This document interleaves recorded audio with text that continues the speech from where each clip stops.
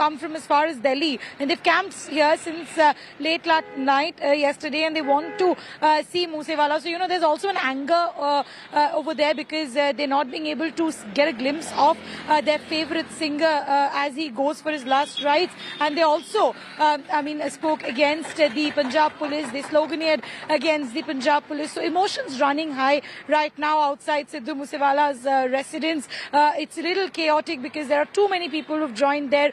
There's ample Punjab police that's been deployed, and any moment from now, Nabila, we might just see the cremation taking place. One more thing to just mention to our viewers: initially, it was decided that Moosewala will be cremated at the local, the village cremation ground, but then it was their family members' decision to cremate Moosewala within the premises that they have. They have a portion of a land which is nearby to their house. They want to cremate Moosewala there. Probably they want to turn it later into a memorable site, or they might construct something. So that's the reason they're cremating Moosewala at their own ground. Over to you, Nabila. Right. Shreya, we know that many of his fans who've shown up there and congregated at his village, they have several questions as to why his security was downgraded. We haven't heard a justified explanation from the Punjab government as yet. The Aam Aadmi Party has so far received much criticism for stripping down security of multiple people, including Sidhu Moosewala. So did they never take the information of threats that he received seriously at all? What was the reason for the security downgrade? Has there been given an explanation by the Punjab government so far?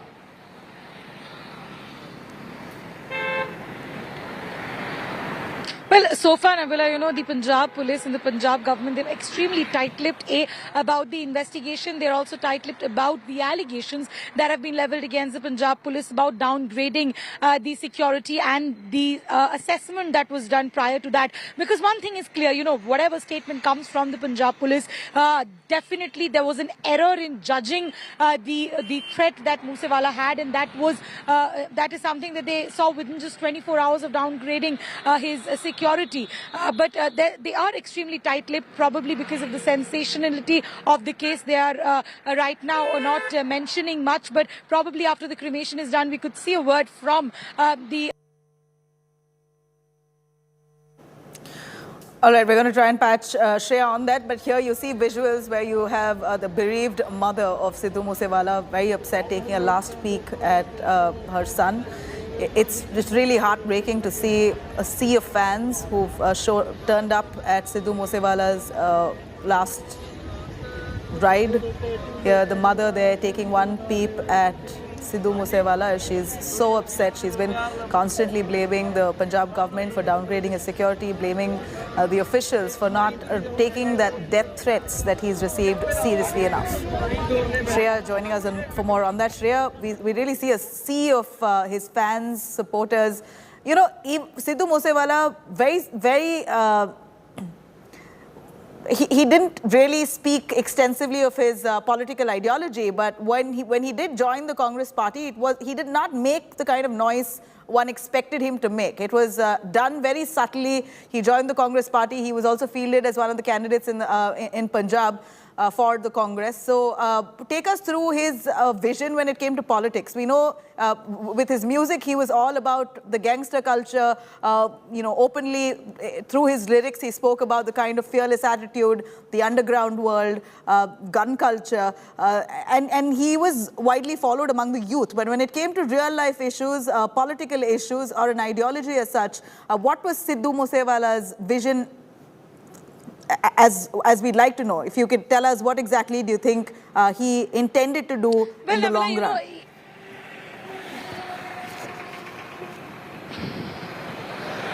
Well, one thing, Nabila, for sure, that he wanted to do a lot of things for the youth, because if we go through the posts, the social media messages that are there on Sidhu Moosewala's Facebook account as well, after he joined Congress, it speaks of the fact that he was very serious with the fact that he wanted to be participating in public life and, involved in politics, especially working for the youth. And, you very rightly mentioned that it was a very subtle joining that took place when he actually joined joined Congress. But since morning, because I'm there outside Moosewala's residence, one thing that's that's gleaming somewhere down the line is the Congress flag. There's a flag that's there just attached to his house. That's also a fact that he was probably very serious about his political life as well. So very little available because he just joined a year back, and probably he would have wanted to do much more. He definitely didn't win the elections, but he did hope to work for the youth,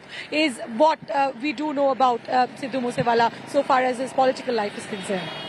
All right, stay with us, Shreya. Thank you very much for those updates, though, as we continue to track these developments. Some big breaking news coming in on that.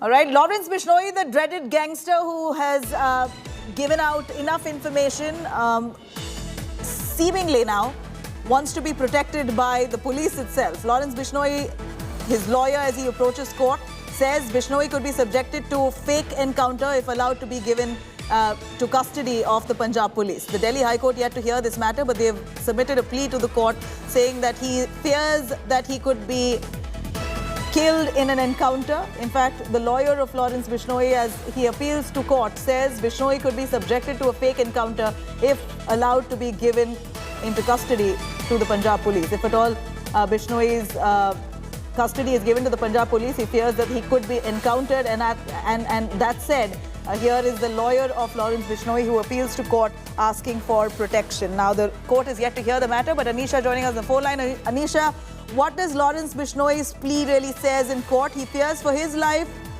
fears an encounter by the police. Well, yes, the petition filed before the Delhi High Court is very specifically saying that Lawrence Bishnoi is moving the Delhi High Court for protection as he feared that there would be a fake encounter by the Punjab police, that there is a political rivalry between political parties and gangs, rival gangs, and he has said that there has been already a press conference by the Punjab police where the Punjab police has raised allegations against him for the murder of the singer Sidhu Moose Wala. They have said that investigation has not yet been completed, but there is an allegation being raised that there is no fair, that he fears that there will not be any fair inquiry against him. He has in fact also said that since he's already in Tihar jail, he has been in Tihar jail for a long time, that he's been in there under the Makoka case for the last 1 year. Instead of reducing him physically before the Punjab court or handing him his custody over to the Punjab police for interrogation, his questioning should be done either via video conferencing or by the Punjab police by coming to Tihar jail while he is in custody. He's also claiming that he's been falsely implicated and therefore he fears that something could happen to him. Now remember, this matter has just been filed and we will have to wait and see when it is actually heard by the Delhi High Court. A similar plea had been filed by Bishnoi's lawyers yesterday in the Patiala House Court, but the Patiala House Court declined to hear the matter on an urgent basis and said that at the moment there has been no request from the Punjab police to produce him for any questioning. Therefore, there is no question of any protection orders being passed at this stage. We'll have to wait and see what the High Court now says. All right, we are looking forward to that order or the plea that's being taken up, because Lawrence Bishnoi, as it is a dreaded criminal, and now post the murder where his own associate Goldie Brar has claimed responsibility for the murder at the behest of Lawrence Bishnoi. This man now appeals to court saying that if he's handed to the Punjab police, he could be killed in an encounter, and now the court is yet to hear the matter on that. Coming up on the other side of a short break, singing sensation AP Dillon, meanwhile, highlights the dark side of Punjabi rappers and their life. More details up next. Stay with us.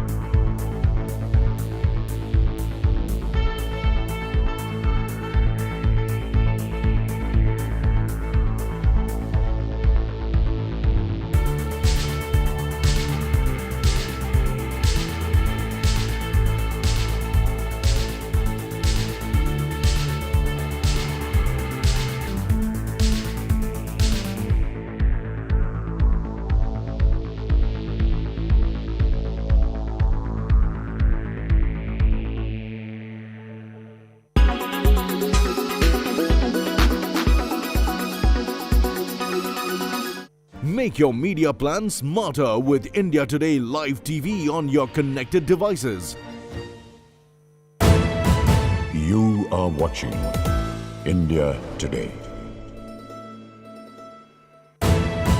You are watching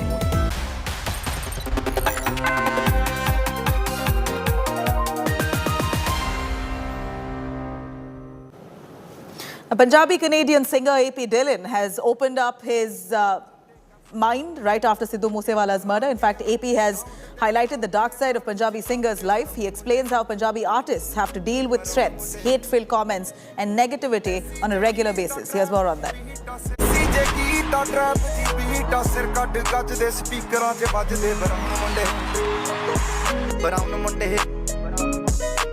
The world vibes to his blockbuster tunes.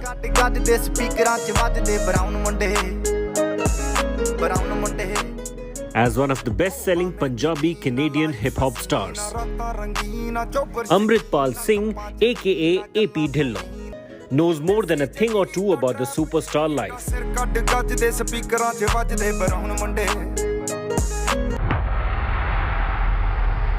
And now his words on the murder of fellow Punjabi rapper Sidhu Moose Wala are quaking the world that straddles music and gangster life. Most people will never know the extent of what you have to deal with as a Punjabi artist behind the scene on a daily basis. Normally reclusive, AP Dillon opening up on the killing of his fellow Punjabi rap star has opened a can of worms. But it's the next sentence in his Instagram post that has really set the cat among the pigeons. With the constant judgment, hate-filled comments, threats and negative energy directed towards people like us who are just doing what we love to do. For a globally renowned superstar singer like AP Dillon to drop such a truth bomb has quaked the Punjabi music world that's still coming to terms with Sidhu Moose Wala's murder. The insinuation is clear. AP Dillon is basically saying that Punjabi pop stars are frequently targets of threats, possibly for extortion, and that there's a huge cloud of negativity that snaps at their heels relentlessly. He then goes on to praise Moosewala. I always admired how Sidhu was able to rise above it all. He made it look easy and stayed true to himself. Today I am praying for his family and praying for our community. We need to do better. AP Dillon's words of condolence will echo uncomfortably over the blood-drenched investigation into Sidhu Moose Wala's murder.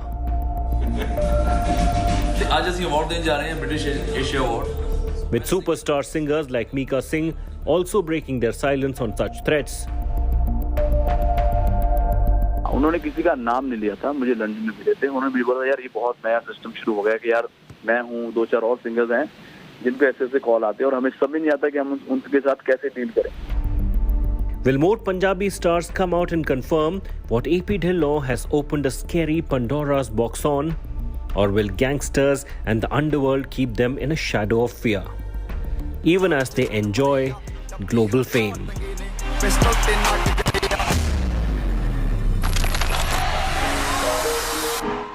Bureau Report, India Today. But it's our first show for 2022. On that note, it's a wrap on this edition of the Bulletin. Further news and updates, you could log on to indiatoday.in. You could also download our app for more. Stay tuned. I'm going to come back with the top headlines.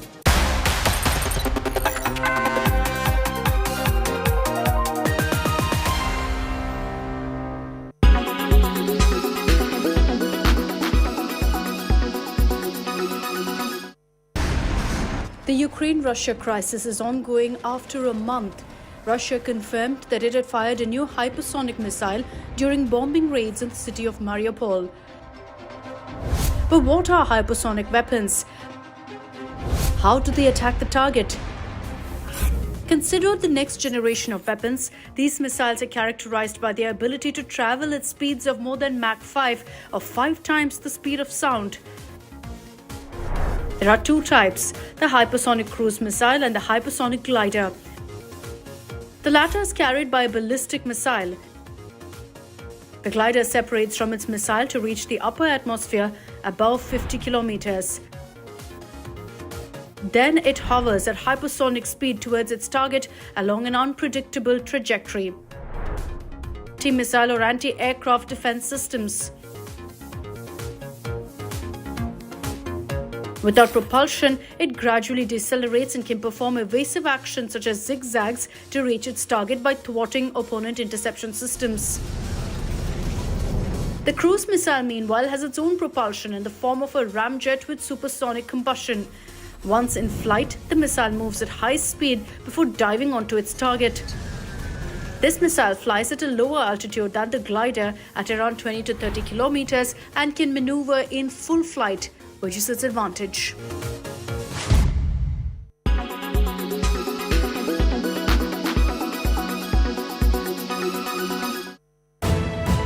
You are watching India Today.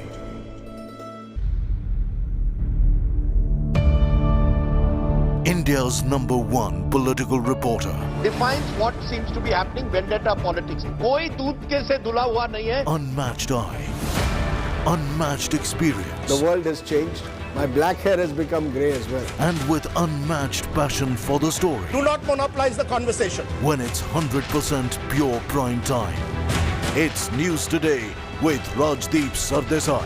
Monday to Friday, 9 p.m. Only on India Today TV.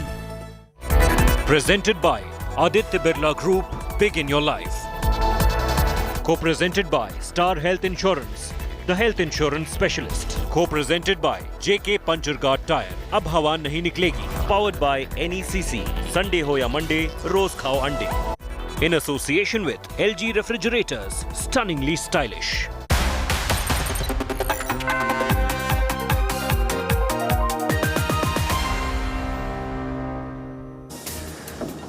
Very good afternoon. You're watching The Lunch Break. I'm Nabila Jamal. Modi's mega Shimla blitz on 8th anniversary of the government. Here are the top headlines. He interacts with beneficiaries of government welfare scheme, gives 21,000 crore rupees to 10 crore farmers. Massive crowds at Moosewala's last ride. Angry fans jeered the Punjab police for failing to secure the rapper.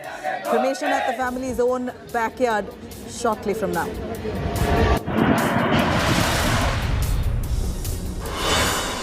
The killers of Moosewala targeted superstar Salman Khan, in fact giving him quite a chilling threat to murder him in Jodhpur. Gangsters also wrecked Salman's residence back in 2018. तो जब हम करेंगे तो पता लग ही जाएगा. सलमान खान का करेंगे, मारेंगे ही जाएंगे. जोधपुर में मारेंगे तो पता लग जाएगा इनको. अभी तो मैंने कुछ किया ही नहीं. शिकार टाइगर जैसे शिकार कोई नहीं करता.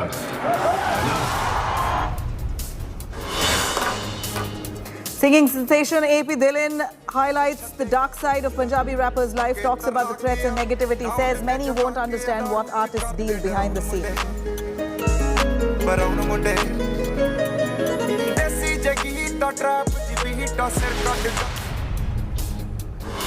And Sikh authorities' rare call to arms. Akal Takht Jathedar calls on youth to get arms, comes under fire from Chief Minister Bhagwant Mann as well as the Congress. The biggest Gyanvapi game changer. India Today accesses a full 8-hour survey tape that provides most extensive view of claimed shivling inside the mosque. Punjabi singer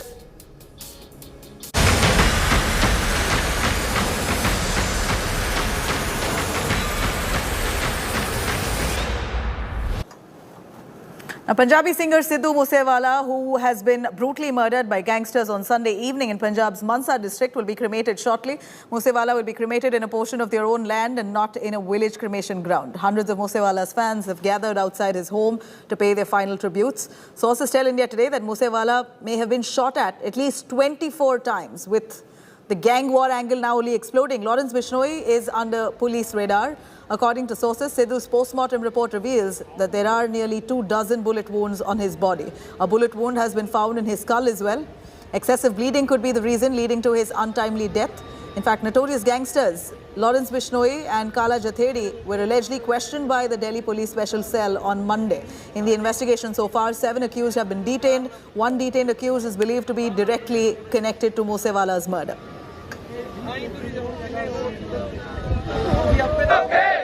of the cremation of Sidhu Moose Wala. Emotions run high outside the residence of Sidhu Moose Wala. You can see his supporters, his family members, his friends who have gathered outside the residence, and they are, taking the name of Sidhu Moose Wala. They are speaking about Sidhu Moose Wala. We'll try and speak with a few of them. आप लोग सब आज बाहर खड़े हो, सिद्धू मूसेवाला के लिए क्या कहना चाहेंगे? बहुत माड़ा काम हुई, बस इस तरह कुछ नहीं कहना। लेजेंड था, लेजेंड, पंजाब का लेजेंड था वो।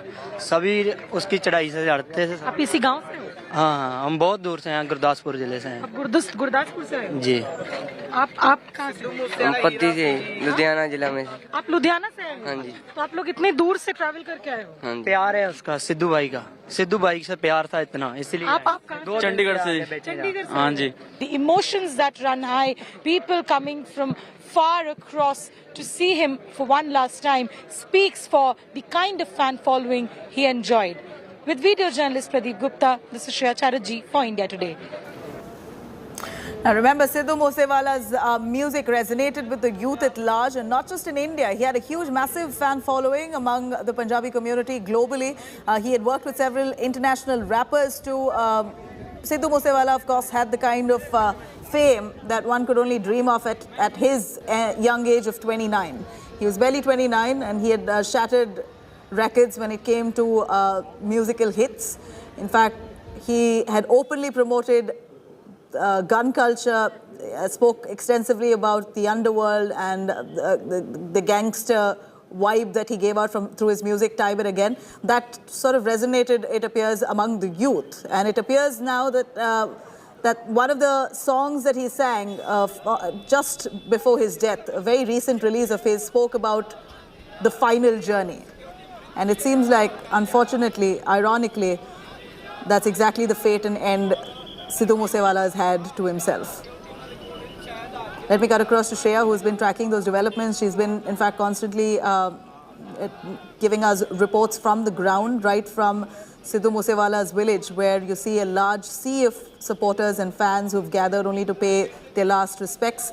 Shreya, what do you see behind you? I mean, we know the crowds are overwhelming, and it's very tragic and very heartbreaking to see that their icon, Sidhu Moosewala, who they really loved, cherished, followed, and had this kind of undying love for, has been murdered brutally. His untimely death has really sent shockwaves across, and we can only understand why there's that many people who've shown up to get one last glimpse of him. Have you managed to speak to some of them? What is their appeal or their grouse at this point while they mourn his death?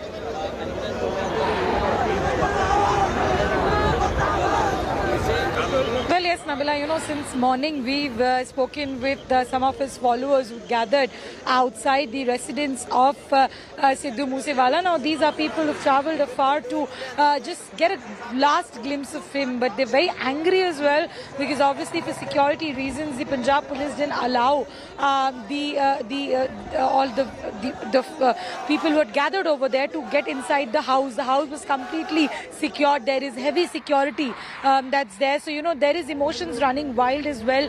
We see sloganeering against the Punjab police as well from the side of the followers. And these people have gathered from early in the morning, Nabila, just to get one glimpse. We've also spoken to them. They've come from places like Gurdaspur, Chandigarh, Delhi. And right now, they're also raising questions about the security lapse that resulted in the death of Sidhu Moosewala. They had posters in their hands calling him a legend can never die. So you can understand the kind of emotions that is right now running in Musa village in Mansa district. Right. You know, at this point, there's also a lot of talk about the kind of investigation the Punjab police is currently carrying out. We know that Lawrence Bishnoi, the man who's in the spotlight right now, his lawyer has appealed to court saying that he fears that the Punjab police will encounter him. But what's the sense you get from the Punjab police? In what direction are they investigating? Because Goldie Brar has come out openly claiming, staking claim of this murder, saying that I've done it at the behest of Lawrence Bishnoi. But is the police really believing that statement by Goldie Brar, or are they carrying out a parallel investigation to really see what the fact is?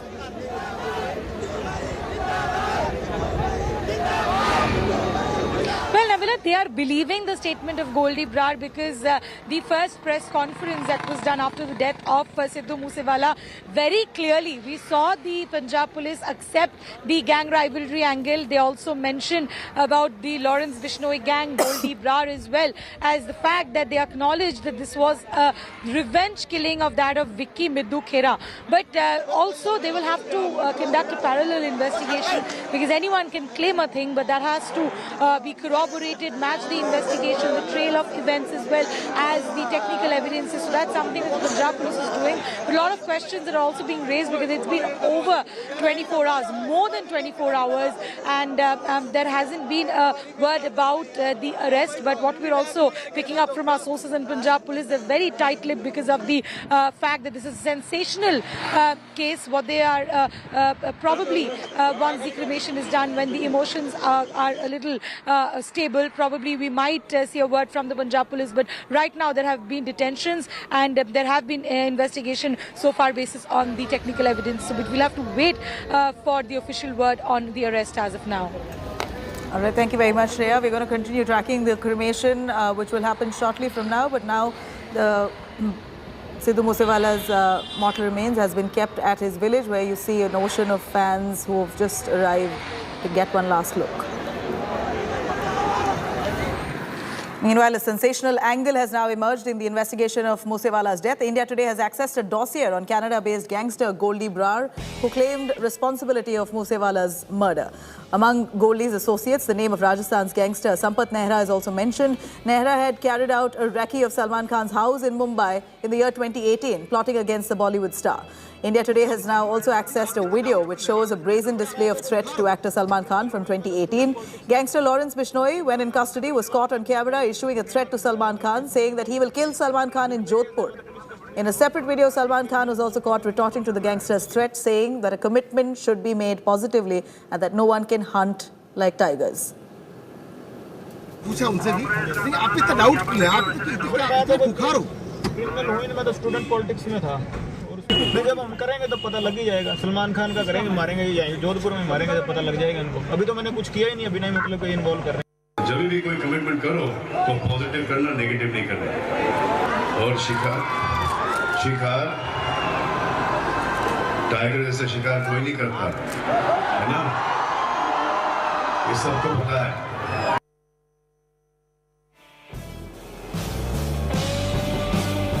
All right, now Punjab Chief Minister Bhagwant Mann, meanwhile, is facing extreme criticism for making security downgrade, for in fact cutting down several high-profile people in Punjab in their security by half. The AAP government came under heavy fire from the opposition parties for a poster that they shared on the party's Twitter handle that mentioned Sidhu Moose Wala's name, while declaring openly that his security has been downgraded. BJP has sought strict action by the Punjab police, calling it a criminal act, saying that the party is behind Sidhu Moose Wala's killing. Punjab High Court, meanwhile, has pulled up Mann government yesterday, asking how secret documents pertaining to the security withdrawals were leaked. Sidhu Moose Wala was among the 424 people whose security was withdrawn by the Punjab police on Saturday, just a day before his gruesome murder in Punjab's Mansa district. जिस प्रकार से सिद्धू मूसेवाला की निर्मम हत्या दिन दहाड़े की गई है, ये एक स्टेट स्पॉन्सर्ड मर्डर है जिसके लिए आम आदमी पार्टी की सरकार पूर्ण तरीके से जिम्मेदार है। जिस प्रकार से उन्होंने 424 लोगों की सिक्योरिटी को बिना कोई तथ्य या तर्क के विड्रॉ किया और केवल वाहवाही सस्ती लूटने के लिए उन्होंने इस लिस्ट को सार्वजनिक किया। आज पंजाब में ऐसी स्थिति आ चुकी है कि वहां पर कानून व्यवस्था पूर्ण तरीके से ध्वस्त हो चुकी है। Now, meanwhile, 29-year-old Lawrence Bishnoi, the dreaded gangster who is currently in custody, he's a prime suspect in this murder of Sidhu Moose Wala. Bishnoi has been questioned by the Delhi police as well. So, son of Haryana police constable, Lawrence Bishnoi, who rose to fame through all the college politics. He later enrolled himself for a law degree. That's where his tryst with illegal activities began. This is also where he came into contact with Goldie Brar. Together, they've become crime partners today. Let's have a look.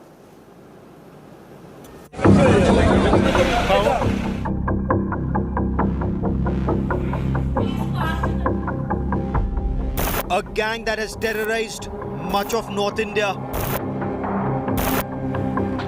operating stealthily even from top central jails. A gang that has claimed the brazen daylight murder of Punjabi rapper Sidhu Moose Wala. And now for the first time, the dreaded Lawrence Bishnoi gang is on television.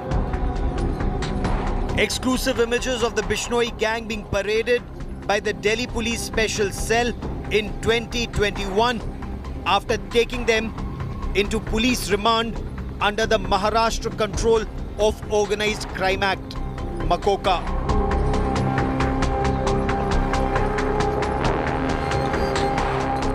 Bishnoi is seen wearing a black t-shirt, green shoes and close-cropped hair. Rajasthan gangster Sampat Nehra, who once carried out a reconnaissance of actor Salman Khan's house, can also be seen in these images accessed exclusively by India Today.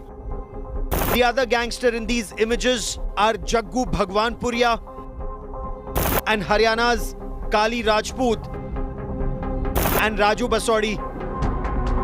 30-year-old Lawrence Bishnoi, the son of a former police officer, is a law graduate.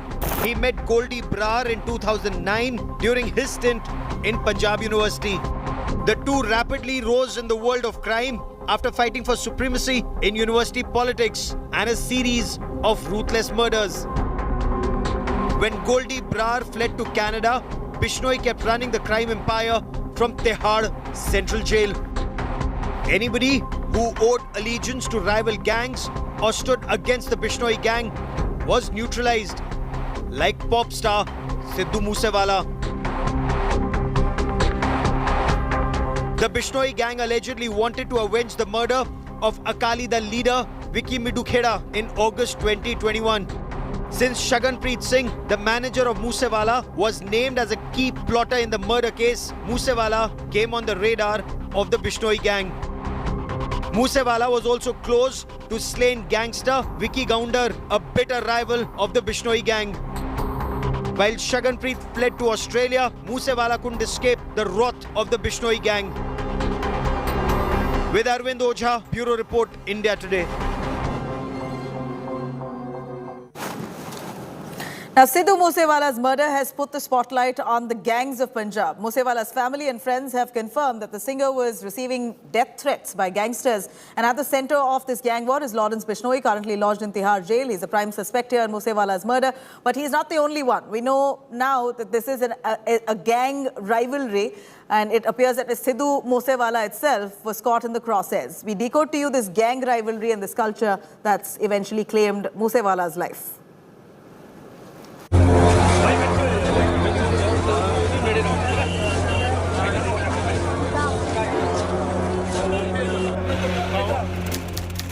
(29th May, Jawar ke village, Mansa, Punjab.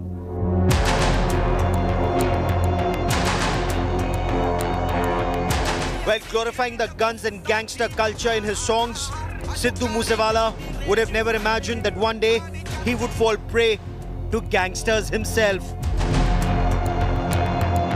Sources say before Sidhu Moosewala was killed, he'd received a call from the gangsters advising him to mend his ways. But Moosewala had ignored the threats, saying he too was equipped with weapons.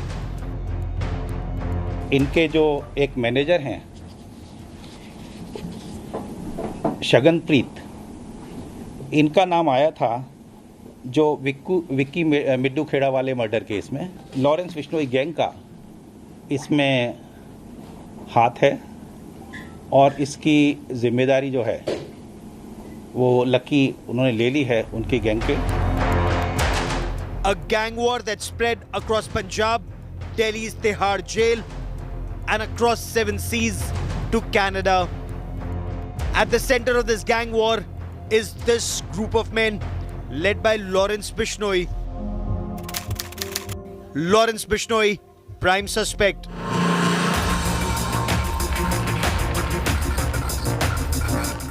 Lawrence Bishnoi is currently lodged in the high security ward of Tihar Central Jail. A resident of Firozpur, his gang is active in Punjab Haryana, Rajasthan, Delhi and Uttar Pradesh. Professional shooters are also a part of Bishnoi's gang. Kala Jathedi, Bishnoi's crime partner.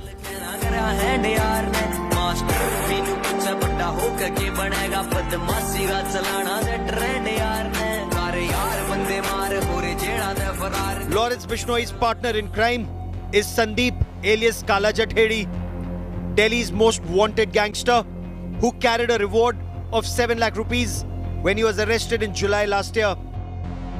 Apart from Delhi police, Jathedi was wanted by Haryana, Rajasthan and Punjab police for his alleged involvement in several cases of murder, extortion and other heinous crimes. Jathedi's name also came up following the Chhatrasal Stadium assault and murder in which two-time Olympic medalist and world champion wrestler Sushil Kumar was arrested. Sushil Kumar was associated with Jathedi, but the two fell out. Vicky Midhukheda, Bishnoi aide, shot dead in August 2021. The trigger for Sidhu Moose Wala's killing was allegedly the murder of Vicky Midhukheda. Vicky was also a big name in the Punjabi music industry and was shot dead in August last year. Moosewala's manager, Shaganpreet's name had figured in that murder. Goldie Brar, gangster, currently in Canada. Goldie Brar, a close aide of Lawrence Bishnoi, currently in Canada, has also claimed responsibility for Moosewala's murder. Goldie has also claimed that apart from Vicky Midhukheda's killing, Sidhu Moose Wala was also behind the murder of his brother Gurlal Brar, but has survived on the strength of his contacts and influence. The Bishnoi gang has taken responsibility for murdering Sidhu Moose Wala, claiming that Vicky Midhukheda was their brother and they have now avenged his death. With Manjeet Sehgal in Chandigarh, Bureau Report, India Today. Now, as Sidhu Moose Wala's murder has put the spotlight on the gangs of Punjab, my colleague Akshita there explains to us in detail. Let's have a look. The Punjab police are looking into the gang war angle that perhaps gangsters were behind the killing of Sidhu Moose Wala. And let's take you through the names that you need to be familiar with. Who at this point is the police's lens on? Well, for starters, you have Lawrence Bishnoi. He's a prime suspect. He's lodged in Delhi's Tihar jail, and the suspicion is that while he was behind bars, he actually plotted the murder of Sidhu Moose Wala. Kala Jathedi, his other name is Santosh. He's a gangster, dreaded gangster who's currently in Delhi police remand. Now, they both are known to have worked together. In fact, Kala Jathedi is known to be a very close aide of Lawrence Bishnoi. They've committed several crimes together, and the police suspect that in this case too, in Moose Wala's murder, they were involved. Why was Moosewala targeted by Lawrence Bishnoi? For that, you need to know who this man is, Vicky Midhukheda. He was, in fact, an associate of Lawrence Bishnoi, was murdered last year in August 2021. By whom? By Moosewala's manager. Now, his name was Shaganpreet Singh, and after the murder, he fled to Australia. So, Bishnoi, in order to avenge the murder of his close associate, decided to join hands with Goldie Brar. Goldie Brar is another dreaded gangster, currently based in Canada. Again, Bishnoi and Brar were close aides. They worked together several times. So, with the help of Goldie Brar, according to the police, they plotted the murder of Sidhu Moose Wala. Let me highlight again, the reason for that is to avenge the murder of Vicky Midhukheda. And that's why on Sunday, a day after Moosewala lost his security cover, he was shot at multiple times in a busy stretch of Mansa in Punjab. So the suspicion is that Lawrence Bishnoi, along with Kala Jathedi and Goldie Brar, actually hatched this murder conspiracy. Now, meanwhile, the Akal Takht Jathedars call to Sikh youths to arm themselves with licensed weapons for protection has now triggered quite some controversy, with the Congress claiming it shows the law and order situation is dilapidated in the state of Punjab. Chief Minister Bhagwant Mann now is being criticized for this kind of prompt behavior from gangsters. Let's have a quick look at this detailed report.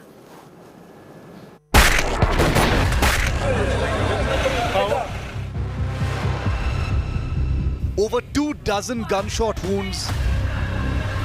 Superstar singer Sidhu Moose Wala riddled with gangster bullets.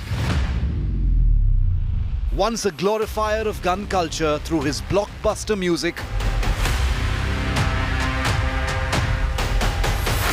now silenced by at least 3 firearms in Punjab's Mansa. Even in real life, Moosewala was no stranger to pistols and rifles. But was Moosewala alone in Punjab's embrace of guns? Let's take you back just a few days before the superstar singer's killing. The highest seat of Sikh temporal authority, facing the community's spiritual centre in Amritsar. The Akal Takht is headed by a Jathedar. Traditionally, Akal Takht Jathedars would issue Adesh or Sandesh, orders or messages to the Sikh community on critical issues, religious, political and social. But the incumbent recently stirred up a controversy. He called upon Sikhs to arm themselves with licensed weapons. Sikh नौजवान बच्चे बच्चियां ਨੂੰ कि गुरु हरगोबिंद साहिब सच्चे पातशाह ਦੇ ਆਦੇਸ਼ਾਂ ਦੀ ਇਹ ਪਾਲਣਾ ਕਰਦੇ ਆ ਸ਼ਸਤਰਧਾਰੀ ਹੋਈਏ ਗੱਤਕੇਬਾਜ਼ੀ ਤਲਵਾਰਬਾਜ਼ੀ ਨਿਸ਼ਾਨੇਬਾਜ਼ੀ ਇਹ ਜਿਹੜੀਆਂ ਕਲਾਵਾਂ ਨੇ ਇਹਨਾਂ ਦੇ ਵਿੱਚ ਸੁਸਿੱਖਿਅਤ ਹੋਈਏ ਔਰ ਹਰ ਸਿੱਖ ਲਾਇਸੈਂਸੀ ਜਿਹੜੇ ਮਾਡਰਨ ਹਥਿਆਰ ਨੇ ਲੀਗਲ ਤਰੀਕੇ ਦੇ ਨਾਲ ਉਹ ਵੀ ਜਿਹੜਾ ਹੈ ਉਹ ਰੱਖਣ ਦਾ ਹਰ ਸਿੱਖ ਯਤਨ ਜ਼ਰੂਰ ਕਰੇ ਕਿਉਂਕਿ ਸਮਾਂ ਇਸ ਤਰ੍ਹਾਂ ਦਾ ਜਿਹੜਾ ਹੈ ਉਹ ਆ ਰਿਹਾ ਹਾਲਾਤ ਇਸ ਤਰ੍ਹਾਂ ਦੇ ਜਿਹੜੇ ਬਣ ਰਹੇ ਆ In a video dated May the 23rd, Gyani Harpreet Singh, the present Jathedar of the Akal Takht, referred to the teachings of Guru Har Gobind Sahib, the 6th Guru who established the Akal Takht and founded the Sikh military power more than 400 years ago. The Jathedar didn't elaborate on why the Sikhs need to arm themselves with modern weapons now. हर सिख जिथे बाणी पढ़ के बलवान होवे उत्थे शस्त्रधारी जरूर होवे घोड़सवारी शस्त्र विद्या ये जिहड़े गुण है ये जिहड़ियां कलावां ने ये हर सिख जिहड़ा है वो जरूर सीखे. His call drew a sharp reaction from Chief Minister Bhagwant Mann. The Punjab Chief Minister urged the Jathedar to rather spread the message of peace and brotherhood as revealed in the holy Sikh verses. The Punjab Congress chief, Amrinder Singh Raja Warring, demanded the Jathedar be sacked from his position. He termed Gyani Harpreet Singh's call mischievous. But the Shiromani Gurudwara Prabandhak Committee or SGPC endorsed the Jathedar's controversial statement. Controlled by the Badal's party, the top Sikh religious administration, whose executive committee appoints the Jathedars, tweeted out Gyani Harpreet Singh's video the same day. But not many in the Sikh religious sphere agreed with the Jathedar's call. The statement last week of Gyani Harpreet Singh, the Mukh Sevadar of Shri Akal Takht Sahib, in asking all Sikhs to have licensed weapons on him or herself was not well thought out. We should all work towards what is enshrined in the Shri Guru Granth Sahib of Jao to Prem Khedan Ka Chao, which means you must play the game of love. Send that message out to the world and you will see how Sikhism will flourish. Liberal gun policies have shaken a country like America on numerous occasions. And back home in India, a country with tightly restricted weapon licensing has been left shaken when gangsters shot dead Sidhu Moose Wala.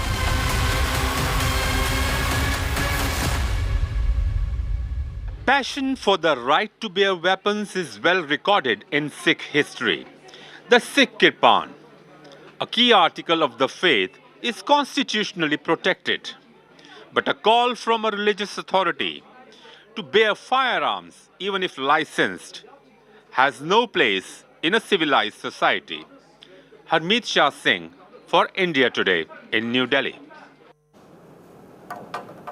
Now, Sidhu Moose Wala was known for his rivalry and the gang gang rivalry and the culture that really claimed his life. But then the man per se was known extensively for the kind of music that he delivered, revolutionary songs and lyrics that glorified separatism in his songs.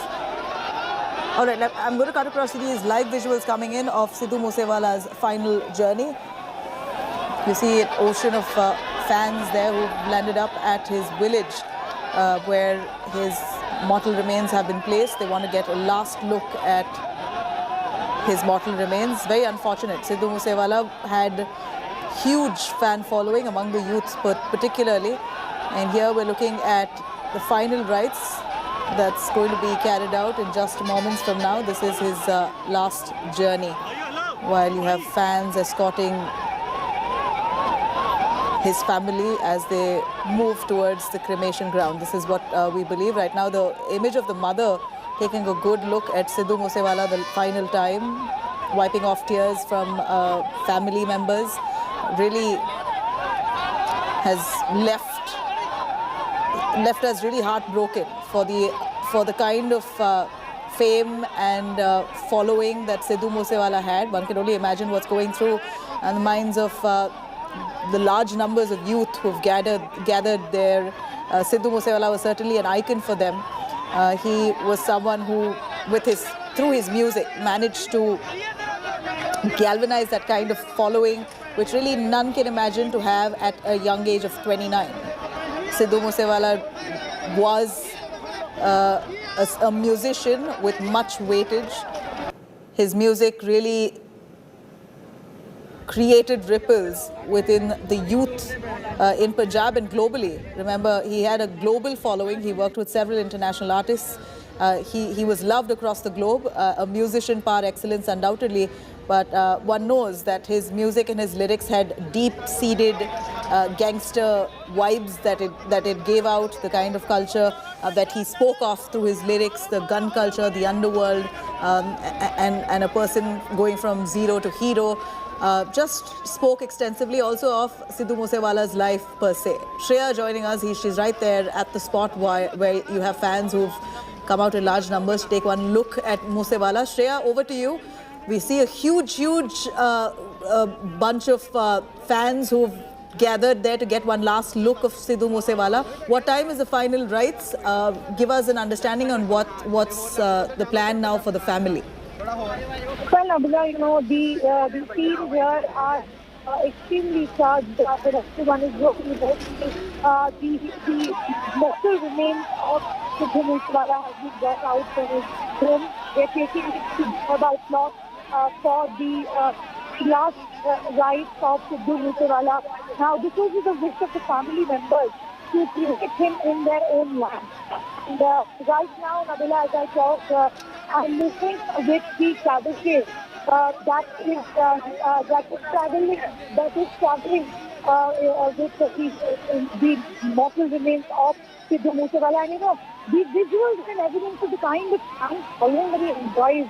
On both sides of the road, people have flocked from different parts to catch a small glimpse of Sidhu Moose Wala. And these people, one thing that is repeating again and again, that they see a lot of security arrangements being made by Punjab police, but they don't need that security today. They're also raising questions as the cavalcade is moving. We've seen that there is sloganeering against the Punjab police, against the Punjab government, emotions running really high as the cavalcade is right now moving very slowly from the residence of Sidhu Moose Wala to the plot, which is hardly 200 meters away, where the final rites of Sidhu Moose Wala will take place in a short while from now. And if I could only explain the kind of crowd that has gathered, you could understand that this is an extremely emotionally charged up situation. People flocking, a sea of people that have crowded the Musa village, which goes by the name that Sidhu Moose Wala is also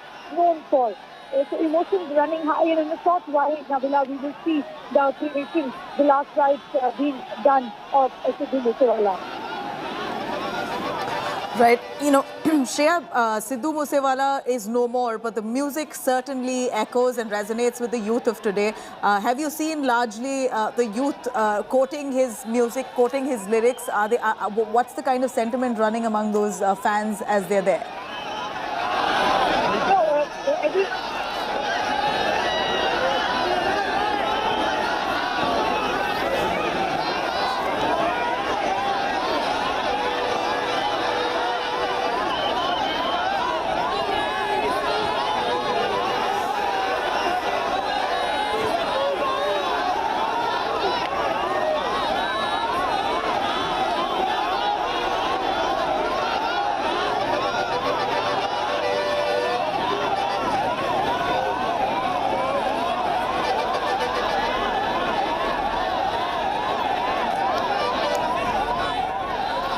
Right, we tried to cut into the noise and the gathering there, the large crowd who have come together.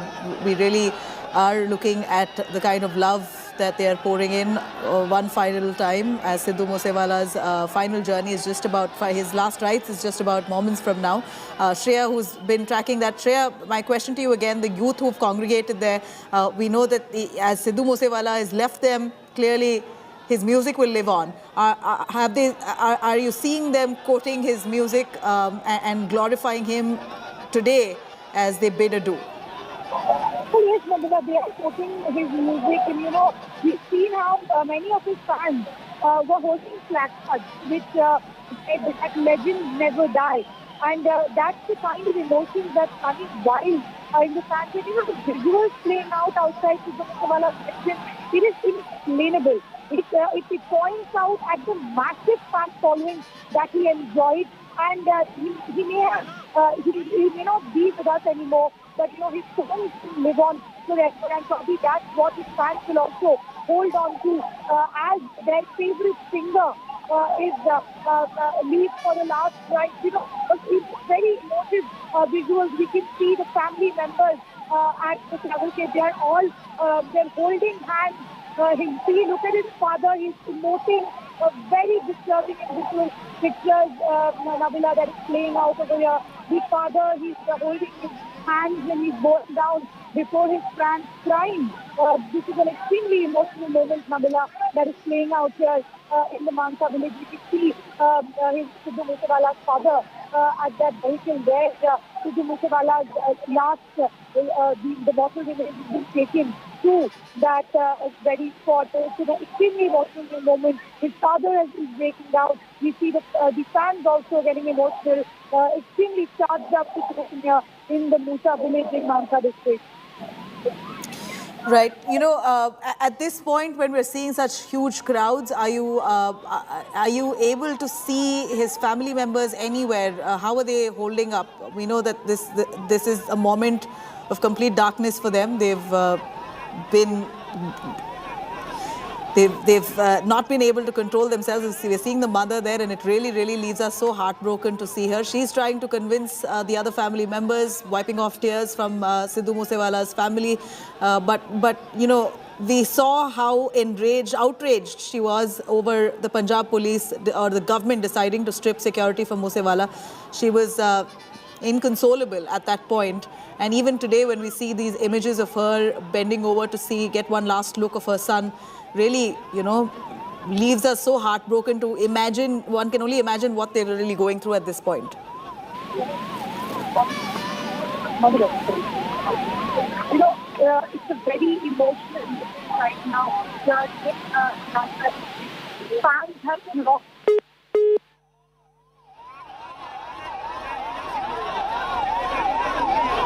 I'm going to try and patch Shreya on that again, but very tragic. It's so heartbreaking to see the family, the mother of Sidhu Moosewala trying to get one last peep of her son.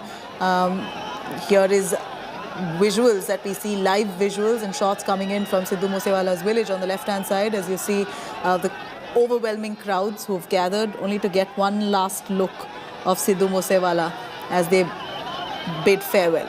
This is truly a sad day for the industry, for people of Punjab at large. Sidhu Moosewala's career graph itself, one must really remember what an exemplary career graph he's had. literally a story of rags to riches. Sidhu Moosewala grew to the ranks through his sheer hard work and his thorough passion for music. One knows the kind of the music that he rendered was such a hit and a rage across the globe. It was not that he just had a fan following in India or in Punjab. He was widely heard and really endorsed across the world. He had enough and more fan following in different parts of the world. Many musicians, international musicians, were vying to work with Sidhu Moosewala. He was he already had associated with several global rappers, international rappers, and they loved his music. He really resonated with the youth extensively across the globe. Like I said, not just Indians, but international artists and also international music lovers really adored Sidhu Moosewala for the kind of music that he gave out. Very unique voice, very gifted when it came to his voice and the way he rendered it. Very different, very authentic. And that was what was really loved extensively. And it appears that from whatever we've heard from all his associates or people who've really closely worked with him, they've time and again said how Moosewala was such a gem of a person. He was a thorough gentleman, really worked hard towards his music. And so long, Sidhu Moosewala had a clean record. Nonetheless, his music spoke extensively of culture, of gangsters, of the underworld, etc. But otherwise, in reality, Sidhu Moosewala largely had a very clean image. He extensively connected with the youth, and his intention also was to do something for the youth. He got into politics. He joined the Congress party recently. His vision was to do something productive for the youth of Punjab. But unfortunately, this has his untimely end now puts a stop to all his ambitions on that front. But here, Sidhu Moosewala will certainly live on through his music. That's certainly something that fans, of course, will hold to their heart and cherish extensively. But this is shocking. Undoubtedly, Sidhu Moosewala's death has raised a lot of concerns over security given to us, or rather security of musicians of Punjab at large. Not just Punjab, not just those living in Punjab, but artists who have grown from Punjab, have scaled up, mostly are based out of Canada, United States and Punjab extensively. They have now almost sent out feelers that they don't feel safe. A.P. Dillon, one of them, a very famous Punjabi artist, he has now come out to say the kind of culture that prevails and the threat that looms large over several Punjabi artists. None knows the kind of ordeal that they have to deal with time and again. So this almost signifies that there is a rampant culture of a gangster culture rather, that several of these artists are fearful of. Mika Singh, in fact, was speaking exclusively to India today. He spoke to my colleague Shivarud, where he extensively spelt out the kind of dangers that Punjabi artists face today. Many of them don't speak out. That's what he says, that people don't speak out. Artists, musicians want to find opportunities, and out of fear, they do not speak out against those harassers, those gangsters who are trying to often extort money from them, either extort money or trying to try to arm twist to get them to sing at events or to get them to deliver music albums for them. This kind of harassment and constant torture that's given to these artists by these gangsters has really left the entire industry worried. That's what Mika Singh says extensively as he spells out the scare, and also spoke about how Moosewala spoke to him, told him that he was very scared of Moosewala's security, and then he in fact, Moosewala is said to have told Mika Singh about how he was already being threatened time and again. And finally, this kind of fate raises a lot of questions about how seriously did the Punjab government take this kind of threat on Moosewala. Shiv Arur joining us. Shiv, I just mentioned you spoke to Mika Singh, and Mika Singh, who's a musician who grew from Punjab, who's now based in Mumbai. He spoke extensively of how Moosewala received death threats, and the threat was real because, and Mika Singh also encouraged him or coaxed him to move to Mumbai to try and get away from that place where he feels threatened. But Moosewala decided to stay on in Punjab. He got into politics, wanted to take on a role of a politician, do something for the youth, etc. But before that, this death and his murder now really raises a lot of concerns and questions on security for mainly artists in Punjab.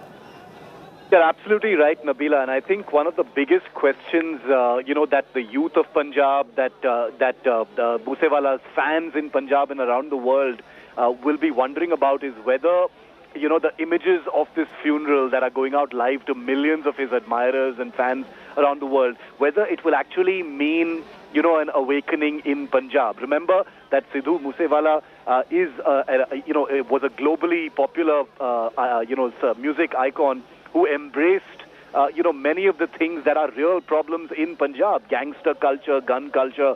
These were really controversial aspects, of a very, very popular singer and an individual, who had many questionable things in his life. But with his death, there are so many big questions about the kind of culture that he had glorified in his music and whether he was, actually trying to get out of those many things.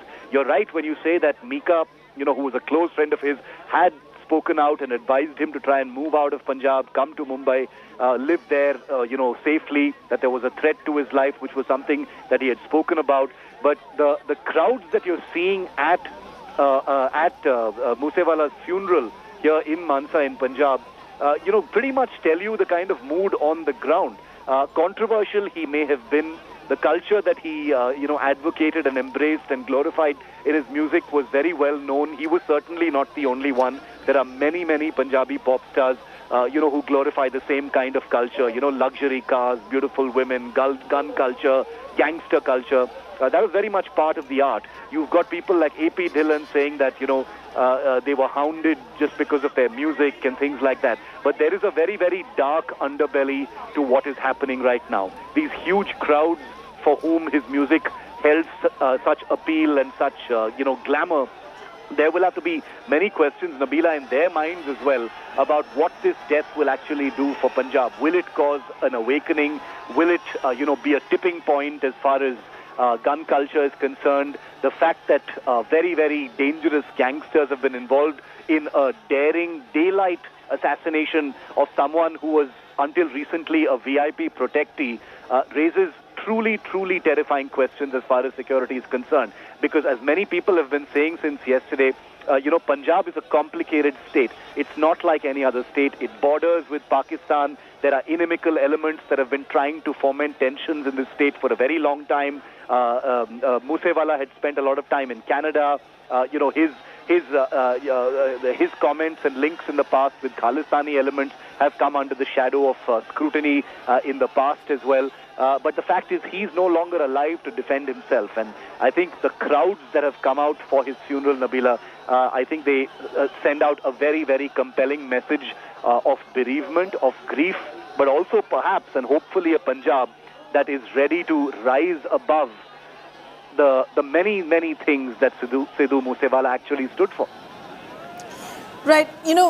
Shiv, the Khalistan sentiment is something that most of the Punjabi singers have associated themselves with, and openly so. And Sidhu Moosewala was no different. The kind of music that he gave out, he was more a rapper within Punjab, a rapper who sang in Punjab and worked with international artists across the globe. And most of the rappers across the world, mostly through their music and their lyrics, speak of gun culture, of the underworld, the underground, and somehow it resonates with the youth at large. And he had that kind of, he managed to use those lyrics and that music to galvanize the kind of support. And that's what we see here reflecting today in his final journey, the final ride that he takes. People from far far-flung areas of Punjab have landed up in that village, Sidhu Moose Wala's village, where the family has decided to cremate him at the village itself and not at a cremation ground designated for cremation there. They want to bury him in their own land. So a very special, certainly a special moment for fans to see him the final time, and a heartbreaking moment for the family itself to bid adieu to their one and only son. He was the only son to the family. We see the mother there trying to take a last peek of Sidhu Moose Wala while they prepare for the final rites itself. Shiv, I'm coming back to you, but a quick word from Arvind Oja on that, who's also in Mansa right now. Arvind, यहाँ पर जो इतने सारे लोग आए हुए हैं, इनका ये सिक्योरिटी कवर ठीक से लगाया है पंजाब पुलिस ने? यहाँ पर दिख रहा है कि हजारों लोग वहाँ पर पहुंचे हुए हैं, दूर दूर से आए हुए हैं सिद्धू मूसेवाला को एक बार देखने के लिए लास्ट। शायद पंजाब एक अरसे बाद इस तरह की तस्वीरें पंजाब देख रहा है। आप देखिए कि किस तरीके से यहाँ पर जो उनके फैंस हैं, उनके चाहने वाले हैं, उनके समर्थक हैं, हजारों की तादाद में यहाँ पर जो लोग हैं वो जमा हुए हैं। अंतिम संस्कार की जो प्रक्रिया है वो यहाँ पर कुछ देर बाद शुरू की जाएगी।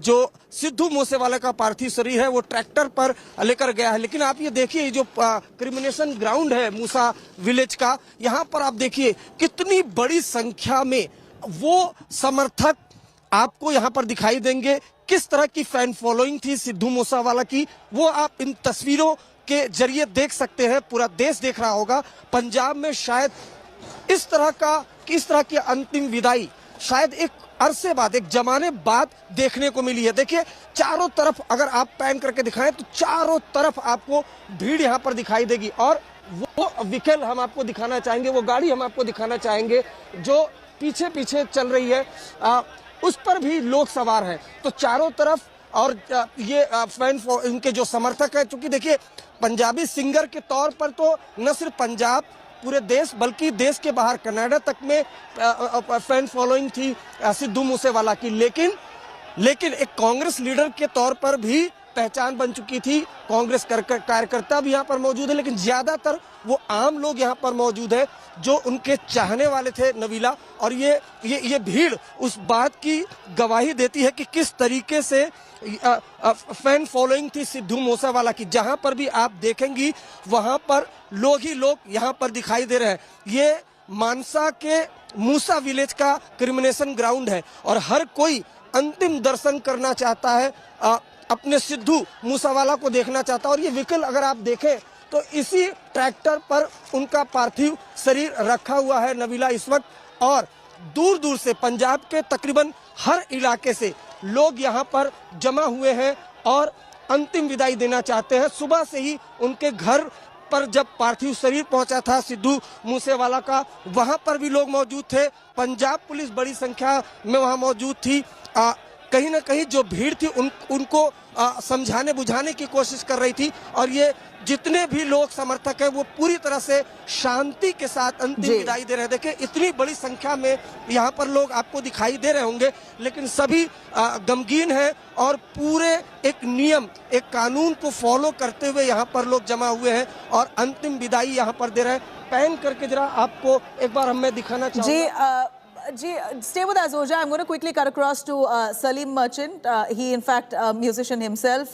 Mr. Merchant, here, very, very sad day. We're seeing Sidhu Moosewala's final journey. In fact, he was shot dead in Mansa, Punjab. He's now the mortal remains are being carried out for the final rites, where we see an ocean of fans and supporters who've landed up. So we know that his music really managed to galvanize a youth following of this magnitude that we see today. We're certainly surprised and also heartbroken to know that this man, barely at 29, has to lose his life at the hands of gangsters in Punjab. Your view and your last memories of Moosewala? Well, I'm more than saddened and broken. I'm just traumatized. You know, the kind of, I just found out that he had 25 bullets in him, towards just how he was assassinated was really, really sad. But I'll tell you one thing, that Sidhu was, he's a global superstar. And, today he's not with us, but his music, his soul, his his voice will always be with us. In such little time, he gathered so much of love from his fans and from so many listeners. And I've worked with him on a song. I can tell you one thing, that he's an amazing human being, apart from him being a great artist. It's such a wonderful human being. And we worked on a song together in October last year, which was about to release in June. We delayed it because he was obviously standing for elections in Punjab, and we had to delay it. And I cannot tell you how broken I feel that the song that we were about to release with him, is now going to be releasing without him being in this world. It's really, really a very sad moment for us and for the entire music fraternity.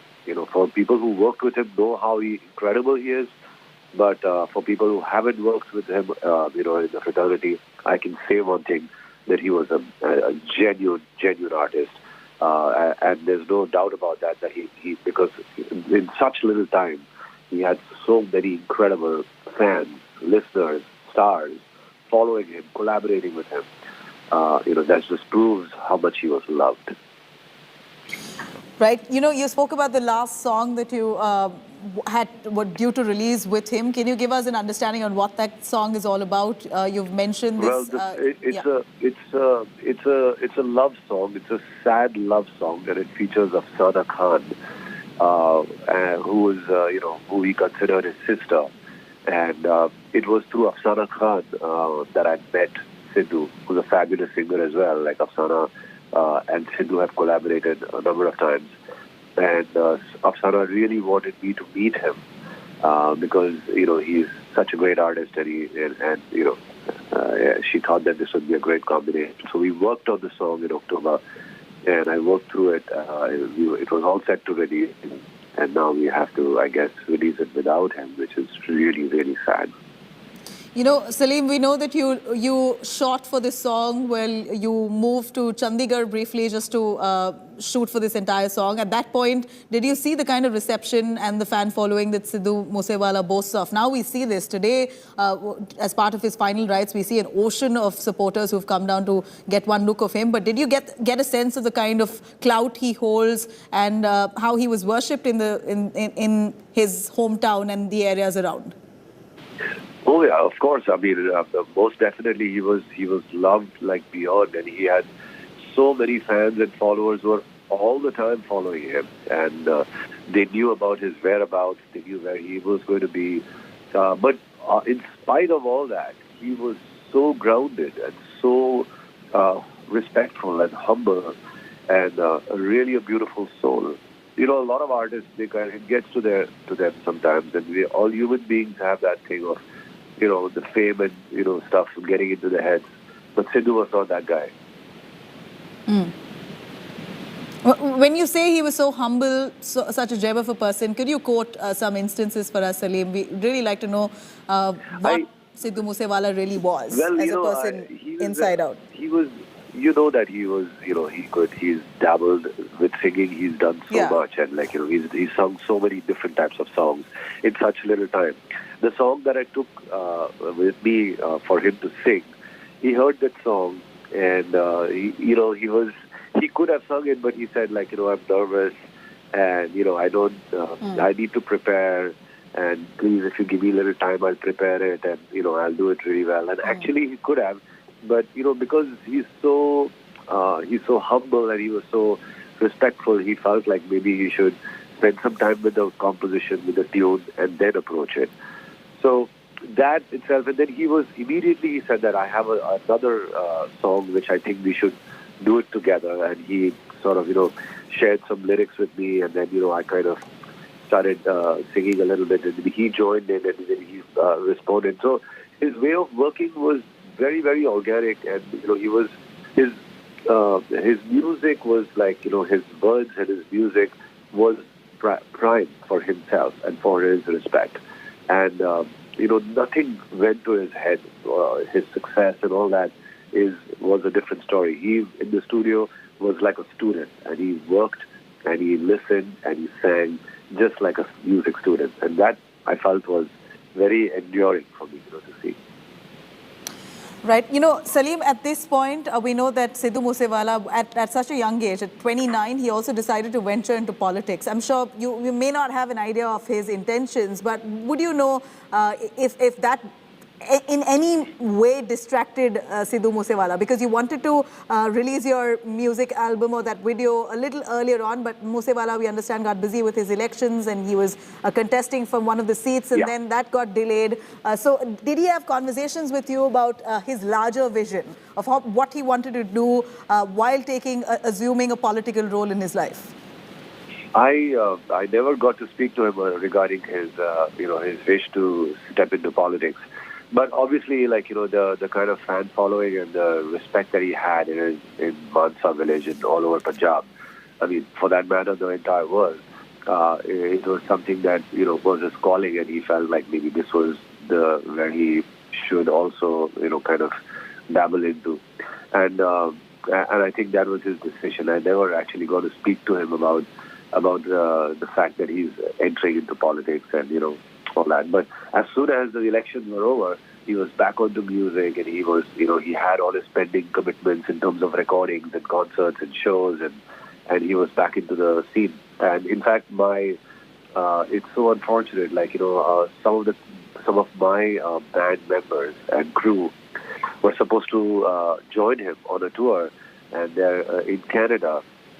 And in fact, their visa applications have just been approved. And they were also, this is really like traumatic and unfortunate for all of us. I mean, some of my band guys were traveling with him, and they've rehearsed with him for his upcoming tours in the United States and Canada and the UK. And, you can imagine what we are all going through. Salim, as from what we see, Sidhu Moose Wala his death has been condoled by artists internationally. Across the globe, you have international artists who have been pouring in their condolences, and that shows the kind of, how his music resonated with an international audience. Would you like to touch upon that, on Sidhu Moose Wala being endorsed enormously across the globe from various international artists wanting to work with him at this point? I really feel that, this is something he always wanted, he deserved, and it's a great thing for India. I mean, he really brought the Indian music scene, especially the independent Indian music scene, onto the map, to the world map.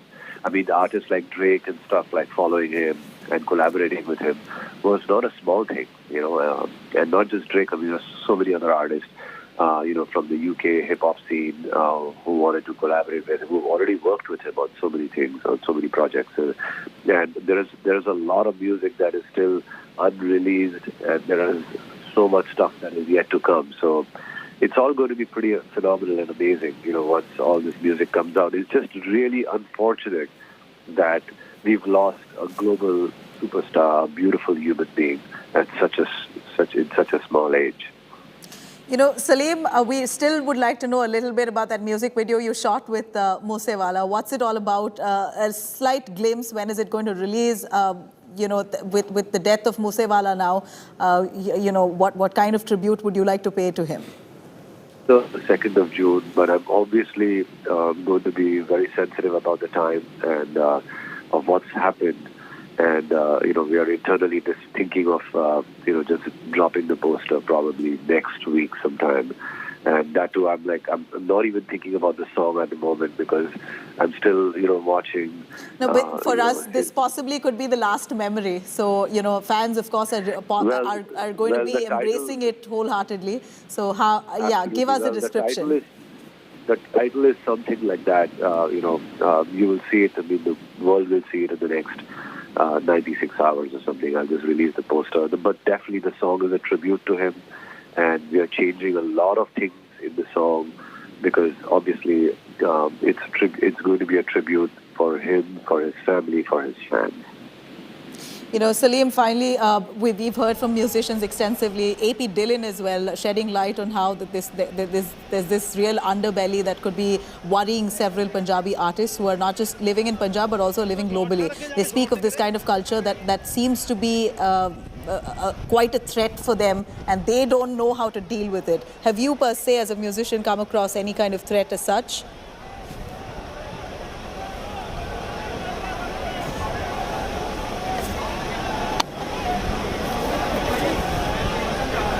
All right, I'm going to quickly cut across to Hansraj Hans, who's also a singer and a BJP leader, joining us on the phone line. Mr. Hans, Moosewala's last rites. We are looking at an ocean of fans who've just landed up, wanting to take a quick last glimpse of Moosewala. Very heartbreaking to see the family going through, witnessing such a day at such a young age of 29. Moosewala has been brutally killed because of gang rivalry, as per the police information.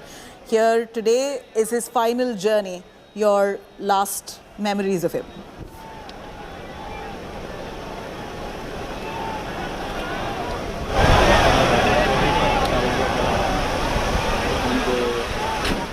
Parents and all his fans, it's really shame on system as well.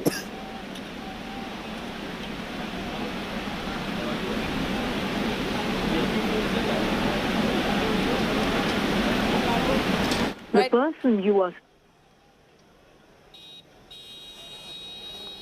I'm going to try and patch him back. Hansraj Hans, also a musician. Remember, you have artists across the fraternity, across the board, in fact, who've really condoled the death of Sidhu Moosewala. I would say this time and again, his unique voice, such a distinct voice that he had, unmatched, unparalleled. Rarely anyone who came close to the kind of authenticity that he exuberated. Sidhu Moosewala, very unfortunate. His demise, an untimely death, has really raised a lot of questions on the safety of musicians at large in Punjab. Let me cut across to Hansraj Hans, who's a singer. Mr. Hans, many musicians now, post the murder of Sidhu Moosewala, have raised concerns over security and also hinted at this kind of gang culture, this underground underbelly, this gangster culture, many of them trying to extort money from them or threaten them. And Sidhu Moosewala's death is possibly a huge signal and an alarm bell that's ringing now. Yeah, it's very tragic, shocking, unfortunate, and we should think about our system. Security system, people should have think they are secure in government, but there is big negligence in security, and it's such a big loss. He was a wonderful person, very humble person, and in crowds, followers, they are crying. You just see his parents, how they feel, how they're lonely, and we should think about our system, and we should do something. People are not artists, all people are of Punjab feeling insecure these days, जी हंसराज जी, ये हुआ क्या है? Punjab police ने उनकी security को downgrade किया. अभी तक उन्होंने एक साफ जस्टिफिकेशन या एक्सप्लेनेशन नहीं दिया है कि सिक्योरिटी कम किया क्यों है. ये फैमिली, मूसेवाला की फैमिली कह रही है कि पंजाब गवर्नमेंट की गलती है कि उन्होंने डेथ थ्रेट्स जो मूसेवाला को मिला था उनको सीरियसली लिया नहीं है. पहली गलती तो ये कम किया, दूसरी गलती ये कि उसको डिस्क्लोज किया मीडिया में. तो ये दोनों ही गलतियां बहुत बड़ी हैं और इसकी वजह से ये बिग लॉस हुआ. इससे मेरा मशवरा है पंजाब गवर्नमेंट को कि वो बहुत संवेदनशील स्टेट है पंजाब, इसको सीरियसली इनको थिंक अबाउट करना चाहिए. ये बहुत सारे एपी दिलन जैसे उन्होंने बताया है कि ये एक गैंगस्टर कल्चर जो है पंजाब में, या यहाँ से जो पंजाब से जुड़ा हुआ है, जो गैंगस्टर गैंग है, वो सारे म्यूजिशियंस को ऐसे तकलीफ देते रहते हैं, थ्रेट्स देते रहते हैं, ऐसे वार्निंग्स या फ़ोन कॉल, एक फ़ोन करके एक्सटॉर्शन का डिमांड करते हैं. ऐसा एक कल्चर है और बहुत सारे लोग बोलने के लिए डरते हैं. ये आपने भी फेस किया है? मैं तो डाइवर्ट हो गया था जब से इलेक्ट हुआ हूँ, दिल्ली में सेटल हूँ. मैं शो बिजनेस छोड़ दिया था, लेकिन मेरे बच्चे भी हैं, बाकी भी बच्चों जैसे हैं. ये जो नया शुरू हुआ सिलसिला, ये बहुत ही चिंता का विषय है. तो इसको सबको मिलके इसको ठीक करना चाहिए मेरे ख्याल में. ये अभी के लिए जो सिक्योरिटी डाउनग्रेड किया है, ये आप बोल रहे हो कि पंजाब गवर्नमेंट ने गलती की है और जो 400 लोगों का सिक्योरिटी डाउनग्रेड किया है उनको अब ठीक करवाना चाहिए। ये डैमेज कंट्रोल कैसे कर सकती है पंजाब गवर्नमेंट अब? डैमेज कंट्रोल देखो, जितना बड़ा उनको मैंडेट मिला है, बहुत बड़ा।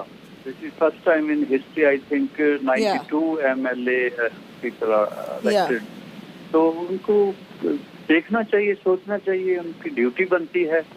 हर शख्स इनसिक्योर फील कर रहा है इन दिनों। जिनको सिक्योरिटी मिली, कोई ना कोई रीजन है उसके।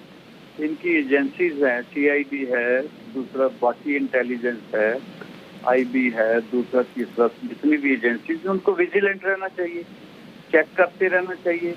अगर बढ़ा नहीं सकते तो कम से कम जो वापस ली है, जहाँ दूसरा जो डिस्क्लोज किया गया, this is big blunder. And that was outrightly put up on Twitter. In fact, there was a document that was put up on Twitter. The court also pulled up the AAP government asking why high security documents were leaked, or how was it leaked in the first place. So clearly we see no no proper justification coming in from the Punjab government on this. They've not been able to give a sensible response on why they downgraded the security for Sidhu Moose Wala. Of course, AAP government so long has been known to cut costs, work with a small budget and try and make the maximum, at least that's what they boast of, to try and make the maximum use of public funds, etc. But was this the way to do it? Downgrading security of 400 odd high profile people, particularly man like Sidhu Moose Wala, who constantly raised fears of threats against him. His father has said that he was often receiving calls from gangsters threatening to kill him, etc. And these fears were not taken seriously, despite the police very well knowing about the kind of threats that he may have faced. It doesn't seem like the AAP government took them seriously and very lightly decided to downgrade his security without an explanation. And a graver offense to this is that they put it in public. They literally spelt it out, put it out there in public on the AAP's Twitter handles, saying that Sidhu Moose Wala was one among the many others whose security has been downgraded. This clearly shows that the AAP government did not take the security threat seriously, decided to openly speak of how they're probably cost-cutting by cutting down security of several high-profile people in Punjab, including Sidhu Moose Wala. Like I said, no proper justification that has come from the AAP government is yet. But for now, the heartbreaking visuals of this final journey of Sidhu Moose Wala raises a lot of concern on whether the government is able to handle law and order situation amid this talk of gang rivalry that's prevalent in the state of Punjab.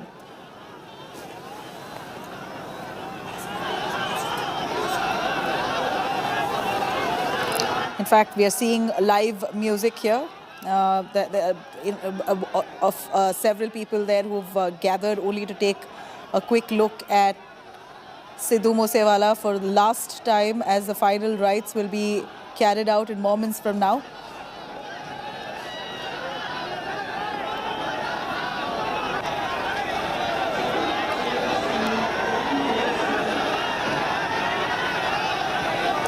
Let me cut across to Jung Dilo, who is a singer, joining us on the phone line for more on that.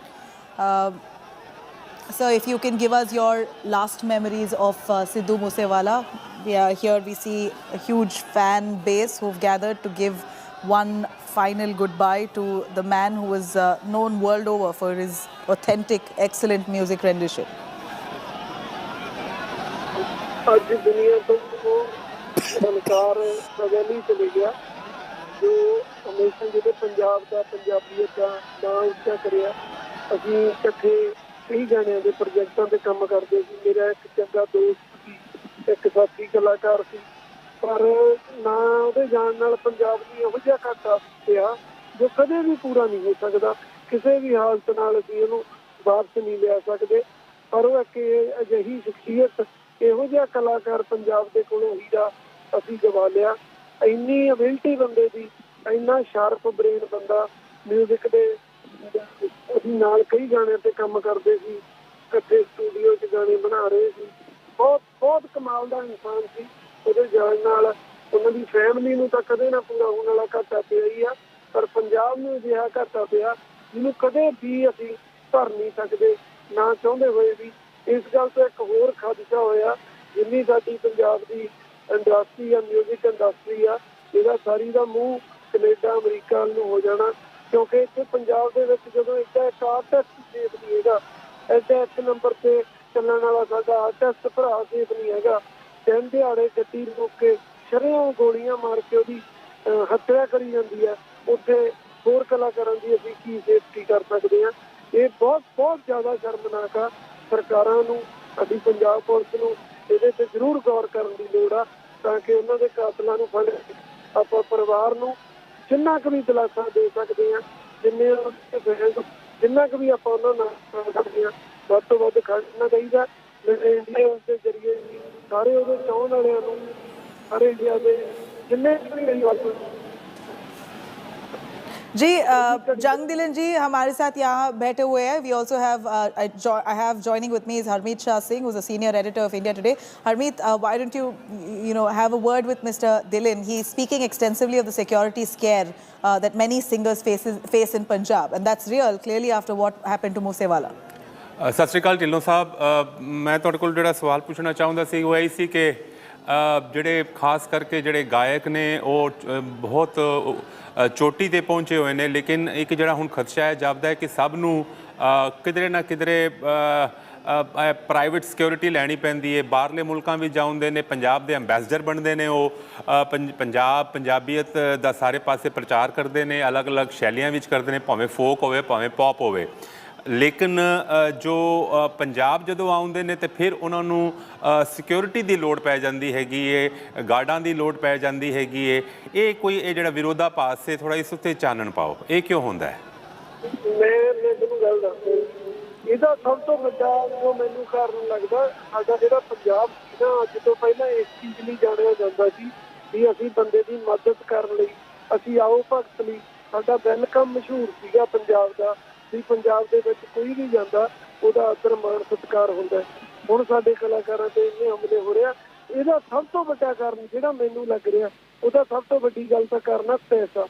ਜਦੋਂ ਕਲਾਕਾਰ ਕੋਈ ਵੀ peak ਤੇ ਪਹੁੰਚਦਾ, ਆਪਦੀ ਮਿਹਨਤ ਨਾਲ ਪੈਸਾ ਕਮਾਉਂਦਾ, ਉਹਦਾ ਨਾਂ ਹੁੰਦਾ, ਮੈਨੂੰ ਲੱਗਦਾ ਜੋ ਵੀ ਸਾਡੇ ਸਮਾਜ ਦੇ ਵਿੱਚ ਬੁਰੇ ਅਨਸਰ ਆ, ਉਹਨਾਂ ਨੂੰ ਐਂ ਲੱਗਦਾ ਵੀ ਜੇ ਅਸੀਂ ਇਹਨਾਂ ਨੂੰ ਥ੍ਰੈਟ ਕਰਦੇ ਹਾਂ ਤਾਂ ਉਹ ਪੈਸਾ ਬਣਾਉਣ ਦਾ ਸਾਰਿਆਂ ਤੋਂ ਸੌਖਾ ਜ਼ਰੀਆ, ਕਿਉਂਕਿ ਇੱਕ ਕਲਾਕਾਰ ਨੂੰ ਐਂ ਲੱਗਦਾ ਵੀ ਯਾਰ ਮੈਨੂੰ ਥ੍ਰੈਟ ਹੋ ਗਿਆ, ਜਾਨ ਨੂੰ ਖਤਰਾ ਹੋ ਗਿਆ, ਸ਼ਾਇਦ ਮੈਂ ਜੇ ਇਹਨਾਂ ਦੀ ਗੱਲ ਮੰਨ ਲਾਂ, ਜੋ ਇਹ ਪੈਸੇ ਮੰਗਦੇ ਆ ਮੈਂ ਦੇ ਦੇਵਾਂ, ਸ਼ਾਇਦ ਮੇਰੀ ਜਾਨ ਬਚ ਸਕਦੀ ਹੈ। ਜੇ ਉਹ ਕਲਾਕਾਰ ਨਹੀਂ ਮੰਨਦਾ ਤਾਂ ਉਹਦੀ ਫੈਮਿਲੀ ਡਰ ਜਾਂਦੀ ਆ।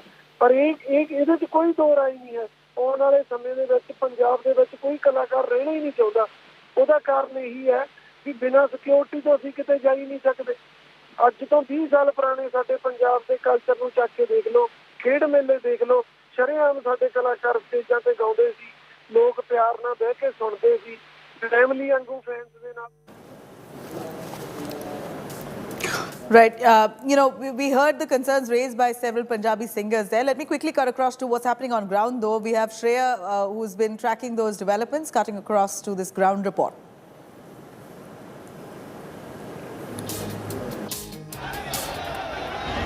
It's a very emotional moment right now here in Mansa district.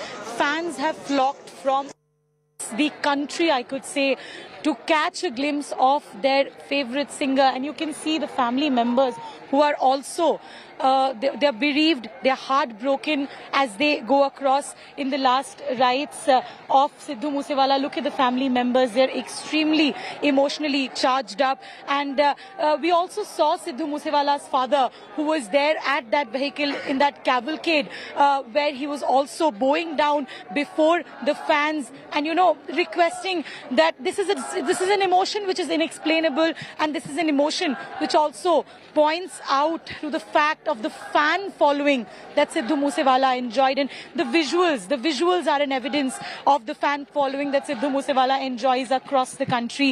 And this is what you can see, that it has flocked Mansa village, and people over here are right now just trying to get a glimpse of their favorite singer for one last time.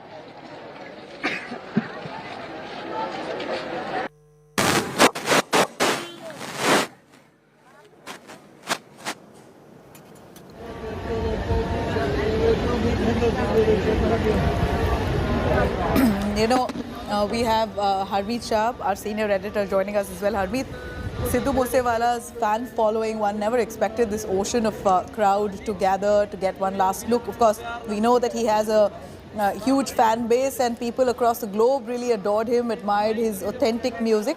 But today we see the kind of clout he held. The man started off as really a story of rags to riches, isn't it? Moosewala's. It indeed is a story of rags to riches, and I think he was a gifted, not just as a gifted singer, but a gifted lyricist as well. And I was watching, I watched his songs, at least 8 or 10 songs last night. And I was, the lyrics were so edgy and the lyrics were highly produced, and they would really appeal to the masses, and the language that he would use in those lyrics was very crisp, very single syllable words were there. So the punchline was he will take everyone head on, be it his competitors, be it the religious figures, be it the political class, and be it society in general. So he knew no boundaries when he would write, and I think that came to him naturally, and the way he will weave them together into his fast-paced music and highly produced videos would definitely turn Punjab's hip-hop scene upside down. Right. At this point, we know Sidhu Moose Wala had joined politics, Harmeet, and there was a lot of talk about his vision for the youth of Punjab. He took up this political role only because he felt he wanted to do something real for his people. Would you know of the kind of vision that he had and his political ideology? Even though he chose Congress party to take his ambitions forward, any word that's been spoken of extensively on his vision? So far as his political choice was concerned, that was his political choice, and he joined the Congress party. But the crowds that you see wouldn't necessarily be, voting for him to power, and they didn't actually. And he was popular that time as well. It's not an old story. Elections just happened a couple of months ago, and we saw he lost that election from his home district. That said, his popularity lay in his style of music, and his style of, and one more thing, he was often compared with Tupac Shakur of the United States, and he would be called as Tupac Shakur of Punjab, and both were rappers and both had the same style, and it's an irony of fate that both fell to bullets. Tupac Shakur was assassinated in Las Vegas in 1996, and we saw what happened to Moosewala here. That's kind of a coincidence that both chose the path they did in their lives. Even Tupac Shakur would take his competitors head on in his music, and if you hear him out, Moosewala's songs, they are really edgy, and he will tell them to that you are jealous of. He would tell his competitors in no uncertain terms that you are jealous of my popularity, and that was the flavor that people really liked, because traditionally, Punjab had folk, Punjab had pop, but Punjab never had that dissing genre, which we call dissing is like you criticize your competitors, criticize your rivals in the music that you do, and he did that very well, and it really struck the chord with his audiences worldwide. Absolutely. At this point, the police, of course, is investigating into who could be behind the murder of Sidhu Moose Wala. Even though Goldie Brar, that dreaded gangster, has staked claim, he's said that he is behind it at the behest of Lawrence Bishnoi. They carried out this murder. The police, of course, is doing their own investigation to really to truly see if this was indeed the case or if this is just a diversionary tactic. What kind of this underworld culture or gangster culture or gangster rivalry are we looking at in Punjab, which can't be nipped in the bud? Is it really something that that will really haunt the Aam Aadmi Party, the government? so long the Congress seemed to have dealt with it, or did they? Under the Congress's regime, were these gangsters given a free hand that today, soon after a government takeover, it seems like they're out in the open carrying out their business as if... You see, this gangster phenomenon is not an overnight phenomenon. Certainly it is not. Aam Aadmi Party is just a couple of months old in power in Punjab. But if you see that we have several cases, in fact, if not so many, which came to light. There was an attack at the home of a singer, a Punjabi singer in Surrey in Canada.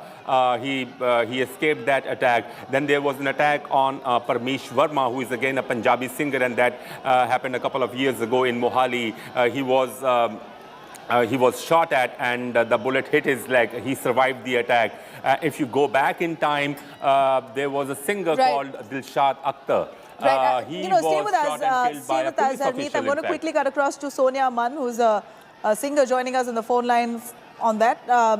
Sonia, Sidhu Moose Wala, he's all right. Cutting across to Jaswinder Narula.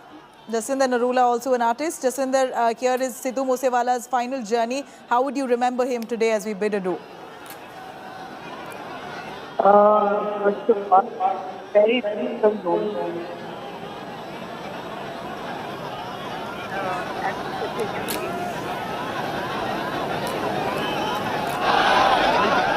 All right, Sonia, is Sonia Mann with us? Sonia, can you hear me? Sonia Mann, can you hear me? Yeah, I can hear you. Sonia, very sad day for Sidhu Moose Wala's fans. He was brutally murdered, and a very untimely demise of a 29-year-old who had ambitions and dreams. Sky was the limit for him because he already had made his mark globally with his excellent music, and today we've lost him. Sonia, how would you see his demise? आप कैसे याद करते हो मूसेवाला को? देखिए, मैंने उनके साथ काम किया है और अभी मैं उनके घर से आ रही हूँ. उनके मदर की हालत देखी नहीं जाती, फादर की हालत देखी नहीं जाती, बिकॉज वो अकेले बेटे थे अपने माँ बाप के, और पिछले लंबे टाइम से उनको मारने की धमकियां आ रही थी और सोशल मीडिया के ऊपर भी, क्योंकि पंजाब में गैंगस्टरिज्म, दो ग्रुप्स जो हैं वो एक दूसरे के लोगों को मार के फेसबुक के ऊपर पोस्ट डाल देते हैं कि हमने जिम्मेवारी उठा ली है, हमने इनका मर्डर किया है. बट इस बात की हमें समझ नहीं आती कि इंटेलिजेंस और सीबीआई और गवर्नमेंट क्या कर रही है कि जो ये जेल में बैठे हुए लोगों के बेटों को मरवा रहे हैं, तो इनको एनकाउंटर क्यों नहीं किया जाता है, इनको क्यों नहीं पकड़ा जाता, या इनके साथ क्यों नहीं कुछ किया जाता. नहीं तो इसी तरीके से अभी मनकीरत औलख को भी धमकी है कि बोल रहे थे कि उसको भी एनकाउंटर कर देंगे. पीछे विक्की मिड्डू खेड़ा के उसको भी एनकाउंटर कर दिया था. पीछे एक कबड्डी प्लेयर था, उसको भी एनकाउंटर कर दिया था. ऐसे कितने माँ के कितने बेटे जाएंगे. तो पंजाब में ये जो गैंगस्टरिज्म चल रहा है, ये दो ग्रुप्स के बीच में फरोतियां का मामला है, ये चल रहा है. और उसके फादर बोल रहे थे कि उनसे पैसे की डिमांड की जा रही थी काफी लंबे टाइम से, और इन्होंने पैसे देने से इनकार किया था, जिस वजह से इनको मार दिया गया है. सोनिया जी, आपने मूसेवाला के साथ एक म्यूजिक वीडियो भी शॉट किया है. मूसेवाला को तब से अब तक आप जैसे जानते हो, उन्होंने कभी कहा है आपको कि मेरे लाइफ का कोई थ्रेट है, मुझे थ्रेट कॉल्स मैंने रिसीव किया है, ऐसे इन्होंने ये बात मीका सिंह से कही है, ऐसे आपको भी कुछ कहा था? देखिए, उनको थ्रेट कॉल्स थे, उन्होंने कहा भी था, और उनके फादर ने भी ये चीज आज बोली है कंटिन्यूसली. वो तो हमें भी पता था कि उसको थ्रेट कॉल्स है, और एक दूसरे गैंगस्टर ग्रुप से थ्रेट कॉल्स हैं, और जिस वजह से उसके पास सिक्योरिटी थी.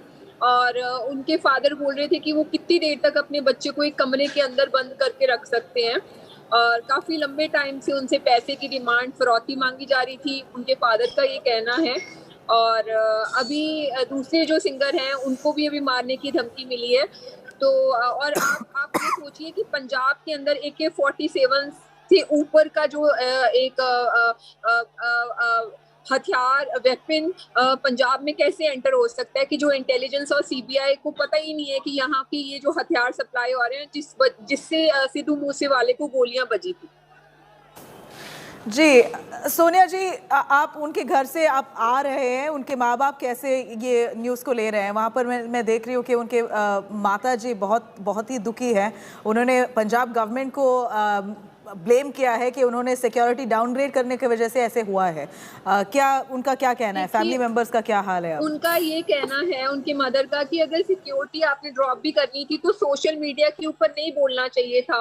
मतलब सोशल मीडिया के ऊपर या अखबारों में नहीं बताना चाहिए था कि सिद्धू मूसेवाले की सिक्योरिटी वापस ले लिए, क्योंकि जिस दिन उनकी सिक्योरिटी वापस ली थी उसी दिन से उनके घर पे मतलब गाड़ियां घूमनी शुरू हो गई थी उनको मारने के लिए, क्योंकि वो पहले से ही रेकी करना शुरू हो गए थे और इसी वजह से उनके फादर उनको अकेले घर से बाहर नहीं जाने देते थे। उस दिन वो गए और उनके फादर उनके पीछे 25 मिनट्स, जब उनको पता चला कि सिद्धू मूसेवाला गए हैं तो उनके पीछे ही वो चले गए। और बट वो घर से कह के गए थे कि वो गोलगप्पे खाने के लिए जा रहे हैं, बस पास में अपने फ्रेंड्स के साथ ऐसे ही बैठ के थार में चले गए थे। फिर वहां से उन्होंने प्लान बनाया कि उनकी मासी की तबीयत ठीक नहीं है तो वहां से वहां जाएंगे। बट जब उनके फादर को पता चला कि वो बिना बुलेट प्रूफ गाड़ी के चले गए हैं और 2 गनमैन साथ में नहीं लेके गए तो उनके फादर पीछे गाड़ी लेके गए थे। और तो उनके अभी उनको पता है, आपको पता है कि उन्होंने बुलेट प्रूफ गाड़ी क्यों नहीं ली उस दिन और सिक्योरिटी भी नहीं ली? उन्होंने खुद से गाड़ी चला के वो निकल पड़े। देखिए, वो अपने गांव के पास में ही बाजार में गए थे। जैसे मैंने बताया, उनके घर वालों का कहना है कि वो गोलगप्पे खाने के लिए पास में ही गए थे और उन्होंने इतना नहीं सोचा, क्योंकि उससे पहले भी वो खेतों में खुद ट्रैक्टर चलाते थे अकेले, तो इतना उनको नहीं पता था कि इस तरीके से उनके ऊपर घर से सिर्फ आई थिंक 3-3.5-4 किलोमीटर की दूरी पे ही उनको गोलियां मार दी गई। Sonia, do you think that people were following him? That people were keeping a constant eye on his movements? Because एक गोलगप्पे खाने के लिए वो निकले, तब तक उनको पता चल गया गैंगस्टर्स को कि निकल रहे हैं और उतनी जल्दी आ भी चुके और मार भी गए। यस, वो कितने दिनों से रैकी कर रहे थे उनकी कि वो कितने टाइम पे निकलेंगे, कहाँ जाएंगे। जब उनको ये उनके मदर का ये गवर्नमेंट को ये था कि अगर आपने सिक्योरिटी वापस लेनी थी तो ले लेते, बट एटलीस्ट सोशल मीडिया के ऊपर मत बोलते कि आपने सिक्योरिटी वापस ले ली है। तब से उनके कान चुकन्ने हो गए थे, तब से उन्होंने उनके घर के आसपास रैकी करनी शुरू कर दी थी कि सिद्धू मूसेवाला कब घर से बाहर निकलते हैं और कहाँ जाते हैं। नहीं, फिर भी आपको फैमिली को ऐसा सस्पिशन है कि वो गैंगस्टर्स जो है, जो मूसेवाला के पीछे पड़े थे, वो उनकी हर नस नस को जानते थे, वो कहाँ जाते थे, कहाँ रह रहे थे। एक 5 मिनट आपने बोला गोलगप्पे खाने के लिए निकले और उनको इतनी जल्दी पता चल गया? कैसे पता चला? क्या उनके बीच में ही कोई आदमी था कि वो इन्फॉर्मेशन दे रहा था? नहीं, जब उनकी सिक्योरिटी वापस ली गई थी, जैसे परसों सिक्योरिटी वापस ली गई है, तो उसके वो काफी लंबे टाइम से वो उनका पीछा कर रहे थे कि उनको किसी तरीके से गोलियां मार के मार दें। तो जब उनकी सिक्योरिटी वापस ली गई थी तो वो तब से उन्होंने रैकी करनी शुरू कर दी थी।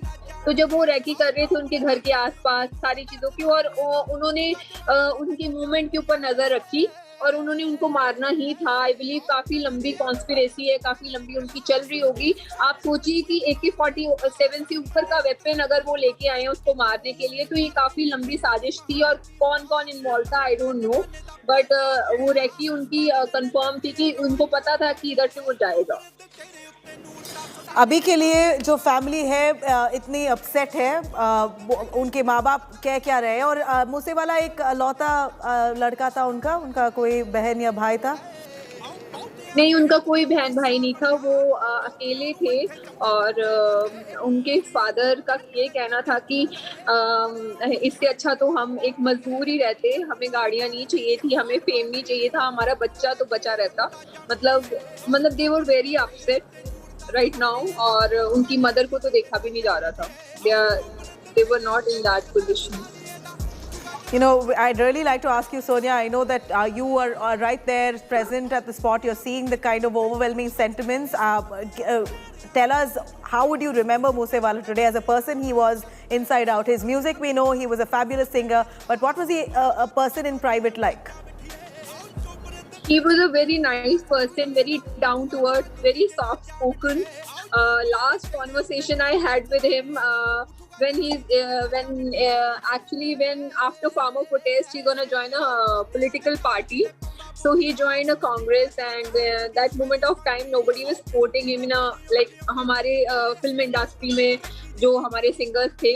So some of जो सामने आके उनको support किया था, तो that time I posted his picture and he called me and he said कि thank you so much and तू भी party join कर ले. So I said no, it's fine. Like ऐसी conversation थी. बाकी he was very nice, very genuine person. ऐसा इंसान की जो कैंसर पेशेंट की भी हेल्प करता था और किसी को बताता तक नहीं था. ऐसा इंसान जो गांव में रहता था, अपने गांव का नाम इतना रोशन किया और उनके गांव वाले लोग बोल रहे थे कि वो हर किसी के घर पे जाके खाना खाता था. मतलब उनके पास इतना फेम होने के बावजूद, इतना पैसा होने के बावजूद, he was very grounded. Ji, you know, Harmeet has been tracking all those developments politically and of course of Moosewala. He of course has a question for you as well, Harmeet. Sonia, I would like to ask you, how would you, being a singer yourself, how would you distinguish Sidhu Moosewala from other singers of his age, other contemporary singers from Punjab? He actually उनकी writing जो थी, जो वो गाने लिखते थे वो सच्चाई के ऊपर लिखते थे. पिछले जो भी उन्होंने गाने लिखे हैं उस पे भी उन्होंने सच बोला था. और बहुत कम लोग होते हैं जो अनक के साथ एक प्राइड के साथ जीते हैं अपनी लाइफ में और जो बोलते हैं वो करते हैं. उस वे में वो जीते थे और डाउन टू अर्थ थे. बहुत कम लोग होते हैं जो इतना फेम और इतना पैसा देखने के बाद अपने गांव में अपनी फैमिली के साथ अपने मम्मी पापा को बेस्ट फ्रेंड बताते हैं. और वो अपने गांव में रहते थे अपनी मम्मी पापा के साथ और उन्होंने चंडीगढ़ में भी नहीं रहते थे, इनफैक्ट कहीं पे भी नहीं. मतलब अपने गांव वालों के साथ, अपने ग्राउंड रूट लेवल के साथ जुड़े हुए इंसान थे. और मैंने ऐसा कोई सिंगर नहीं देखा जो इतना फेम, इतना पैसा, सब कुछ खुद पाने के बाद भी अपने गांव में रहे और गांव वाले घर पे और अपनी जमीन में ट्रैक्टर लेके खुद खेती करे और अपने माँ बाप को अपना बेस्ट फ्रेंड समझे. सोनिया जी, एक बात इससे मैं आपसे पूछना चाहूँगा कि जैसे आपने कहा कि वो बहुत बेबाकी से लिखते थे और मैंने भी उनके गाने सुने और मैं भी नबीला से भी यही बात कर रहा था कि जो उनके लिरिक्स होते हैं वो हमने ऐसे लिरिक्स बहुत कम हैं जो पब्लिक डोमेन में एक पॉप सिंगर, एक रैपर यूज़ करता हो और वो बड़े हाई क्वालिटी के होते थे. लेकिन क्या आपको लगता है कि बीइंग अ सिंगर योरसेल्फ, क्या आपको लगता है कि पंजाब में हम बेबाकी की बात तो करते हैं कि हमें बेबाकी से बात करनी चाहिए, लेकिन जब वो बेबाकी हमारे ऊपर लागू होती है, कोई अपने ही बंदों को बताता है कि यहाँ आप गलत हो, जैसे वो 295 वाली जो बात आती है या दूसरे गीत उनके आते हैं पंजाब के वोटर्स को कहते हैं, तो वहाँ पर फिर जो है ना बड़े केजी हो जाते हैं लोग. वो कहते हैं ओ ये आपने हमें कैसे कह दिया दूसरों के. तो ये आपको लगता है कि पंजाब अभी चाहे जितनी बड़ी इंडस्ट्री भी हो, दुनिया में फैला हो, क्या पंजाब का ऑडियंस इस बेबाकी के लिए तैयार है? एक सेक्शन खास करके कि वो लगता है कि आपको वो काफ़ी केजी हो जाता है, उसको वो कहता है नहीं ये मेरे पे मत लागू करो, दूसरों पे कर दो.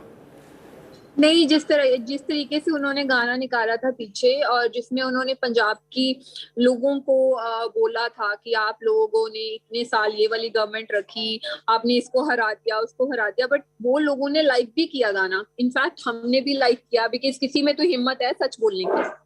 क्योंकि गद्दार का टाइटल हर कोई इजीली बोल के मुंह से निकाल देता है. इनफैक्ट जब मैंने सिद्धू मूसेवाले की फोटो डाली थी इलेक्शन में जो वो खड़े हुए थे, मुझे भी बहुत सारे लोगों ने गद्दार बोला, उसके साथ बोला, बहुत कुछ बोला, बट हिम्मत चाहिए होती है सब कुछ फेस करने की और सच के साथ खड़े रहने की. और उनमें ये हिम्मत थी, जज्बा था लोगों को फेस करने का. एंड वो किसी किसी में होता है और इंडस्ट्री में तो बहुत कम लोगों में होता है कि जो सच का साथ दें और जो इनफैक्ट इतनी बेबाकी के साथ सब कुछ फेस करें. So what Sonia Mann is telling here is, and I should I would like to sum it up for our audiences. Yeah. She is referring to a song, Nabila, which is called Scapegoat, and this song came after the election results were out, and he called in that song he called apparently called the Punjabi voters traitors because they didn't choose the Congress party and instead voted for Aam Aadmi Party. So that song was, got its fair amount of criticism in Punjab and from itself. what we see that he's been very vocal about what he feels through his music. But Sonia ji, आप ये बता सकते हैं कि मूसेवाला का music career इतना बढ़िया चल रहा था, उन्होंने पॉलिटिक्स ज्वाइन क्यों किया? What was his purpose to enroll to assume the role of a politician? देखो, वो सोसाइटी को सर्व करना चाहते थे और सोसाइटी में अच्छे यूथ लीडर्स आने चाहिए, इस वजह से उन्होंने पॉलिटिक्स ज्वाइन की थी। और जिस तरीके से उनको लगता था कि इस सिस्टम में रहते हुए भी उनको थ्रेट्स आते हैं गैंगस्टर्स के और उनको फरौतियां उनसे मांगी जाती हैं, तो अगर वो सिस्टम में रहेंगे और सिस्टम में आएंगे तो वो कुछ चेंज लेके आ सकते हैं।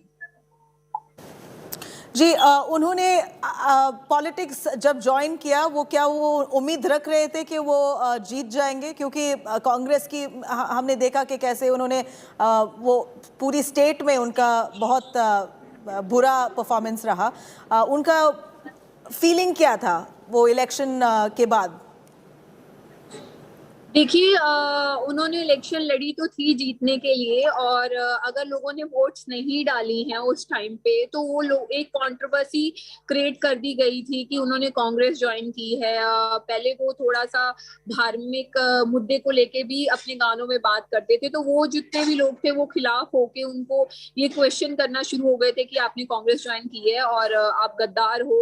उस टाइम पे माहौल ही ऐसा था कि कोई भी इंसान, कोई भी आर्टिस्ट अगर कोई भी पार्टी ज्वाइन करता है तो आई बिलीव सो, जहाँ तो वो कोई गवर्नमेंट के आईटी सेल्स होते हैं, चाहे वो कोई भी पॉलिटिकल पार्टी के हों, जो पीछे पड़ के आपकी इमेज स्पॉइल करना शुरू कर देते हैं, और जहाँ फिर उनको उनके गानों की कई जो हथियारों वाले गाने थे, जो कोई कंट्रोवर्सीज थी, उसके लिए उनको बदनाम किया गया इस चीज के लिए, और ये सारी कंट्रोवर्सीज क्रिएट की गई थी that moment of time. Sonia, एक बात जो हमने देखी है, मैं आपसे ये पूछना चाहता हूँ कि कई बार क्या होता है कि जो जिसे आपने वर्ड यूज़ किया बदनाम, लेकिन उसके साथ वो बदनामी के साथ नाम भी आता है। क्या सिद्धू मूसेवाला जो वो लिखते थे, जिस बेबाकी से लिखते थे, क्या वो आपको लगता था कि भाई उनको पता होगा कि इससे कंट्रोवर्सी क्रिएट होगी और उस कंट्रोवर्सी से उनका नाम भी होगा? क्या उनकी ये तबीयत थी कि या उनके अंदर एक नेचुरल एक गिफ्टेड सिंगर बैठा हुआ था, एक गिफ्टेड राइटर बैठा हुआ था जो बस लिख देता था?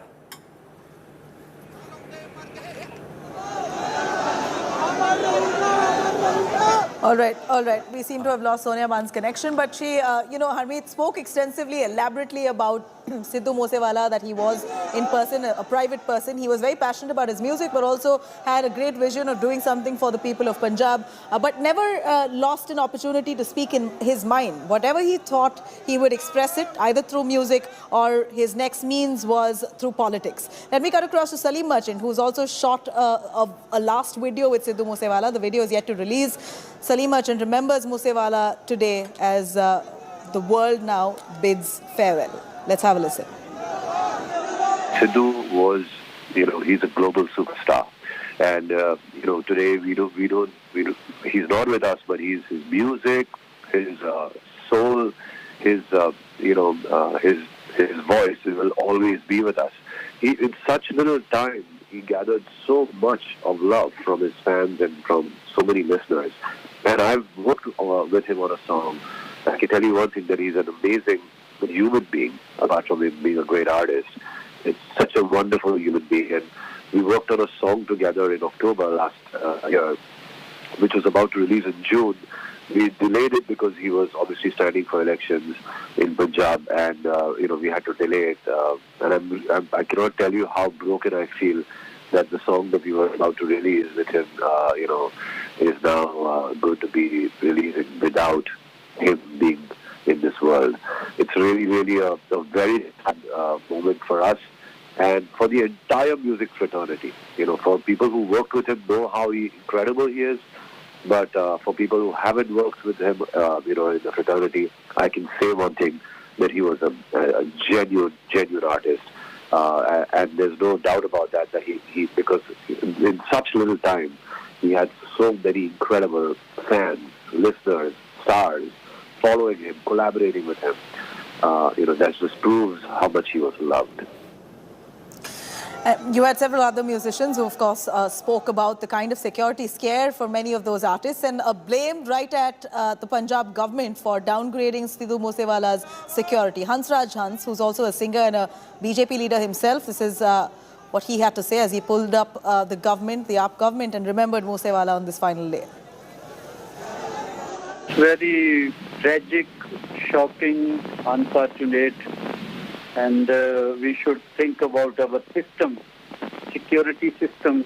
People should think they are secure in government, but there is big negligence in security, and it's such a big loss. He was a wonderful person, very humble person, and in crores followers, they are crying. You just see his parents, how they feel, how they're lonely, and we should think about our system, and we should do something. People are not artists. All people are of Punjab feeling insecure these days, I think. जी हंसराज जी, ये हुआ क्या है? Punjab police ने उनकी security को downgrade किया. अभी तक उन्होंने एक साफ जस्टिफिकेशन या एक्सप्लेनेशन नहीं दिया है कि सिक्योरिटी कम किया क्यों है. ये फैमिली, मूसेवाला की फैमिली कह रही है कि पंजाब गवर्नमेंट की गलती है कि उन्होंने डेथ थ्रेट्स जो मूसेवाला को मिला था उनको सीरियसली लिया नहीं है. पहली गलती तो ये कम किया, दूसरी गलती ये कि उसको डिस्क्लोज किया मीडिया में. तो ये दोनों ही गलतियां बहुत बड़ी हैं और इसकी वजह से ये बिग लॉस हुआ. इससे मेरा मशवरा है पंजाब गवर्नमेंट को कि वो बहुत संवेदनशील स्टेट है पंजाब, इसको सीरियसली इनको थिंक अबाउट करना चाहिए. ये बहुत सारे एपी दिलन जैसे उन्होंने बताया है कि ये एक गैंगस्टर कल्चर जो है पंजाब में, या यहाँ से जो पंजाब से जुड़ा हुआ है, जो गैंगस्टर गैंग है, वो सारे म्यूजिशियंस को ऐसे तकलीफ देते रहते हैं, थ्रेट्स देते रहते हैं, ऐसे वार्निंग्स या फ़ोन कॉल, एक फ़ोन करके एक्सटॉर्शन का डिमांड करते हैं. ऐसा एक कल्चर है और बहुत सारे लोग बोलने के लिए डरते हैं.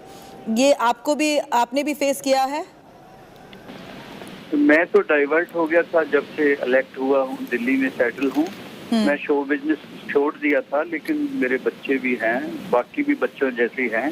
ये जो नया शुरू हुआ सिलसिला, ये बहुत ही चिंता का विषय है. तो इसको सबको मिलके इसको ठीक करना चाहिए मेरे ख्याल में. ये अभी के लिए जो सिक्योरिटी डाउनग्रेड किया है, ये आप बोल रहे हो कि पंजाब गवर्नमेंट ने गलती की है और जो 400 लोगों का सिक्योरिटी डाउनग्रेड किया है उनको अब ठीक करवाना चाहिए. ये डैमेज कंट्रोल कैसे कर सकती है पंजाब गवर्नमेंट अब? डैमेज कंट्रोल देखो, जितना बड़ा उनको मैंडेट मिला है, बहुत बड़ा. This is first time in history, I think 92 MLA people are elected. तो उनको देखना चाहिए, सोचना चाहिए, उनकी ड्यूटी बनती है. हर शख्स इनसिक्योर फील कर रहा है इन दिनों. जिनको सिक्योरिटी मिली, कोई ना कोई रीजन है उसके. इनकी एजेंसीज हैं, CID है, दूसरा बाकी इंटेलिजेंस है, IB है, दूसरा तीसरा, जितनी भी एजेंसीज हैं उनको विजिलेंट रहना चाहिए, चेक करते रहना चाहिए. अगर बढ़ा नहीं सकते तो कम से कम जो वापस ली है, जहाँ दूसरा जो डिस्क्लोज किया गया, this is big blunder. You know, several artists speaking of security and the security scare. Remember, this is a gang rivalry case where Sidhu Moose Wala may have been caught in the crosshairs. This concern has been raised by several artists, including Jung Dilan. Let's have a listen to the singer. आज दुनिया को संसार बदली चले गया, जो हमेशा जो पंजाब का पंजाबीयत का नाम ਉੱਚਾ ਕਰਿਆ. ਅਸੀਂ ਇਕੱਠੇ कई गाणियां के प्रोजेक्टां ते काम करते सी. मेरा एक चंगा दोस्त सी, एक साथी कलाकार सी, पर ना ਉਹਦੇ ਜਾਣ ਨਾਲ पंजाब ਦੀ ਇਹੋ ਜਿਹਾ ਘਾਟਾ ਪਿਆ जो कदे भी पूरा नहीं हो सकता. ਕਿਸੇ ਵੀ ਹਾਲਤ ਨਾਲ ਅਸੀਂ ਇਹਨੂੰ ਵਾਪਸ ਨਹੀਂ ਲਿਆ ਸਕਦੇ। ਪਰ ਕਿ ਅਜਿਹੀ ਸ਼ਖਸੀਅਤ, ਇਹੋ ਜਿਹਾ ਕਲਾਕਾਰ ਪੰਜਾਬ ਦੇ ਕੋਲੋਂ ਹੀਰਾ ਅਸੀਂ ਗਵਾ ਲਿਆ। ਇੰਨੀ ਅਮਿਲਟੀ। All right, I'm going to quickly cut across to singer Jaswinder Narula, who joins us live on this very tragic day.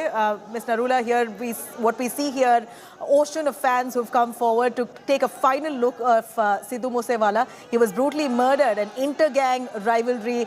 This is what is being speculated. Even as the Punjab police carry out their investigation, how would you look at this case entirely and remember Moose Wala today finally? It's a shameful thing, and whatever has happened is devastating. It's heartbreaking. It's sad. It's no words. Emotionally, I can imagine if we are getting affected so much, how the family must be going through, what family must be going through, the mother, the father, the family, the brothers, sisters, whoever was in the family. It's so sad. And how it is happening, why it is happening. A singer has nothing to do with weapons. A singer has nothing to do with these things, gangs, this, that. 8 years of my career, my father's career, my mother's career, and other singers who have been in this line for such a long time. I mean, we have never seen such a thing happening in Punjab. And this is scary. This is scary. This is really very unpleasant. This is not needed in Punjab. Punjab is such a beautiful state and has so much to give, and has given so much to the world. Punjabi music has done such wonders in last so many years, and this has started now. They have targeting the singers and these kind of things. Why? We have to get to the root of it, the cause of it. What is making them do this? Why is it happening? First of all, I want to bring this to the notice of our government and other people that we should definitely have some kind of a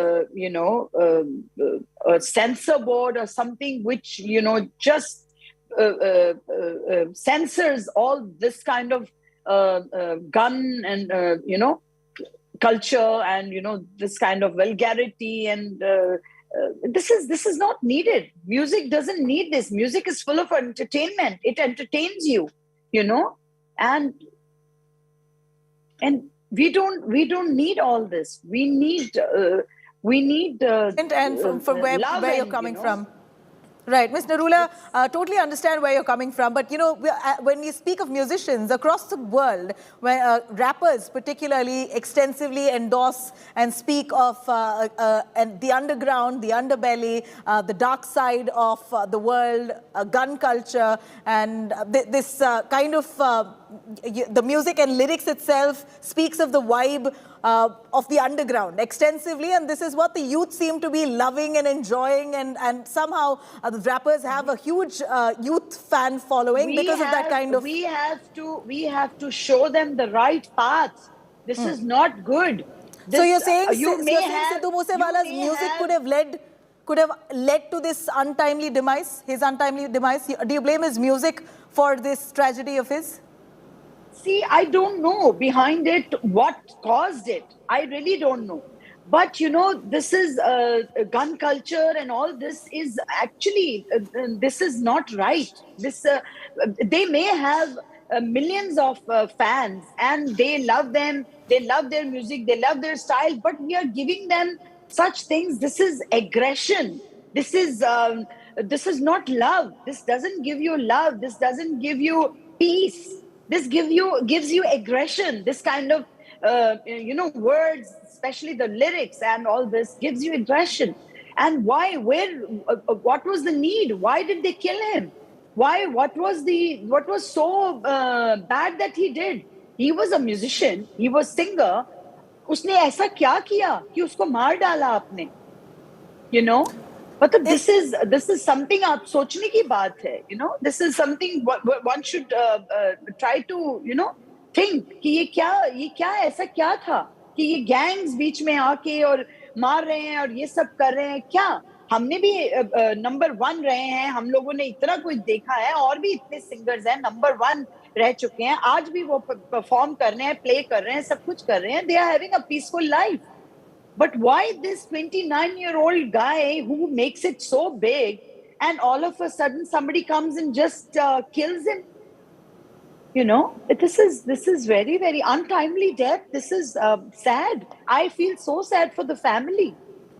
जो जाना था वो तो चला गया, लेकिन उन family के बारे में सोचिए, उनके लिए कितना बड़ा दुख है. I mean, this is something.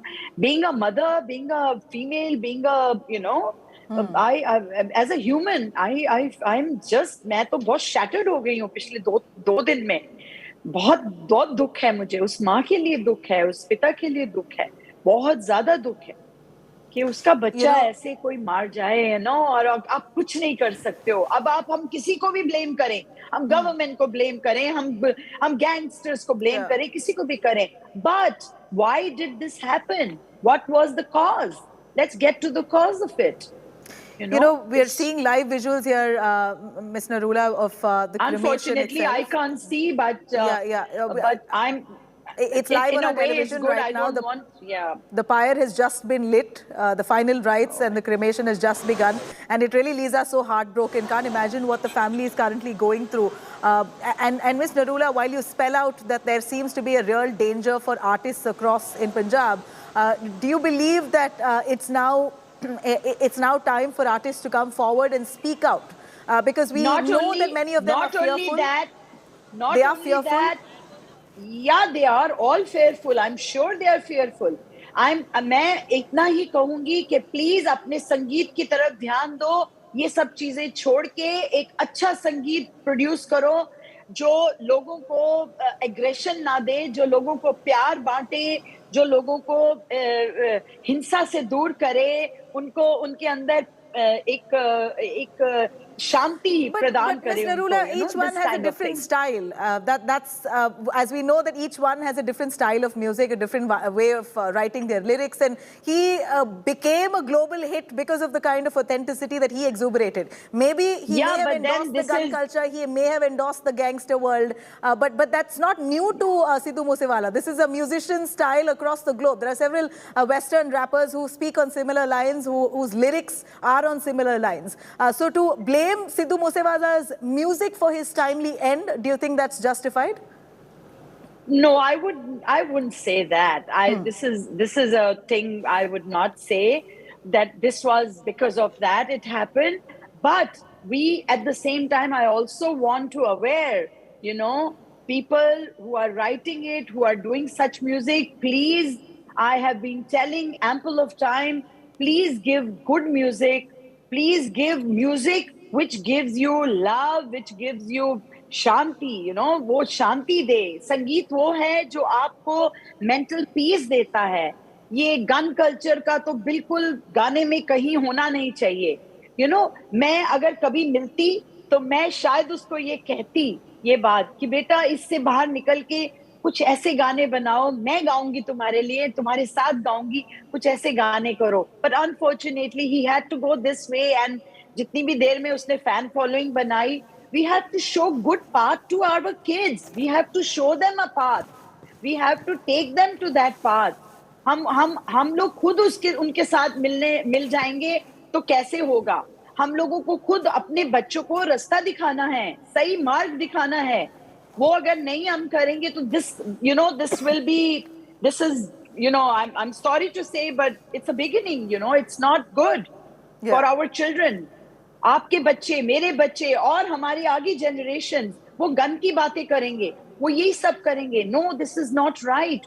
अच्छा गाना, अच्छा गाना, अच्छा खाना, अच्छा वातावरण, शांति जिससे मिले, आपको सुकून मिले, इस पूरी मदर नेचर को सुकून मिले. हमें ऐसा काम करना है.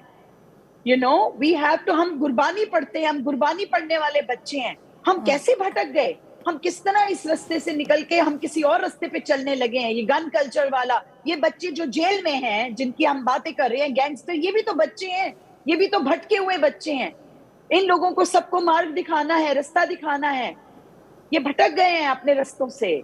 मतलब आई एम सॉरी, मैं थोड़ा भावुक होकर बात कर रही हूँ। Completely understandable, Ms. Narula. Yes, I'm quite senior to them. I started when I was hardly 8 years old, and it has been 48 years, my dear. I have been singing. So when I listen, I don't feel like listening to this music. I'm sorry, I may sound rude or whatever, but I don't like to listen to such music which doesn't give you any peace, which doesn't bring love to you, which doesn't आपके रोंगटे खड़े होने चाहिए, ऐसा गाना होना चाहिए। वीरता के गाने हमने गाए हैं जिससे हमारे रोंगटे खड़े हो जाते हैं। आज भी ऐ मेरे वतन के लोगों जैसे गाने सुन के हमारे रोंगटे खड़े हो जाते हैं। बिल्कुल। Ms. Narula, thank you very much. I really appreciate you joining us and sharing your thoughts on that. Sidhu Moosewala's final rites. His fire has been lit. The journey, final journey now, as we see on our television screens. We are capturing it live for you. His fans from far and wide who have landed up to take one last look. Very unfortunate, very sad day for the family. We're going to continue our relentless coverage right here on India Today. Slipping at a short commercial break. We'll be right back. Stay with us.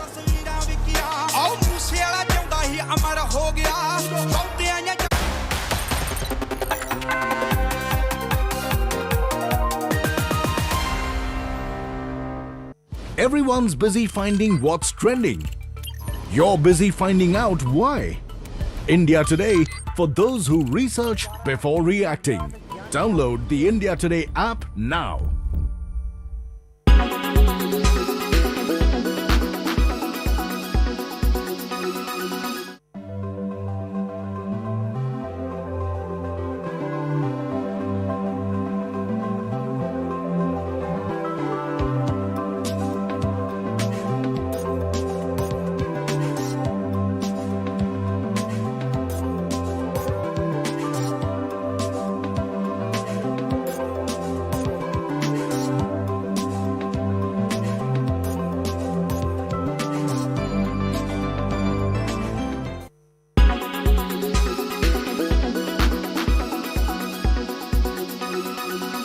Make your media plan smarter with India Today Live TV on your connected devices. You are watching India Today. You are watching India.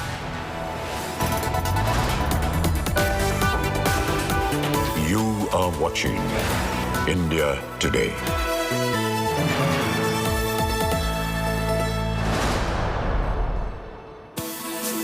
Hello, very good afternoon. You're watching India Today TV. I'm Sneha Mordani. Let's get you the headlines in this edition. Massive crowds at Moosewala's last ride. Fans bid adieu to their superstar. Inconsolable parents have last glimpse of their son.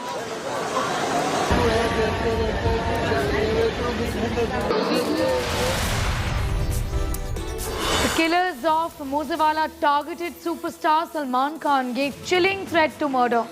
Gangsters also wrecked Salman Khan's residence in 2018. हम करेंगे तो पता लग ही जाएगा। सलमान खान का करेंगे, मारेंगे ही जाएंगे, जोधपुर में मारेंगे तो पता लग जाएगा इनको। अभी तो मैंने कुछ किया ही नहीं। शिकार टाइगर जैसे शिकार कोई नहीं करता, है ना? Singing sensation AP Dhillon highlights the dark side of Punjabi rapper's life, talks about the threats and negativity, says won't understand what artists deal with behind the scenes.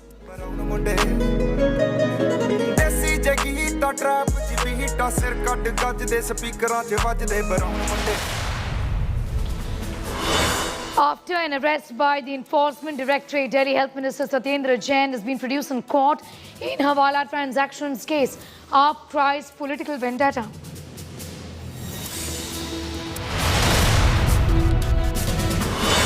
The biggest Gyan Vapi game changer, India Today accesses full 8 hours of survey tapes that provide most extensive view of claimed shivling inside the mosque.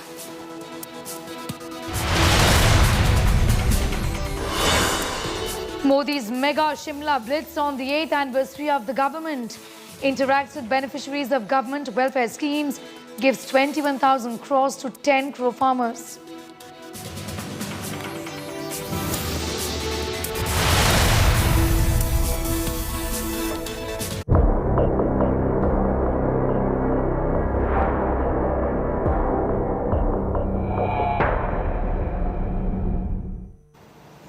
Punjabi singer Sidhu Moose Wala was brutally murdered in a gang war style on Sunday evening in Punjab's Mansa district has been cremated today.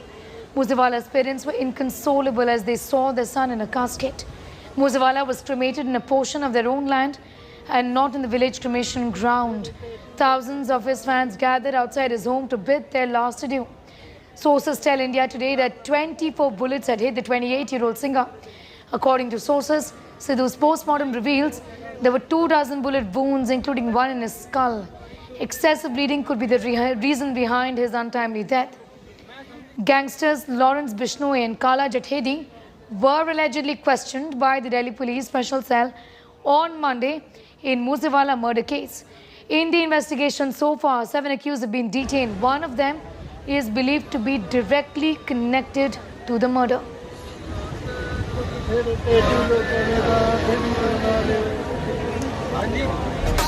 Questions are being raised about the investigations in this entire case as the scanner. The focus continues to be on Lawrence Bishnoi, who is functioning out of jail and has been questioned by the Delhi police. Apart from that, the role of Goldie Brar, who seems to have confessed in this, has also been looked at. Goldie Brar is this gangster who has been functioning from Canada. 7 people have been detained. One of them is believed to be directly behind the murder of Moosewala. A gang angle, gangism is what is being looked at. The family is already confirmed that Moosewala had got several threats.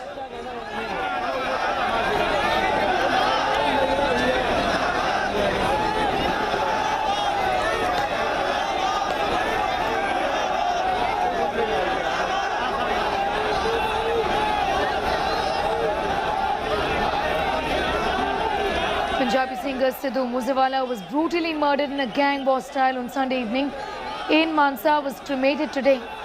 Moosewala's parents were inconsolable as they saw their son in a casket. Moosewala was cremated in a portion of their own land and not in the village cremation ground. Thousands of his fans gathered outside his home to bid their last adieu. Sources have told India Today that 24 bullets had hit the 28-year-old, including one in the skull. The post-mortem reveals that there were over 24 wounds. Excessive bleeding was the reason behind his untimely death. Gangsters Lawrence Bishnoi and Kala Jathedi were questioned by the Delhi Police Special Cell on Monday in the Moosewala murder case.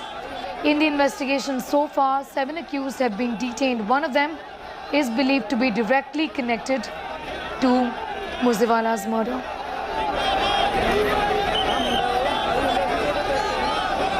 We spoke earlier to Hansraj Hans, well-known singer.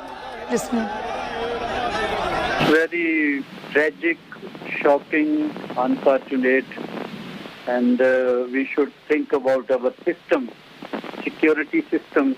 People should think they are secure in government, but there is big negligence in security, and it's such a big loss.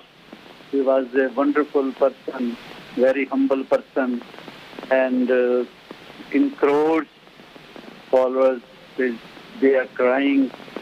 You just see his parents, how they feel, how they're lonely, and we should think about our system, and we should do something. People are not artists, all people are of Punjab feeling insecure these days, like, you know. जी हंसराज जी, ये हुआ क्या है? Punjab police ने उनकी security को downgrade किया. अभी तक उन्होंने एक साफ जस्टिफिकेशन या एक्सप्लेनेशन नहीं दिया है कि सिक्योरिटी कम किया क्यों है। ये फैमिली, मूसेवाला की फैमिली कह रही है कि पंजाब गवर्नमेंट की गलती है कि उन्होंने डेथ थ्रेट्स जो मूसेवाला को मिला था उनको सीरियसली लिया नहीं है। पहली गलती तो ये कम किया, दूसरी गलती ये कि उसको डिस्क्लोज किया मीडिया में। तो ये दोनों ही गलतियां बहुत बड़ी हैं और इसकी वजह से ये बिग लॉस हुआ।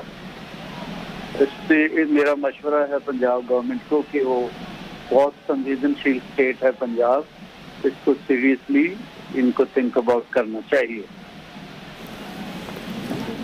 ये बहुत सारे एपी दिलन जैसे उन्होंने बताया है कि ये एक गैंगस्टर कल्चर जो है पंजाब में या यहाँ से जो पंजाब से जुड़ा हुआ है, जो गैंगस्टर गैंग है वो सारे म्यूजिशियंस को ऐसे तकलीफ देते रहते हैं, थ्रेट्स देते रहते हैं, ऐसे वार्निंग्स या फ़ोन कॉल या एक फ़ोन करके एक्सटॉर्शन का डिमांड करते हैं। ऐसा एक कल्चर है और बहुत सारे लोग बोलने के लिए डरते हैं। ये आपने भी फेस किया है? मैं तो डाइवर्ट हो गया था जब से इलेक्ट हुआ हूँ, दिल्ली में सेटल हूँ। मैं शो बिजनेस छोड़ दिया था, लेकिन मेरे बच्चे भी हैं, बाकी भी बच्चों जैसे ही हैं। ये जो नया शुरू हुआ सिलसिला ये बहुत ही चिंता का विषय है। तो इसको सबको मिलके इसको ठीक करना चाहिए मेरे ख्याल में। ये अभी के लिए जो सिक्योरिटी डाउनग्रेड किया है, ये आप बोल रहे हो कि पंजाब गवर्नमेंट ने गलती की है और जो 400 लोगों का सिक्योरिटी डाउनग्रेड किया है उनको अब ठीक करवाना चाहिए। ये डैमेज कंट्रोल कैसे कर सकती है पंजाब गवर्नमेंट अब? डैमेज कंट्रोल देखो, जितना बड़ा उनको मैंडेट मिला है बहुत बड़ा। This is first time in history I think 92 MLA people are elected. तो उनको देखना चाहिए, सोचना चाहिए, उनकी ड्यूटी बनती है। हर शख्स इनसिक्योर फील कर रहा है इन दिनों। जिनको सिक्योरिटी मिली कोई ना कोई रीजन है उसके। इनकी एजेंसीज हैं, CID है, दूसरा बाकी इंटेलिजेंस है, IB है, दूसरा तीसरा जितनी भी एजेंसीज उनको विजिलेंट रहना चाहिए, चेक करते रहना चाहिए। अगर बढ़ा नहीं सकते तो कम से कम जो वापस ली है, जहाँ दूसरा जो डिस्क्लोज किया गया, this is big blunder. Sidhu was, he's a global superstar, and today we don't. He's not with us, but his music, his soul, his voice will always be with us. In such little time, he gathered so much of love from his fans and from so many listeners. And I've worked with him on a song. I can tell you one thing, that he's an amazing human being, apart from him being a great artist. It's such a wonderful human being. And we worked on a song together in October last year, which was about to release in June. We delayed it because he was obviously standing for elections in Punjab, and we had to delay it. And I cannot tell you how broken I feel that the song that we were about to release with him, is now going to be releasing without him being in this world. It's really, really a very sad moment for us and for the entire music fraternity. For people who worked with him know how incredible he is. But for people who haven't worked with him, in the fraternity, I can say one thing, that he was a genuine artist. And there's no doubt about that, he because in such little time, he had so many incredible fans, listeners, stars, following him, collaborating with him. That just proves how much he was loved. A sensational angle has emerged in the investigation of Moosewala's death. India Today has accessed a dossier on Canada-based gangster Goldie Brar, who's claimed responsibility for this attack. Among Goldie's associates, the name of Rajasthan's gangster Sampal Nehra is also mentioned. He'd carried out a recce of Salman Khan's house in the year 2018, plotting against him. We've also accessed a video that shows a brazen display of threat to actor Salman Khan from 2018. Lawrence Bishnoi, the gangster, when in custody, was caught on camera issuing a threat to Khan, saying he will kill the actor in Jodhpur. In a separate video, Salman Khan was caught retorting to the gangster's threat, saying a commitment should be made positively and no one hunts like tiger. नहीं, जब हम करेंगे तो पता लग ही जाएगा। सलमान खान का करेंगे, मारेंगे ही जाएंगे, जोधपुर में मारेंगे तो पता लग जाएगा इनको। अभी तो मैंने कुछ किया ही नहीं, अभी नहीं मतलब कोई इन्वॉल्व कर रहे हैं। जब भी कोई कमिटमेंट करो तो पॉजिटिव करना, नेगेटिव नहीं करना। और शिकार टाइगर जैसे शिकार कोई नहीं करता है ना, ये सबको पता है। 29-year-old Lawrence Bishnoi is now the prime suspect in the murder of Sidhu Moose Wala. He has been questioned in Delhi. Son of a Haryana police constable, he enrolled himself for a law degree. That's where his tryst with illegal activities started. This is also where he came in contact with Goldie Brar. Together, they became partners in crime.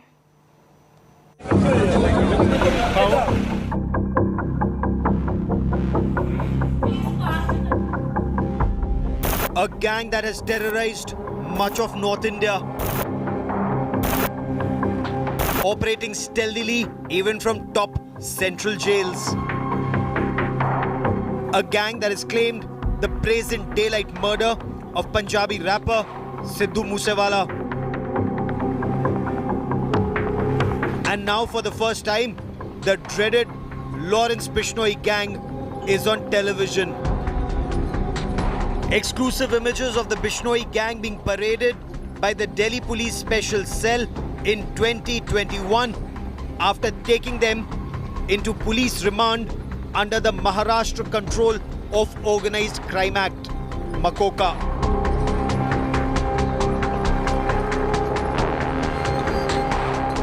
Bishnoi is seen wearing a black t-shirt, green shoes and close-cropped hair.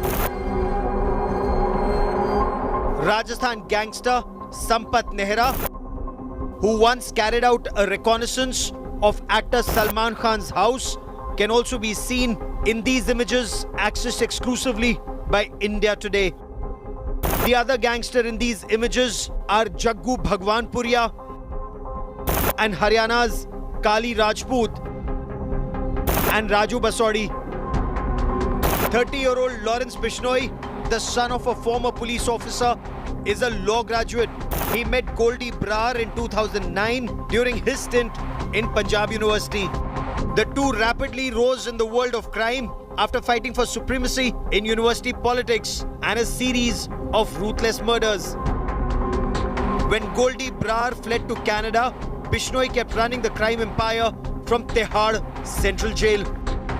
Anybody who owed allegiance to rival gangs or stood against the Bishnoi gang was neutralized, like pop star Sidhu Moose Wala. The Bishnoi gang allegedly wanted to avenge the murder of Akali Dal leader Vicky Midukheda in August 2021. Since Shaganpreet Singh, the manager of Moosewala, was named as a key plotter in the murder case, Moosewala came on the radar of the Bishnoi gang. Moosewala was also close to slain gangster Vicky Gounder, a bitter rival of the Bishnoi gang. While Shaganpreet fled to Australia, Moosewala couldn't escape the wrath of the Bishnoi gang. With Arvind Ojha, Bureau Report, India Today. Sidhu Moose Wala's murders put the spotlight on the gangs of Punjab. My colleague Akshita Nandgopal explains. The Punjab police are looking into the gang war angle that perhaps gangsters were behind the killing of Sidhu Moose Wala. Let's take you through the names that you need to be familiar with. Who at this point is the police's lens on? Well, for starters, you have Lawrence Bishnoi. He's a prime suspect. He's lodged in Delhi's Tihar jail, and the suspicion is that while he was behind bars, he actually plotted the murder of Sidhu Moose Wala. Kala Jatedi, his other name is Santosh. He's a gangster, dreaded gangster who's currently in Delhi police remand. Now, they both are known to have worked together. In fact, Kala Jatedi is known to be a very close aide of Lawrence Bishnoi. They've committed several crimes together, and the police suspect that in this case too, in Moose Wala's murder, they were involved. Why was Moosewala targeted by Lawrence Bishnoi? For that, you need to know who this man is, Vicky Midukheda. He was, in fact, an associate of Lawrence Bishnoi, was murdered last year in August 2021. By whom? By Moosewala's manager. Now, his name was Shaganpreet Singh, and after the murder, he fled to Australia. So, Bishnoi, in order to avenge the murder of his close associate, decided to join hands with Goldie Brar.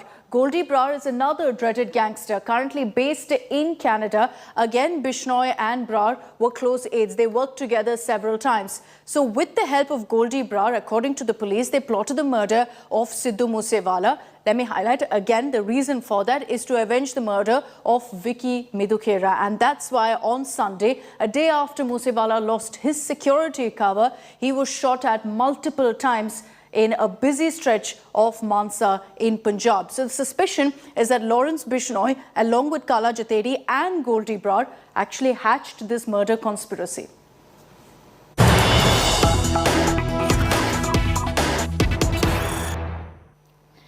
We have some news just coming in. Congress Neta and former Rajya Sabha MP Anand Sharma is all set to meet BJP chief JP Nadda. What does this really then mean for the Congress party? Obviously, questions will be raised about the timing of this, given that Anand Sharma has in fact gotten an indication that he's not probably getting a ticket from the Congress, essentially when it comes to the Rajya Sabha seat. Interestingly, of the group of 23 leaders, Anand Sharma is one amongst the many leaders who has not gotten a ticket, and so has Ghulam Nabi Azad. Himanshu is getting us more details on that. Himanshu, Rajya Sabha में रहते हुए आनंद शर्मा बहुत ही critical रहे हैं BJP सरकार की functioning में पिछले 8 साल में। आज वो जेपी नड्डा जी से मिल रहे हैं, इसके बारे में हमें बताइए। देखिए नेहा, मैं ये कह सकता हूं कि अगले 2 से 3 दिनों के अंदर जो है आनंद शर्मा बीजेपी अध्यक्ष जेपी नड्डा से मुलाकात कर सकते हैं। इस तरीके की खबरें हमारे पास हैं, लेकिन वो मुलाकात क्या बीजेपी ज्वाइन करने के लिए होंगी या फिर कुछ और राजनीतिक भविष्य तलाशने के लिए, ये आने वाले 2 से 3 दिनों के अंदर साफ हो जाएगा। लेकिन मैं इतना जरूर कह सकता हूं कि उस मुलाकात में सबसे बड़ा एक अगर कोई चर्चा का विषय होगा तो वो उनका वो बंगला होगा जो राज्यसभा सांसद के तौर पर उनको मिला हुआ है लोधी स्टेट के अंदर। वो क्योंकि आनंद शर्मा की जो राज्यसभा है वो अप्रैल के अंदर खत्म हो चुकी है, और ऐसे में किसी भी एक सांसद को जो है अपना बंगला खाली करने के लिए 1 से 1.5 महीने का समय जो है वो मिलता है दोनों हाउसिंग कमेटी से, चाहे वो लोकसभा के सांसद हो या राज्यसभा के। तो ऐसे में अब उनके ऊपर जरूर प्रेशर होगा कि उनको अपना बंगला जो है सरकारी को खाली करना है। तो वो एक तो अपना बंगला भी बचाना चाहते हैं और दूसरा अपना राजनीतिक भविष्य भी जो है वो इस मुलाकात में तलाशना चाहते हैं। जी बिल्कुल, पहले वो राज्यसभा के MP रह चुके हैं राजस्थान से, लेकिन हिमांशु दुविधा ये है कांग्रेस के आगे अभी कि कई सारे राज्यों में इलेक्शंस हार चुकी है और जैसे सीट्स का कोटा है वो राज्यसभा में भी काफ़ी हद तक कम हो गया है। ऐसे में कांग्रेस के पास ज़्यादा ऑप्शंस नहीं है और ये ग्रुप 23 के मेंबर भी रह चुके हैं। ऐसे में इंटरेस्टिंग है कि कांग्रेस इनको इस समय पहले लिस्ट में टिकट नहीं देती है।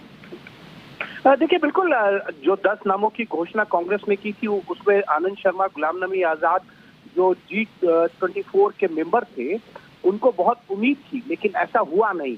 दोनों ही लोगों को पार्टी ने दरकिनार करते हुए उन लोगों को जो है राज्यसभा में भेजने का फैसला किया जो कांग्रेस के साथ मुसीबत में खड़े रहे और कांग्रेस की लीडरशिप की हाँ में हाँ मिलाते रहे हैं। ये आनंद शर्मा उन लोगों में हैं जिन्होंने गांधी परिवार के खिलाफ जो है एक तरीके से मोर्चा खोला और मुखर वक्ता रहे। गुलाम नबी आजाद से ज्यादा अगर कोई वोकल थे तो वो कपिल सिब्बल, आनंद शर्मा थे जो लीडरशिप को लेकर सवाल उठा रहे थे। तो ऐसे में आनंद शर्मा को पार्टी की तरफ से ये फिर भी एक उनको इस तरीके से कहा जा सकता है कि उनको एक इल्म था कि उनको पार्टी राज्यसभा में भेजेगी, क्योंकि जो कांग्रेस का उदयपुर के अंदर चिंतन शिविर हुआ था उसके अंदर उनको उसका चिंतन शिविर के बाद जो पॉलिटिकल अफेयर कमेटी बनाई गई थी उसमें आनंद शर्मा को एडजस्ट किया गया था।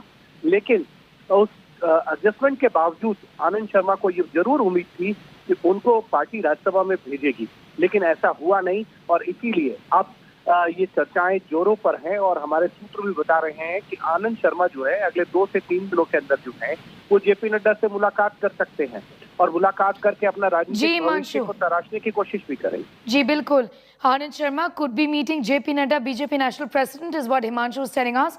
Himanshu, thanks for getting us those details.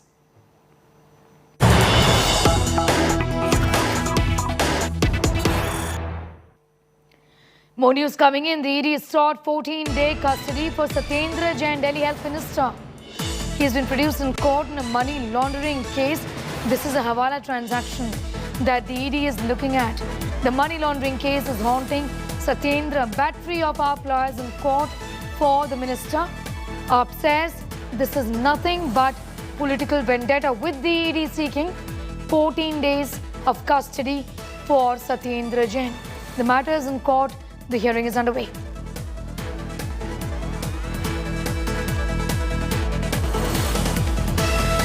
It's time for a quick commercial break here. Much more news in just 2 minutes.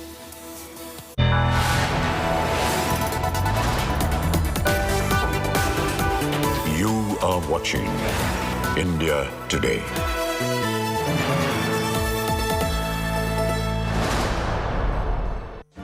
Make your media plan smarter with India Today Live TV on your connected devices. Amplify your brand with 100 million smart internet viewers. To advertise, mail us at sales@aajtak.com or call 9999892171.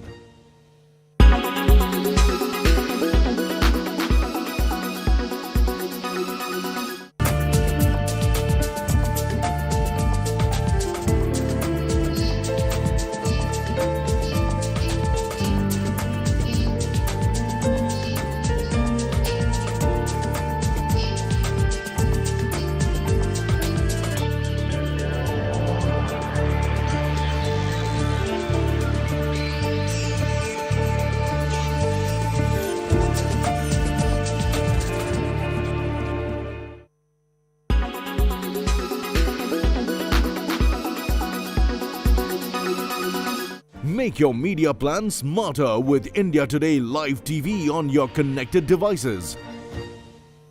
Everyone's busy finding what's trending.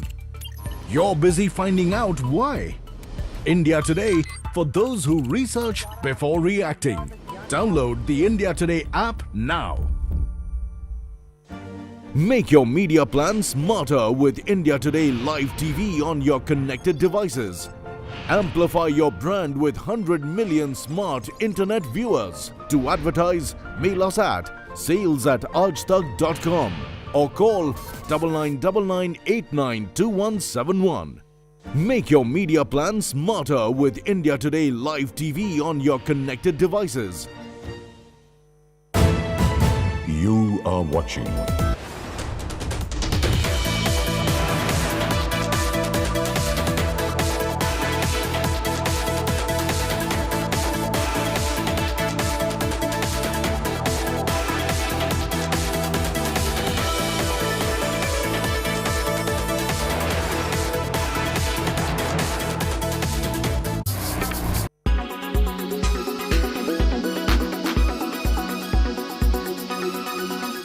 Death, destruction, continuous shelling, continuous bombing, injuries and devastation till the extent the eyes can see. That is the story of Ukraine. But far away from what the eyes can see, let us shift focus to what the eyes can't see, at least not vividly. Mental trauma afflicted by war and similar distressing situations that will eventually lead to post-traumatic stress disorder or PTSD in many persons being witness to the distressing images of war. Even on TV, these pictures can cause severe post-traumatic stress disorder. What then is PTSD? PTSD is a disorder characterized by failure to recover after experiencing or witnessing a terrifying event. The condition may last months or years, with triggers that can bring back memories of the trauma accompanied by intense emotional and physical reactions. PTSD, or post-traumatic stress disorder, is experiencing the stress post-trauma for a long time. Trauma is when you experience death, accident, threat to life, major injury to yourself, to a loved one, or through observation, you experience that trauma. When you develop PTSD, because you've gone through this trauma, which happens in abuse, which happens in war. Symptoms may include nightmares or flashbacks. avoidance of situations that bring back the trauma, heightened reactivity to stimuli, anxiety or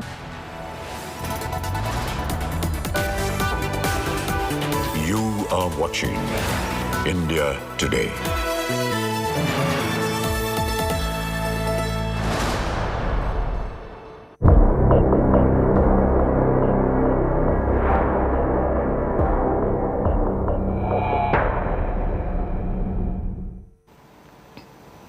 Punjabi singer Sidhu Moose Wala was brutally murdered in a gang war style on Sunday evening in Punjab's Mansa, was cremated today. His parents were inconsolable as they saw the son in a casket. Moosewala was cremated in a portion of their own land and not in the village cremation ground. Thousands of his fans gathered outside his home to bid their last adieu. Sources tell us that 24 bullets had hit the 28-year-old singer. According to sources, Sidhu's post-mortem report reveals there are 24 bullet wounds on his body. A bullet wound has been found in his skull. Excessive bleeding could be the reason leading to his untimely death. Gangsters Lawrence Bishnoi and Kala Jathedi were questioned by the Delhi Police Special Cell on Monday. 7 people have been detained, one of them directly linked to the murder. We spoke earlier to members of the Hindi film industry, singers, listening to what they have to say about the legacy Moosewala leaves behind. It's a shameful thing, and whatever has happened is devastating. It's heartbreaking. It's sad. It's no words. Emotionally, I can imagine if we are, getting affected so much, how the family must be going through, what family must be going through, the mother, the father, the family, the brothers, sisters, whoever was in the family. It's so sad. And how it is happening, why it is happening. A singer has nothing to do with weapons. A singer has nothing to do with these things, gangs, this, that. 48 years of my career, my father's career, my mother's career, and other singers who have been in this line for such a long time. I mean, we have never seen such a thing happening in Punjab, and this is scary. This is scary. This is really very unpleasant. This is not needed in Punjab. Punjab is such a beautiful state and has so much to give, and has given so much to the world. Punjabi music has done such wonders in last so many years, and this has started now. They have targeting the singers and these kind of things. Why? We have to get to the root of it, the cause of it. What is making them do this? Why is it happening? First of all, I want to bring this to the notice of our government and other people that, we should definitely have some kind of, a censor board or something which, just censors all this kind of gun and, culture and, this kind of vulgarity and this is not needed. Music doesn't need this. Music is full of entertainment. It entertains you, and we don't need all this. We need love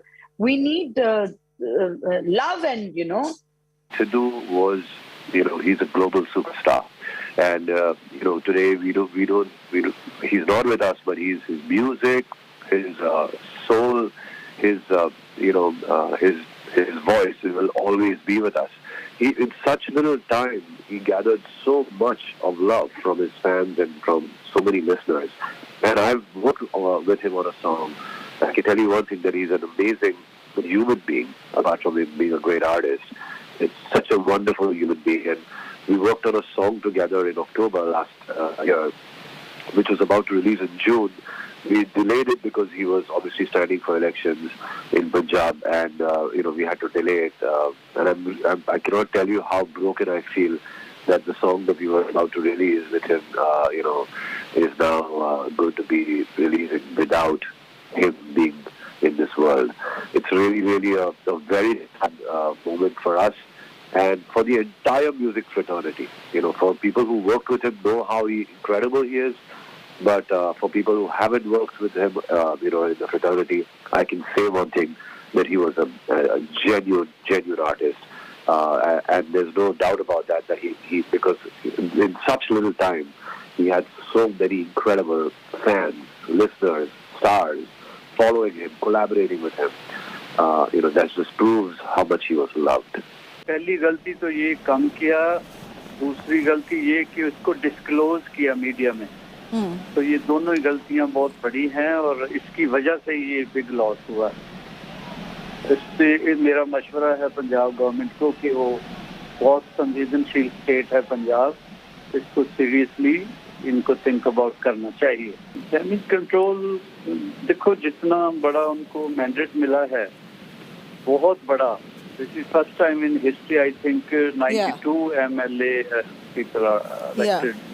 तो उनको देखना चाहिए, सोचना चाहिए, उनकी duty बनती है। हर शख्स इनसिक्योर फील कर रहा है इन दिनों। Sensational angle has emerged in the investigation of Moosewala's death. India Today has accessed a dossier on Canada-based gangster Goldie Brar, who claimed responsibility. Among his associates, the name of Rajasthan's gangster Sampal Nehra has been mentioned. He carried out a recce of Salman Khan's house in Mumbai in the year 2018, plotting against the Bollywood star.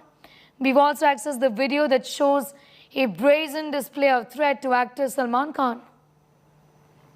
In a separate video, Khan was also retorted to the gangster's threat. जब हम करेंगे तो पता लग ही जाएगा। सलमान खान का करेंगे, मारेंगे ही जाएंगे, जोधपुर में मारेंगे तो पता लग जाएगा इनको। अभी तो मैंने कुछ किया ही नहीं, अभी नहीं मतलब कोई इन्वॉल्व कर रहे हैं। जब भी कोई कमिटमेंट करो तो पॉजिटिव करना, नेगेटिव नहीं करना। और शिकार टाइगर जैसे शिकार कोई नहीं करता, है ना? ये सबको पता है। Sidhu Moose Wala's murder has put the spotlight on the gangs of Punjab. Moosewala's family and friends have confirmed the singer was indeed getting threats by gangsters. Now the center of this gang war is Lawrence Bishnoi, currently lodged in Delhi's Tihar jail. He is the prime suspect in Moosewala's murder, but he's not the only one. We now decode the gang rivalry that killed Moosewala.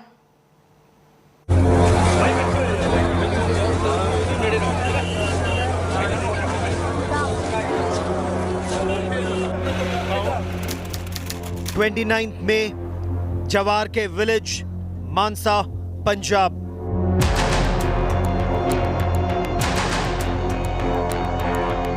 While glorifying the guns and gangster culture in his songs, Sidhu Moose Wala would have never imagined that one day he would fall prey to gangsters himself. Sources say before Sidhu Moose Wala was killed, he'd received a call from the gangsters advising him to mend his ways. But Moosewala had ignored the threats, saying he too was equipped with weapons. इनके जो एक manager हैं शगनप्रीत, इनका नाम आया था जो विक्की मिड्डू खेड़ा वाले मर्डर केस में। लॉरेंस बिश्नोई गैंग का इसमें हाथ है और इसकी जिम्मेदारी जो है वो लकी उन्होंने ले ली है उनके गैंग के।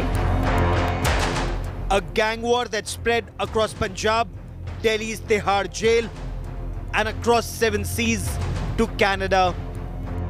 At the center of this gang war is this group of men led by Lawrence Bishnoi.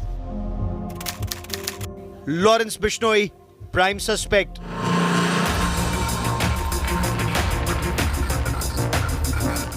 Lawrence Bishnoi is currently lodged in the high security ward of Tihar Central Jail. A resident of Firozpur, his gang is active in Punjab, Haryana, Rajasthan, Delhi and Uttar Pradesh. Professional shooters are also a part of Bishnoi's gang. Kala Jathedi, Bishnoi's crime partner.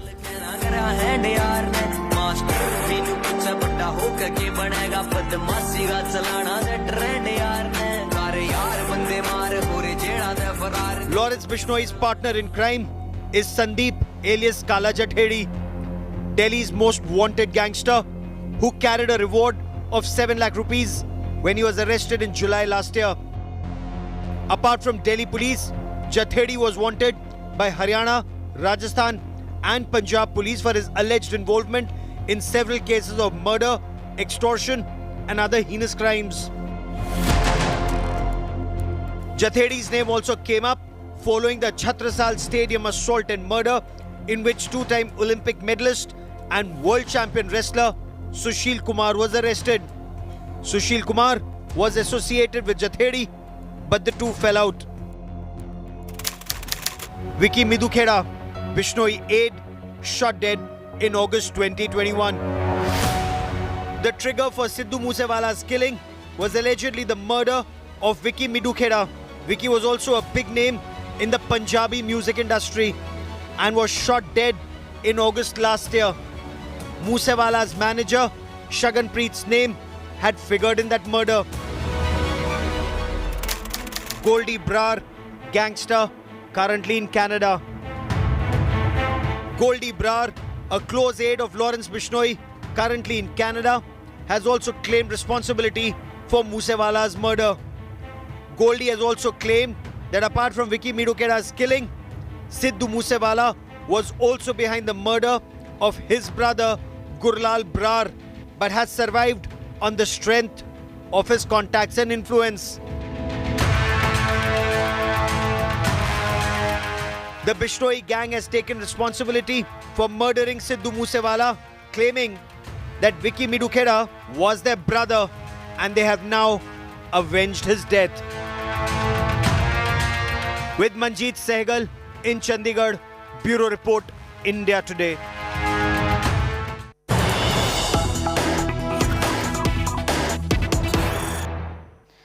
Some news just coming in. Miscreants have vandalized Hindu idols at Arasikikera Taluk in Hassan district. The idols were kept in Amanagiri Malika Tirupati Temple Museum. The incident is said to have happened on the 30th of May. Over 10 idols are said to have been vandalized. The police in Hassan have visited the spot with the dog squad and have launched a search for the vandals. Miscreants have vandalized Hindu idols in Hassan is what we are learning. This at the Arasikikera Taluk in Hassan. The idols were kept in the temple. It was a Tirupati Temple Museum. The incident is said to have happened yesterday. Over 10 idols have been vandalized. The police is looking for the vandals and has visited the spot with a dog squad is what we are learning.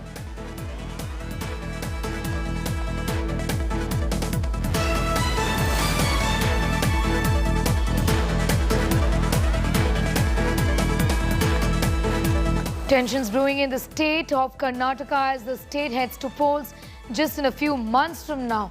Idols, Hindu idols have been vandalized in a museum at the Tirupati Museum in Hassan in Karnataka. These were kept in the Tirupati Temple Museum. The vandals are being looked at now in the sense that the police is looking for them. Dog squad is what the Hassan police is using to investigate this entire incident. They've launched a search for the vandals.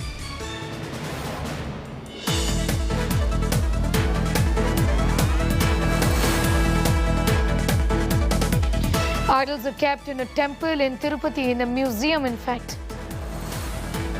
There are several such incidents in the state of Karnataka that we are reporting essentially, which have in fact a tinge of polarization in them. This happens to be one of them. 10 idols have been vandalized. These are Hindu idols that have been vandalized. Who has done it is what we do not know about. But we'll try and get more details on that. But this is being reported from Hassan in Karnataka.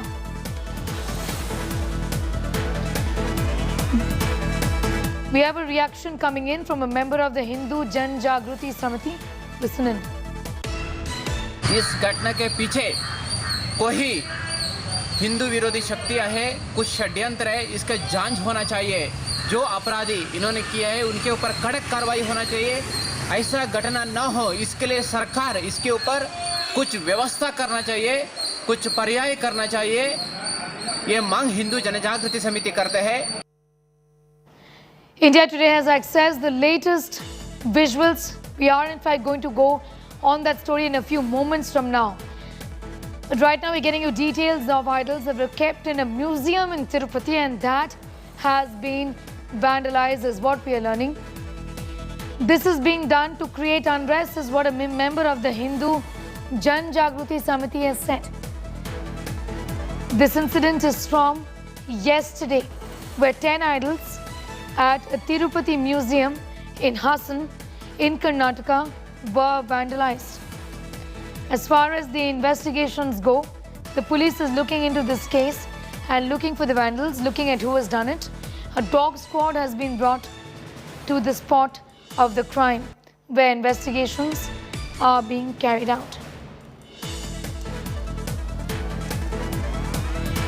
My colleague Karthik is getting us more on that story. What more can you share with us about this incident of Hindu idols that were kept in a Tirupati temple museum being vandalized? Karthik. But the recent information that we're picking up right now is the SP is very recently visited the spot.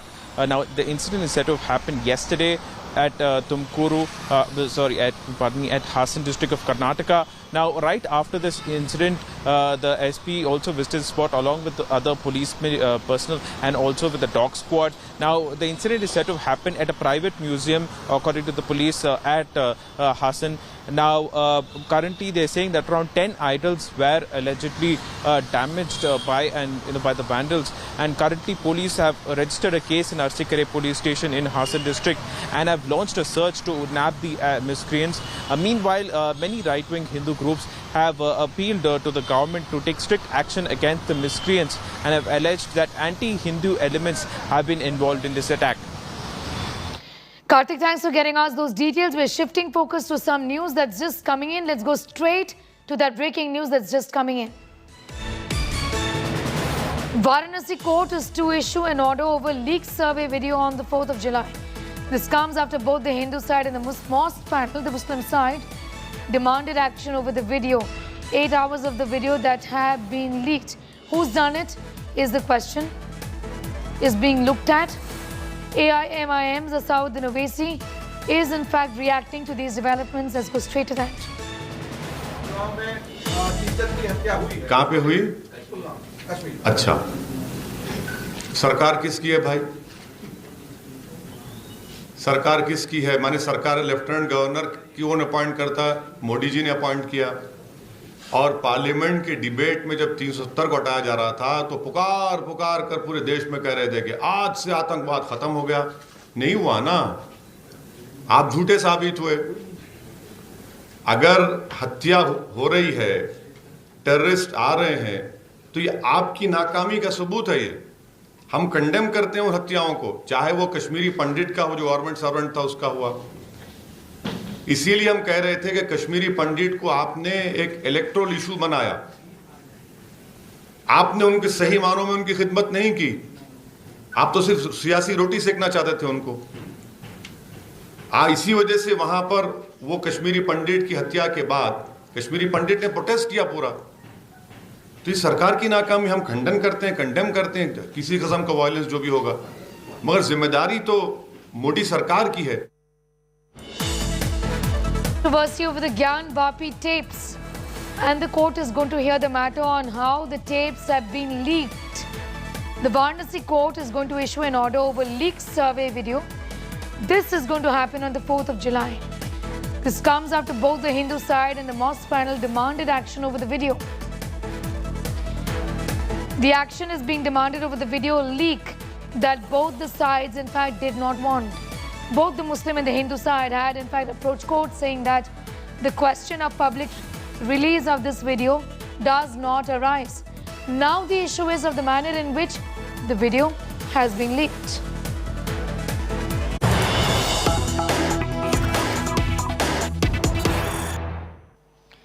Big story we're getting at this hour. The ED has got the custody of Delhi Health Minister Satyendra Jain till 9th of June, which means that ED's custodial interrogation of Delhi's Health Minister is going to continue.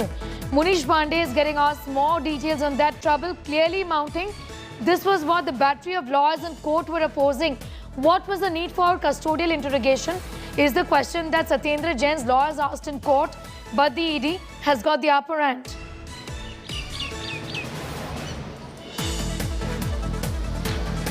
Yeah, well, Sneha, as far as the Enforcement Directorate is concerned, they were represented by the SG, Tushar Mehta, and the argument which was presented on behalf of the Enforcement Directorate was that there was a clear-cut involvement of Mr. Satyendra Jain in money laundering, and the total amount which involves Satyendra Jain is much more than 4 crore rupees. Now, the entire crime period, which the ED mentioned before the court, starts right from 2012 to 2017, and between these period, what ED alleged before the court is that Satyendra Jain, along with the other of his family members, was involved in money laundering of around 16 crore rupees. The arguments were defended by the lawyers of Mr. Satyendra Jain, but finally the court has granted ED custody of Mr. Satyendra Jain till June 9. This is a big development at this point of time. What ED sources are claiming that they have the statements against Satyendra Jain, they have evidence against Satyendra Jain of money laundering. The money was not only used to buy agricultural land around Delhi, but also it is suspected that the same money was used for political purposes also. That is what the ED wants to investigate. And on these grounds, ED has got custody of the Delhi minister, the health minister there. Politically, that's going to play out in a predictable fashion. We've already seen the Aam Aadmi Party say agencies are being used to settle political scores. But Munish, for our viewers, take us through the details of the charges that the Delhi health minister has been facing. This isn't a new case.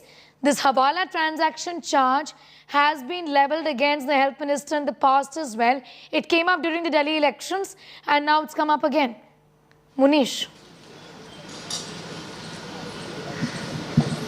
Yeah, well, Sneha, as far as the details of the case are concerned, remember in 2017, August 2017, the Central Bureau of Investigation lodged a DA case, disproportionate asset case, against Mr. Satyendra Jain, alleging that he was involved in money laundering. They filed a charge sheet. The case is still before the court, but the total DA case against Satyendra Jain at that point of time by the Central Bureau of Investigation was around 1.47 crore rupees. The Enforcement Directorate stepped into the investigation after the CBI filed an FIR, and according to the Enforcement Directorate, between the period 2010 to 2012, the total amount which was laundered is around 11 crore rupees. And between 2015 and 2016, he misused his position as a public servant, and that time he laundered around 4.81 crore rupees. Now the total amount, according to the Enforcement Directorate, which is under scanner, is around 16 crore rupees, and Mr. Satyendra Jain is accused of misusing the money, laundering the money, using the Hawala network to get money, and using the shell companies, at least 4 shell companies, one of which was directly linked to Mr. Satyendra Jain before 2013. That company was also used. These are the basic allegations against Mr. Satyendra Jain. Now, what about the findings? What ED claims that during their finding, they got to know about the Hawala transaction, the cash transaction, also about certain witnesses in the case. Their statements were recorded, and they said that the alleged money in this entire case, that the money which was allegedly laundered by Mr. Satyendra Jain belongs to him. Based on those statements, yesterday he was confronted with certain suspicious transactions, bank transactions, and also with the witnesses' statement, but he was unable to explain, based on which he was arrested at the very same office where I'm standing right now. And today, when he was produced before the court, there was a strong argument presented by the Enforcement Directorate that they need at least 14 days of custody because the laundering of money might be still going on, and it might be used I'll just come back to you for more on that. We have reactions coming in from the Delhi Chief Minister. The head of the Aam Aadmi Party, Arvind Kejriwal, has reacted. Listen in. Satyendra Jain ji के इस case को मैंने खुद personally सारा study किया। ये बिल्कुल completely फर्जी केस है। बिल्कुल उनको जानबूझ के पॉलिटिकल कारणों की वजह से फंसाया गया है। तो मैं समझता हूं सच्चाई के रास्ते पे चल रहे हैं। सच्चाई का रास्ता बहुत कठिन होता है। तो भगवान हमारे साथ है, ईश्वर हमारे साथ है और वो बहुत जल्दी, हमें जुडिशरी के ऊपर भरोसा है और जुडिशरी न्याय करेगी और वो निकल के आ जाएंगे और इस फर्जी केस टिकने वाला नहीं है। पंजाब के चुनाव से पहले 23 जनवरी 2022 को अरविंद केजरीवाल जी ने एक स्टेटमेंट दिया और एक ट्वीट करवाया आम आदमी पार्टी के ट्विटर हैंडल से और कहा, Modi government is planning to arrest our minister Satyendra Jain right before Punjab elections. और अंत में लिखा था, हम चन्नी जी की तरह रोएंगे नहीं।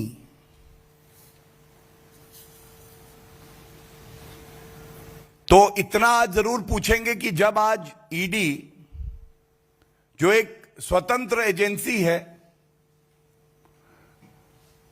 वो अपनी कार्रवाई करती है तो आप रोने क्यों लग जाते हैं? Anisha is also getting us more details on that. Anisha, as far as the next 9 days are concerned, it doesn't look like there are any legal options before Satyendra Jain. I mean, do correct me if I'm wrong. Is it something that he's looking at to escape the custodial interrogation? Well, Sneha, at this moment, because a police custody remand of 9 days has been given, Satyendra Jain will have to stay in the custody of the Enforcement Directorate. He will now be produced before the court on the 9th of June. During the arguments today, his lawyer, senior advocate N. Hariharan, gave very strong arguments, said that there was no case to arrest him or keep him in custody. He also argued that Satyendra Jain has joined investigation multiple times, that this is a case that is dating back to, the allegations are dating back to 2015 to 17. And in fact, Hariharan also argued that the transactions that the ED is looking into date back to 2012 and 2013. However, because the Enforcement Directorate has argued that this seems to be a continuing offence, that they are saying that there could be a further money trail, that they're trying to find out if there are other beneficiaries, if there is more money that was laundered in this particular manner. That is why they want to interrogate Satyendra Jain. The ED has also said that there is an extensive amount of documentation that has to be considered. From Satyendra Jain's side, of course, this entire argument has been opposed. Advocate Hariharan for Satyendra Jain has been saying that there was no need for interrogation. There is all the documentation is already in the custody of the Enforcement Directorate. He's also said that these kind of allegations are false, that Satyendra Jain was only a partner, a shareholder in a property development firm that has purchased certain land. The land does not belong to him. The land belongs to the company itself. Right. Big story breaking at this end. We are shifting focus to another big development. Let's go straight to this break.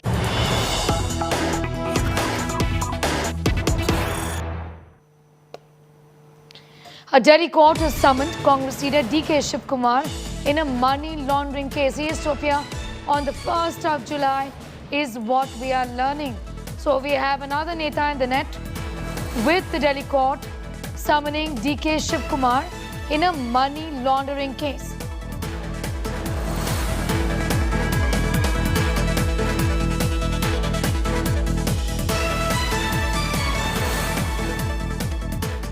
With that report, it's time for a quick commercial break. Here on the other side, massive crowds at Moosewala's last ride. Fans bid adieu to their superstar. Inconsolable parents have lost glimpse of their son.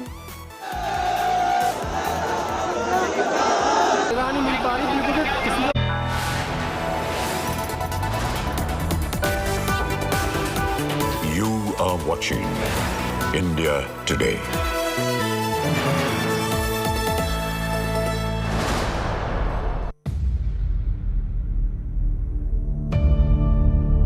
India's #1 political reporter. Defines what seems to be happening, vendetta politics. कोई दूध के से धुला हुआ नहीं है. Unmatched eye, unmatched experience. The world has changed.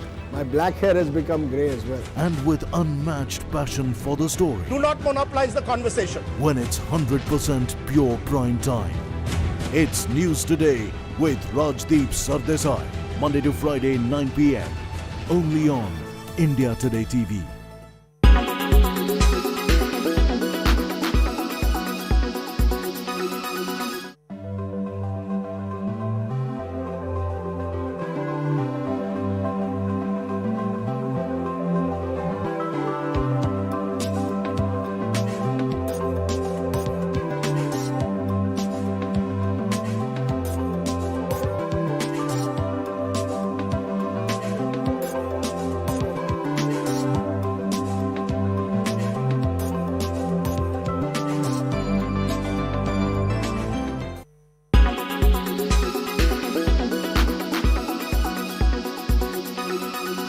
Make your media plan smarter with India Today Live TV on your connected devices. Everyone's busy finding what's trending. You're busy finding out why. India Today, for those who research before reacting. Download the India Today app now. Make your media plan smarter with India Today Live TV on your connected devices. Amplify your brand with 100 million smart internet viewers. To advertise, mail us at sales@aajtak.com or call 9999892171. You are watching.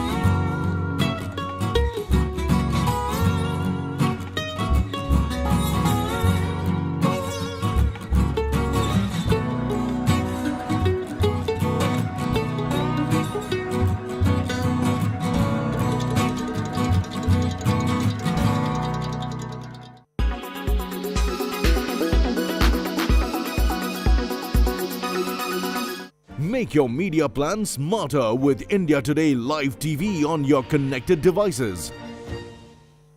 Everyone's busy finding what's trending. You're busy finding out why. India Today, for those who research before reacting. Download the India Today app now. You are watching 2022's biggest crime news break. Popular Punjabi rap star and Congress leader Sidhu Moose Wala was shot dead on Sunday. Terrifying gangster hit on a superstar. Visuals of the star vehicle is a witness to the dastardly attack. India Today, relentlessly first at every step. Sidhu Moose Wala was targeted by these two dreaded gangsters. With Moosewala's family, fans, friends and foes. Who is this man and what is the gang that he has run? Banduk, Bishnoi, Badla and Bhagwan. No angle untouched. India watching Moosewala murder coverage. Only on India Today.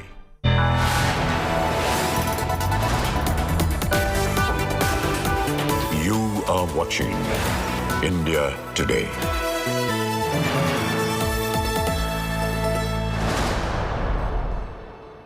Hello, very good evening. You're watching India Today TV. I'm Sneha Mordani. Let's get started with the headlines in this edition. Massive crowds at Moosewala's last ride. Fans bid adieu to their superstar. Inconsolable parents have last glimpse of their son.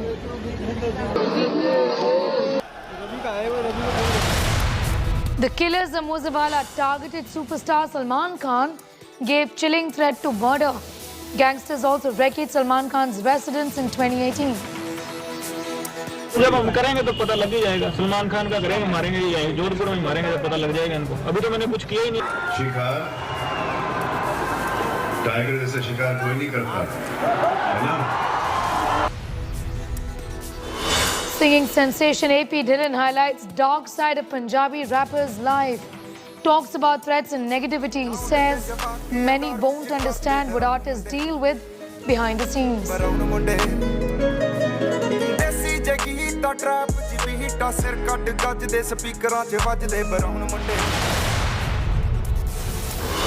After the arrest by the ED, Delhi Health Minister Jain produced in court in Hawala transactions case. AAP cries political vendetta. Custody has been extended to the 9th of June. The biggest Gyan Vapi game changer, India Today accesses full 8 hours of survey tapes that provide most extensive view of the claimed shivling inside the mosque.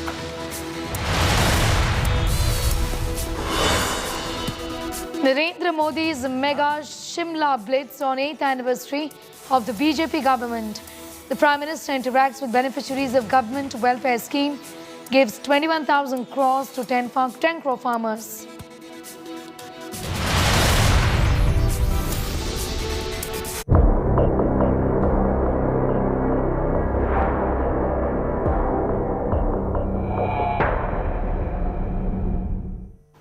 Punjabi singer Sidhu Moose Wala was brutally murdered in a gang war style on Sunday evening in Punjab's Mansa district.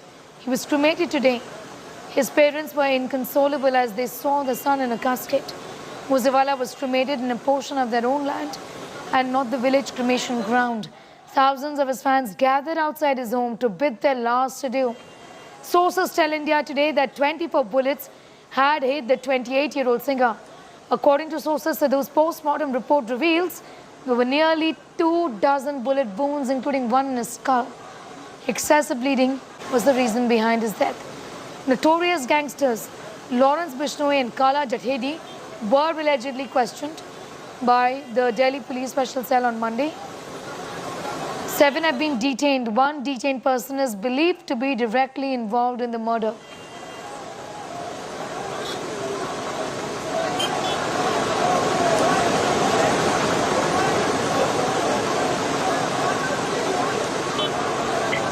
It's a shameful thing, and whatever has happened is devastating. It's heartbreaking. It's sad. It's no words. Emotionally, I can imagine if we are, getting affected so much, how the family must be going through, what family must be going through, the mother, the father, the family, the brothers, sisters, whoever was in the family. It's so sad. And how it is happening, why it is happening. A singer has nothing to do with weapons. A singer has nothing to do with these things, gangs, this, that. 8 years of my career, my father's career, my mother's career, and other singers who have been in this line for such a long time. I mean, we have never seen such a thing happening in Punjab. And this is scary. This is scary. This is really very unpleasant. This is not needed in Punjab. Punjab is such a beautiful state and has so much to give, and has given so much to the world. Punjabi music has done such wonders in last so many years, and this has started now. They have targeting the singers and these kind of things. Why? We have to get to the root of it, the cause of it. What is making them do this? Why is it happening? First of all, I want to bring this to the notice of our government and other people that, we should definitely have some kind of, a censor board or something which, just censors all this kind of gun and, culture and, this kind of vulgarity and this is not needed. Music doesn't need this. Music is full of entertainment. It entertains you, and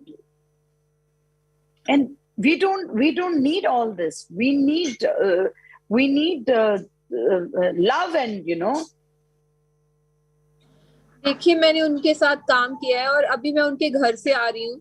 उनके mother की हालत देखी नहीं जाती, father की हालत देखी नहीं जाती, बिकॉज वो अकेले बेटे थे अपने माँ बाप के और पिछले लंबे टाइम से उनको मारने की धमकियां आ रही थी और सोशल मीडिया के ऊपर भी, क्योंकि पंजाब में गैंगस्टरिज्म, दो ग्रुप्स जो हैं वो एक दूसरे के लोगों को मार के फेसबुक के ऊपर पोस्ट डाल देते हैं कि हमने जिम्मेवारी उठा ली है, हमने इनका मर्डर किया है.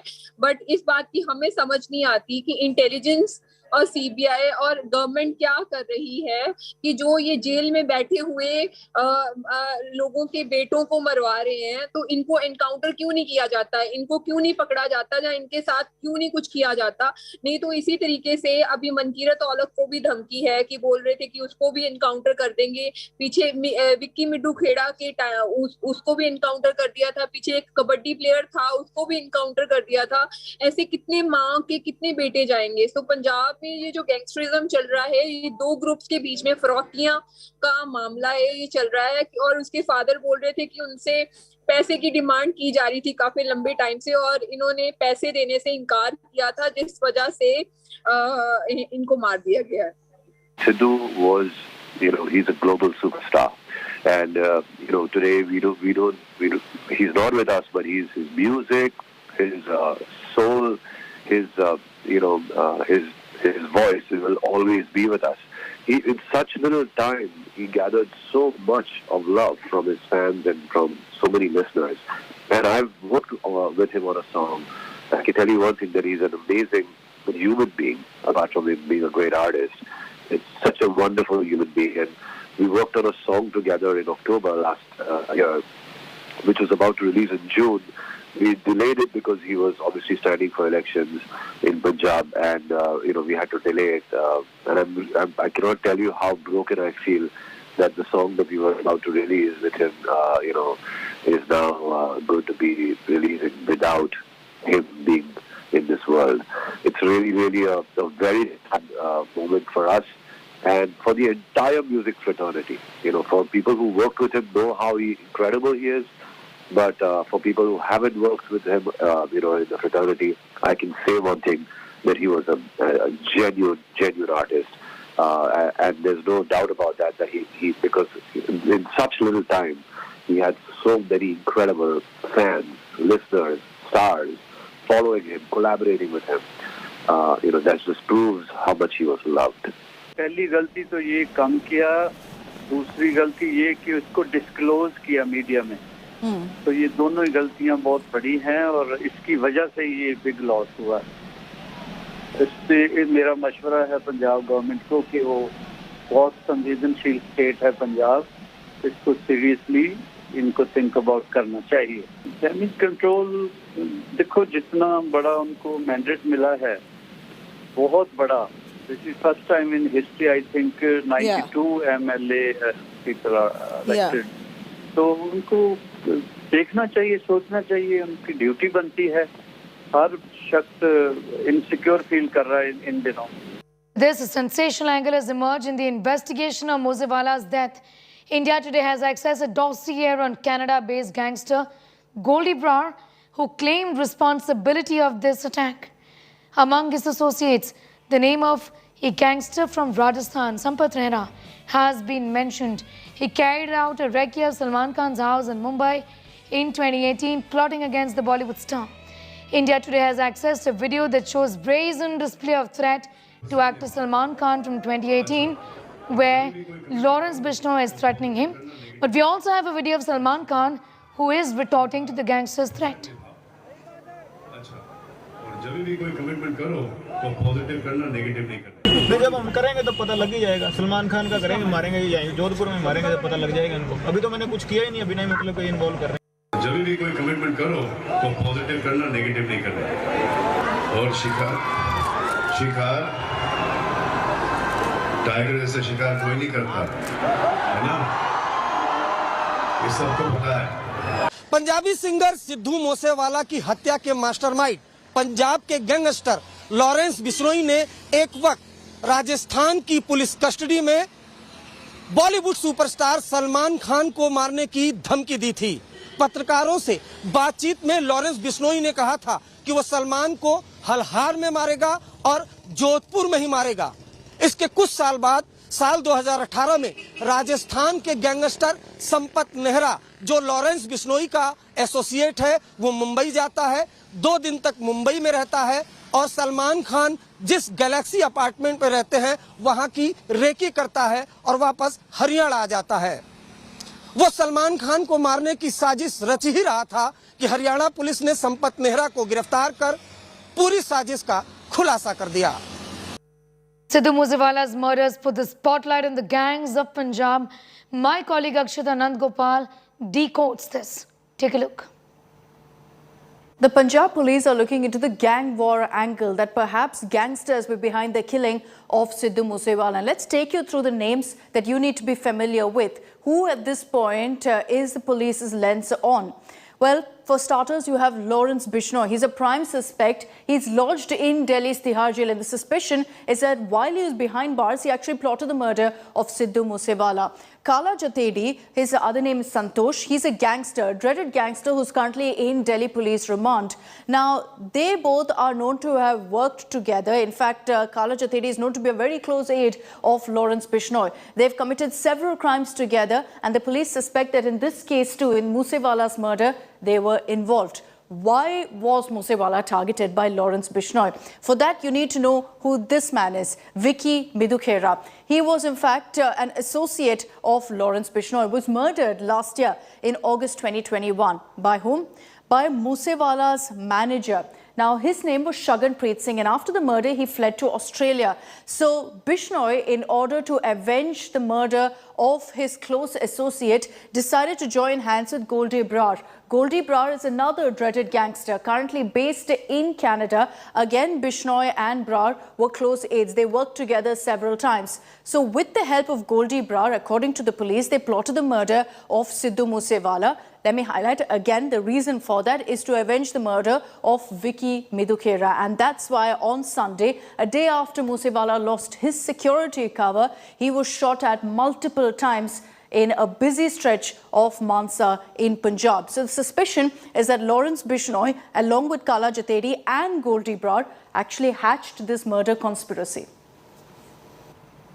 Sidhu Moosewala's murders put the spotlight on the gangs of Punjab. Moosewala's family and friends have confirmed the singer was indeed getting threats by gangsters. Now, the center of this gang war is Lawrence Bishnoi, currently lodged in Delhi's Tihar jail. He is the prime suspect in Moosewala's murder, but he's not the only one. We now decode the gang rivalry that probably killed Moosewala.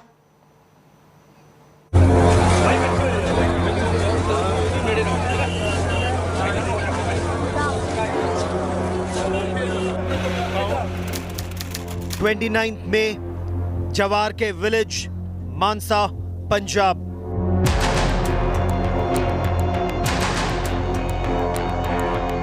While glorifying the guns and gangster culture in his songs, Sidhu Moosewala would have never imagined that one day he would fall prey to gangsters himself. Sources say before Sidhu Moosewala was killed, he'd received a call from the gangsters advising him to mend his ways. But Moosewala had ignored the threats, saying he too was equipped with weapons. इनके जो एक manager हैं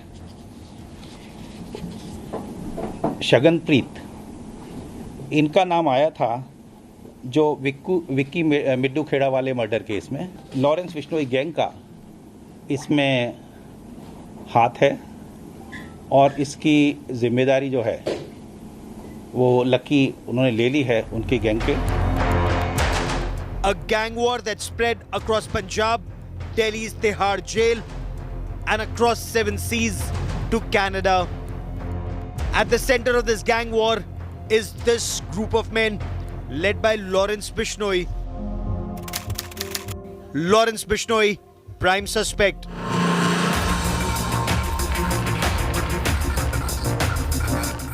Lawrence Bishnoi is currently lodged in the high security ward of Tihar Central Jail.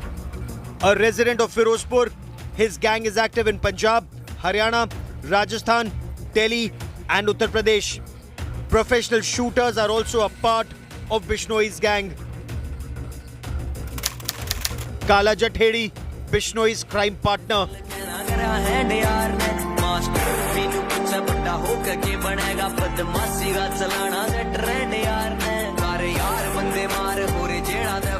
Lawrence Bishnoi's partner in crime is Sandeep alias Kala Jathedi, Delhi's most wanted gangster who carried a reward of 7 lakh rupees when he was arrested in July last year. Apart from Delhi police, Jathedi was wanted by Haryana, Rajasthan and Punjab police for his alleged involvement in several cases of murder, extortion and other heinous crimes. Jathedi's name also came up following the Chhatrasal Stadium assault and murder in which two-time Olympic medalist and world champion wrestler Sushil Kumar was arrested. Sushil Kumar was associated with Jathedi, but the two fell out. Vicky Midhukheda, Bishnoi aide, shot dead in August 2021. The trigger for Sidhu Moose Wala's killing was allegedly the murder of Vicky Midhukheda. Vicky was also a big name in the Punjabi music industry and was shot dead in August last year. Moosewala's manager, Shaganpreet's name had figured in that murder. Goldie Brar, gangster, currently in Canada. Goldie Brar, a close aide of Lawrence Bishnoi, currently in Canada, has also claimed responsibility for Moosewala's murder. Goldie has also claimed that apart from Vicky Midhukheda's killing, Sidhu Moosewala was also behind the murder of his brother Gurlal Brar, but has survived on the strength of his contacts and influence.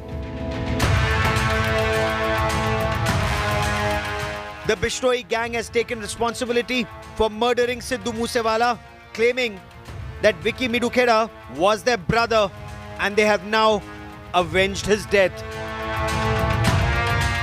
With Manjeet Sehgal in Chandigarh, Bureau Report, India Today. Punjab Chief Minister Bhagwant Mann is facing extreme criticism for making security details, the downgrading of the security, public. The AAP government has come under fire from the opposition for posting this on the Twitter handle. Moosewala's name was also announced along with those others whose security has just been downgraded.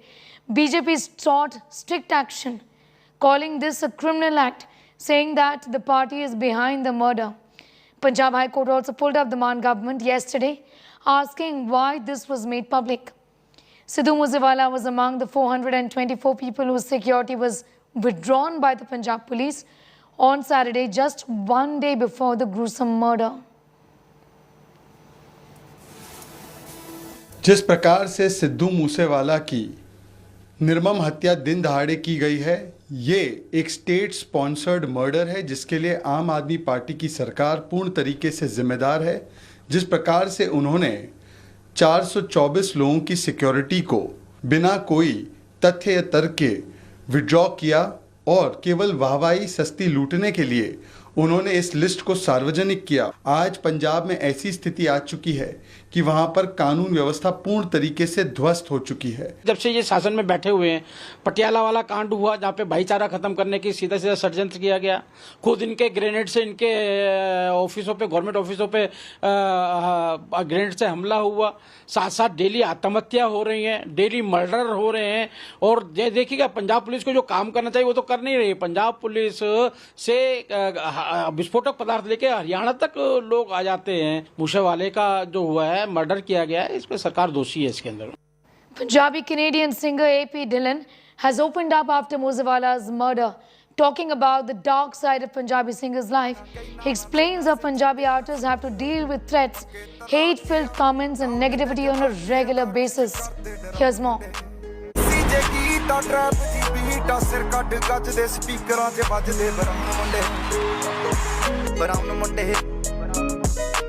The world vibes to his blockbuster tunes.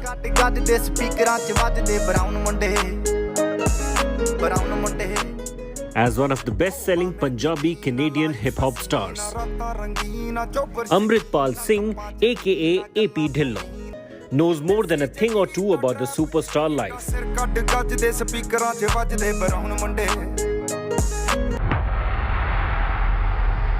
And now his words on the murder of fellow Punjabi rapper Sidhu Moose Wala are quaking the world that straddles music and gangster life.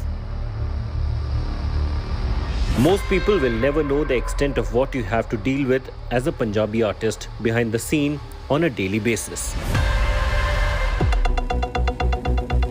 Normally reclusive, AP Dhillon opening up on the killing of his fellow Punjabi rap star has opened a can of worms. But it's the next sentence in his Instagram post that has really set the cat among the pigeons. With the constant judgment, hate-filled comments, threats and negative energy directed towards people like us who are just doing what we love to do.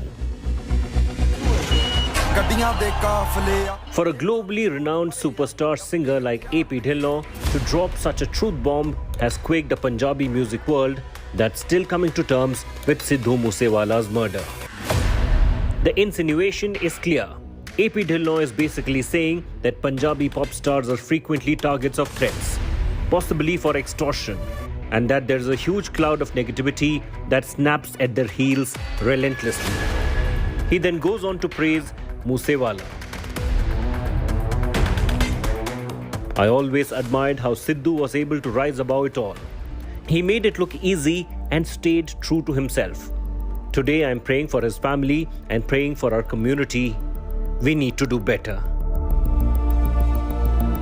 AP Dhillon's words of condolence will echo uncomfortably over the blood-drenched investigation into Sidhu Moose Wala's murder.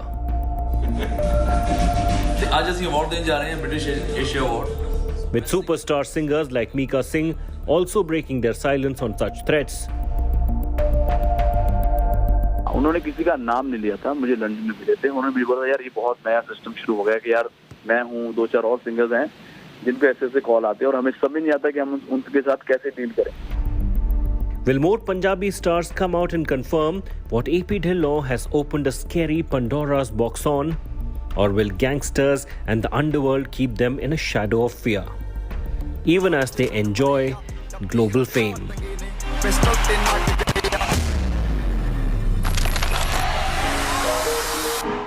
Bureau Report, India Today. But it's our first show for 2022.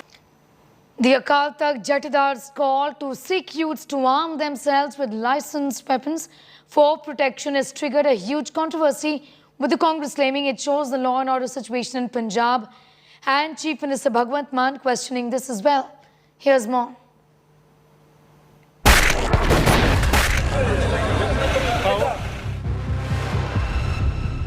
Over 24 gunshot wounds. Superstar singer Sidhu Moose Wala riddled with gangster bullets. Once a glorifier of gun culture through his blockbuster music,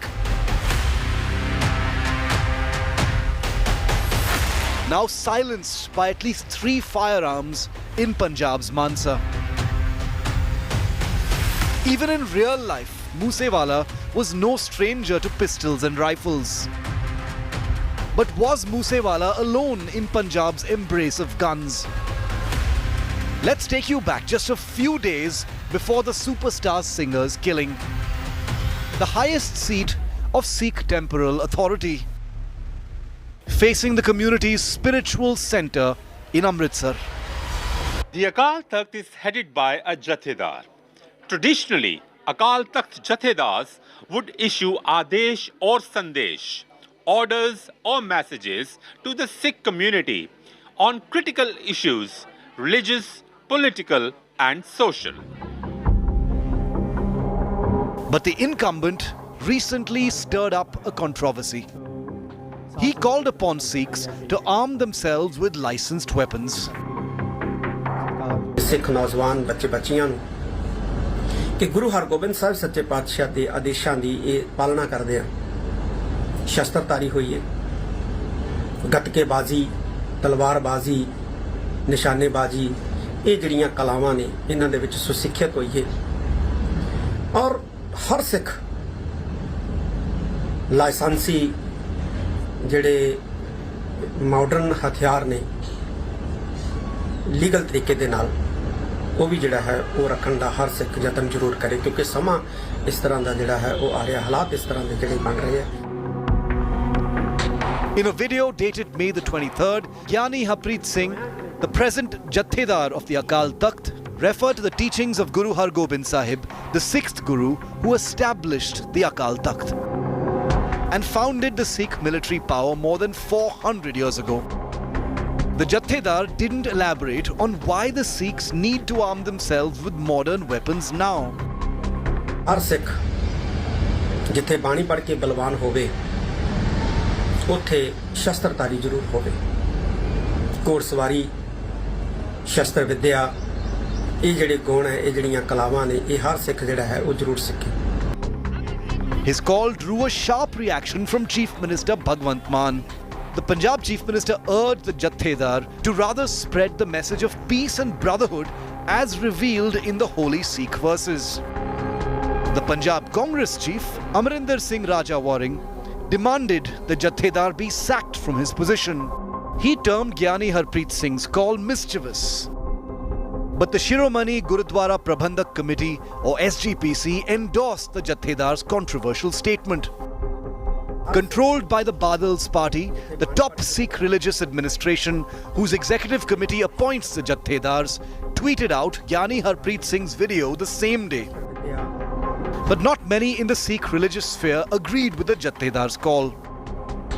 The statement last week of Gyani Harpreet Singh, the Moosewala of Sri Akal Takht Sahib, in asking all Sikhs to have licensed weapons on him or herself was not well thought out. We should all work towards what is enshrined in the Shri Guru Granth Sahib of Jao to Prem Khedan Ka Chao, which means you must play the game of love. Send that message out to the world and you will see how Sikhism will flourish. Liberal gun policies have shaken a country like America on numerous occasions. And back home in India, a country with tightly restricted weapon licensing has been left shaken when gangsters shot dead Sidhu Moose Wala.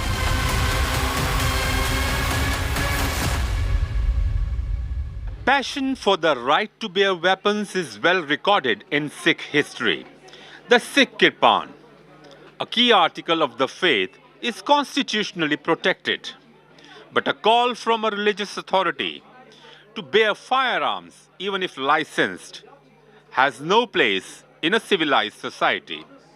Harmeet Shah Singh for India Today in New Delhi. It's time for a quick break here. On the other side, trouble brewing for Delhi Health Minister Satyendra Jain. The ED has got custody of the minister till 9th of June in a money laundering case to investigate that case against him.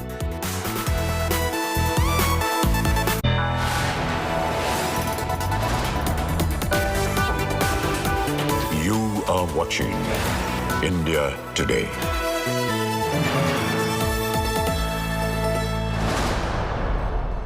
Everyone's busy finding what's trending. You're busy finding out why. India Today, for those who research before reacting. Download the India Today app now.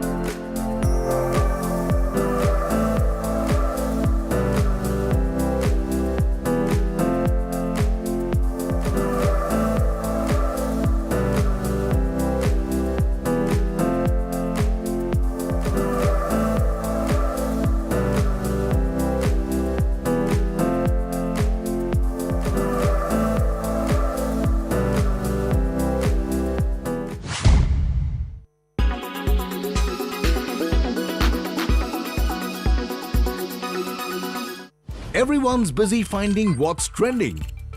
You're busy finding out why. India Today, for those who research before reacting. Download the India Today app now. Make your media plan smarter with India Today Live TV on your connected devices. You are watching India Today. You are watching.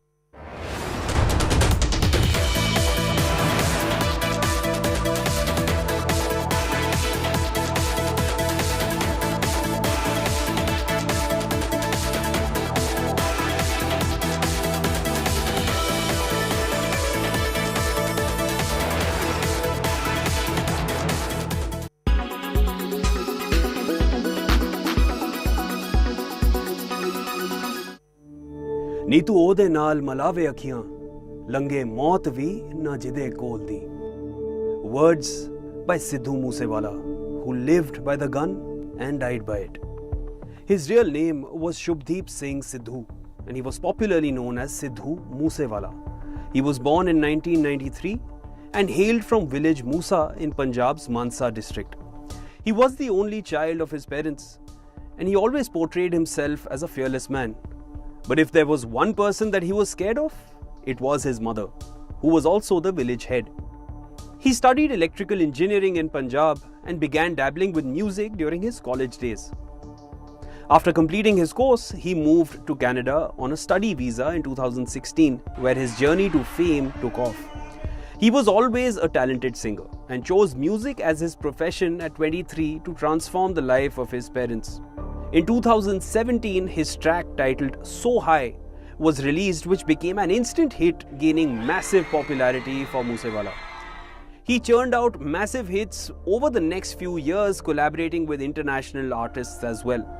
Moosewala was a household name in the music industry by 2020.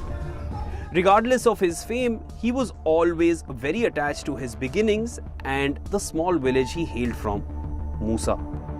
In fact, he coined his alias with a reference to his village, Sidhu from Moosa, and used it as his artist name as well, Sidhu Moose Wala. As his fame grew, so did the controversies surrounding him. Many FIRs were registered against Moosewala for promoting violence and hurting the religious sentiments of the Sikh community. He was accused of promoting gun and drug culture.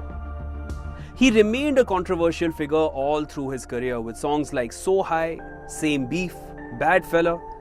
In 2020, he was booked under the Arms Act for promoting gun culture in his song Panj Goliyan. He was booked after pictures of him with an AK-47 went viral on social media during the COVID pandemic. Moosewala had political ambitions joining the Congress before the recent Punjab Assembly elections. More recently, there was intelligence that his life was under threat from gangsters and rivals. But Moosewala's security was cut just a day before his brutal murder. The man from Moosa remains a loved figure among fans, especially in his village Moosa, where he lived and died.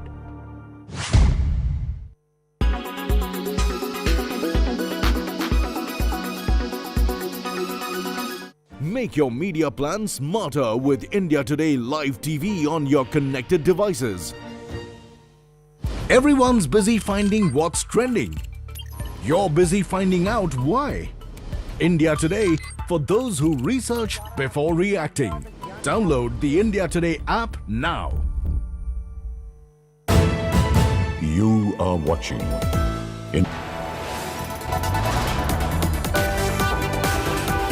You are watching India Today.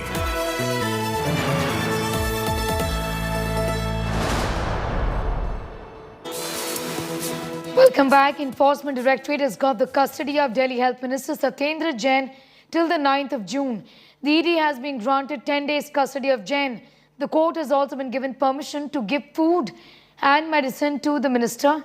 Jain has been arrested in connection with the Hawala transaction case linked to alleged shell companies that were in the name of his family members. ED argues in court it is a case of controlling interest. ED says not only did he hold shares of the company, he also had control over it. His arrest has triggered a political war. Chief Minister Arvind Kejriwal has spoken On Jain's arrest, he's called the case against his minister Farzi, declaring there is no proof of corruption against his government.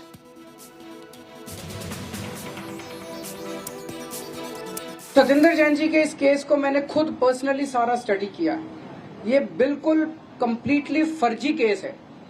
बिल्कुल उनको जानबूझ के political कारणों की वजह से फंसाया गया है। तो मैं समझता हूँ सच्चाई के रास्ते पे चल रहे हैं। सच्चाई का रास्ता बहुत कठिन होता है। तो भगवान हमारे साथ है, ईश्वर हमारे साथ है और वो बहुत जल्दी हमें जुडिशरी के ऊपर भरोसा है और जुडिशरी न्याय करेगी और वो निकल के आ जाएंगे और इस फर्जी केस टिकने वाला नहीं है। पंजाब के चुनाव से पहले 23 जनवरी 2022 को अरविंद केजरीवाल जी ने एक स्टेटमेंट दिया और एक ट्वीट करवाया आम आदमी पार्टी के ट्विटर हैंडल से और कहा, Modi government is planning to arrest our minister Satyendra Jain right before Punjab elections.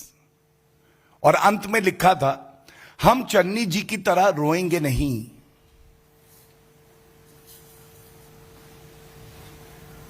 तो इतना आज जरूर पूछेंगे कि जब आज ईडी जो एक स्वतंत्र एजेंसी है वो अपनी कार्रवाई करती है तो आप रोने क्यों लग जाते हैं?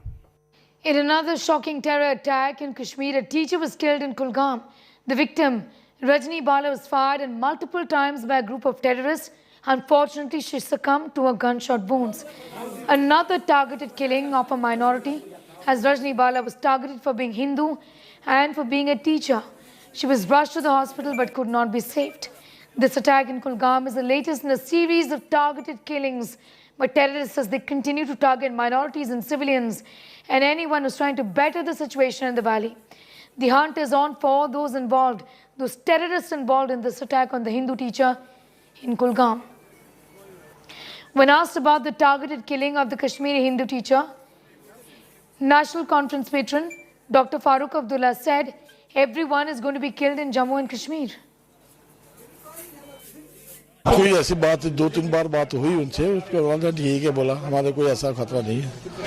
उसके बाद बीच अचानक बोला बहुत ज्यादा डर डर के जाना पड़ रहा है। तो आज 11 बजे ये पता चल गया कि ऐसे ऐसे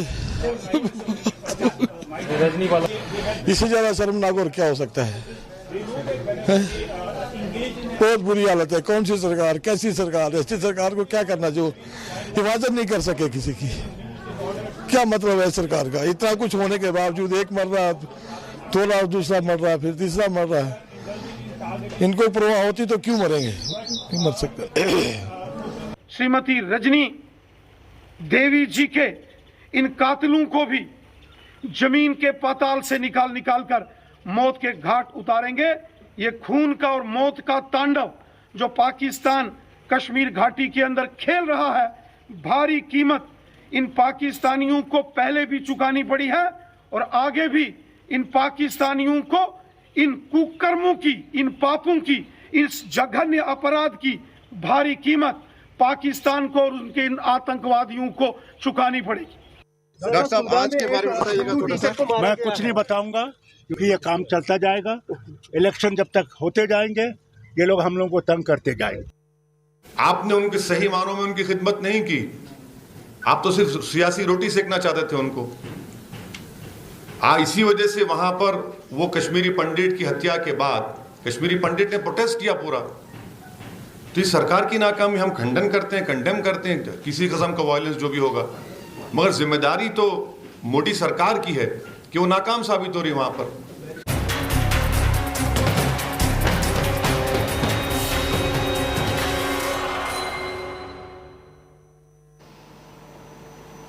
India today has accessed the latest visuals from the survey of Gyan Vapi Mosque complex in Varanasi.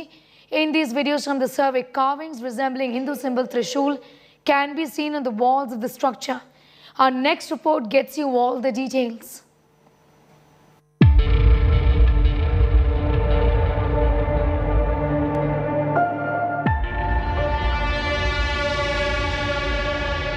The Gyan Vapi survey video is out.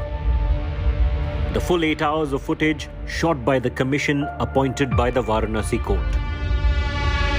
The video accessed exclusively by India Today provides the most extensive view of the claimed shivling inside the mosque. The claimed shivling was found within the Wazu Khana once the water was drained out. The Hindu petitioners claim the visuals reveal the truth.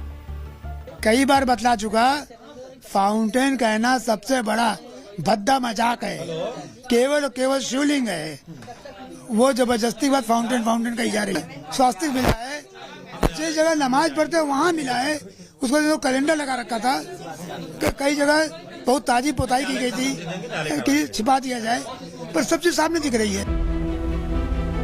On top of this claimed shivling, a design can be seen which the Hindu petitioners claim is made of concrete and was allegedly added later.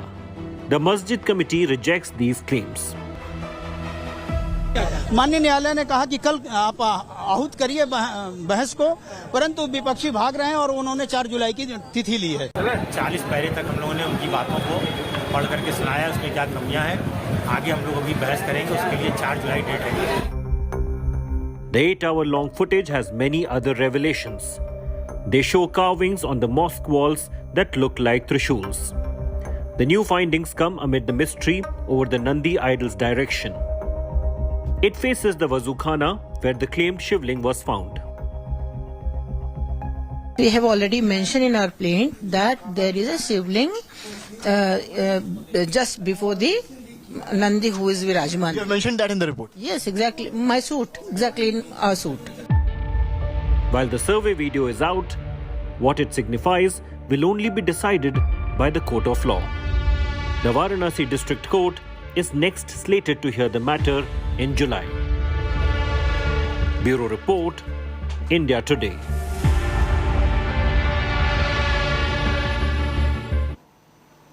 Now, the petitioners on the Hindu side and lawyers, along with the lawyers representing the Muslim side, have exclusively spoken to India Today on the newly released survey images. Listen to some of those reactions coming in from Varanasi. ये जो videos media में चलाए जा रहे हैं वो बहुत बड़ी गलती कर रहे हैं, क्योंकि सुप्रीम कोर्ट में तो जजेस ने कहा कि मीडिया को नहीं चलाना चाहिए। अब ये सेलेक्टिव लीव कौन दे रहा है? ये तो सुप्रीम कोर्ट के जजेस ने कहा इस बात को। आप लीक कर लो, कुछ भी कर लो, 91 का एक्ट है। 91 के एक्ट के तहत 15 अगस्त 1947 को मस्जिद थी, मस्जिद है और रहेगी। हमें सर्टिफाइड कॉपी इसकी करीब 6:30 बजे मिली थी, सील्ड कवर में, कोर्ट के माध्यम से। और 7 बजे मैंने कल प्रेस कॉन्फ्रेंस करके जितने वादीगण थे, जो यहाँ के हमारे लोकल एडवोकेट्स हैं, सुधीर जी और सुभाष जी, हम सब ने प्रेस कॉन्फ्रेंस करके बताया कि वैसे ही सील्ड एनवेलप में है और आज उसको हम कोर्ट में वापस रिटर्न कर रहे हैं। तो जो भी लीक हुआ है उसमें अब ये सबके सामने है। वादी महिलाएं अपने अपने लिफाफा लिए जज की तरफ जा रही हैं। आज आप लोग जज से मिलने जा रही हैं, वहाँ पर क्या कहने वाले हैं? हम लोग अपना एप्लीकेशन वापस करने जा रहे हैं, जो हम लोग से शपथ पत्र लिया गया था कि आप लोग सार्वजनिक नहीं करें। सार्वजनिक कहाँ से हो गया? आपके तो लिफाफे बंद है ना। 4 महिलाओं ने नहीं किया तो ये कहाँ से लीक हुआ? इसका न्यायालय हमको बताएगी ना, जवाब वो देगी हम लोग को। अब हम लोग न्यायालय के पास जा रहे हैं। मांगे हैं आप? न्यायालय से हम लोग यही कहेंगे कि हम लोगों ने अपने सत्य का प्रमाण दिया, हम लोग ने इसको खोला भी नहीं है, लेकिन वो पहले भी सारा लीक हो गया है, तो इसकी आप जांच कराए कि लीक कैसे हुआ है। हम लोग अपने सत्य के साथ कड़ी से कड़ी कार्रवाई की जाए। साक्ष्य दिख रहे हैं कि वो इत्तेफाक रखती हैं, बिल्कुल सच्चाई सामने उभर के आ गई। बिल्कुल सच्चाई सामने आ गई है। कल जिस तरीके से वीडियो वायरल हुआ है, वीडियो वायरल हो रहा है, ये वीडियो वायरल हुआ जो गलत हुआ है और अदालत के और मानना है अदालत के आदेश के खिलाफ हुआ है।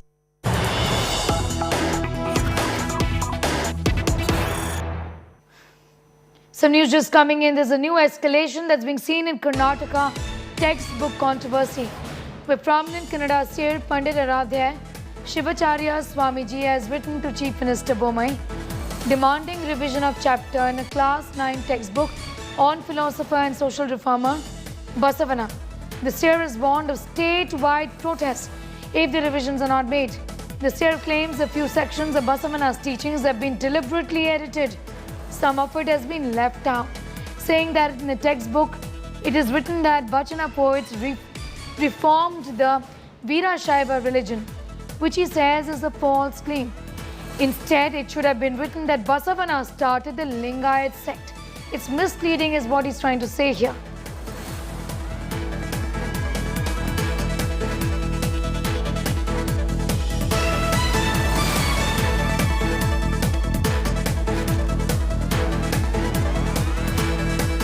Again, an escalation in the state of Karnataka textbook controversy, where prominent Kannada seer Pandit Aradhyay Shivacharya Swamiji has written to Chief Minister Bommai. The seer is saying there should be a revision of chapter in a class 9 textbook on philosopher and social reformer Basavana. The seer is warned of state-wide protest if this revision is not done, is what he's saying. Now he claims that a few sections of Basavana's teachings have been deliberately edited. Some of it has been left out.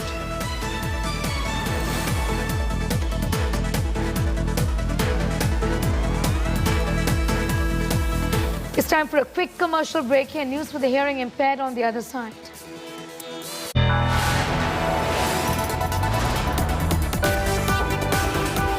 You are watching India Today.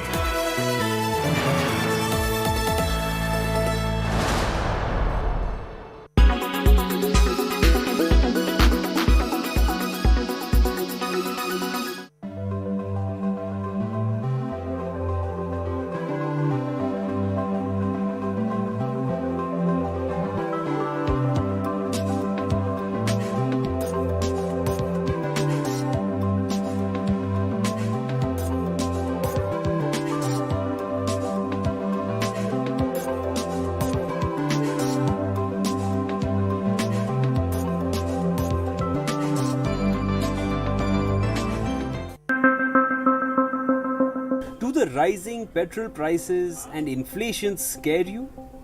How much do you earn in a month? Well, the World Inequality Report will knock your socks out. And why? Because it says India stands out as a poor and unequal country with an affluent elite population. 15% of Indians earn less than rupees 5,000 every month, while 22% of the national income goes to the 1% rich community. The report flags a drop in global income during 2020, with about half the dip in rich countries and half in low income and emerging countries. Are we living in the prime of inequality?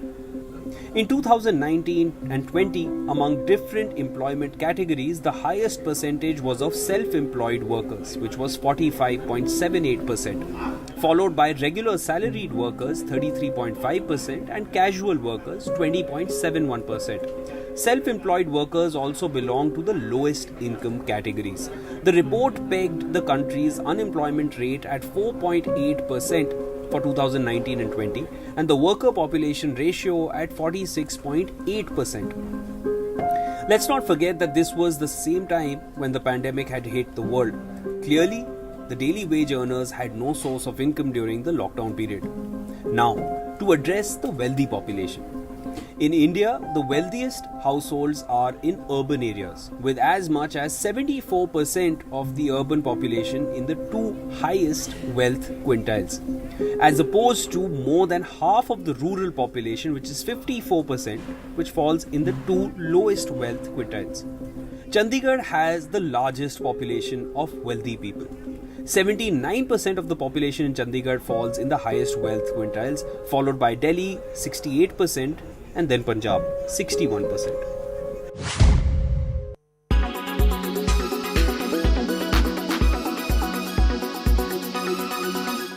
Everyone's busy finding what's trending.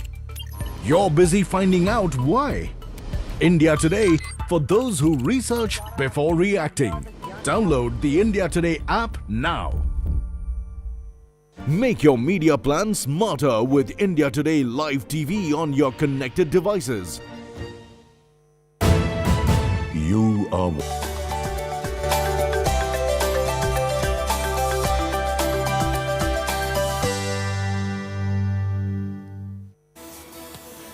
Punjabi singer Sidhu Moose Wala was brutally murdered in a gang war style on Sunday evening in Punjab's Mansa district. Was cremated today. Moosewala's parents were inconsolable as they bid farewell to their son. Moosewala was cremated in a portion of their own land and not in the village cremation ground. Thousands of his fans gathered outside his home to bid their final adieu. Delhi Health Minister Satyendra Jain has been sent for a 10-day ED custody up until the 9th of June. Jain was arrested on Monday over his alleged involvement in a money laundering case.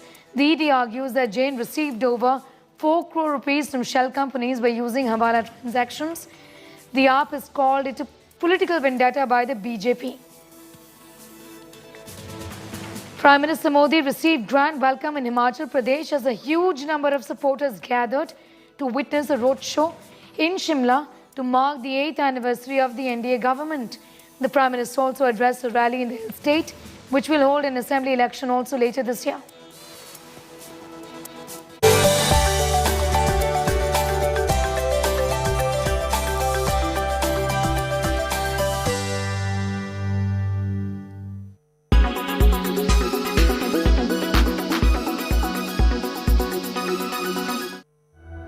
Do you remember the fictional planet Pandora from the blockbuster movie Avatar? Hold that thought. Because this is not Earth. It's not from a movie. This is Earth's clone called Titan. It is real and it is very much here in our solar system. Titan is not a planet like Earth, but a moon in the Saturn system. Saturn has a total of 82 moons which revolve around it. Of these, Titan is the largest. Well, there are no reports or studies to confirm whether Titan has the kind of conditions shown in Pandora with those glittering lights or floating hills, but Titan does have rivers, lakes and seas filled by rain which come through a thick atmosphere similar to what Earth experiences. Titan is the only celestial body besides Earth to have liquid on its surface. New research reveals the presence of landscapes on the surface of this moon. Titan has streams of liquid methane and winds of nitrogen gas, which build hydrocarbon sand dunes. Researchers say that the dunes, plains and labyrinth terrain have been formed on Titan in a similar manner as on Earth.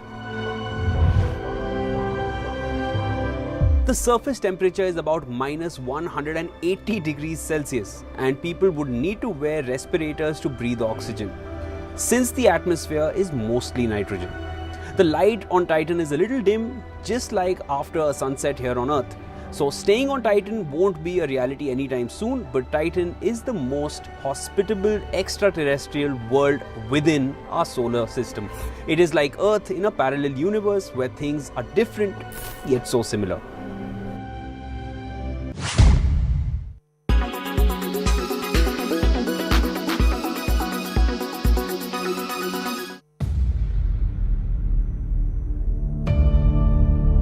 India's #1 political reporter. Defines what seems to be happening, vendetta politics. कोई दूध के से धुला हुआ नहीं है. Unmatched eye, unmatched experience. The world has changed.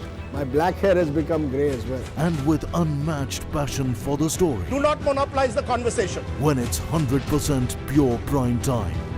It's News Today with Rajdeep Sardesai. Monday to Friday, 9 p.m.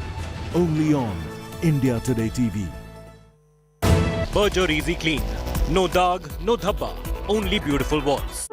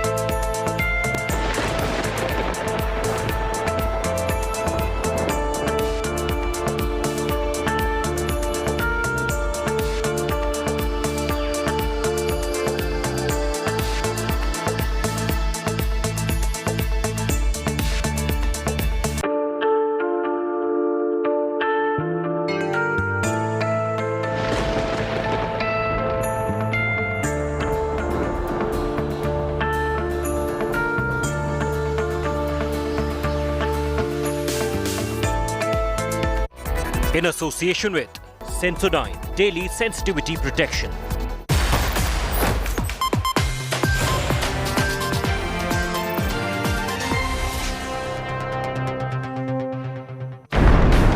Superstar singers murder triggers firestorm.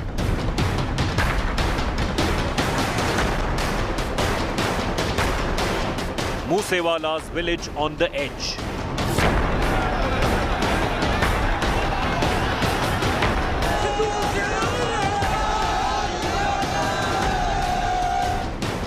Autopsy reveals spine-chilling details.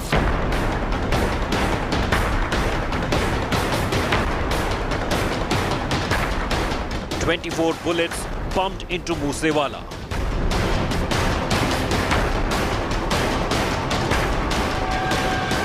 Canada-based gangster Goldie Brar claims responsibility.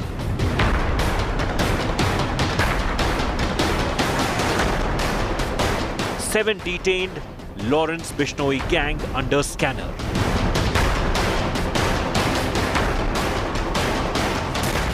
Gangs of Punjab. Who killed Sidhu Moose Wala? He's been cremated. The funeral is over. Millions came out across Punjab to bid the singer farewell. We've got investigation information stretching from Australia to Canada to Mansa in Punjab, where Sidhu Moose Wala was shot fatally dead the evening before last. And we also have information about the weapons that were used to kill him. All of that coming up on this special broadcast. I'm Shivarur. These are the headlines. The gangsters who threatened Sidhu Moose Wala also targeted superstar Salman Khan a couple of years ago. Lawrence Bishnoi gang gave a chilling threat to murder Salman. Gangsters also wrecked Salman's residence in 2018. It's a big India Today exclusive. जब हम करेंगे तो पता लग ही जाएगा. सलमान खान का करेंगे, मारेंगे ही, जोधपुर में मारेंगे तो पता लग जाएगा इनको. अभी तो मैंने कुछ किया ही नहीं. शिकार टाइगर जैसे शिकार कोई नहीं करता, है ना? Delhi Health Minister sent to 10 days Enforcement Directorate custody. Arvind Kejriwal calls the case against his minister Farzi. Kejriwal to address the press any moment now. Controversy erupts over the Gyanvapi survey tapes, 8 hours of which are only on India Today. Both sides claim they haven't leaked the survey videos. India Today Newsquake sets the agenda on this big story.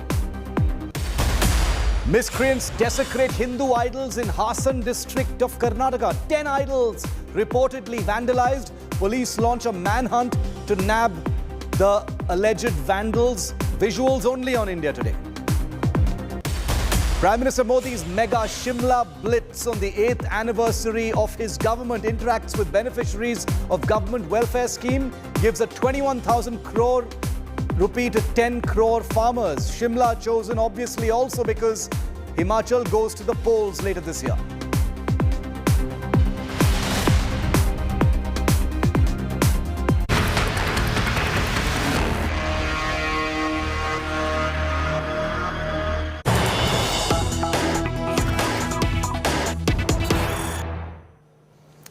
And we're starting with some breaking news. As promised, new images, new CCTV images just in from moments before Sidhu Moose Wala's murder over the weekend. The video shows the white car trailing just inches behind Moose Wala's black Jeep.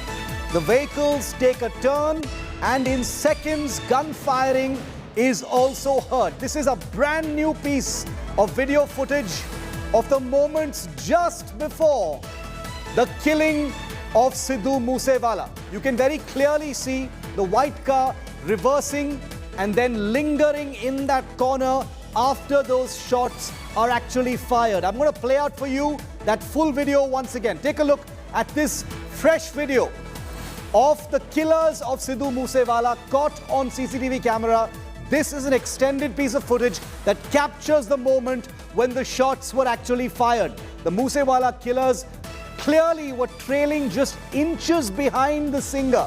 And if you look very carefully, you can see the shots being fired and that car slowly reversing as well after those shots are fired. The people who fire those shots then retreat into that particular alley. I want to go across to India Today's Arvind Oja for more on this story. Arvind, ये एक बहुत ही clear CCTV video clip आया है. एक बार explain कीजिए अरविंद कि exactly हम क्या देख रहे हैं इसमें. देखिए, ये इंडिया टुडे ने एक्सक्लूसिवली एक्सेस किया है ये सीसीटीवी. जब जो सिद्धू मूसेवाला है उस पर फायरिंग हो रही थी, उस वक्त का ये सीसीटीवी फुटेज है. आप अगर देखेंगे सीसीटीवी फुटेज में तो सिद्धू मूसेवाला की जो थार गाड़ी है वो जा रही है और पीछे जो अटैकर्स हैं उनकी गाड़ी जा रही है. बुलेरो जो रिकवर हुई है पंजाब से वो भी पीछे की तरफ है और उसके बाद जैसे ही गाड़ी टर्न लेती है आप सीसीटीवी में सुनेंगे ताबड़तोड़ जो गोलियां हैं वो चलने की आवाज सुनाई दे रही है. नंबर 1. नंबर 2, अगर आप देखेंगे Arvind Kejriwal is speaking to the press on the arrest of his minister in Delhi. Let's listen in. हम चाहते तो पूरा मामला दबा सकते थे, लेकिन हमने ऐसा नहीं किया. हम देश के साथ गद्दारी नहीं कर सकते. हम अपनी आत्मा का सौदा नहीं करते. 2015 में भी एक ऐसा ही वाकया हुआ था जब मैंने खुद ब खुद अपने खाद्य मंत्री को बर्खास्त करके सीबीआई को सौंप दिया था. तब भी किसी को नहीं पता था. तब भी हम चाहते तो केस को दबा सकते थे, लेकिन हमने ऐसा नहीं किया.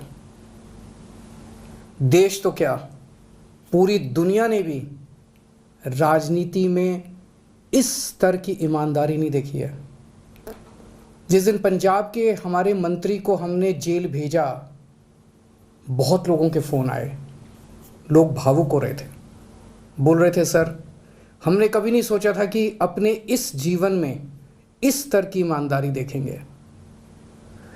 मैंने सत्येंद्र जैन के सारे कागज़ खुद देखे हैं. पढ़ा लिखा आदमी हूँ, कानून की भी बहुत समझ है. इनके ऊपर लगाए गए सारे आरोप फर्जी हैं. पूरा का पूरा मामला फर्जी है. केवल राजनीति की वजह से उन्हें गिरफ्तार किया गया है. अगर उनके मामले में 1% की भी सच्चाई होती तो मैं खुद ही कब का उनके खिलाफ सख्त एक्शन ले चुका होता. इन्होंने हमारे कई MLAs पे कई झूठे केस किए. सारे कोर्ट से छूट के वापस आ गए. अंत में तो सच्चाई की जीत होती है.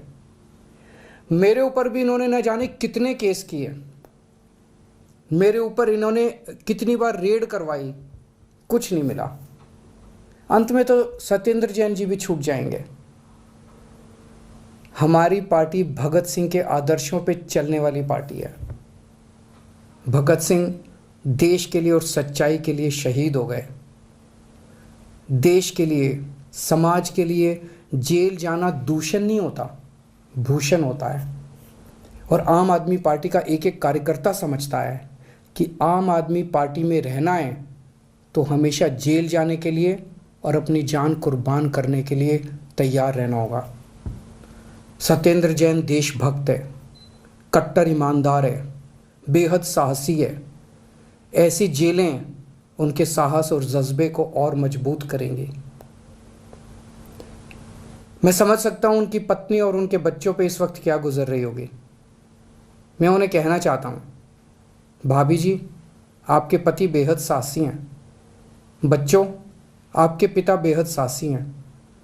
उन्होंने पूरी दुनिया को मोहल्ला क्लिनिक का मॉडल दिया है. उन्होंने पूरे देश को एक बेहद शानदार स्वास्थ्य का मॉडल दिया है जहां सबका इलाज फ्री होता है. उन सब करोड़ों लोगों की दुआएं उनके साथ हैं जिनका उन्होंने फ्री में इलाज करवाया है. ऐसे शख्स पे पूरे देश को गर्व है. भगवान उनके साथ हैं. जय Hind.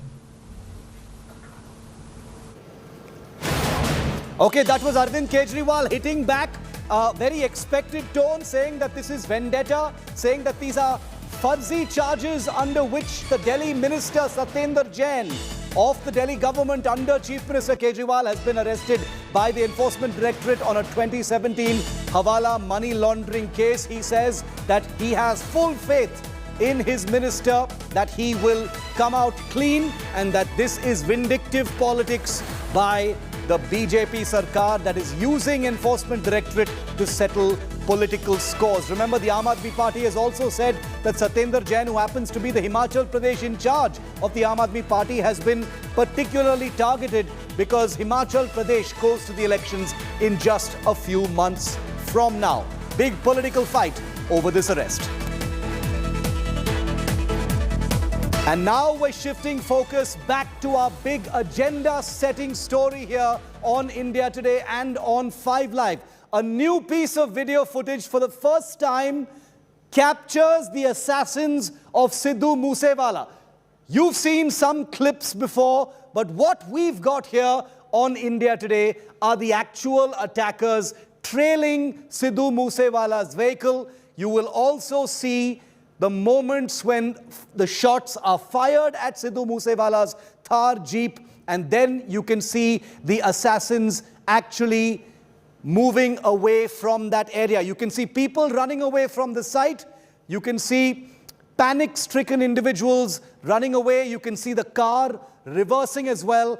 This is just after the shots have actually been fired. This is by far the closest piece of CCTV visual evidence that is now available of the actual attack. As soon as the car turns to the left out of the CCTV camera's gaze, that's when the shots are actually fired. That's when 2 vehicles came from the front, barred the progress of the Thar Jeep in which Moosewala was traveling, and that's when they pumped bullets into him. He was driving that vehicle, and you saw what happened. Arvind Oja is live with us on this. Arvind, apologize for interrupting you earlier. बताइए कि इस video में exactly piece bye piece बताइए कि exactly क्या देख रहे हैं हम, अरविंद?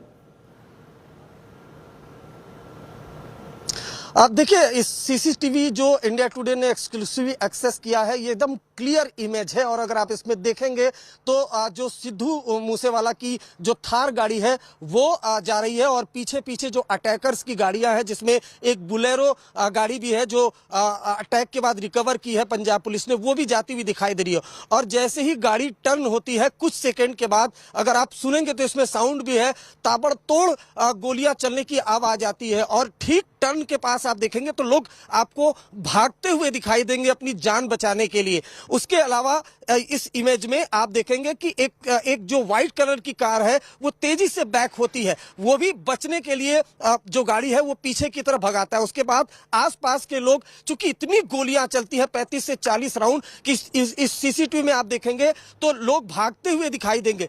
सबसे खतरनाक बात सिर्फ ये है कि ये जहां पर फायरिंग हुई है वो एक रिहायशी इलाका है, वहां अमूमन काफी भीड़ भाड़ रहती है, लेकिन ये लक था, गुड लक था कि उस दौरान वहां पर भीड़ काफी कम थी। इस वजह से कोई सिविलियंस था वो इस हमले में वो घायल नहीं हुआ या उसको गोली नहीं लगी है। लेकिन जो स्पॉट था, जब हमने इंडिया टुडे ने वहां पर विजिट किया तो वहां पर दीवारों तक पर काफी गोलियां लगी थी। इससे आप अंदाजा लगा सकते हैं कि किस कदर फायरिंग हुई थी। ये जो सीसीटीवी फुटेज है, ये इसी को लेकर जो अब पंजाब पुलिस है, इसके अलावा दिल्ली पुलिस है, वो अपने तरीके से इन्वेस्टिगेशन कर रही है। लेकिन ये सीसीटीवी बताता है कि किस तरीके से जो सिद्धू मूसेवाला है उस पर 35 से 40 राउंड फायरिंग हुई, और ठीक जब गोली चल रही थी तो उस वक्त आखिर हुआ क्या था, ये पहली बार इंडिया टुडे पर आप सीसीटीवी के जरिए देख सकते हैं।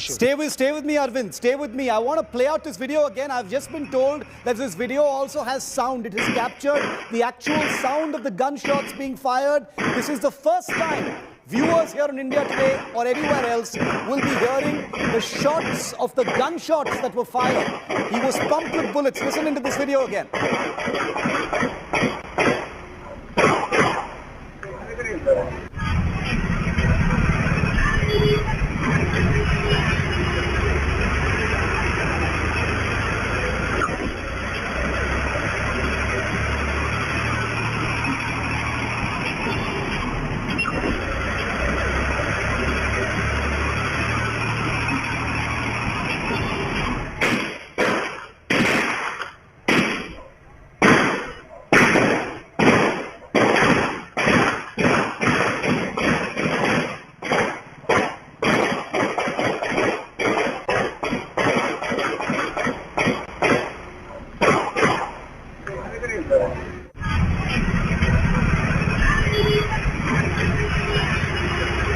but for the first time, what Arvind Oja has broken here exclusively in our coverage of the murder of Sidhu Moosewala is the audio of the gunshots. There were more than 24 bullet wounds on Sidhu Moosewala's body. He's been laid to rest, he's been cremated, and now Arvind Oja has accessed this video which captures the audio once again. Before I go back to Arvind, listen in once again to this entire piece of CCTV footage which has audio in it as well, capturing the gunshots. Listen in.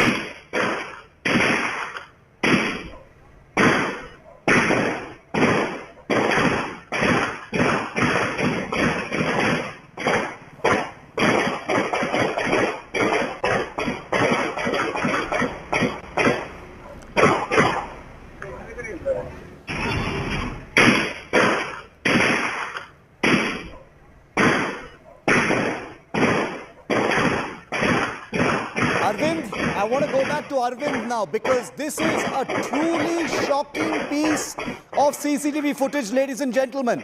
You're listening along with me and Arvind to perhaps the most important piece of visual evidence of what happened. Arvind, ये वो पहली CCTV video clip है जिसमें actually audio है gun firing का. अरविंद जी बिल्कुल audio है gun firing का, और अगर आप देखेंगे तो लोग आपको भागते हुए दिखाई देंगे. गोलियों की आवाज इतनी दूर तक सुनाई दे रही थी कि अगर आप देखेंगे सीसीटीवी में तो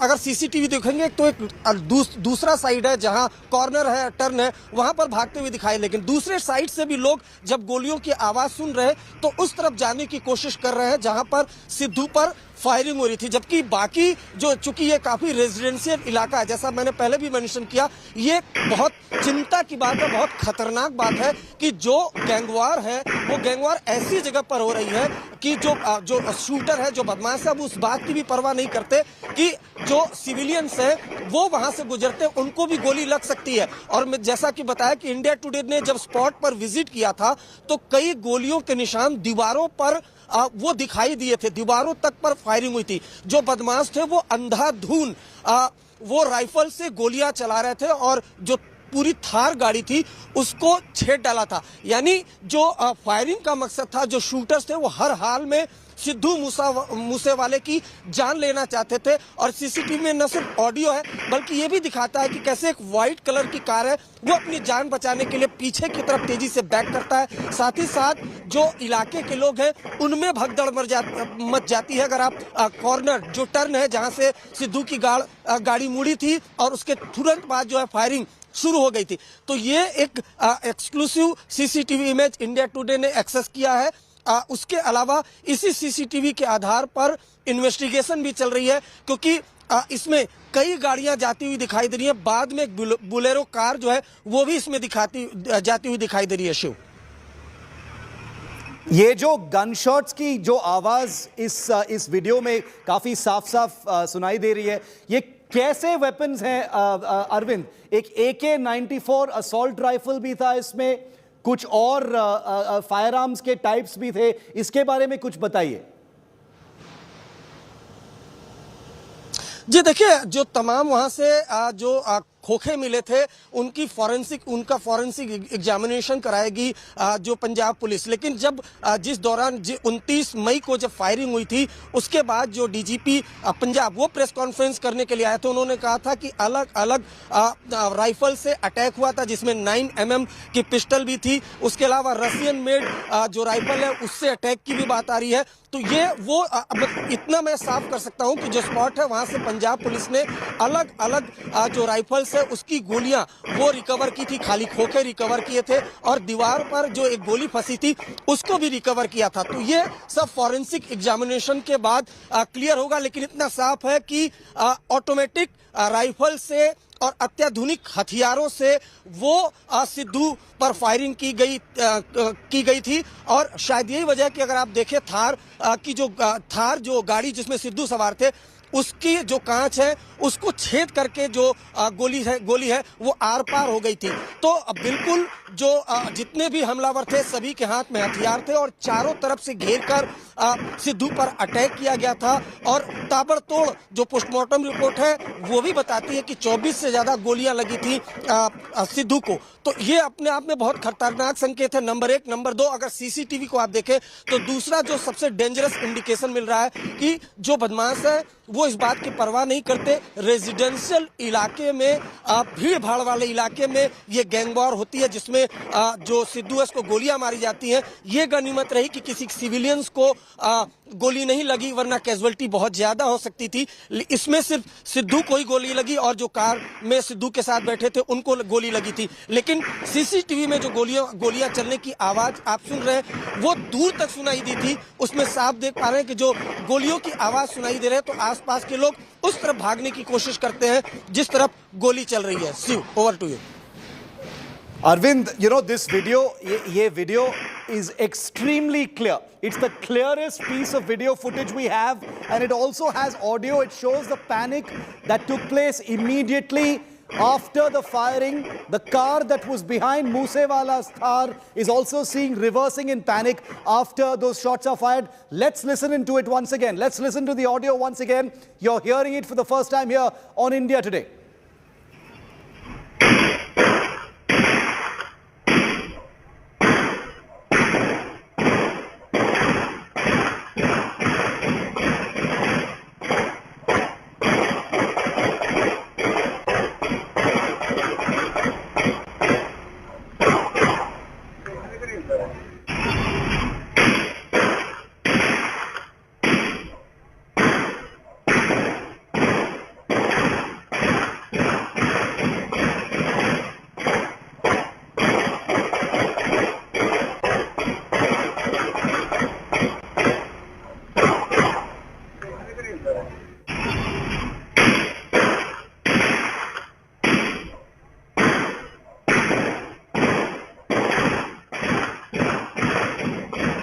As we bring our viewers this truly terrifying footage and audio of the actual shootout, legendary singer Gurdas Mann is live with us on this big story.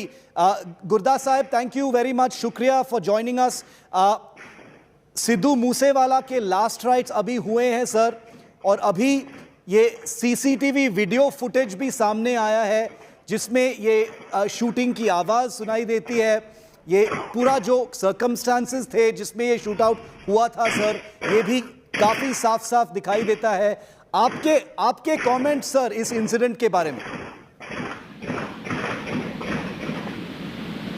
ये सबसे बड़ी बात तो इस वक्त जो भी हो रहा है ना, बहुत बुरा हो रहा है।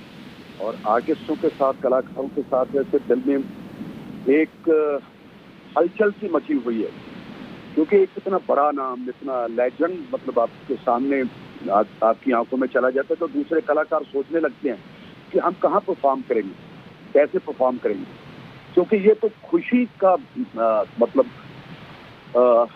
मौज होती है, मस्ती होती है जब गाता है आपकी कोई भी कलाकार पेश करता है अपने आप को।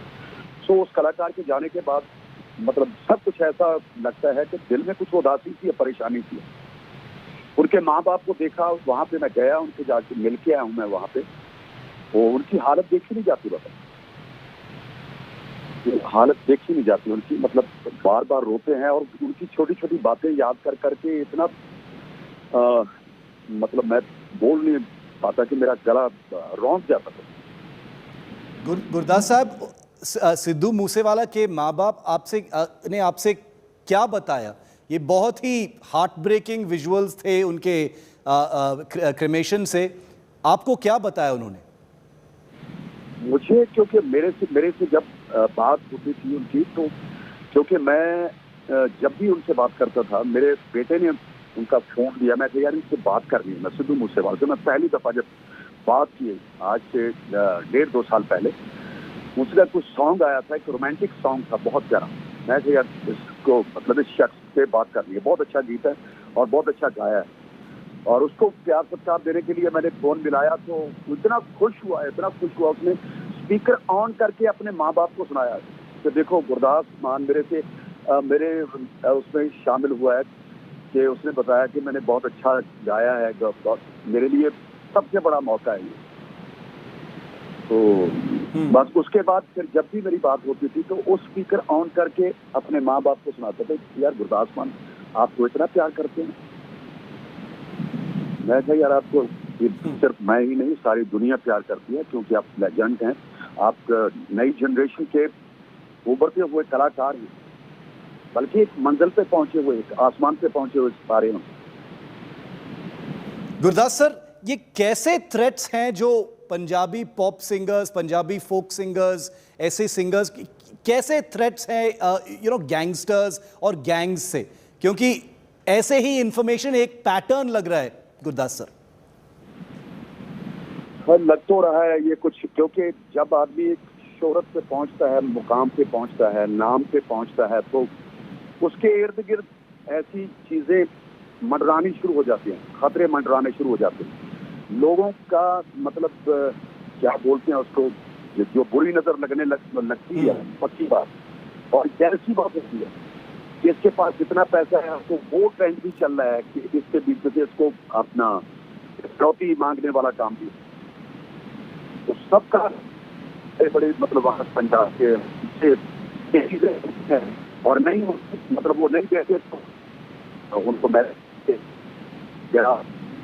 हम कर दो तो आप देख लीजिए।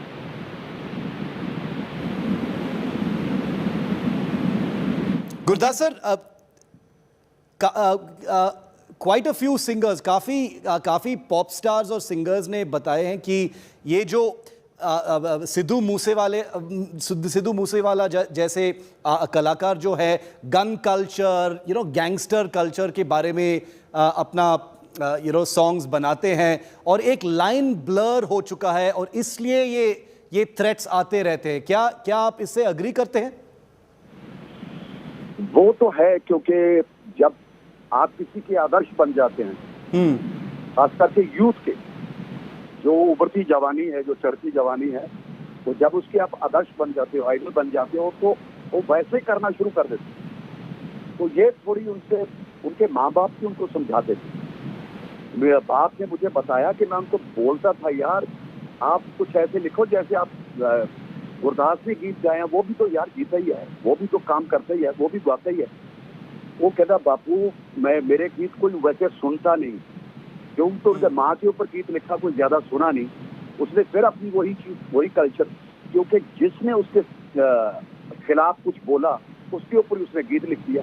वो जो रिवेंज का जो एक स्टोरी चलती रही है ना, लोग उसके जो फैंस हैं उसी पे प्रसन्न होते थे, खुश होते थे जी, कि देखो हमारे यार ने क्या कर दिया, देखो हमारे यार ने क्या कर दिया। फिर दूसरी तरफ से कोई आना कि इसने ये गलत लिखा है, ये अभी कल्चर के ऊपर मेरा ख्याल है वहाँ सरकार ने कुछ बोला कि ये खत्म होनी चाहिए, ये जो गन कल्चर है ये खत्म होनी चाहिए, इसको ऐसा हम करना चाहते हैं। तो तब भी इसके ऊपर तब भी उसने फिर गाना लिखा जी। तो उसका मतलब पता नहीं, उसका माइंड चलता ही इस तरफ था।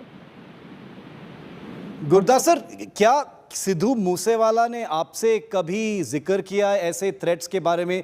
मीका सिंह जो है, जो just like your self is also very famous singer, उन्होंने इंडिया टुडे को बताया कि सिद्धू मूसेवाला ने उनसे जिक्र किया था ये थ्रेट्स के बारे में। कभी आपके साथ ऐसी बात की थी? मेरे साथ ऐसी बात नहीं की थी। मुझे बस अफसोस जाहिर किया था उसने कि यार क्या हो रहा है आप, तो उस चीज के लिए मुझे बस इतना ही बताया था कि अच्छा, मुझे न्यूज में पता लगता था कि कुछ ऐसा होने वाला है, ऐसा होने जा रहा है। ये न्यूज हवा में थी, ये उसने पहले की थी। मेरा ख्याल है कैसा लिखा है कि मेरा तो जनाजा जवानी में उठे। मेरे चेहरे पे जो इस वक्त सरूर है या नूर है, ये बताता है कि जवानी में मेरा जनाजा उठने वाला है, और वैसा ही हुआ। और ऐसे लास्ट जो लास्ट सॉन्ग है उसमें जो गाया है, और पिक्चराइज भी उसने किया है जो क्या उसको बोलते हैं, पैट्रा, जो एक सिंगर है ना जी बाहर का जी, उसका भी कुछ ऐसा ही हुआ था, जो अपना जो जिन लोगों ने उनको शूट आउट किया था, वैसा ही इनके साथ ऐसा ही हुआ थे। गुरदास सर, एक आखिरी सवाल, लॉरेंस बिश्नोई गैंग जो है उन्होंने रिस्पॉन्सिबिलिटी और क्लेम लिया है इस मर्डर का, सिद्धू मूसेवाला का मर्डर का। कभी ऐसे गैंग से आपके पास कोई थ्रेट आया है, एक्सटॉर्शन थ्रेट आया है, कोई ब्लैकमेल थ्रेट आया है सर? मेरे को ऐसा कुछ, मैंने काम भी नहीं किया, कुछ ऐसा मैंने ना लिखा है, ना कोई गाया है, ना कोई ऐसा काम किया। उनको भी, वो भी जानते हैं कि ये आदमी किस फितरत का आदमी है, ये इसकी नीयत तबीयत कैसी है, ये इसने पंजाबी कल्चर के लिए क्या किया, वो सब जानते होते हैं सब। मुझे कभी ऐसा किसी ने कुछ ऐसा नहीं कहा, बल्कि बहुत पहले जब ये 1984 में वो जब ये चीजें होती थी, तो हम किसी प्रोग्राम से आ रहे थे, रात को चल पड़ते थे, तो रात को हम अपने घर के लिए वापस आ रहे थे गाड़ी में, तो गाड़ी रोकी आगे, तो मुझे नहीं पता था, गाड़ी रोकी तो उन लोगों ने कहा कौन है भाई, तो कहते जी गुरदास मान बैठे, कहते कहाँ पे है, तो मुझे मतलब उन लोगों ने, ओ भाई जी ऐसे जिस रात को, इतनी रात को मत चला करो यार, आपको पता है कि क्या क्या हो रहा है। तो उसने फिर अपनी वो गन दिखाई,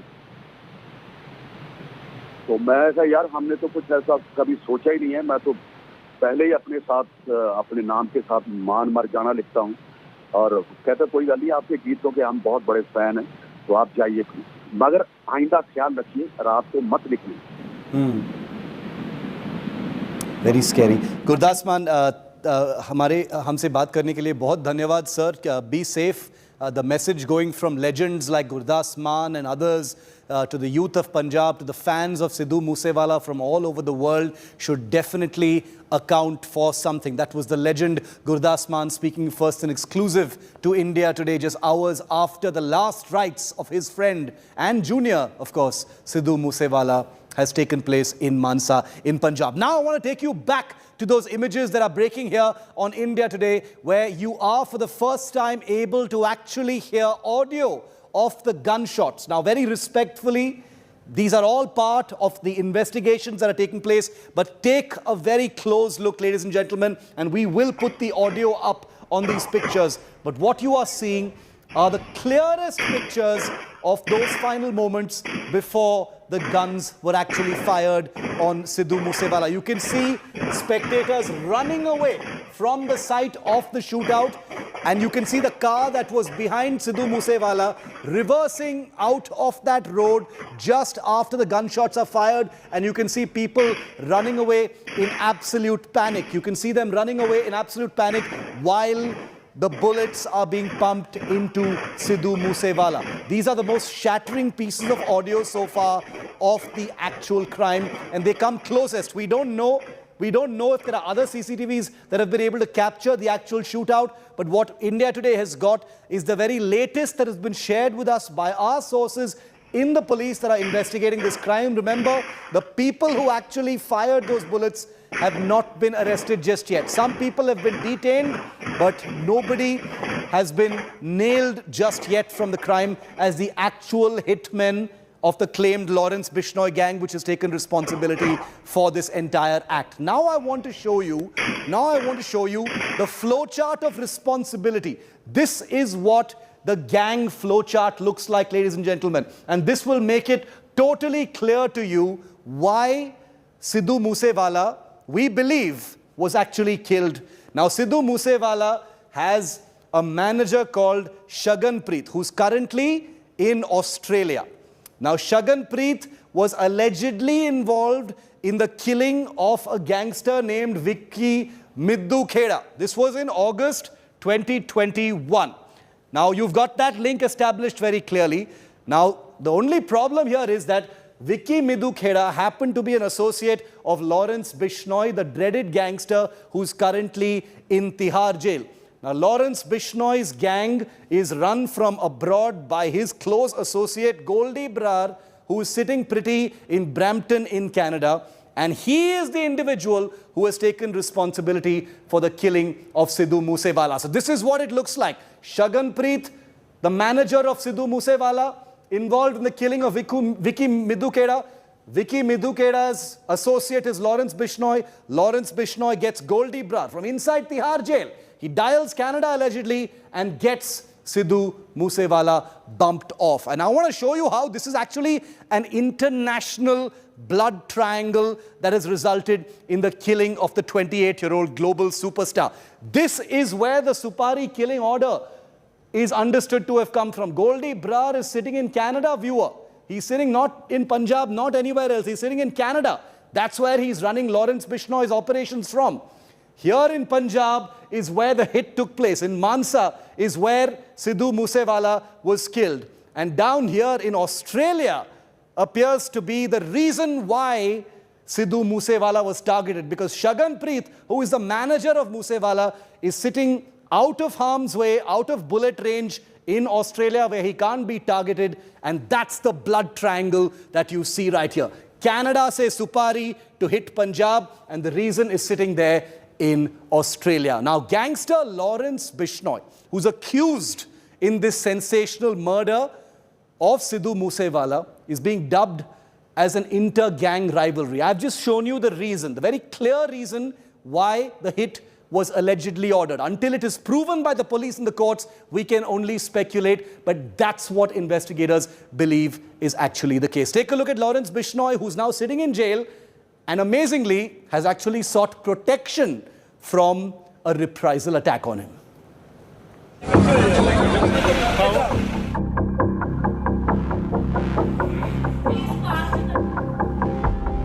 A gang that has terrorized much of North India, operating stealthily even from top central jails.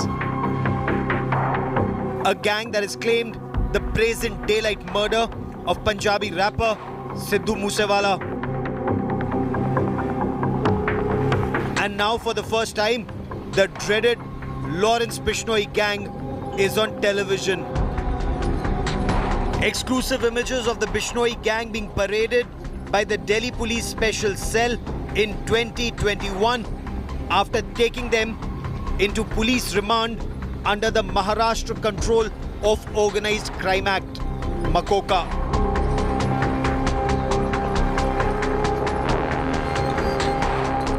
Bishnoi is seen wearing a black t-shirt, green shoes and close-cropped hair. Rajasthan gangster Sampat Nehra, who once carried out a reconnaissance of actor Salman Khan's house, can also be seen in these images accessed exclusively by India Today. The other gangster in these images are Jaggu Bhagwanpuria and Haryana's Kali Rajput and Raju Basodi. 30-year-old Lawrence Bishnoi, the son of a former police officer, is a law graduate. He met Goldie Brar in 2009 during his stint in Punjab University. The two rapidly rose in the world of crime after fighting for supremacy in university politics and a series of ruthless murders. When Goldie Brar fled to Canada, Bishnoi kept running the crime empire from Tihar Central Jail. Anybody who owed allegiance to rival gangs or stood against the Bishnoi gang was neutralized, like pop star Sidhu Moose Wala. The Bishnoi gang allegedly wanted to avenge the murder of Akali Dal leader Vicky Midhu Kheda in August 2021. Since Shaganpreet Singh, the manager of Moosewala, was named as a key plotter in the murder case, Moosewala came on the radar of the Bishnoi gang. Moosewala was also close to slain gangster Vicky Gounder, a bitter rival of the Bishnoi gang. While Shaganpreet fled to Australia, Moosewala couldn't escape the wrath of the Bishnoi gang. With Arvind Ojha, Bureau Report, India Today. So Lawrence Bishnoi and Goldie Brar have claimed responsibility for the killing of Sidhu Moose Wala, But who are the actual assassins? Who are the guys on the ground who fired those 24-odd bullets into Sidhu Moosewala's body is the question. Now, the blood trail, as we understand it so far, the police have so far detained 7 murder suspects in Dehradun, in Uttarakhand. One Dehradun suspect is understood to be directly involved in the murder. Lawrence Bishnoi's aide is among those who has been detained by the police in Dehradun. He's allegedly grilled Kala Jathedi and his aide Kala Rana are among the people who have so far been interrogated by the police. Now, let me tell you that Lawrence Bishnoi is a name that many of our viewers might actually find familiar and get used to hearing this name a lot, because back in 2018, this very same gangster had threatened to kill India's biggest Bollywood star, Salman Khan. He had taken his name and issued a direct threat to Salman Khan. That's what Lawrence Bishnoi had done, and India Today has the details on camera. Take a look at this exclusive report. It was not just Punjabi rapper Sidhu Moosewala who was on the radar of the gangs of Punjab. The very same gangsters who claimed to have gunned down the Punjabi rapper had targeted much bigger celebrity names. Salman Khan, the Bollywood superstar, was clearly a marked man for the gangsters of Lawrence Bishnoi gang. जब हम करेंगे तो पता लग ही जाएगा. सलमान खान का करेंगे, मारेंगे यहीं जोधपुर में मारेंगे तो पता लग जाएगा इनको. अभी तो मैंने कुछ किया ही नहीं, अभी नहीं मतलब कोई इन्वॉल्व कर. Through this brazen threat caught on camera by none other than the notorious gangster himself in 2018. Issuing a sharp retort on Bishnoi's threats, Salman Khan had then said that no one hunts like tiger, mocking the gangster's threat in filmy style and referring to his Ek Tha Tiger movie. जब भी कोई commitment करो तो positive करना, negative नहीं करना. और शिकार टाइगर जैसे शिकार कोई नहीं करता, है ना? ये सबको पता है. India Today has now exclusively exposed a sensational Bollywood link to Moosewala murder. Were the gangs of Punjab trying to target Bollywood megastars? Listen in to the chilling threat by gangster and retort from superstar Salman Khan again.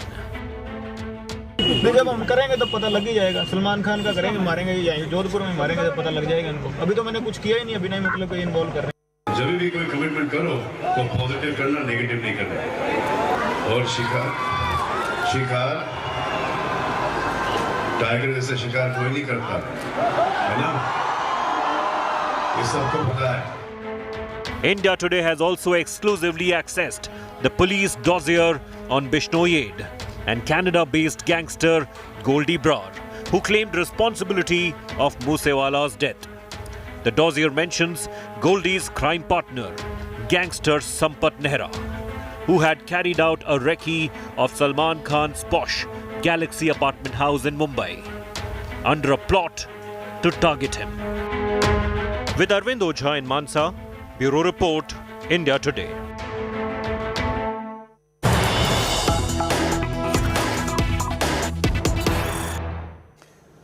And we've got a very important piece of breaking news on the Sidhu Moosewala murder case. Sources telling India Today that Punjabi singing star Mankirat Olak has been blamed by another gang for Sidhu Moosewala's murder, and Mankirat Olak has claimed a threat to his life now and demanded increased security from the Punjab police. Mankirat Olak's name now figuring in the entire controversy surrounding the death of Sidhu Moosewala. Mankirat Olak has been named by another gang, saying he is responsible and he is involved in the murder of Sidhu Moosewala. Mankirat Olak, of course, has now sought security and elevated security from the Punjab police. Only the police and the investigating agencies can decide who is involved or not. But there's a great deal of insidious finger-pointing taking place between the gangs of Punjab. And Mankirat Olak, another singing star from Punjab, is the latest person whose name has now cropped up amidst this crossfire between the various gangs. Remember this name, remember this face. We will continue to piece together everything that's happening around this very dark, unfolding crime story from Punjab. And on the other side of this very short break, we're going to show you the images from Sidhu Moose Wala's funeral in Mansa in Punjab.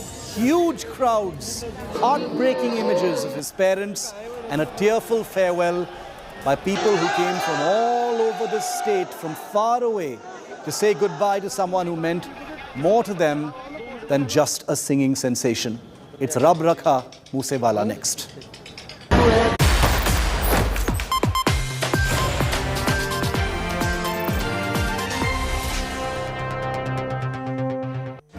Make your media plan smarter with India Today Live TV on your connected devices. Amplify your brand with 100 million smart internet viewers. To advertise, mail us at sales@aajtak.com or call 9999892171.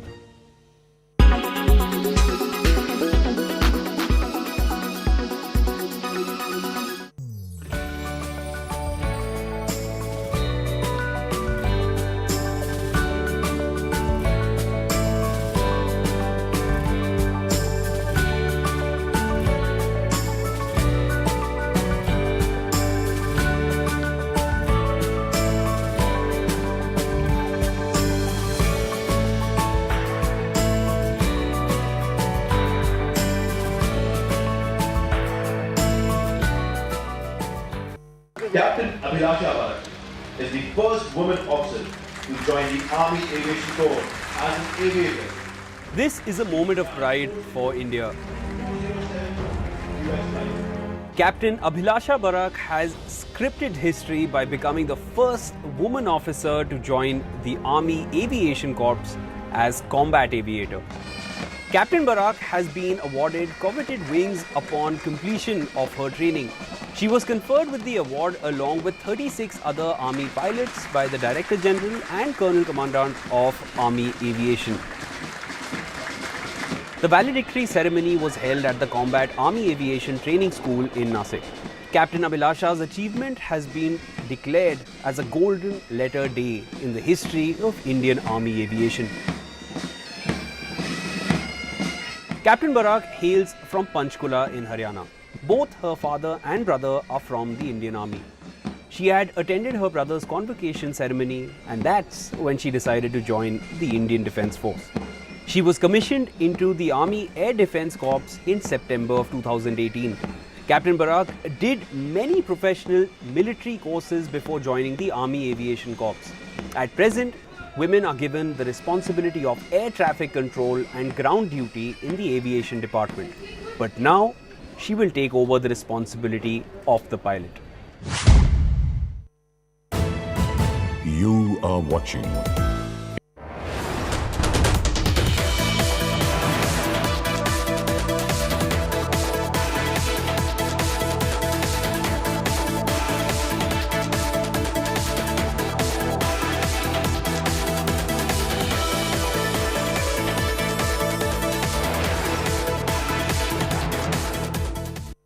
(2022's biggest crime news break).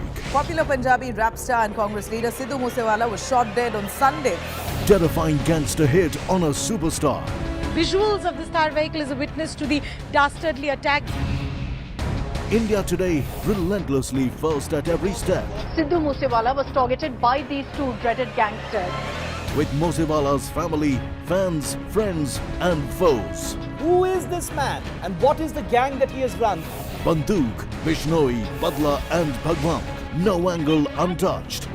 India watching Moosewala murder coverage. Only on India Today.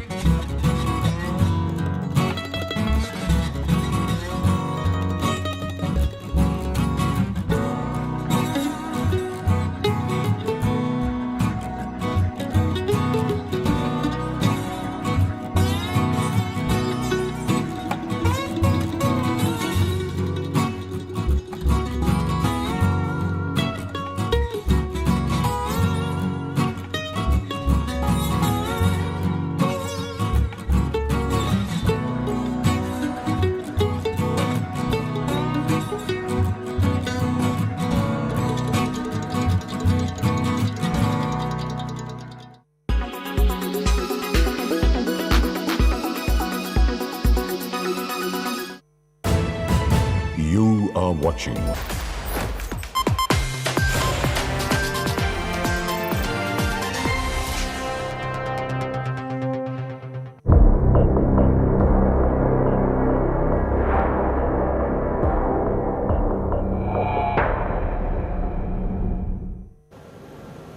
Sidhu Moose Wala's parents were not alone in their grief today, and certainly not alone in Mansa when they were bidding farewell to their son. He was brutally murdered 2 days ago in gang war style on Sunday evening in this very same district of Punjab. Today he was cremated in front of thousands of people who had arrived from all parts of Punjab. Sidhu Moose Wala's parents were inconsolable as they saw their son in a casket. Moosewala was cremated in a portion of their own land and not at the village cremation ground. Anger and tears ran high outside Moosewala's residence as fans gathered in disbelief to pay tribute and bid farewell to one of Punjab's most prolific international stars. Notorious gangsters Lawrence Bishnoi and Kala Jathedi were allegedly questioned by the Delhi Police Special Cell on Monday, even as Moosewala was consigned to the flames. The people who have allegedly murdered young Shubhpreet Singh Moosewala are now seeking protection for themselves. That's how it goes, claiming that they may be the victims of a fake encounter. Well, no matter what else happens in Tihar jail and elsewhere between Canada, Australia and Punjab, 28-year-old Sidhu Moosewala is no more, and he is mourned today by his parents, his fans, his friends and millions of people who've heard about him perhaps for the first time from all over the world. And next, we're going to go even deeper because Pooja is going to get into the dark underbelly and the reality of the Punjabi music industry that sees stars like Sidhu Moosewala under an aura of threat throughout their professional lives. This is a truth that's going to make you very uncomfortable, and we have video footage to prove it as well. Big special report with Pooja next.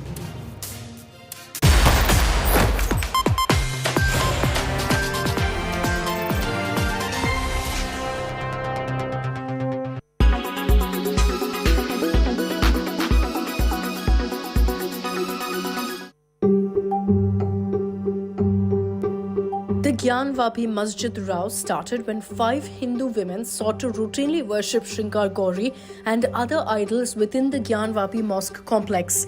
A survey was conducted and what appeared to be a shivling or a fountain was found inside the premises. This brings to the fore the Places of Worship Act of 1991.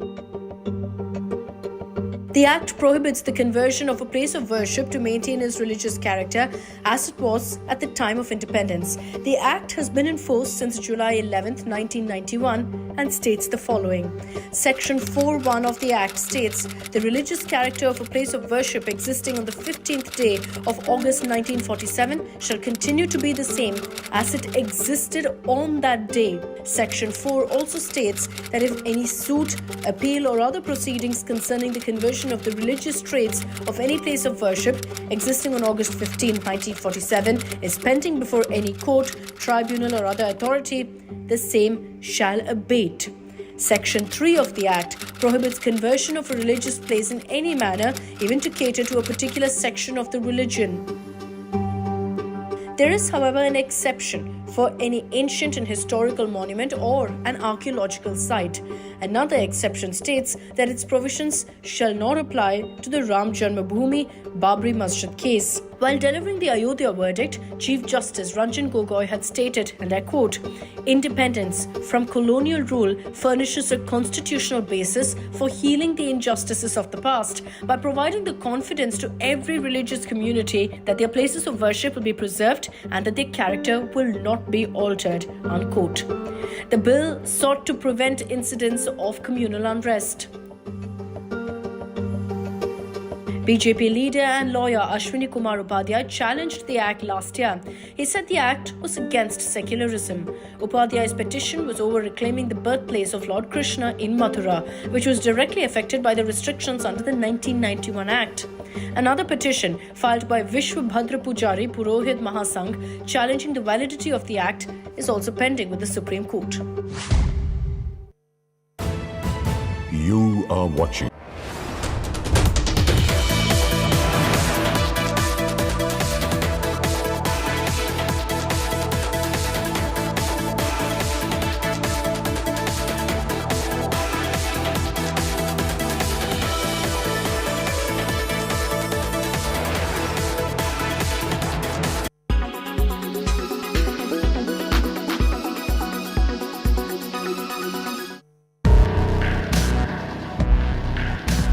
For humans, space is a hostile place. Staying in space for a long time can affect just about every organ of the human body.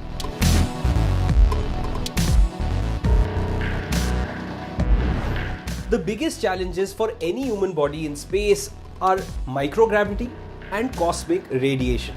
Microgravity affects body functions and the bone density drops by 1 to 1.5% in a single month.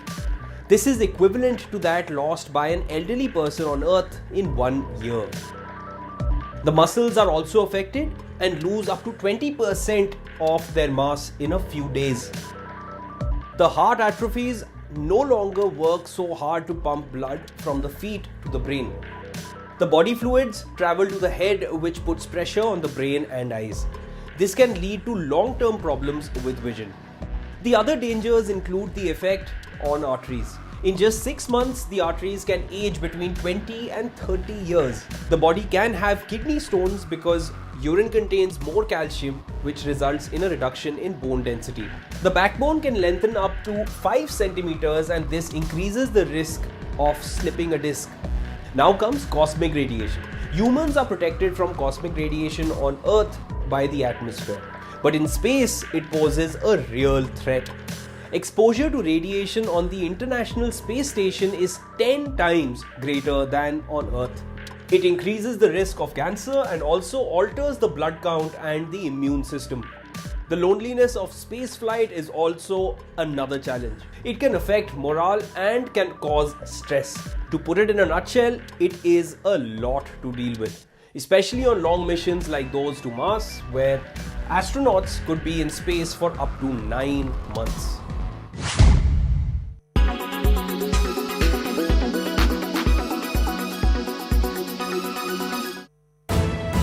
You are watching. On the Gyanvapi premises, the images that were videotaped on the 14th, 15th, 16th May for the survey and has been submitted to the court. 6 defining images here at 6 p.m. prime. Take a look at this. Was this a shivling as is being claimed, or was this a fountain? I'll try and decode it for you, don't miss it. But at 6:30, we'll get you a special show. Take a look at that on your big screen. Sidhu Moose Wala tragically, brutally murdered. But a music that also glorified gun and gang culture. At 6:30, I'm going to tell you about the dark underbelly that the Punjabi musicians have to face and are caught in the crossfire, and that has now finally come to the surface. 6 p.m. prime with me, Pooja Shali. Do not miss on India Today.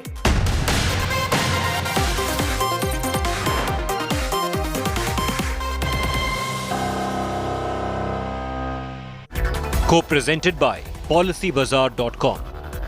Co-powered by HP Pavilion. Power to do it all. In association with LIC, हर पल आपके साथ. The new Volkswagen Virtus. NECC, Sunday हो या Monday, रोज खाओ अंडे.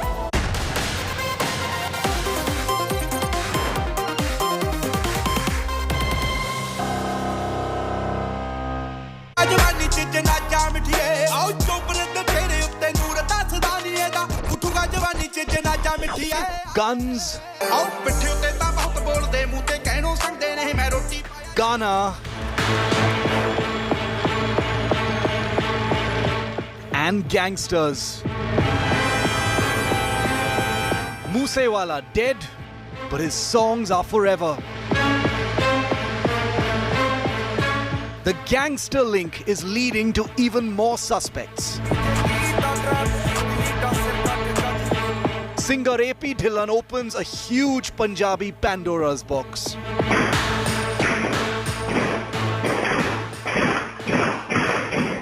We're exposing the dark underbelly of Punjabi pop.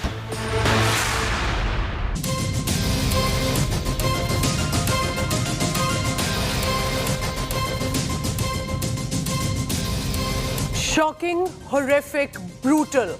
That's the CCTV footage that has now emerged, leading to seconds to that brutal murder of the Punjab's musical sensation Sidhu Moose Wala. India Today has accessed those images. Who are those killers who gunned down Sidhu Moose Wala? That and more. First, the headlines. Good evening and welcome. I'm Josh Charlie. Let's begin. Gangsters who threatened Moose Wala also targeted superstar Salman Khan. Bishnoi gang gave a chilling threat openly for the murder of the superstar. Gangsters also wrecked Salman Khan's residence in 2018. तो जब हम करेंगे तो पता लग ही जाएगा सलमान खान का करेंगे मारेंगे ही जाएंगे जोधपुर में मारेंगे तो पता लग जाएगा इनको अभी तो मैंने कुछ किया ही नहीं शिकार टाइगर जैसे शिकार कोई नहीं करता है ना Delhi Health Minister sent to 10-day Enforcement Directorate custody. Arvind Kejriwal calls the case against his minister Farzi. Controversy erupts over the Gyanvapi survey tapes. Both the sides are now claiming that they have not leaked the survey videos. Miscreants desecrate Hindu idols in Hassan district in Karnataka. 10 idols reportedly vandalized. Cops have launched a manhunt to nab these miscreants. Modi's mega Shimla blitz on 8th anniversary of the government's completion, interacting with beneficiaries of the government welfare scheme, gives 21,000 crore rupees to 10 crore farmers. India's GDP for fiscal year 22 stands at 8.7%, fiscal deficit at 6.7% of the GDP.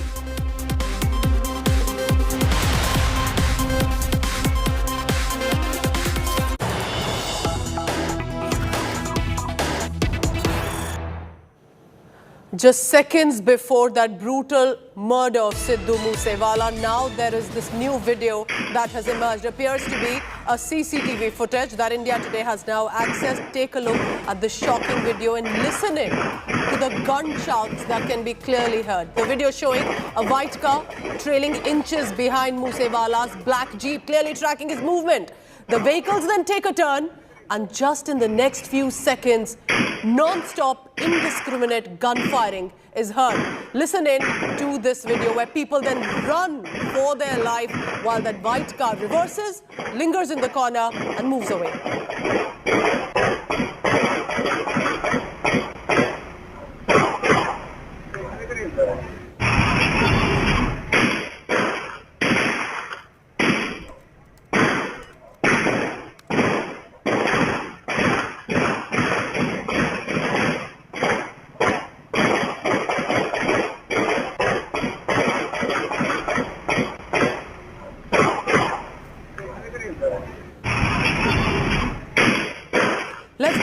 Quickly to my colleague Arvind Ojha. He is there at that location where that brutal killing has taken place in Mansa in Punjab. We'll also again listen into the video. Arvind, quickly first. This is as clear as the gunshots can be heard. You know, indiscriminate, non-stop firing, and that clearly seconds before the killing. ये जो CCTV footage है, किस तरह से इसको जो agencies हैं, police है, अब analyze करेगी और कैसे decode करेगी कि ये वही moment है, कैसे suspects को पकड़ा जाएगा? देखिए, ये जो क्लियर और एक्सक्लूसिव इमेज है इंडिया टुडे के पास, ये उस वक्त की है जब सिद्धू पर फायरिंग हो रही थी। अगर आप देखेंगे इस सीसीटीवी फुटेज में तो जो सिद्धू की थार गाड़ी है वो जाती हुई दिखाई दे रही है, उसके पीछे एक कार है और उसके कुछ देर बाद जब वो आगे बढ़ जाती है टर्न की तरफ, एक बुलेरो कार भी जाती हुई दिखाई दे रही है। इन सभी गाड़ियों में हमलावर थे जो आप सवार थे। उसके अलावा जैसे ही गाड़ी टर्न होती है उसके बाद आप सुनाई दे रहा होगा आपको गोलियों की आवाज। इतनी गोलियां, तकरीबन जो आई विटनेस है वो बताते हैं इंडिया टुडे को 35 से 40 राउंड फायरिंग वहां पर होती है। लेकिन जो सबसे ज्यादा डेंजरस चीज है, जो सबसे ज्यादा शॉकिंग चीज है, वो ये है कि ये जो फायरिंग होती है वो रेजिडेंशियल इलाके में होती है, रिहायशी इलाके में होती है। और इमेज में आप देखेंगे तो लोग भागते हुए दिखाई दे रहे हैं।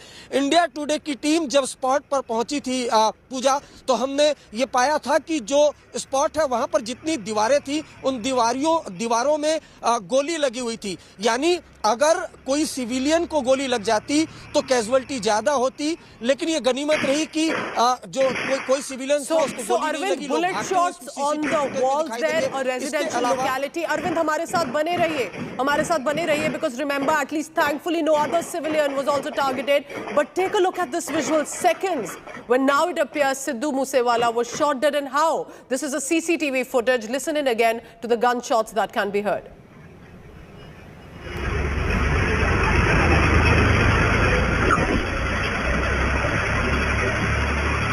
So that is the vehicle where the attackers are trailing, a white car trailing behind specifically that black vehicle of Sidhu Moose Wala, tracking their movement, trailing behind it, and that's when gunshots are heard, people around running to safety to save their life.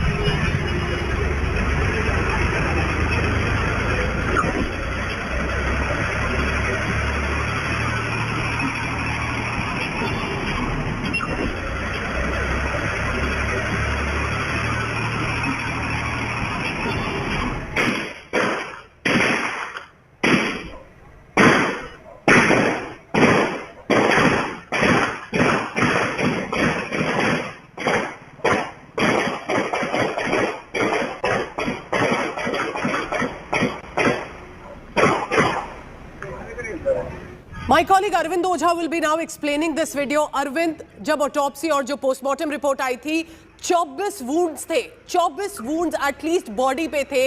जो गाड़ी थी उस पर भी bullet के shots मिले हैं। Clearly indiscriminate non-stop rounds were fired at Sidhu Moose Wala when he was traveling in his Thar vehicle. किस तरह से आप हमें और डिटेल्स दे सकते हैं? एक सफेद गाड़ी है, a white car that trails behind Sidhu Moose Wala's car, takes a turn, and that is when the gun firing is heard. Arvind. जी बिल्कुल, देखिए अगर आप देखेंगे तो जो व्हाइट कलर की जो कार है वो अब उस टर्न की तरफ जाती है, लेकिन जैसे फायरिंग होती है वो अपनी जान बचाने के लिए बहुत तेजी से कार को बैक करता है। उसके अलावा जो गोलियों की आवाज इतनी दूर तक सुनाई दे रही थी कि आप सीसीटीवी में देखेंगे तो जो लोग भागते हुए उस तरफ जाते हैं जिस तरफ से गोलियों की आवाज आ रही है, लेकिन बहुत हिम्मत जुटा नहीं पाते हैं। ये मंजर था जब सिद्धू पर फायरिंग हो रही थी, और ये भी बात सामने आई है कि रशियन मेड ऑटोमेटिक राइफल से फायरिंग हुई थी। कई अत्याधुनिक हथियार जो शूटर्स थे उनके पास थे और नॉन स्टॉप फायरिंग हो रही थी। जैसा कि मैंने बताया, जब इंडिया टुडे की टीम ने विजिट किया था तो दीवारों पर गोलियां फंसी हुई थी, जिसको पंजाब पुलिस ने बाद में रिकवर किया। कई दीवार थे जहां स्पॉट हमने किया कि वहां पर गोलियां फंसी हुई थी। आप अंदाजा लगा सकते हैं कि किस कदर फायरिंग हुई थी। लेकिन जो सबसे चिंता की बात वो ये है कि ये जो बदमाश है वो ये भी परवाह नहीं करते कि वो कहां पर फायरिंग कर रहे हैं। रेजिडेंशियल इलाके में फायरिंग हो रही थी, और जब हमने वहां के आई विटनेस से बात की तो उनका कहना है कि इस इलाके में अमूमन भीड़ होती है, लेकिन 29 मई को गनीमत रही कि बहुत ज्यादा क्राउड वहां पर नहीं था, इस वजह से कोई सिविलियंस को गोली नहीं लगी। लेकिन ये जो सीसीटीवी इमेज इंडिया टुडे के पास एक्सक्लूसिव हाथ लगा है, इसमें ये काफी क्लियर है और इसमें कई गाड़ियां दिखाई दे रही हैं। इस सीसीटीवी फुटेज के आधार पर पंजाब पुलिस और तमाम एजेंसियां अपनी इन्वेस्टिगेशन को आगे बढ़ा रही हैं। पूजा, Arvind, keep tracking all the latest. Arvind Ojha has got us this video. Remember, this in many ways will become an evidence. The sequence of events, what exactly happened. Because as you are looking at this white vehicle that was trailing behind Sidhu Moose Wala's vehicle in which he was driving, and then takes a turn without wasting any time, starts to shoot while there are civilians, while there is normal traffic movement that is on, and that indiscriminate firing as people rush to save their life, suddenly caught off guard in shock, a what was happening. Of course, clearly they didn't even realize who was in that vehicle, who was being shot dead, while another driver takes the vehicle in reverse. Now, remember, when you're looking at this visual, this is no locally made pistol. This cannot be some local weapon accessed by the killers. Assailants rained over 24 bullets at Sidhu Moose Wala while he was traveling in his SUV with two other men. Our executive editor Shiv Arur will now explain to you what weapons possibly were used to kill Punjabi singer and also Congress leader Sidhu Moose Wala. Shiv, over to you. Now, at least 3 different types of automatic weapons were used to pump bullets, at least 24 in number, of different calibers into the body of Sidhu Moose Wala. The first that's been identified is the Avtomat Nikonova 94. It's a Russian assault rifle, also called the AK-94. It's a derivative of the AK-47. It has a magazine capacity of 30 to 45 rounds with a 600 rounds per minute rate of fire. Allegedly used. Also, there were weapons like 9mm and 455 bore weapons that were also used. Nearly 30 rounds were fired at the Punjabi singer that finally killed him. He had no chance of survival. The post-mortem shows he bled out completely. But these were the firearms that were used to kill Sidhu Moose Wala, all of them in the hands of gangsters. And we're now getting some latest visual from the last rites of Sidhu Moose Wala. Thousands of people, if not lakhs. Massive crowd of fans, clearly supporters. Take a look at that at Moosewala's last ride. Fans bidding goodbye to their superstar singer, inconsolable parents with the last glimpse of their son. That's right now the latest visuals coming in. Remember, Punjabi singer Mankirat Olak also has now appealed to the Punjab police to increase his security. Mankirat is claiming that he's also been receiving threats in the month of April and has now asked for security. Now, the killers, suspected ones of Moosewala, targeted also superstar Salman Khan, gave a chilling threat to his murder. Gangsters, not only that, wrecked also Salman Khan's residence in 2018. And this threat was given on camera by Bishnoi. Delhi High Court is likely to hear the plea for protection filed by gangster Lawrence Bishnoi tomorrow. Lawyer has mentioned the matter before the bench headed by the acting Chief Justice for the urgent hearing.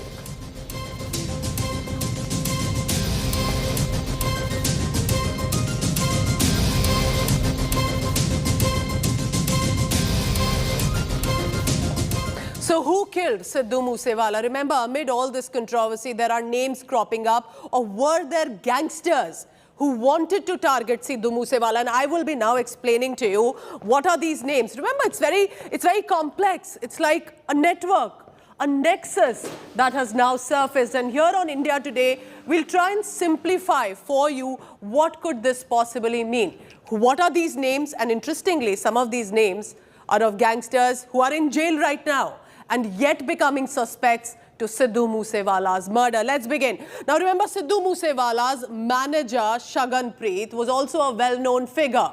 Now he had accusations against him as well. And that because of his controversial past, and this Shagan Preet is currently not in India. But what was the allegation? The allegation was that he, the manager, allegedly killed one Vicky Midukhereja. Now, he was shot dead in August 2021. Vicky Midukhereja also had links to someone else, and this is where that web connects. Take a look at that, very important. Vicky was an associate of gangster Lawrence Bishnoi. Bishnoi is currently in Tihar jail. He's currently in Tihar jail and yet is facing accusations, could have been now a prime suspect in Sidhu Moose Wala's murder. How does all of this now get murkier and bigger? While this was happening, this man on your screens, Goldie Brar. Goldie Brar on top here is actually right now based in Canada. He claimed on social media, on a Facebook post, that it was me. I reclaim the killing and take the responsibility of this murder. He's called it a revenge killing, connecting it to Vicky here. And all of this, they are saying, are associates. Now remember, Sidhu Moose Wala was not with any gang, but there were connections, there were these names that are now cropping up. All of this is now being investigated by the Punjab police, and of course other agencies have also sent search teams to ensure. Now, Punjabi Canadian singer, and this is big, AP Dhillon has now opened up a can of worms with regard to Moosewala's murder, because now are we looking at more Punjabi musicians and singers who are stating that they have been receiving threats? Because AP Dhillon, who is right now a rising star, and his videos go in millions across Canada, across India, across the world, and he's saying that artists, specifically from Punjab, are dealing with threats, hate-filled comments, negativity on a regular basis. He's written a long post on social media. It has gone viral. Everyone's been talking about it. But is he the only one? Or there are many more musicians ready to come forth? And this murder has put the spotlight on a dark underbelly that Punjabi musicians have to face and are caught in the crossfire of a gang war. Take a look at the special report about AP Dhillon's claims coming in on social media.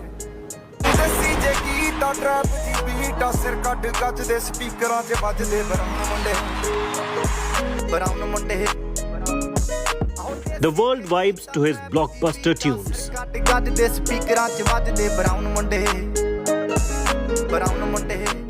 As one of the best-selling Punjabi Canadian hip-hop stars, Amrinder Singh, aka AP Dhillon, knows more than a thing or two about the superstar life.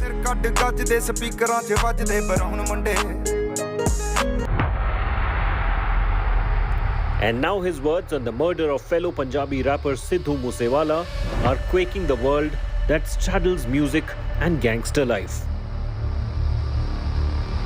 Most people will never know the extent of what you have to deal with as a Punjabi artist behind the scene on a daily basis.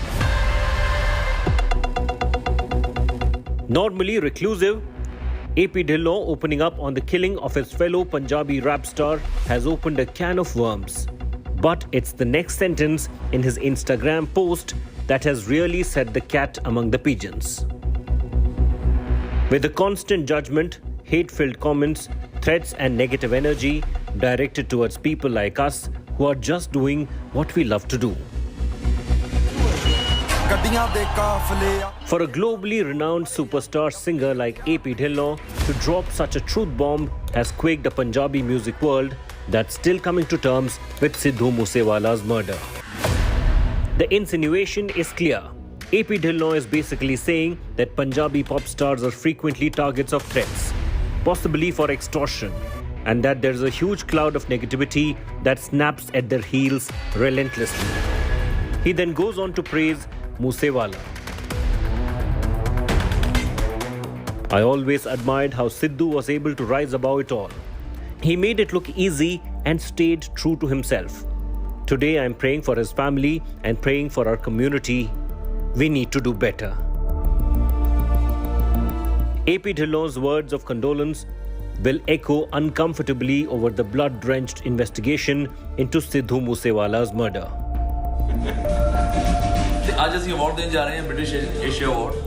With superstar singers like Mika Singh also breaking their silence on such threats, उन्होंने किसी का नाम नहीं लिया था, मुझे London में मिले थे, उन्होंने मुझे बोला यार ये बहुत नया सिस्टम शुरू हो गया कि यार मैं हूँ, दो चार और सिंगर्स हैं जिनको ऐसे कॉल आते हैं और हमें समझ नहीं आता कि हम उनके साथ कैसे डील करें. Will more Punjabi stars come out and confirm what AP Dhillon has opened a scary Pandora's box on? Or will gangsters and the underworld keep them in a shadow of fear, even as they enjoy global fame?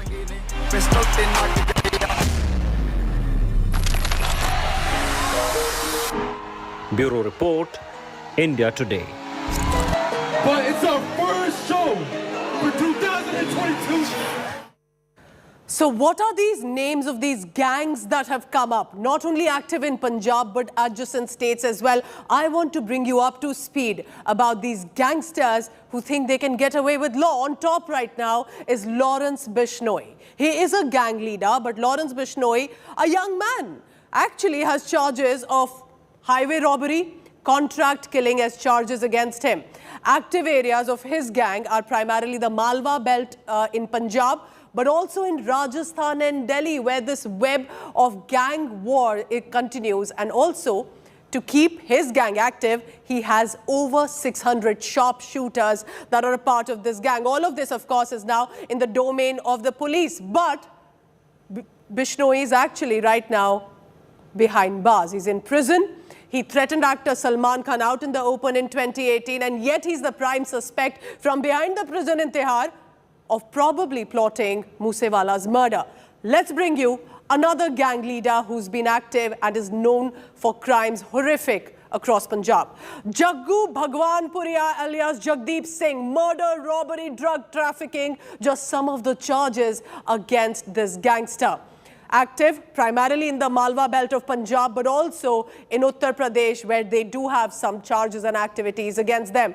Again, known to be running operations from jail. Remember, there are added questions that will now crop up. How are these men getting away by plotting all these activities illegal from behind bars?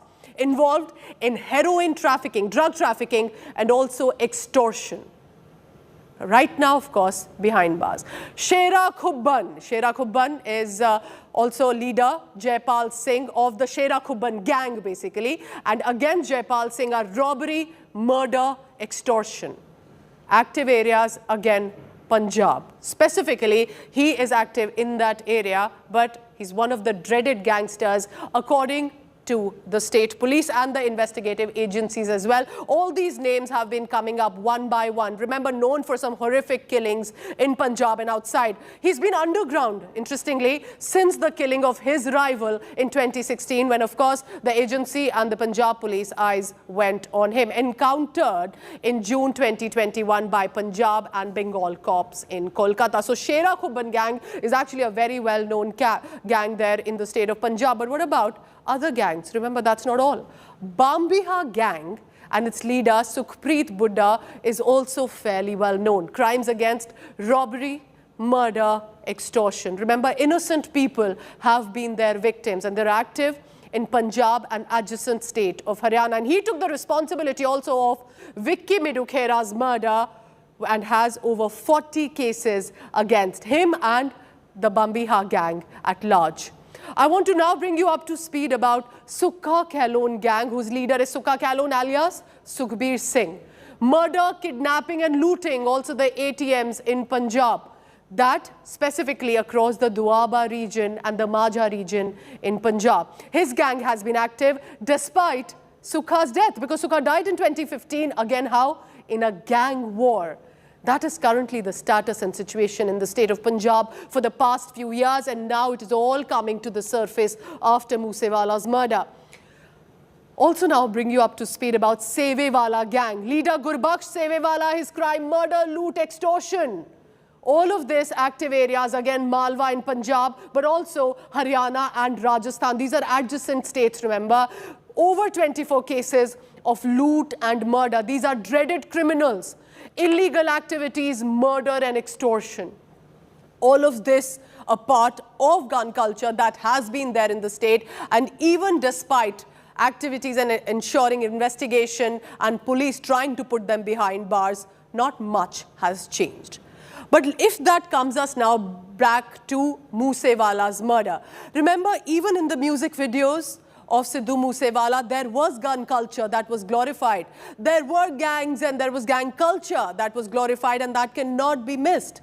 At this point, music industry in Punjab is in a shadow of fear, because it appears that Punjab musicians are getting caught with regard to these gangs that are active in that. AP Dhillon, of course, leading with some of those claims of what it could mean to live with that negativity and threats that Punjabi musicians have been dealing with now for years, simply for doing their art and music, but with these gangsters watching them from the behind. Here's a report on what exactly happened.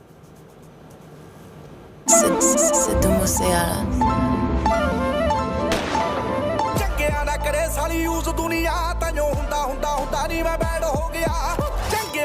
Sidhu Moosewala's music glorified guns and gangs.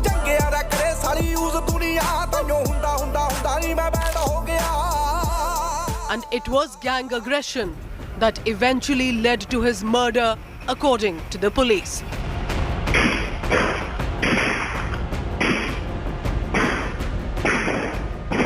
From legendary Bulle Shah and Shiv Kumar Batalvi to Moosewala today, music in Punjab has changed drastically from poetry once to gun glorification.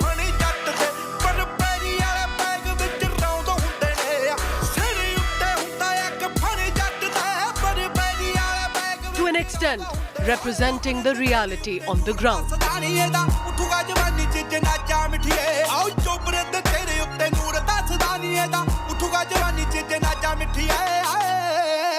ये जो incident है ये एक inter gang rivalry का case लगता है.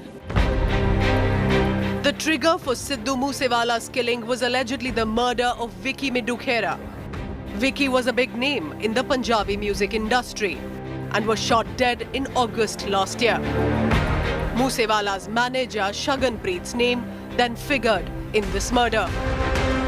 Now, Goldie Brar, currently in Canada, a close aide of jailed gang leader Lawrence Bishnoi, connects the dots. Goldie has alleged in a social media post that apart from Vicky Midukhera killing, Sidhu Moosewala's manager was allegedly also behind the murder of his brother, Gurlal Brar. Moosewala's murder has put the dark underbelly of the Punjabi music industry in the spotlight. What was earlier spoken in hushed tones is now becoming public knowledge. Bureau Report, India Today.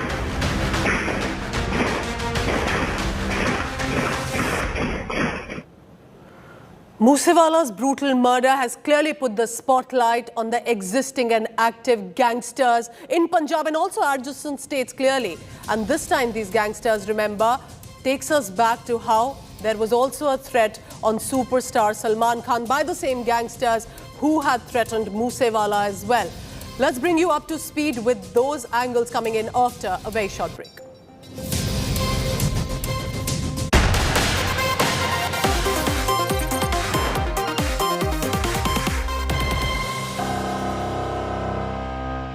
Everyone's busy finding what's trending. You're busy finding out why. India Today, for those who research before reacting. Download the India Today app now.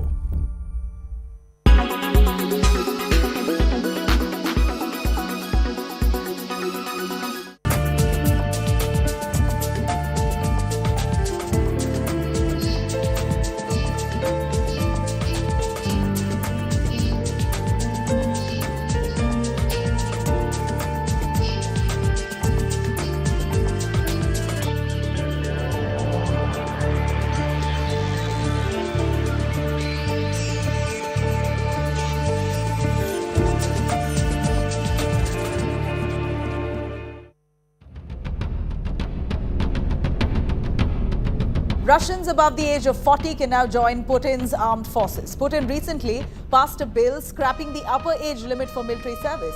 Earlier, the army had an age limit of 18 to 40 years for Russians and 18 to 30 years for foreigners. This move comes as Russia and Ukraine now enter the 4th month of war. Russia is expecting to recruit more after scrapping this upper age limit. They are now looking for technical specialists to operate high-precision weapons. The new law also says, and I quote, experience shows that they become specialists by the age of 40 to 45. According to Ukraine, Russia has lost about 30,000 of its soldiers. Currently, Russia has more than 400,000 professional contract soldiers in its 900,000 strong active armed forces. The Russian military also admitted that some conscripts were involved in the conflict. Basically, conscripts are those men who are made to compulsory join the military or serve the army. Under the current martial law, Ukraine forbids men aged between 18 to 60 from leaving the country. So women, children and the elderly form the majority of evacuees and refugees. Ukraine's army is a lot smaller though, with 200,000 active troops. But the numbers have increased since the war began. Many countries have military conscripts, but the rules vary widely. India, for instance, doesn't have any specific conscription laws. The Indian Armed Forces and services have remained voluntarily in nature. In the United Kingdom and the United States, they have fully professional armies and reservists who can be called up in case of an emergency. But both of them had conscripts during the World War as well as the Vietnam War, respectively.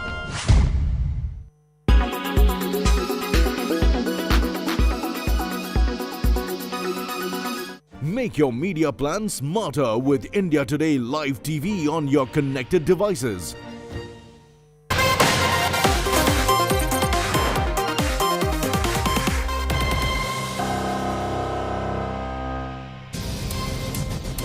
This gangster nexus is only getting murkier, and now a sensational angle has emerged in the investigation of Moosewala's murder. India Today has accessed a dossier on Canada-based gangster Goldie Barar.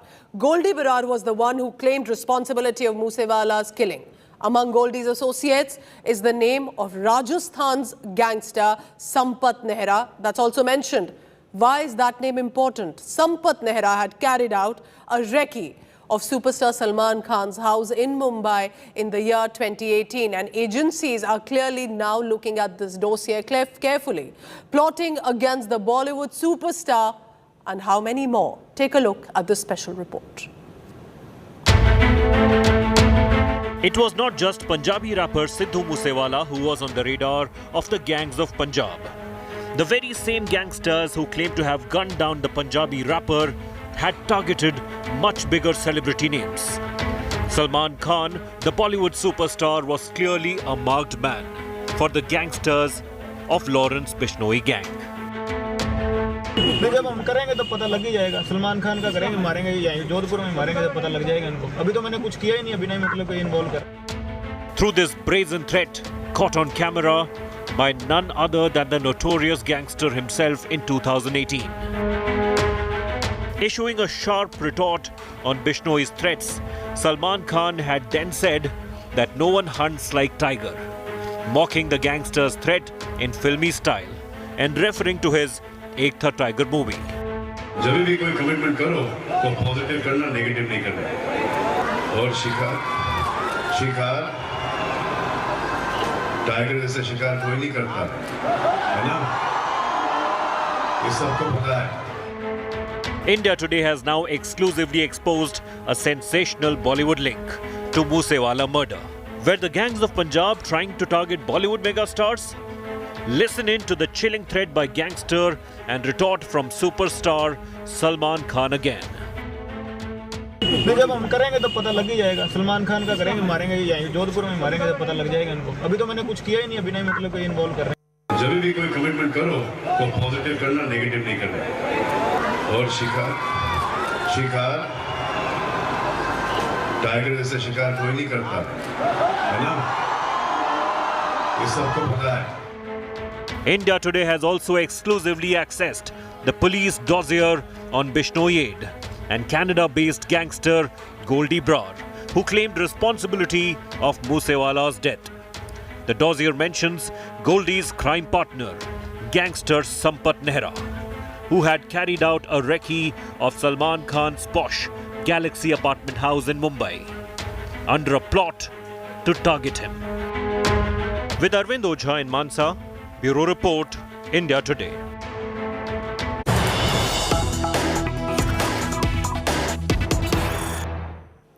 And breaking news now coming in Sidhu Moosewala's murder investigation. Gangster Lawrence Bishnoi being taken out for questioning from Tihar jail. Of course, right now, remember, agencies are looking at this individual on your screens. That is Lawrence Bishnoi, currently lodged in Tihar prison on serious charges. A gang leader there, Lawrence Bishnoi, is a prime suspect in Sidhu Moosewala's murder.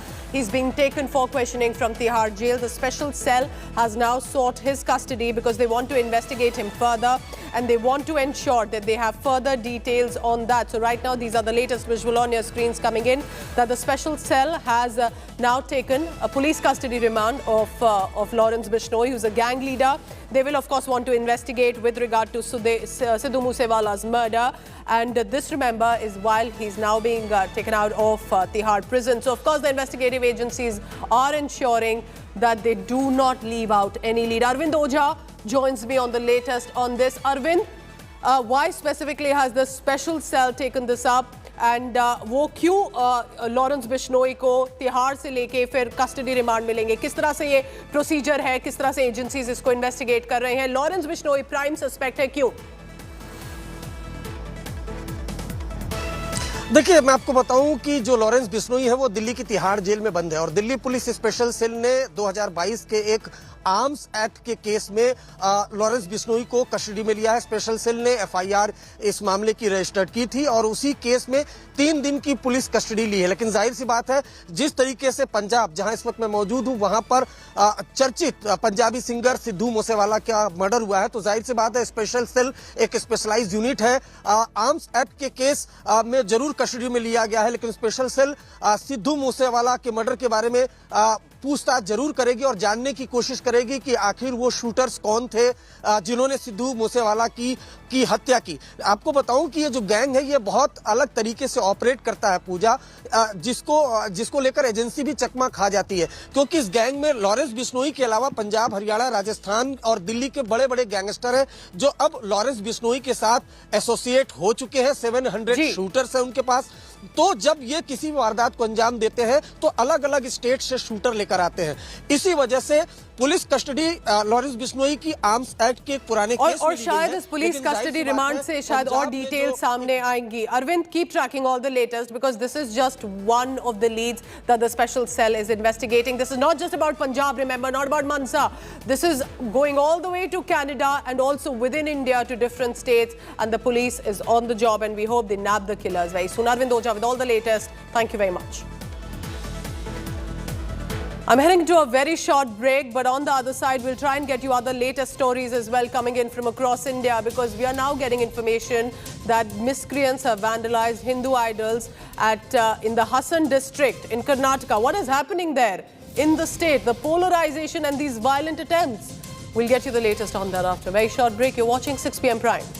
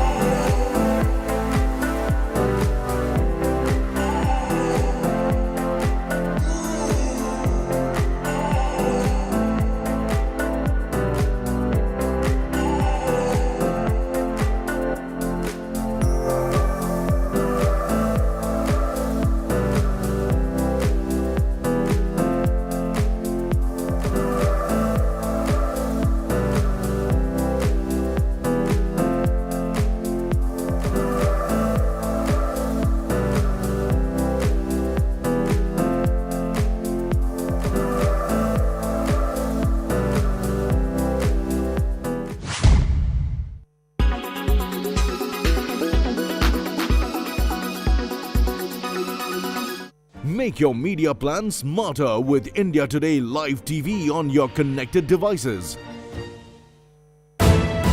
You are watching India Today. You are watching.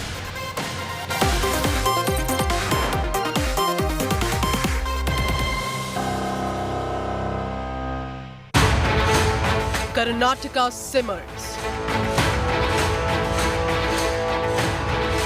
Over 10 Hindu idols vandalized. Hassan district tense after idol desecration.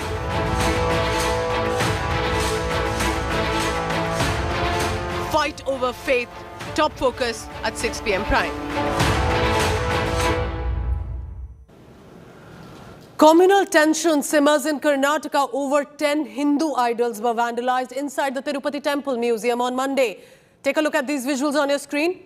Miscreants have desecrated deities and are still on the run. Now, the cops have launched a search operation for these vandals. The police is claiming that the vandalism happened in an under-construction museum. A case has been registered by the nearby police station. So, an under-construction museum where likely these idols would have got ready and would have been kept. Clearly, someone wanted them not to be placed and have now vandalized. These are the visuals coming in from your screen. Now, a manhunt has been launched.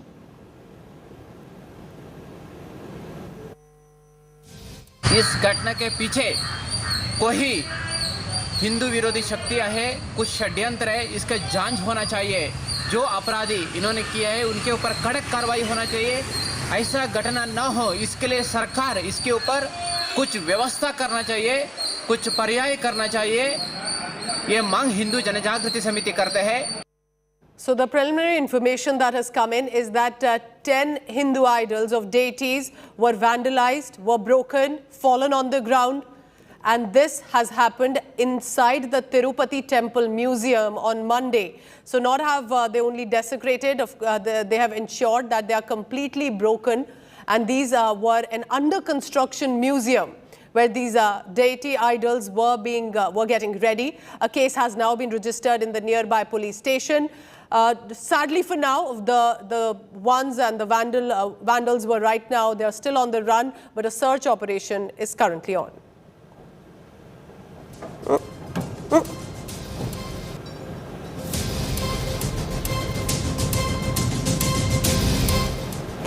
Meanwhile, in Kashi, politics is peaking over the Gyanvapi survey videos. AIMIM chief Asaduddin Owaisi questions how the videos of the Gyanvapi survey got leaked and that they were only supposed to run as per the court's directions. Now, this is, remember, politics that is definitely escalating in this issue. This comes after the Varanasi court made it clear that the parties in this case only be provided with the copies of the video and will have to submit an undertaking that it shall not be shared publicly or for unauthorized use without the court's permission. So at this point, definitely a lot of strong reactions coming in from the netas. Listen in.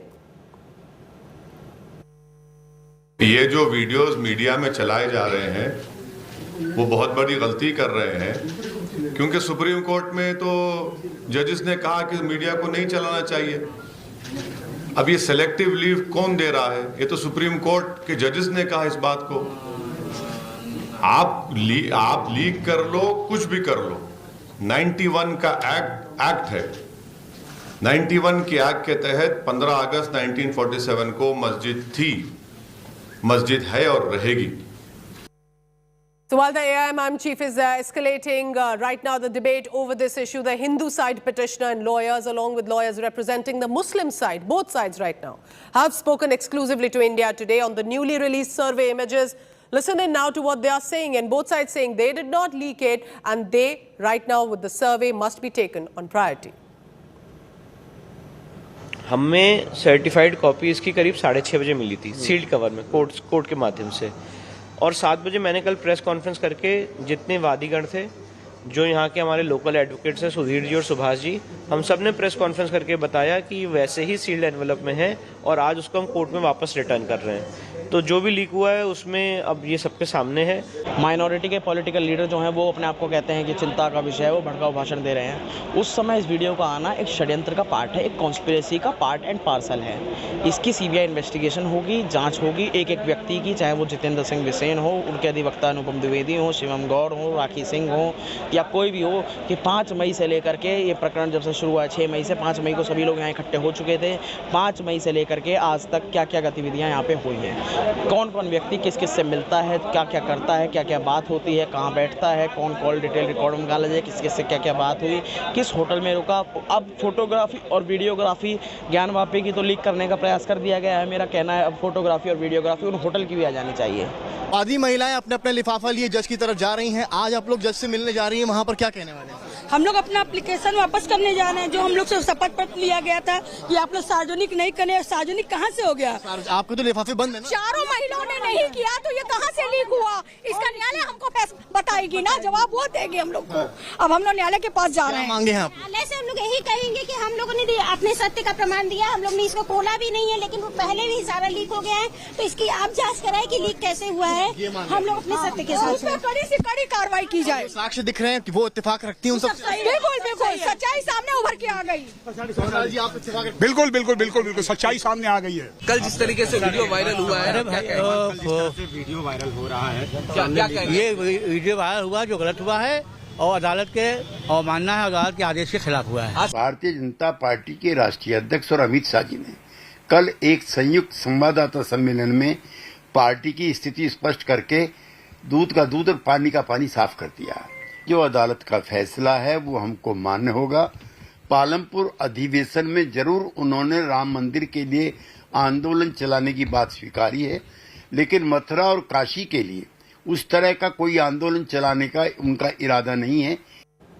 India Today was the first to access the latest visual from the survey of the Gyanvapi complex in Varanasi. In the latest videos from the survey, there are carvings that have resembled Hindu religious symbols. For example, the Trishul that can be seen carved on the walls of the structure where now the mosque stands. This report will help you understand precisely what are the carvings and what are the symbols that have been found in the premises.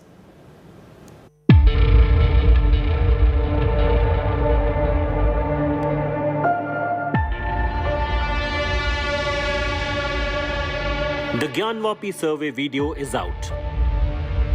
The full 8 hours of footage shot by the commission appointed by the Varanasi court. The video accessed exclusively by India Today provides the most extensive view of the claimed shivling inside the mosque.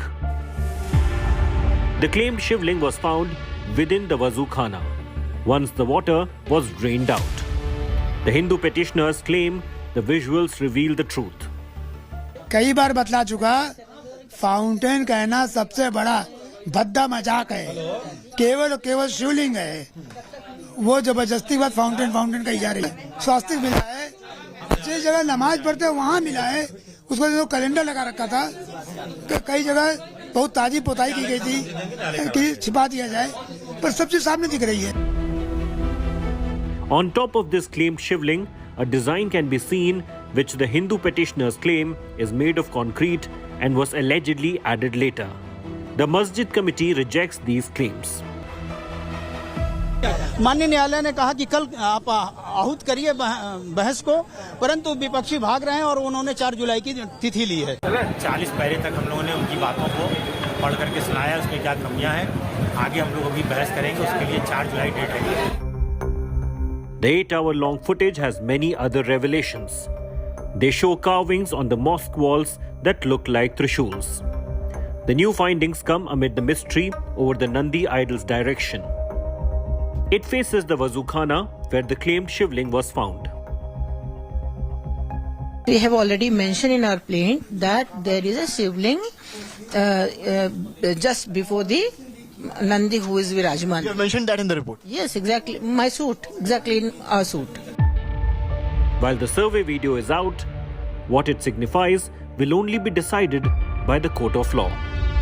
The Varanasi District Court is next slated to hear the matter in July. Bureau Report, India Today.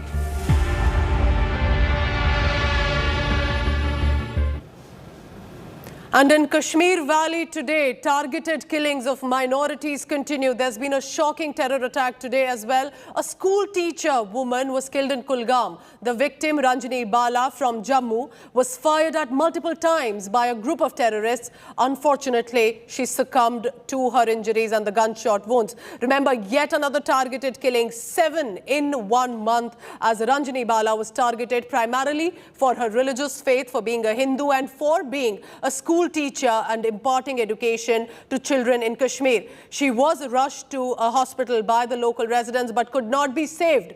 This terror attack, remember, in Kulgam is latest in the series of targeted killings against Kashmiri Pandits, against cops who are on leave, and also recently a television actor, a Muslim woman actor, Amrinder Bhatt, who was also killed for uploading videos. All of this, of course, a pattern to try and scare the minorities out of the Kashmir Valley. The hunt is on now for the terrorists and those involved in this attack on the Hindu teacher in Kulgam.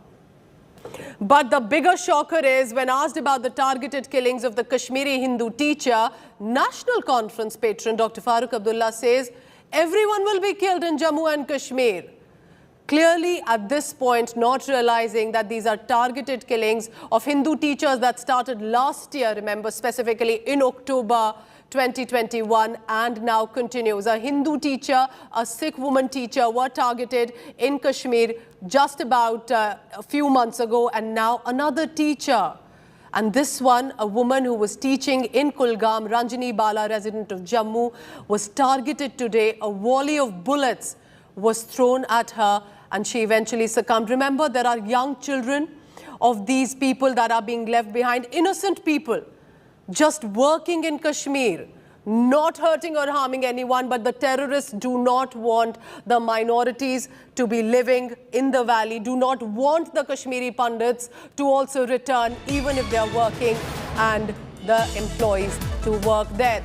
And now Vivek Agnihotri, the director of the Kashmir Files, has put out a video on social media, absolutely shocking. He has said that he was invited to speak at an event by the Oxford Union, and now he was told there is no event. It's been cancelled at the last minute despite confirmations. Vivek Agnihotri is claiming that this is deliberate despite confirmations at the last minute. The director of the Kashmir Files that clearly documented the horrors faced by the Hindu Kashmiris in the 1990s by the jihadi terrorists, and when he tried to go and was invited primarily, he's on a humanity tour across Europe right now. But then getting cancelled at the last minute, absolutely horrifying. And now, joining me on the telecast, Director Vivek Agnihotri, right now, while he's on a humanity tour across Europe. Vivek, thank you for your time. I'm Pooja here. But this is shocking. A Hindu teacher gets killed, and on the same day, you're told your event is not happening. What is exactly happening there? This is deliberate cancellation, Vivek.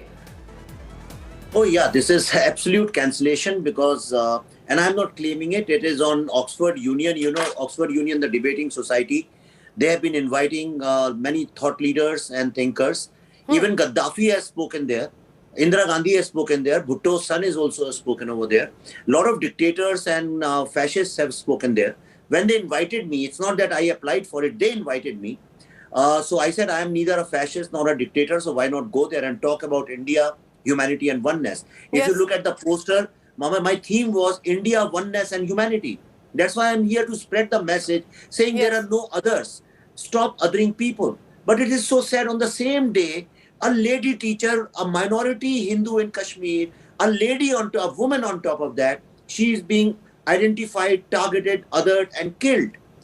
Now, as far as it happened, they invited me around this Oxford Union thing because I thought I'll get a opportunity, I'll get a platform to speak for Kashmiri Hindu genocide, especially Hindus. You understand the pain and agony of Kashmiri Hindus. Absolutely, yes. So for 32 years, a lot of people have been asking me after this film release that why for 32 years we didn't know about this film. This is the reason people don't know about it. Who told you, Vivek? Who were these people? If you were invited, if it's on email, who suddenly decides you will not speak? Oh, Oxford Union. Oxford Union. See, this is a very smart tactic. They always do it with lots of people. So I was invited by Oxford Union. I was supposed to speak in this debating society tonight. But then what happened just 2 days ago, a lot of Pakistani students and Kashmiri Muslim students started protesting. And they started saying that I'm Islamophobic because I made this film. They started saying I'm a fascist because I openly supported Mr. Narendra Modi in 2014 elections. They got all these proofs. They started making a toolkit against me, and they started making presentations. Now the problem is at Oxford, it's a radicalized university, fully funded and supported by a lot of radical countries. So they started building a case. Now Hindus are in minority. Hindu students are a meek minority, feeble minority in Oxford. So they realize if I come, and these are the same people who support Yasin Malik and JKLF. They were very upset when Yasin Malik pleaded guilty because their narrative was bursting. So they realized if I come, since I am a very honest and very frank speaker, they realized if I come, their entire narrative they have built, that nothing happened to Hindus. This is the narrative at Oxford, that nothing happened to Hindus. They are lying. It's the Muslims who actually are being their genocide. And this is on the day, Vivek, when a Hindu woman from Jammu, a school teacher, is shot at, a school teacher who doesn't harm anyone. But Vivek, here's my question to you. You know, we would have thought this was all over in the sense you can now be allowed to speak, but we can now see, and I have experience of being denied opportunities to speak about Kashmiri Pandits. Today, even now, you're not allowed to have your film screened. You're also then cancelled at events. A Hindu on the ground is getting killed in Kashmir. The ecosystem clearly here, Vivek, is ensuring that we don't even get to document.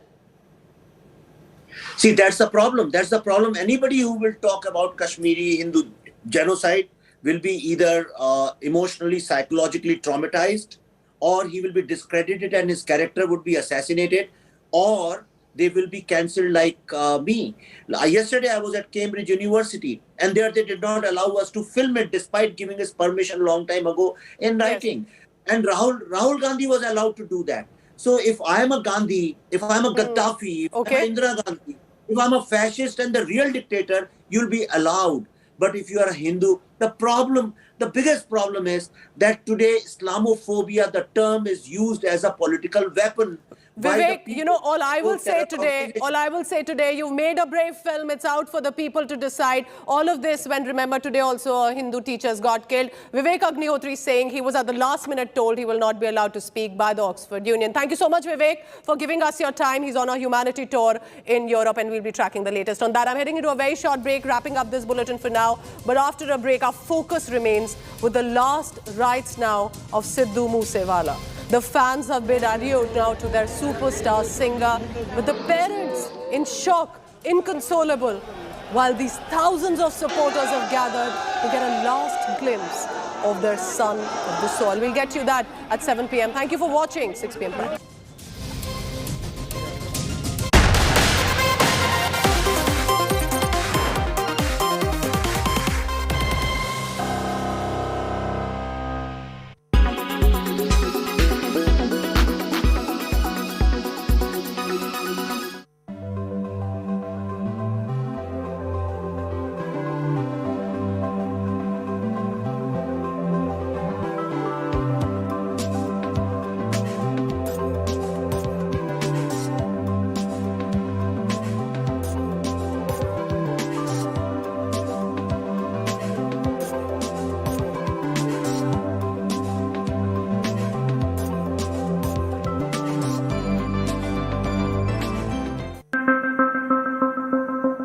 the rising petrol prices and inflation scare you?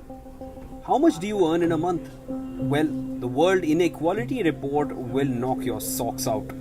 And why? Because it says India stands out as a poor and unequal country with an affluent elite population. 15% of Indians earn less than Rs 5,000 every month, while 22% of the national income goes to the 1% rich community. The report flags a drop in global income during 2020, with about half the dip in rich countries and half in low income and emerging countries. Are we living in the prime of inequality? In 2019 and 20, among different employment categories, the highest percentage was of self-employed workers, which was 45.78%, followed by regular salaried workers 33.5% and casual workers 20.71%. Self-employed workers also belong to the lowest income categories. The report pegged the country's unemployment rate at 4.8% for 2019 and 20. Presented by Aditya Birla Group, Big in Your Life. Co-powered by only OLX Autos gives the best price for your car. Co-powered by Panasonic Smart AC, AC for healthier homes. In association with SBI Life, अपने लिए, अपनों के लिए.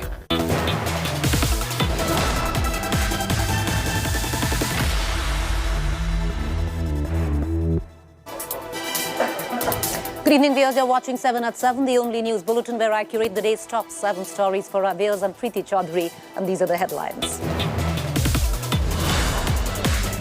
Patiala tense after clashes break out between Shiv Sena workers and pro-Khalistani groups. Stones pelted, knives and swords brandished.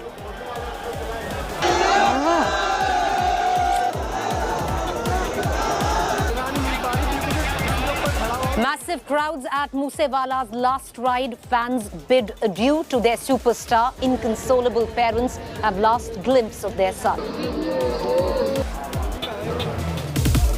Gangster who threatened Moosewala also targeted superstar Salman Khan. Bishnoi gang gave chilling threat to murder. Gangsters also wrecked Salman's residence in 2018. जब हम करेंगे तो पता लग ही जाएगा. सलमान खान का करेंगे, मारेंगे ही जाएंगे. जोधपुर में मारेंगे तो पता लग जाएगा इनको. अभी तो मैंने कुछ किया ही नहीं. शिकार टाइगर जैसे शिकार कोई नहीं करता है ना. Delhi Health Minister sent to 10-day ED custody. Arvind Kejriwal calls the case against his minister Farzi fake. Controversy erupts over the Gyanvapi survey tapes. Both sides claim they haven't leaked the survey videos. Miscreants desecrate Hindu idols in Hassan district of Karnataka. 10 idols reportedly vandalized. Cops launched manhunt to nab vandals. Modi's mega Shimla blitz on 8th anniversary of government interacts with beneficiaries of government welfare schemes, given rupees 21,000 crore to 10 crore farmers. India's GDP for fiscal year 2022 stands at 8.7%, fiscal deficit at 6.7% of GDP.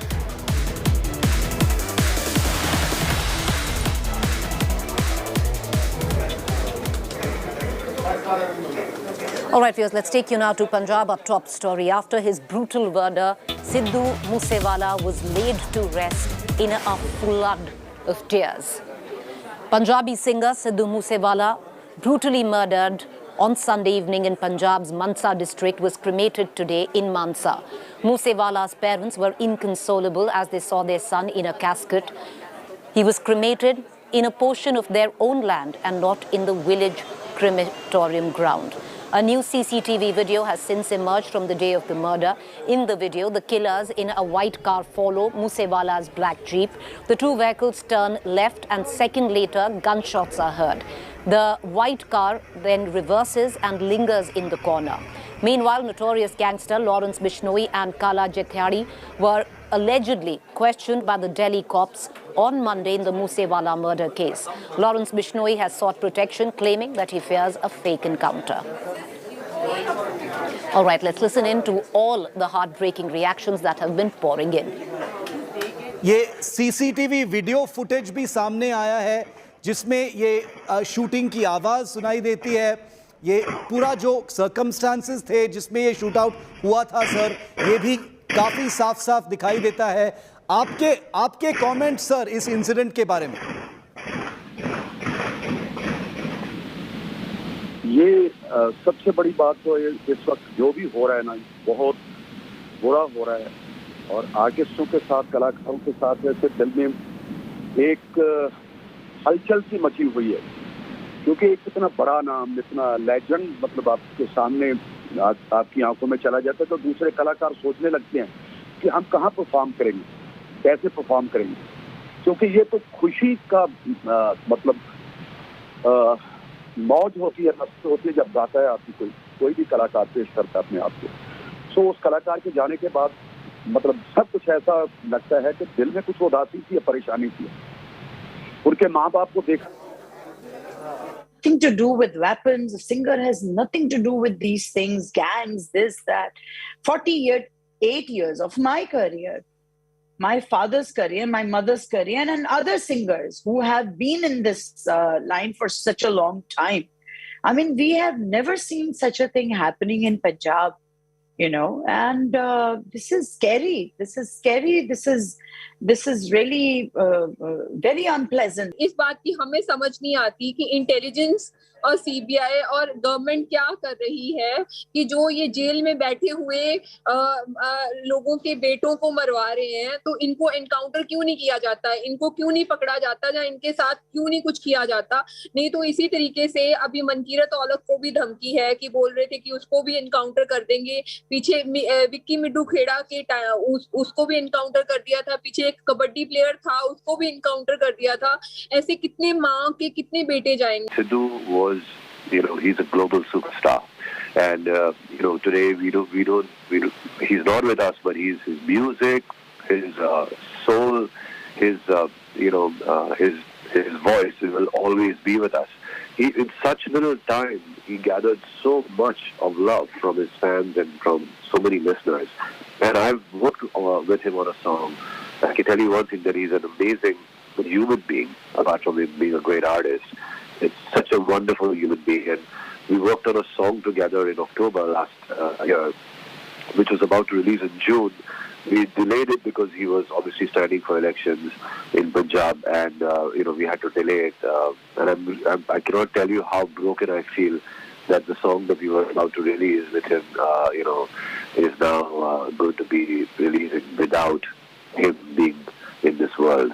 It's really, really a very sad moment for us and for the entire music fraternity. For people who worked with him know how incredible he is. But for people who haven't worked with him, in the fraternity, I can say one thing, that he was a genuine artist. And there's no doubt about that he because in such little time, he had so many incredible fans, listeners, stars, following him, collaborating with him. That just proves how much he was loved. पहली गलती तो ये कम किया, दूसरी गलती ये कि उसको डिस्क्लोज किया मीडिया में। तो ये दोनों ही गलतियां बहुत बड़ी हैं और इसकी वजह से ये बिग लॉस हुआ। इससे मेरा मशवरा है पंजाब गवर्नमेंट को कि वो बहुत संवेदनशील स्टेट है पंजाब, इसको सीरियसली इनको थिंक अबाउट करना चाहिए।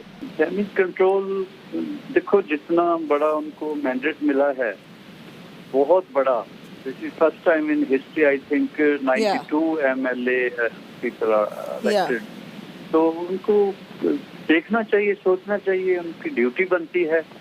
हर शख्स इनसिक्योर फील कर रहा है इन दिनों।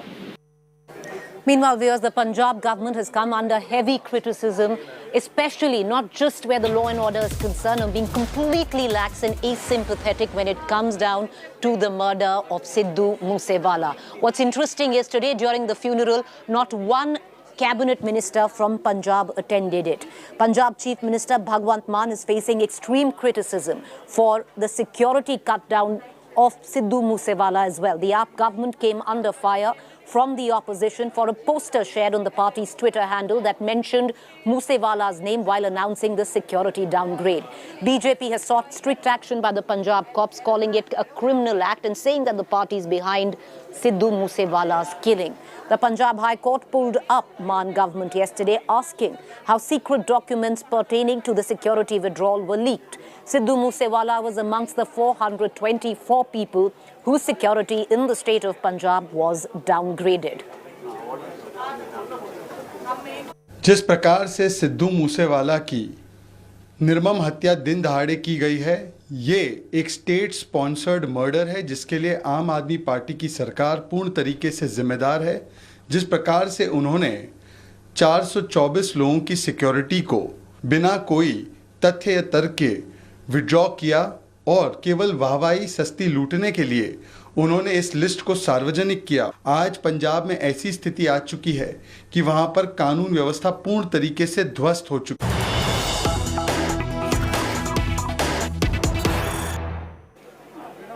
All right, viewers, it seems that the Punjab government has been forced into action. The latest news that we are breaking right now, that the Punjab ADG Law and Order has now finally been removed, replaced.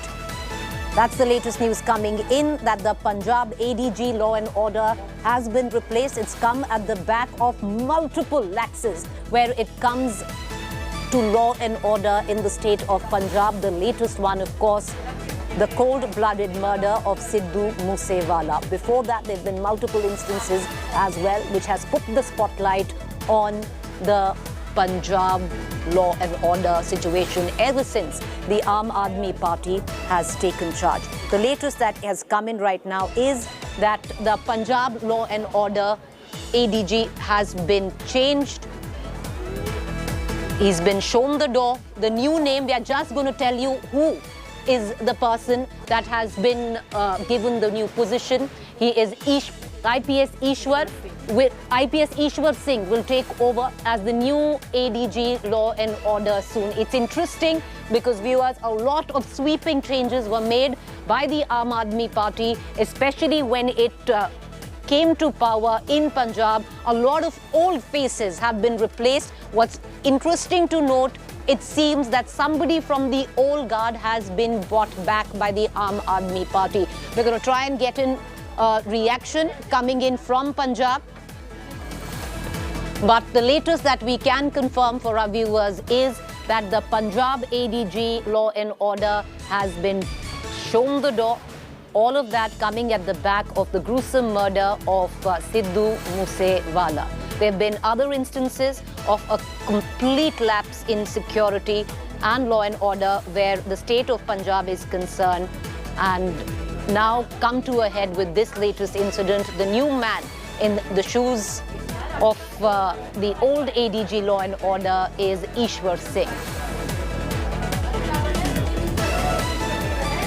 All right, viewers, let's quickly move on and let's get you up to speed with the other big news that we are tracking, and that not a good time that the Aam Aadmi Party government is concerned. Satyendra Jain, the health minister in Delhi, has been taken into ED custody. He was arrested yesterday. That's the latest that we are getting in, is that the Enforcement Directorate gets the custody of Delhi Health Minister Satyendra Jain till the 9th of June. The ED has been granted 10-day custody of Satyendra Jain. The court has also given permission to give food and medicine to the Delhi minister. Jain has been arrested in connection with Hawala transactions linked to alleged shell companies that were in the name of his family members. ED has argued in a court that it is the case of controlling interest.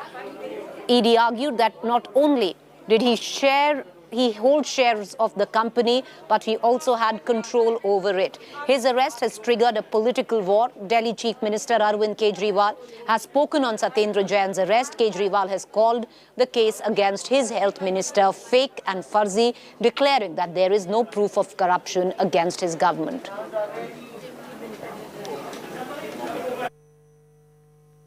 मैंने सत्येंद्र जैन के सारे कागज खुद देखे हैं। पढ़ा लिखा आदमी हूं, कानून की भी बहुत समझ है। इनके ऊपर लगाए गए सारे आरोप फर्जी हैं। पूरा का पूरा मामला फर्जी है। केवल राजनीति की वजह से उन्हें गिरफ्तार किया गया है।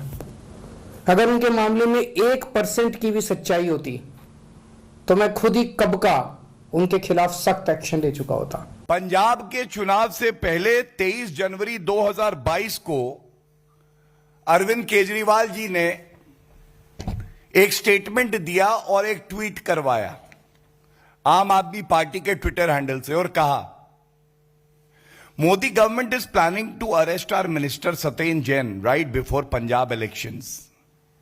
और अंत में लिखा था, हम चन्नी जी की तरह रोएंगे नहीं।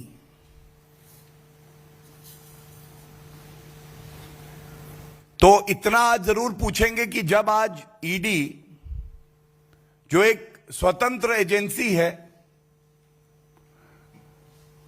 वो अपनी कार्रवाई करती है, तो आप रोने क्यों लग जाते हैं?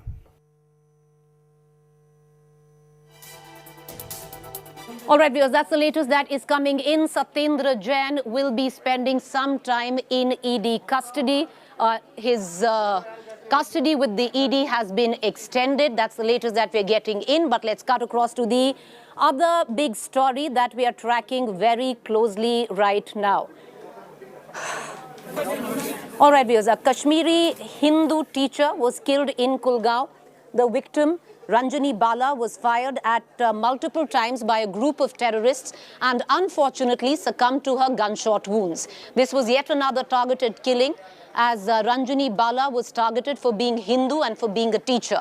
She was rushed to a hospital but couldn't be saved. The terror attack in Kulgaon is the latest in a series of targeted killings by terrorists as they continue to target minorities and anyone who is trying to better the situation in the valley. The hunt is on for the terrorist involved in this attack on the Hindu teacher in Kulgaon. But in a big shocker, when asked about the targeted killings of the Kashmiri Hindu teacher, NC patron Farooq Abdullah says everyone will be killed in Jammu and Kashmir. कोई ऐसी बात 2-3 बार बात हुई उनसे, उसको बोला ठीक है, बोला हमारे कोई ऐसा खतरा नहीं है। उसके बाद बीच अचानक बोला बहुत ज्यादा डर के जाना पड़ रहा है, तो आई कह रहा भाई ये पता चल गया कि ऐसे रजनी वाला, इससे ज्यादा शर्मनाक और क्या हो सकता है? बहुत बुरी हालत है। कौन सी सरकार, कैसी सरकार, ऐसी सरकार को क्या करना जो हिफाजत नहीं कर सके किसी की? क्या मतलब है सरकार का? इतना कुछ होने के बावजूद एक मर रहा, थोड़ा दूसरा मर रहा, फिर तीसरा मर रहा है। इनको परवाह होती तो क्यों मरेंगे? नहीं मर सकते। श्रीमती रजनी देवी जी के इन कातिलों को भी जमीन के पाताल से निकाल कर मौत के घाट उतारेंगे। ये खून का और मौत का तांडव जो पाकिस्तान कश्मीर घाटी के अंदर खेल रहा है, भारी कीमत इन पाकिस्तानियों को पहले भी चुकानी पड़ी है और आगे भी इन पाकिस्तानियों को इन कुकर्मों की, इन पापों की, इस जघन्य अपराध की भारी कीमत पाकिस्तान को और उनके इन आतंकवादियों को चुकानी पड़ेगी। डॉक्टर साहब, आज के बारे में बताइएगा थोड़ा सा। मैं कुछ नहीं बताऊंगा क्योंकि ये काम चलता जाएगा।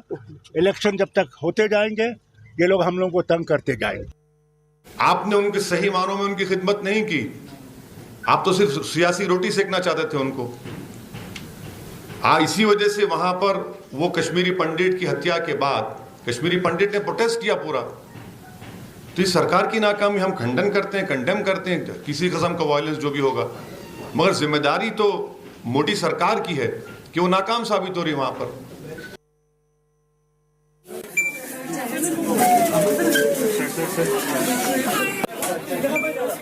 All right, viewers, the Prime Minister is in Simla celebrating, marking 8 years of the BJP in government. The choice for Simla and the state of Himachal Pradesh, that much interesting, viewers, because the state of Himachal Pradesh is going to elections soon. The Prime Minister addressed a rally in the hill state, which will be holding an assembly election later this year.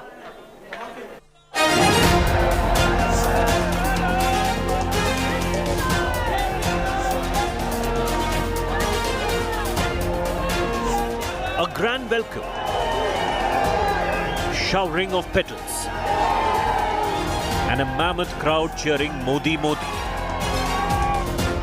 Shimla's iconic Mall Road witnessed these scenes as Prime Minister Narendra Modi arrived to interact with beneficiaries of his government's flagship welfare scheme. At the rally to mark 8 years of his rule, the Prime Minister said that before his government came in 2014, corruption was viewed as an essential part of government. Modi added that his government made India's borders much more secure and fought the pandemic with a never-seen-before vaccination drive.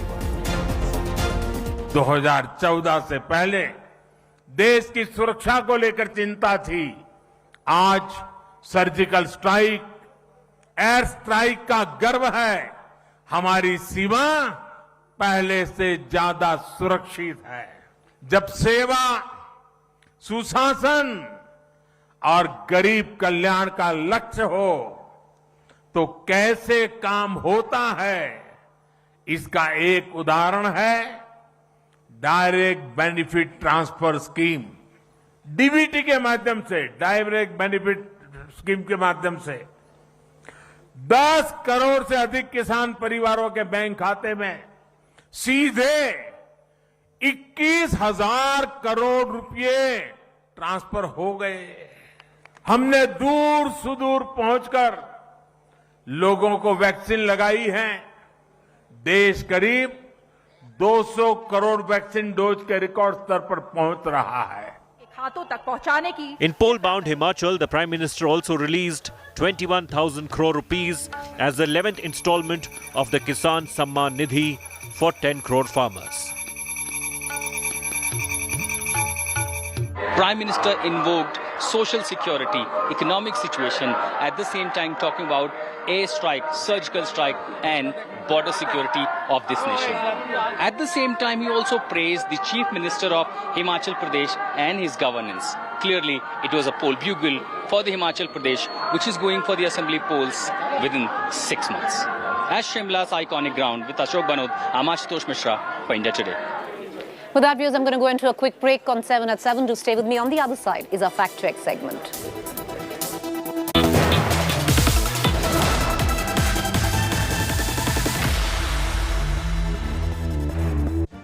Make your media plan smarter with India Today Live TV on your connected devices.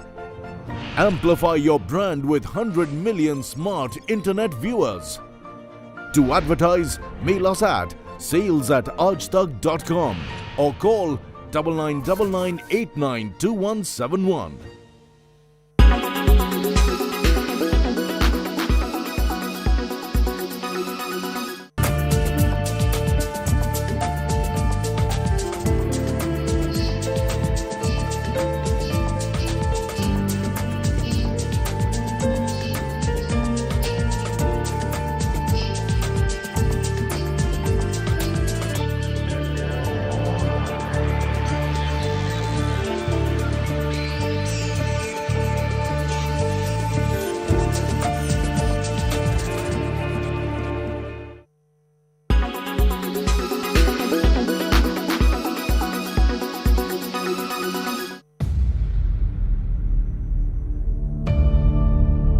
India's #1 political reporter. Defines what seems to be happening, vendetta politics. कोई दूध के से धुला हुआ नहीं है. Unmatched eye, unmatched experience. The world has changed.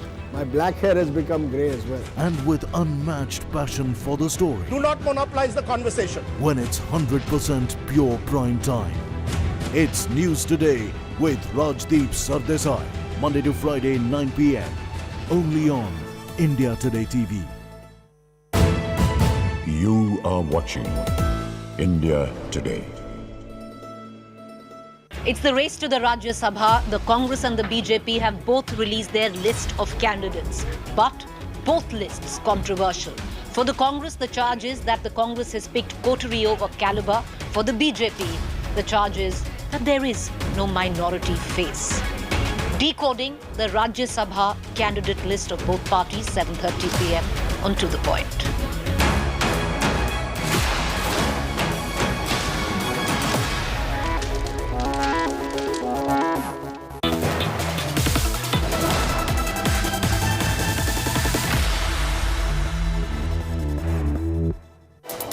Welcome back, viewers. You're watching our fact check segment where we bust certain claims masquerading to be facts on social media platforms and WhatsApp groups. Now, there was an image which was going viral, unfortunately being labeled as the plane crash in Nepal, the recent one. Incorrect, viewers. Factually incorrect. This image is of the chopper crash of CDS Rawat and had nothing to do with the plane crash in Nepal. With this quick fact check, time for us to go into a quick break. You to stay with me. On the other side is To The Point.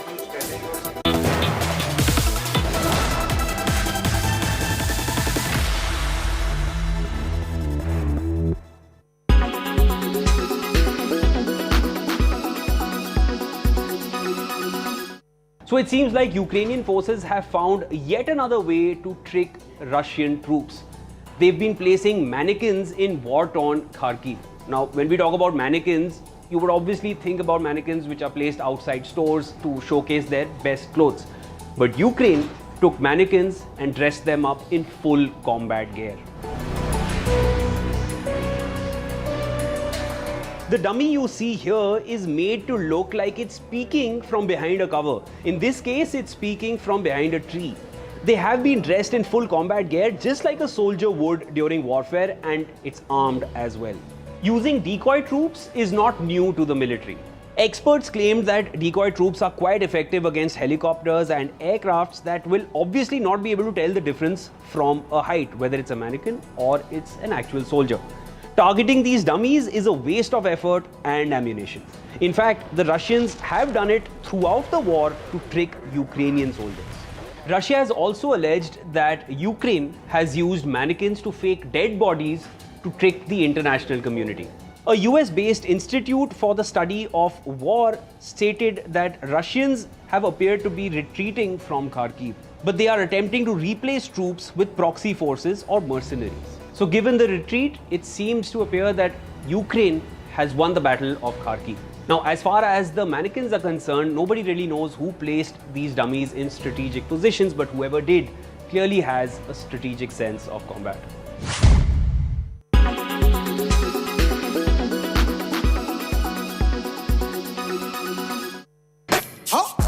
The last ride of Sidhu Moose Wala.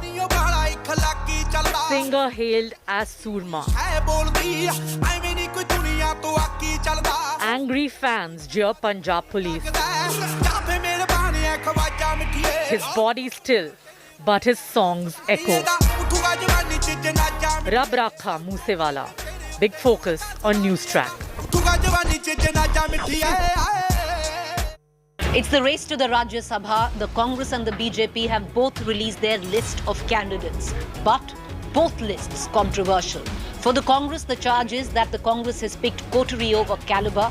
For the BJP, the charge is that there is no minority face.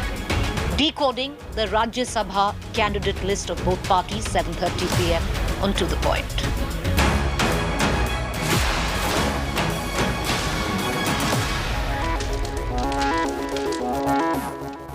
...2022's biggest crime news break.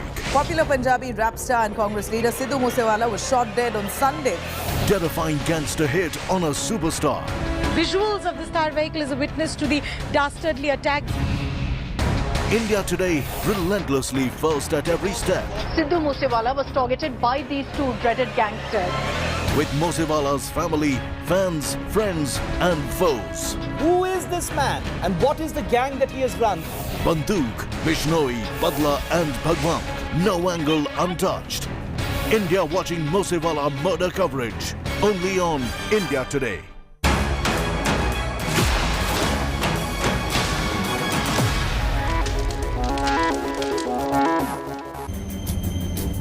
Good evening, viewers. You're watching To The Point. I'm Preeti Chaudhary. It's the race to the Rajya Sabha. The Rajya Sabha elections are in 10 days. Today was the last date for filing nomination. Both the BJP and the Congress declared their candidate list. The Congress, with its 10 names, caused a fair bit of resentment within its own ranks, with many saying that it is a loyalist of those picked who are close to the Gandhis. The BJP on its own released 22 names, I beg your pardon, and of the 22 names, viewers, not one Muslim face, which will tantamount to that in the days to come, be it the Lok Sabha or the Rajya Sabha, the BJP will not have a Muslim face in either houses. It's the race to the Rajya Sabha. Last date to file nominations, 31st May, Tuesday.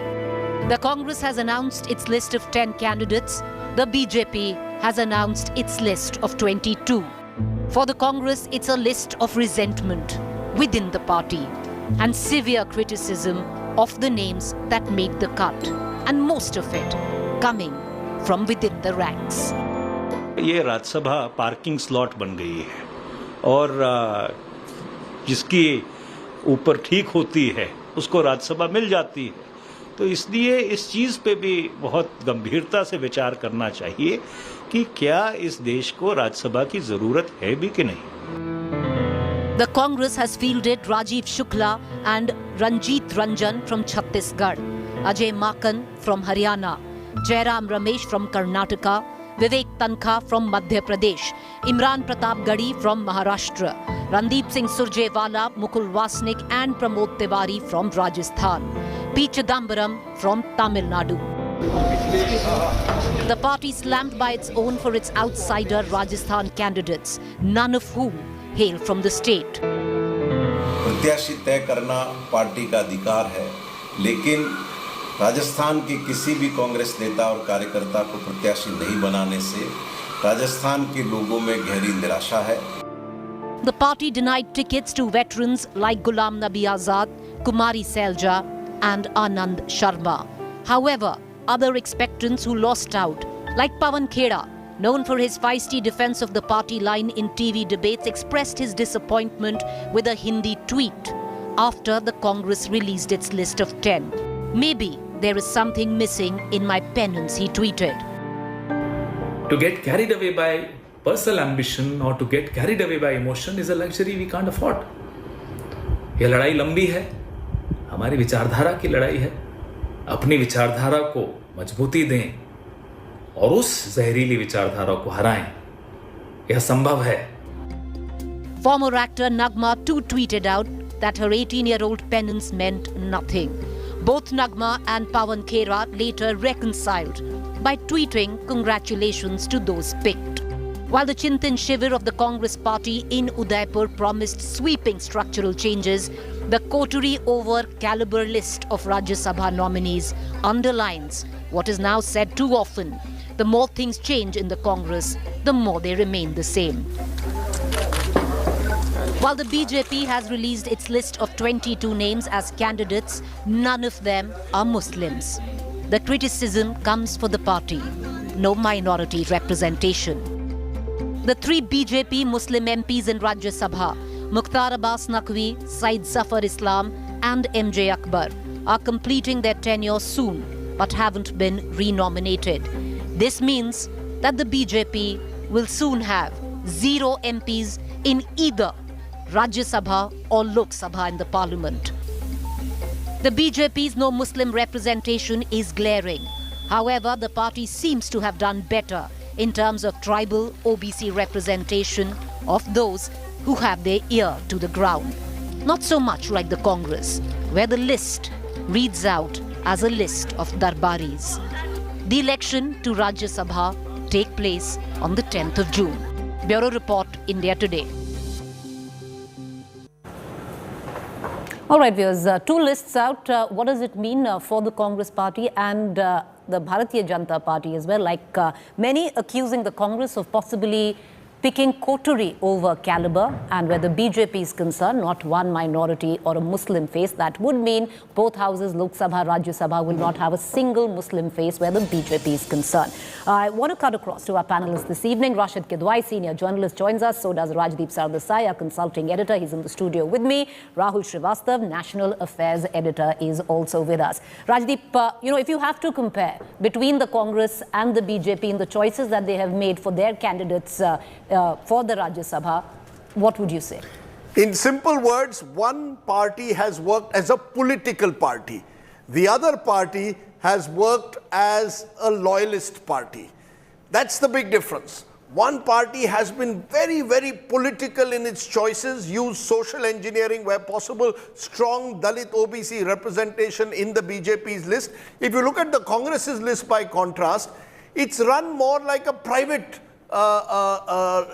doling out of benefits to those who are seen as quote-unquote firm Gandhi family loyalists. And even within the family, I see a triumvirate emerging. Some seen close to Priyanka Gandhi Vadra, like Imran Pratap Gadi or indeed Pramod Tiwari. Some seen as close to Rahul Gandhi, like a Randeep Surjewala or an Ajay Maken. And some seen as part of the old guard that Sonia Gandhi would like to keep still with her, the likes of P. Chidambaram and Jairam Ramesh. So you've got, in a way, a division within the family, but most of the choices could be said to be decided by the family. On the other hand, the BJP has looked for leaders this time, particularly in states like Uttar Pradesh, where they recognize that the OBC Dalit factor has played an important role in its rise. It's not as if, all BJP leaders are homegrown, rooted leaders. So Nirmala Sitharaman, finance minister, will get a ticket from Karnataka. But by and large, the BJP's list seems to be much more politically sharper. Yes, one advantage the BJP has is that the BJP has a lot of supply, lots of seats, and therefore it can pick and choose. The Congress, on the other hand, had limited supply of seats and therefore had to choose. But Rajdeep, before I go to Rahul Srivastava, I want to ask you, politically smarter, yes, but politically correct, because there's not a single minority face. That would mean both Lok Sabha, Rajya Sabha for the BJP will not have a Muslim face. That's a bit surprising, and there will be certainly a question mark over that. We'll have to see how the BJP accommodates the likes of Mukhtar Abbas Naqvi, if at all. Interestingly, the BJP is also, we are now told, going to be backing an independent candidate, Subhash Chandra Goel of Z in Rajasthan. Questions will be raised in that context. Why are you choosing to back an outsider when you attack the Congress for importing outside? Look, the Congress's problem, and this is my final point, Chhattisgarh, two seats, both outsiders, Rajiv Shukla and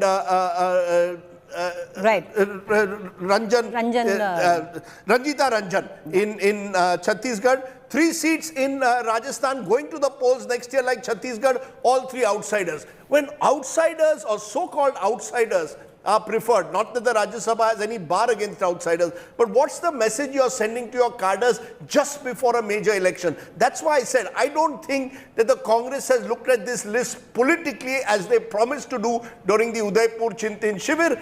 The BJP is looking at every election from a political lens. You know, stay with us, Rajdeep. I want to bring in our other 2 panelists as well, Rahul Srivastava as well as Mr. Kidwai is with us. Rahul Srivastava, you know, you followed the elections to the Rajya Sabha, and I still remember you were on my show, especially when the Ahmed Patel elections were going on, and it was down to the wire for days on end. But coming back to the lists that have been picked up by both political parties, how do they merit if you compare the choice possibly the Congress has made for the 10 and the 22 by the BJP?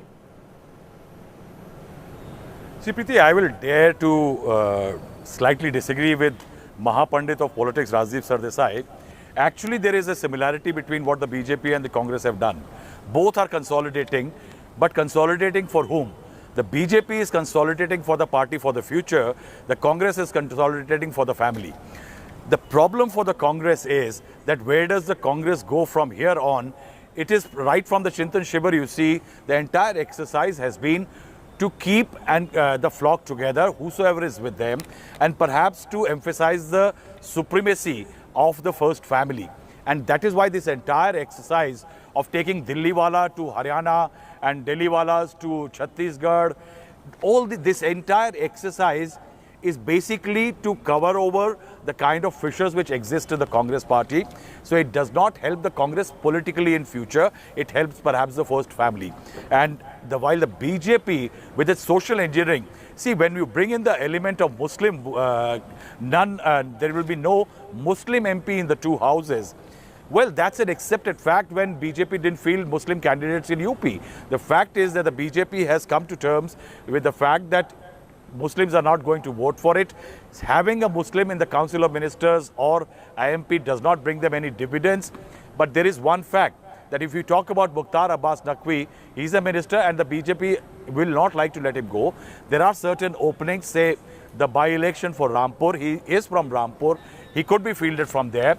Then remember that if his term ends in July and he can continue as a minister till for the next 6 months, there is going to be another round of Rajya Sabha elections in 2024, and that is where 2023, and that is where perhaps Mr.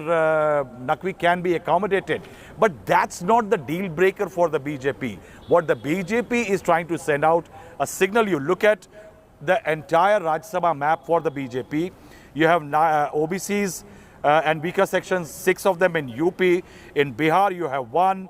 In Karnataka, Jagish, who is an actor in Leher Singh, though Yadurappa camp, but OBCs. MP 1, Madhya Pradesh 1 Dalit, 1 OBC, Uttarakhand 1 OBC, Maharashtra 1 OBC, there is a Dalit in Haryana, in Jharkhand there is an OBC. The BJP is trying to address the demographic base of the party, which has brought great benefits electorally for the party. And that is why the signaling is for a future, not perhaps to cover up the present. Okay, stay with me. Rashid Kidwai, I want you to deep dive into the list that has been put out by the Congress, which many and most of them come from within the Congress, who pretty much are saying that, you basically rewarded deadwood over talent. Preeti, I think there were so many aspirants in the Congress for Rajya Sabha bar that whatever Sonia Gandhi had done, it would have looked bad and it would have been subject to criticism because there were very few seats were there. But that is not a difference. In terms of optics, see, Sonia Gandhi has not made any, or for that matter Gandhi, any attempt to, give a democratic look. As they say, aate mein namak milaya jata hai, namak mein aata nahi milaya jata. See, I have covered, and I think is here, you've covered politics for decades. We have not seen any stunts where a national political party has got so many outsiders in a state and not giving any, recognition to the, so to say, to locals. So this is a very glaring omission at Sonia Gandhi called, the Central Election Committee. If you look at the press release, it is signed by Mukul Vasnik as, in charge of Central Election Committee, but Central Election Committee never met. She did not consult the two chief ministers. I mean, in the sense that, in terms of meeting, maybe she spoke to them on phone or whatever, or there was a talk of a Zoom call in which somebody from London was also involved. So all this is, in terms of optics, Congress is, losing out a big battle because it is seen as, perpetuating Darbari culture, etc. But, Mr. Kidwai, optics, where are the optics? The likes of Mr. Pramod Tiwari, the likes of Mr. Vivek Tankha, there are so many and the list keeps going on, even Mukul Vasnik. What do they actually bring to the table? What is it that they do for the Congress? Because this is poor optics, if one has to say. Preeti, if you see the list of the Congress, the task force has established for 2024, out of the 8 members, 6 of them have made it to this list of Rajya Sabha. It means they will not be contesting and they will be fighting, whatever fight, worth it is. So you can go on questioning. I'm not saying that. I'm saying whoever had got, a Congress ticket. In the advantage with the BJP is that whatever, because the Modi chief minister loses, but the BJP wins the state. And they say, Khuda jab husn deta hai, to nazakat aa hi jati hai. So you cannot compare the present day BJP with present day Congress. Okay, Rajdeep, I'll bring you in. The likes of Rajiv Shukla, I think this will be his 3rd term where Rajya Sabha is concerned. Pramod Tiwari, what is that they bring to the table when you have, on the other hand, a Pawan Khera who goes out every night in TV studios, takes the party line, fights for it. Shouldn't you have rewarded people like that? The more things change, the more they remain the same, or bad habits die hard. A lot of these decisions, had they been taken when the Congress was in power and was a dominant party, would have been accepted. The problem with the Congress is that they are acting in the opposition like they would act in power, as they would act in power. You see, when you are in power, you can distribute largesse. You can bring in a Rajiv Shukla as an old family loyalist. You can have a Pramod Tiwari because he's been a long-serving Brahmin face of the Congress in UP. You can bring in an Imran Pratapgarhi as this young Muslim Urdu poet face. All of this can be done when you are in power. When you are in power, you have more Rajya Sabha seats to distribute, and you can distribute the loaves and fishes of office in a way to those who are seen as loyalists. When you are in the opposition, you have to galvanize your cadre, you have to energize them, you have to give them a feeling that we are in the fight. What is the sense you are giving to Maharashtra? The one state which has traditionally been a Congress state, one seat there, you give it to an Imran Pratapgarhi. It effectively suggests to the Maharashtra Congress or the likes of Milind Deora, none of you are good enough. Number 2, when you do it in Rajasthan, a state which you desperately need to win next year, the one large North Indian state that you still have to you, and you give all 3 to so-called outsiders. When you do that in Chhattisgarh, another state where you're in for a fight next year. You see, all of this could have been excused if you are in government. When you're in the opposition, you need to function differently. And I believe the biggest problem the Congress has faced in the last 8 years is they haven't reconciled the fact that they are in the opposition and facing the Modi juggernaut who isn't going anywhere. They seem to believe Mr. Modi is Morarji Desai, who will suddenly one day be defeated by the people and the Congress will return because of anti-incumbency. It's not happening. Who out of these faces excites you? I can understand that you needed in a way a Chidambaram, even though the party had said that you would have one person, one family would only be in one elected post, but Mr. Chidambaram brings the weight of his knowledge as finance minister. Jairam Ramesh is important because he understands parliamentary practices. But if you are going to then fill your ranks only with those who are seen as loyalists, then you have a problem. I can understand a Randeep Surjewala who's been working tirelessly as party spokesperson, to some extent Ajay Makan getting it, but there will be questions over some of the others, and you could argue that does the Congress have talent? I would like to believe it does. You spoke about a generational change, that 50% of the seats will be for those below 50. Where is that? I don't think there is maybe Imran Pratapgarhi may be under 50, but the rest certainly are not. And is he really your so-called Muslim faith? This traditional politics has to change to effect a new kind of politics which can enable you to win elections. Rahul Srivastava, I'll bring you in on this, because this whole change that the Congress promised during the Chintan Shivir, what happens in terms of representation? What about caste? What about class? What about gender? Because it is everything that the Congress decided that they're going to do. The list smacks everything against what that decision was in Udaipur. Preeti, that's what I said. This list has not been drawn with elections and politics of the future. It has nothing to do with it. It is largely addressing the internal dynamics of the Congress party. Say, for example, the BJP did well in UP because of the OBC and the Dalit shift in favor of the party, or the larger number of women who have voted for the BJP. So out of the 22, 6 of them are women. 11 of them are OBC and Dalits. So the BJP is sending out a clear signal that if we have had a certain affiliation with certain caste group or demographic groups, we are backing them, and we are trying to show that we stay committed to them. The Congress is basically, when Sonia Gandhi had said recently that this party has given many people a lot of things, this is the payback time. This is exactly the crisis, that the Congress is yet again creating a set of leaders who are not leaders of tomorrow. They are leaders of yesterday, so that the present of the Congress High Command can be protected. And that is why one can say that the Congress will achieve nothing but protecting that inner core of the party through this selection, while the BJP is preparing leaders for tomorrow. It is addressing demographic constituencies, and the BJP is preparing for elections in the future. I'm going to just take final comments there, and Rajdeep, I'll begin with you. And the question I want to ask you is the BJP now very clear that they don't even want to hide behind that fig leaf of having maybe one representation where the minority face is concerned? Because the Uttar Pradesh cabinet, ultimately they did get in somebody, for one of the cabinet posts. Are they now completely shorn off it because Muslims don't vote for the party? Why give them representation? I still believe that the BJP will find a way to accommodate some minority face in the cabinet. I would like to believe that they will do that. I think there is an element you could argue of tokenism, but the BJP will try at least to ensure that. Look, when you talk of social engineering, I think while OBCs and Dalits get primacy today in the BJP's worldview,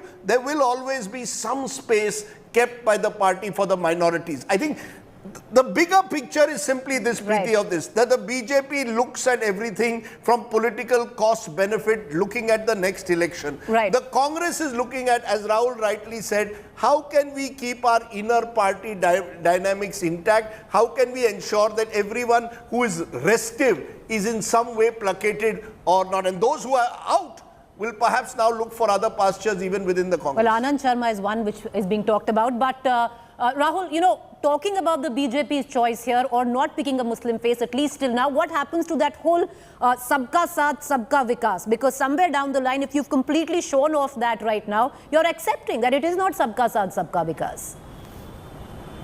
See, Preeti, as when you say a fig leaf, you have an LGP member of parliament who is part of the NDA, who is from the minority community. But I agree with Rajdeep. Mr. Naqvi, it's difficult to edge Mr. Naqvi or a minority member as a trophy case from the government, primarily because of the fact that look awfully shoddy if you have the Minority Affairs Ministry headed by a majority member. So one thing is very clear, there will be somebody from the minority community holding that portfolio. It has never happened that the minority ministry has gone to somebody from the majority community. But the word also is that Mr. Naqvi is critical for the BJP because he's a talking voice. When an Owaisi attacks the BJP, the counter comes from a Mukhtar Abbas Naqvi. And in that, Naqvi is a much more efficient talker than a Zafar Islam. Both are good friends, but definitely Naqvi has an edge. He has got political experience, and also experience in the Rajya Sabha is a very critical thing. Remember, he is the deputy leader of the party in the upper house, and that is why I will say that don't write off Mukhtar Abbas Naqvi yet. Maybe June 23rd by-poll, and also perhaps in the early part of 2023, he can make an entry back into the Rajya Sabha. Well, tokenism at that, but as contrived as it may sound, even in Uttar Pradesh, they did bring in a minority face to head the minority affairs portfolio there. But Mr. Kidwai, where the Congress is concerned, sir, all that was discussed in the Chintan Shivar, because if you look at all the pointers that came out from Udaipur, one of them was Dalits, caste, would be gender representation. We haven't seen any of that in this particular list. Priti, that's once again I'm saying this is that communication gap I'm talking about, and optics. You see, all those measures that have been taken, that is for the future. It was not meant for Rajya Sabha elections. And in Rajya Sabha election, the political parties, party like Congress, they reward. I keep saying task force for 2024. These people need, a house in New Delhi. They need to travel on that kind of, free of expenses, etc. And of course, a recognition of their hard work. You may mock them, you may this thing, but a political party acts on its soldiers. Mr. Sardesai went on naming 5-6 people as, as good, as utility people. Then who are we left with? Imran is also a campaigner, so I don't have much problem with that, because in the present day Congress, whoever you bring, and there will be another set of people who would be criticizing it. And this is very much there. But the Congress biggest problem is why not Sukhjinder from Haryana? Why not Mukul Wasnik from home state of Maharashtra? These are the things that Congress has really messed it, and there is no explanation. Because Sukhjinder not from Haryana, Rajdeep, would cause a lot of people, especially like Ms. Kumari Shelja, to feel slighted. Those can't be reasons. You already have a situation even in Haryana where there is a danger of cross-voting now because an extra candidate has been put. You have a danger in Rajasthan where if a Subhash Goyal contest, Subhash Chandra contest, you will have the danger of cross-voting. It's not that. I come back to it. When the Congress was in power, you could accommodate all your loyalists in the Rajya Sabha, make them ministers. When you're in government, you have to think differently. You have to think politics, elections, winning back the voter. And this list may not be able to achieve that. All right, we're going to go into a quick break. Up next is Rahul Kanwal with News Track. The elections for Rajya Sabha, viewers, 10th of June. It'll be interesting. Stay tuned to India Today.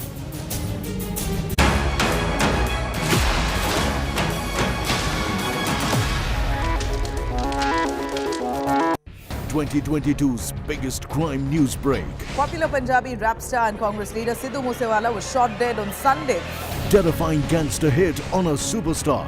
Visuals of the star vehicle is a witness to the dastardly attack. India Today, relentlessly first at every step. Sidhu Moose Wala was targeted by these two dreaded gangsters.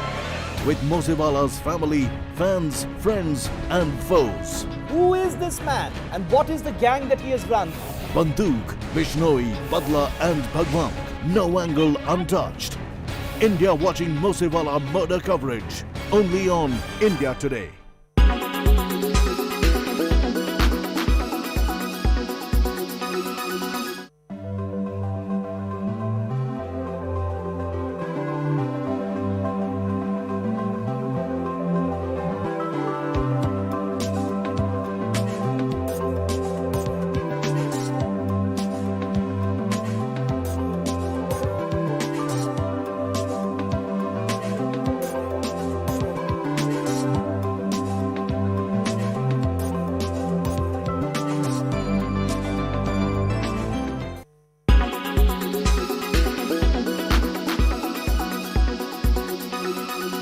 Make your media plan smarter with India Today Live TV on your connected devices.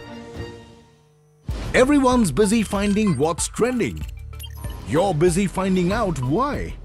India Today, for those who research before reacting. Download the India Today app now.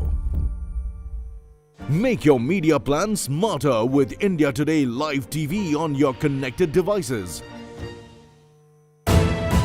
You are watching India Today.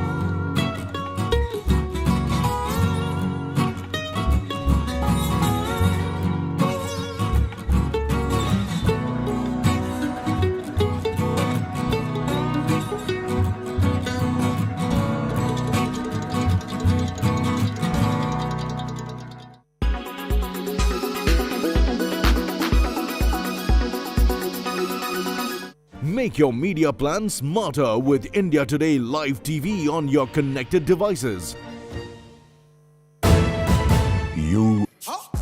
The last ride of Sidhu Moose Wala, singer hailed as Surma. Angry fans jeer Punjab police.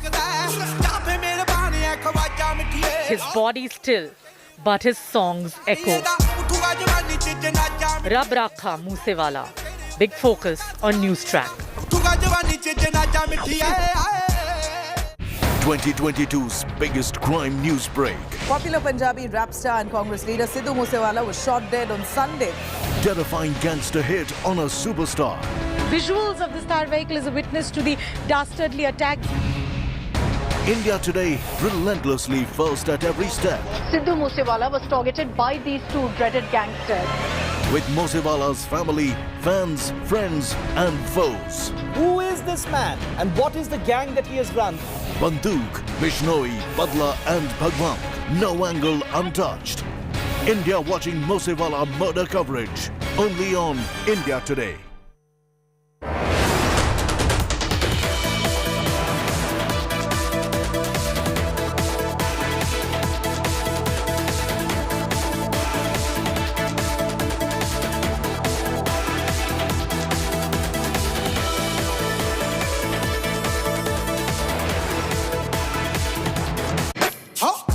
The last ride of Sidhu Moose Wala, singer hailed as Surma. Angry fans jeer Punjab police. His body still, but his songs echo. Rab Rakha Moosewala. Big focus on News Track. A Trishul, a swastik, broken idols. What do these images inside the Gyanvapi premises indicate? Never before seen images of the Gyanvapi mosque premises. Is it a fountain or is it the Shivling? Join me, Gaurav Sawant, as I get to the latest on India First at 10 p.m. tonight, only on India Today.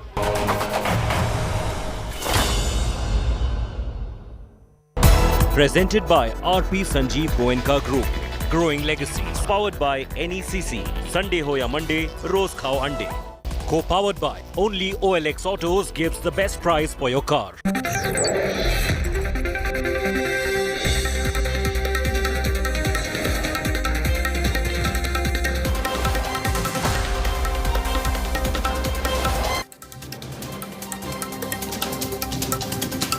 Welcome on board the news track. I'm Rahul Kamal. The last rites of Punjabi singer Sidhu Moose Wala were held today. The gangs of Punjab responsible for his killing, the India Today investigation and our continuing coverage is my top focus on the news track. The last ride of Sidhu Moose Wala.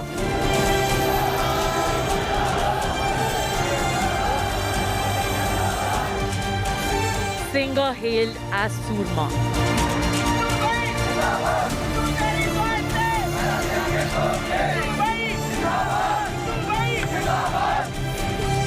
Angry fans jeer Punjab police.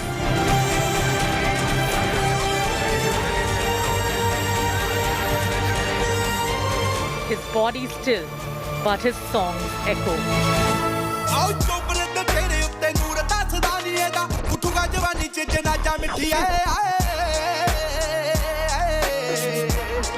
Rab Rakha Moosewala. Big focus on News Track.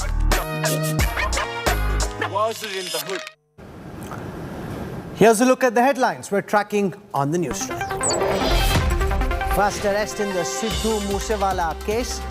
Manpreet Singh picked up from Uttarakhand. Gangster Lawrence Bishnoi taken for questioning. Punjab ADG Law and Order shunted out.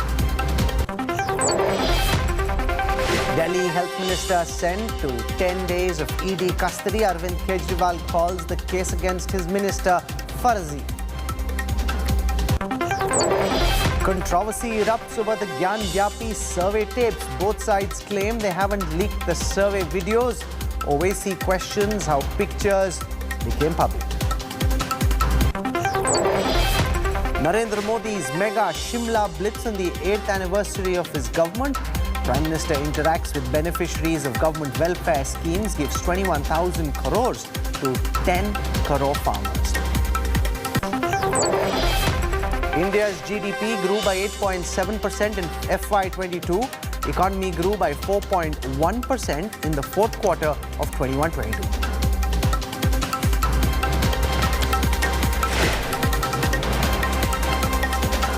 It was Sidhu Moose Wala's last ride. The entire village of Mansa was out to mourn the superstar singer. Moosewala's fans hailed him as Shaheed and Surma. His body, draped in the tricolour, was consigned to flames as thousands mourn his loss.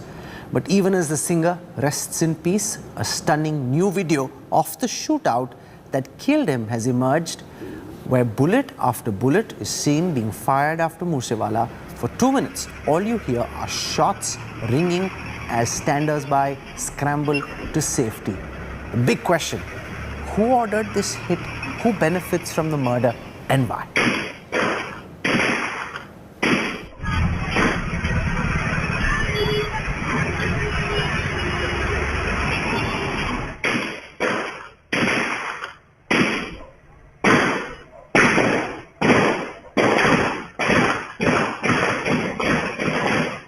The final moments of Sidhu Moose Wala.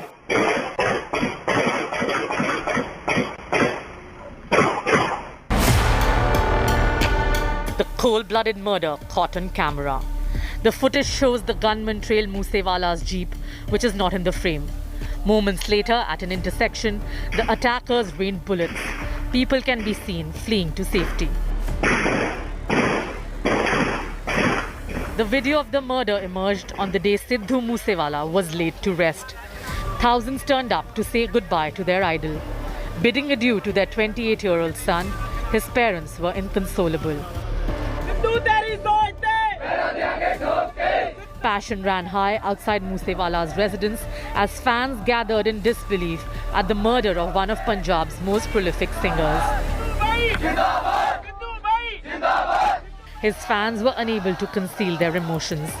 Some expressed shock, while many blamed the Aam Aadmi Party government for Moosewala's cold-blooded murder.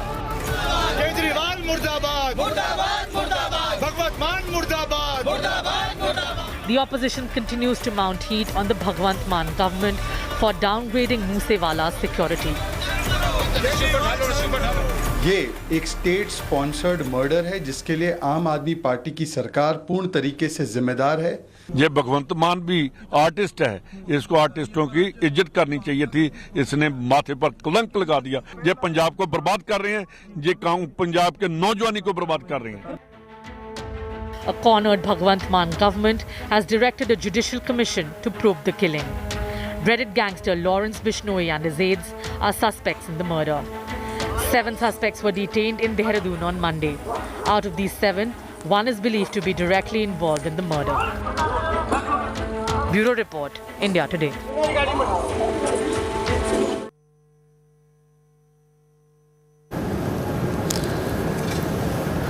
Sidhu Moose Wala reflected guns, gangs and gore in his songs and then fell victim to a bloody gang war himself. It is the Bishnoi gang that now stands accused of murdering the singer. The gang leader, Lawrence Bishnoi, was taken out of Tihar jail for questioning today. He fears that he'll be killed in a fake encounter by the Punjab police. Sidhu Moose Wala's killing has put the spotlight on the gangs of Punjab.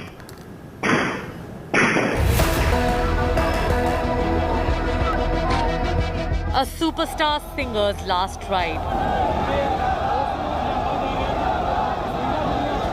A sea of mourners.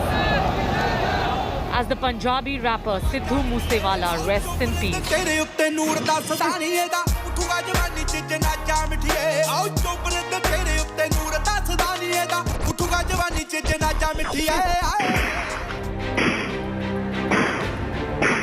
His killing has left a trail that isn't exactly peaceful. Moosewala's murder has shed light on the Bollywood version of criminal gangs. Automatic weapons, brazen shootings in broad daylight.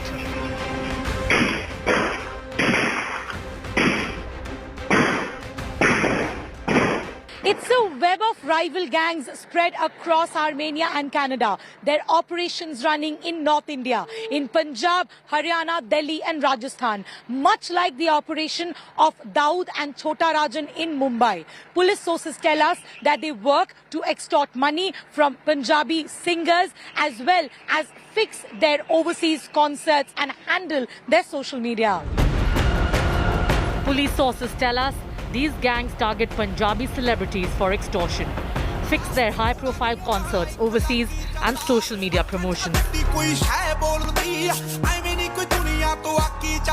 Investigators suspect gangsters like these decide the fate of Punjabi music albums in the market. Threats and blackmailing a routine affair, and attacks on singers real if offended. Lawrence Bishnoi gang का इसमें हाथ है और इसकी जिम्मेदारी जो है वो लकी उन्होंने ले ली है उनकी गैंग के कनाडा से. Meet Lawrence Bishnoi, lodged in Delhi's Tihar jail. A former student of Punjab University, his gang's footprints dug far away. In Canada, a Bishnoi gang operative, Goldie Brar, is believed to have ordered Moosewala's killing. The Lawrence Bishnoi gang is not alone. It has its competitor in North India, and that is the Davinder Bambiah gang, currently run by gangster Lucky Patyal, based out of Armenia. A landlocked country in Asia, with Turkey to its west and Azerbaijan to its east, Armenia is believed to be the home of the current operator of the Davinder Singh Bambiah gang, a staunch rival of the Bishnoi group.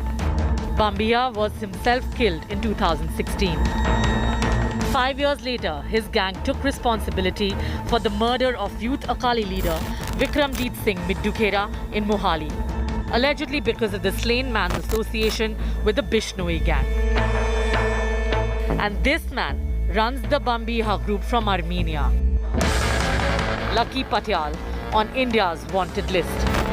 In a post, the Bambiah gang has condemned Moosewala's murder and accused another Punjabi singer of involvement in the killing, calling him an informer of the Bishnoi gang. A formal notification on arrests in the Sidhu Moose Wala murder case is yet to come from the Punjab police, but they are on their toes trying to piece this puzzle together. The matter is extremely sensitive, and owing to the kind of threat that could lead to the witnesses, the Punjab police is also tight-lipped. Sources in Delhi police and Punjab police also say that there is a possibility of this open gang war intensifying even more. We've also seen the Bambiah gang issue threats on social media against those they believe are involved in the murder of Sidhu Moose Wala. With Arvind Ojha and Tanseem Haider and video journalist Pradeep Gupta in Mansa, this is Shreya Chatterjee for India Today. Joining me now live on the news track, two well-known Punjabi personalities who've been part of the cultural, social scene in Punjab. Dr. Jaspinder Narula, playback singer Sonia Mann, who's been an actor, singer and has been in videos with Moosewala. I just want to show you a clip from a video of Sonia Mann with Moosewala as I go across Sonia and try and understand from her what she makes of this very unfortunate killing of this young rebel who made such a big mark for himself, Sonia, at such a young age. You've looked at this shocking story. You know, how are you coming to grips with the fact that somebody who seemed like such a star on the rise, you've been in a video with him. Tell me a bit about your remembrance of Moosewala and how you're coming to grips with his brutal killing. See, what's happening from a long time in Punjab, it's about a gangsterism, and the two groups are there in Punjab who continuously one group is killing another person and another group is killing another person. So Moosewala is not involved in any gangsterism party, like whatever. The अभी पीछे सामने आया था कि विक्की मिड्डू खेड़े के manager Vicky मिड्डू खेड़े को जो गोलियां मार दी गई थी मोहाली में, उसमें जो उसके शूटर्स पकड़े गए हैं, उन्होंने सिद्धू मूसेवाले के मैनेजर का नाम लिया था, तो जबकि सिद्धू मूसेवाले का उसके साथ कोई लेना देना नहीं था, वो ऑस्ट्रेलिया भाग गया था। बट ये दूसरे ग्रुप ने ये सोचा कि विक्की विड्डू खेड़े को मूसेवाले की इन्वॉल्वमेंट है मरवाने में, और उन्होंने वैसे भी उसके फादर का ये कहना था कि मूसेवाले जी का कि उनके फादर ये कह रहे थे कि उनसे कंटिन्यूसली लॉकडाउन के टाइम से ही फिरौतियाँ मांगी जा रही थी, पैसे मांगे जा रहे थे। और ये पंजाब में ऐसे लोग हैं जो कि फ़ोन करते हैं और पैसे मांगते हैं, और अगर पैसे देने के लिए इनकार कर दो तो वो मारने की धमकी देते हैं। ये बहुत अनफॉर्चुनेट है। मैं जानना चाहता हूँ क्योंकि खुद आप पंजाबी कल्चरल सीन में हैं, आपने क्या देखा है, क्या जाना है इन गैंग्स के बारे में कि ये कैसे ऑपरेट करते हैं? और आज जब आप मूसेवाला के बारे में सोचती हैं, आप वीडियोस में रही हैं उनके साथ, उनमें से कुछ वीडियो इस वक्त हम अपने चैनल पे चला रहे हैं, आपको क्या याद आता है? देखिए, वो बहुत अच्छे इंसान थे, बहुत डाउन टू अर्थ थे, और उन्होंने अपने इतने बड़े सुपरस्टार होने के बावजूद भी अपने गांव में रहते थे अपने माँ बाप के साथ। और नहीं तो कोई इंसान का 2 गाने हिट होते हैं, वो चंडीगढ़ शिफ्ट हो जाता है, जब बॉम्बे चले जाता है, but he was such a huge star and very down to earth person, and अपने मम्मी पापा को बेस्ट फ्रेंड समझ के चलते थे। अकेले बेटे थे अपने मम्मी पापा के, और उनके गाँव वालों का ये कहना था कि वो हर किसी के घर पे खाना खाते थे।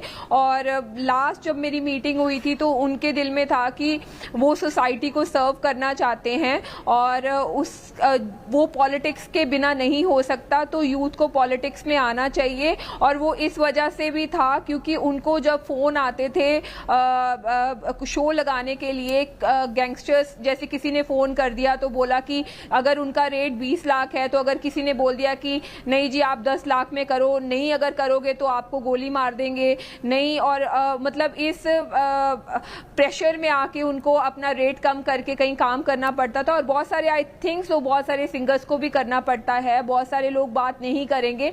मुझे जो जानकारी मिली थी तो वो ये है, और बाकी उनके फादर का भी यही कहना है कि उनको पैसे मांगे जाते थे, फिरौतियाँ मांगी जाती थी, जब वो मना कर देते थे वो बोलते थे जो करना है कर लो। तो फिर इसी वजह से उनकी काफ़ी दिनों से रैकी हो रही थी। और एक मिड्डू खेड़ा के केस में जो उनके मैनेजर की इन्वॉल्वमेंट थी, उसकी वजह से उनको इन्होंने शूट कर दिया। Jaspinder Narula, what are you making of this very unfortunate killing? You've been in the Punjabi industry for a long time. You've seen the rise of Moosewala, this whole business of gangsters in Canada, those in Tihar jail and Australia connection, asking people for money, extortion, bullying people into reducing their rates. It just seems like a very unseemly business to be in.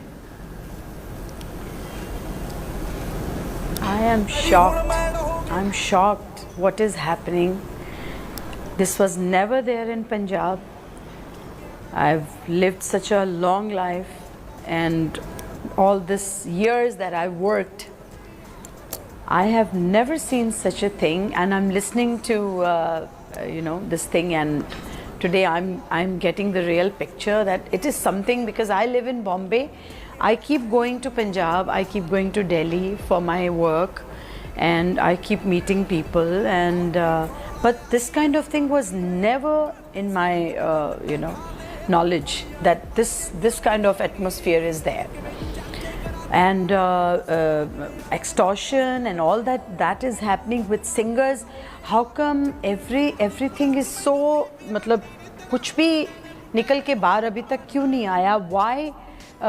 मतलब एक जवान बच्चे की एक वो बलि चढ़ गया इस चीज़ के लिए, जैसे कि कह रही हैं कि he was not even involved with any gang this thing.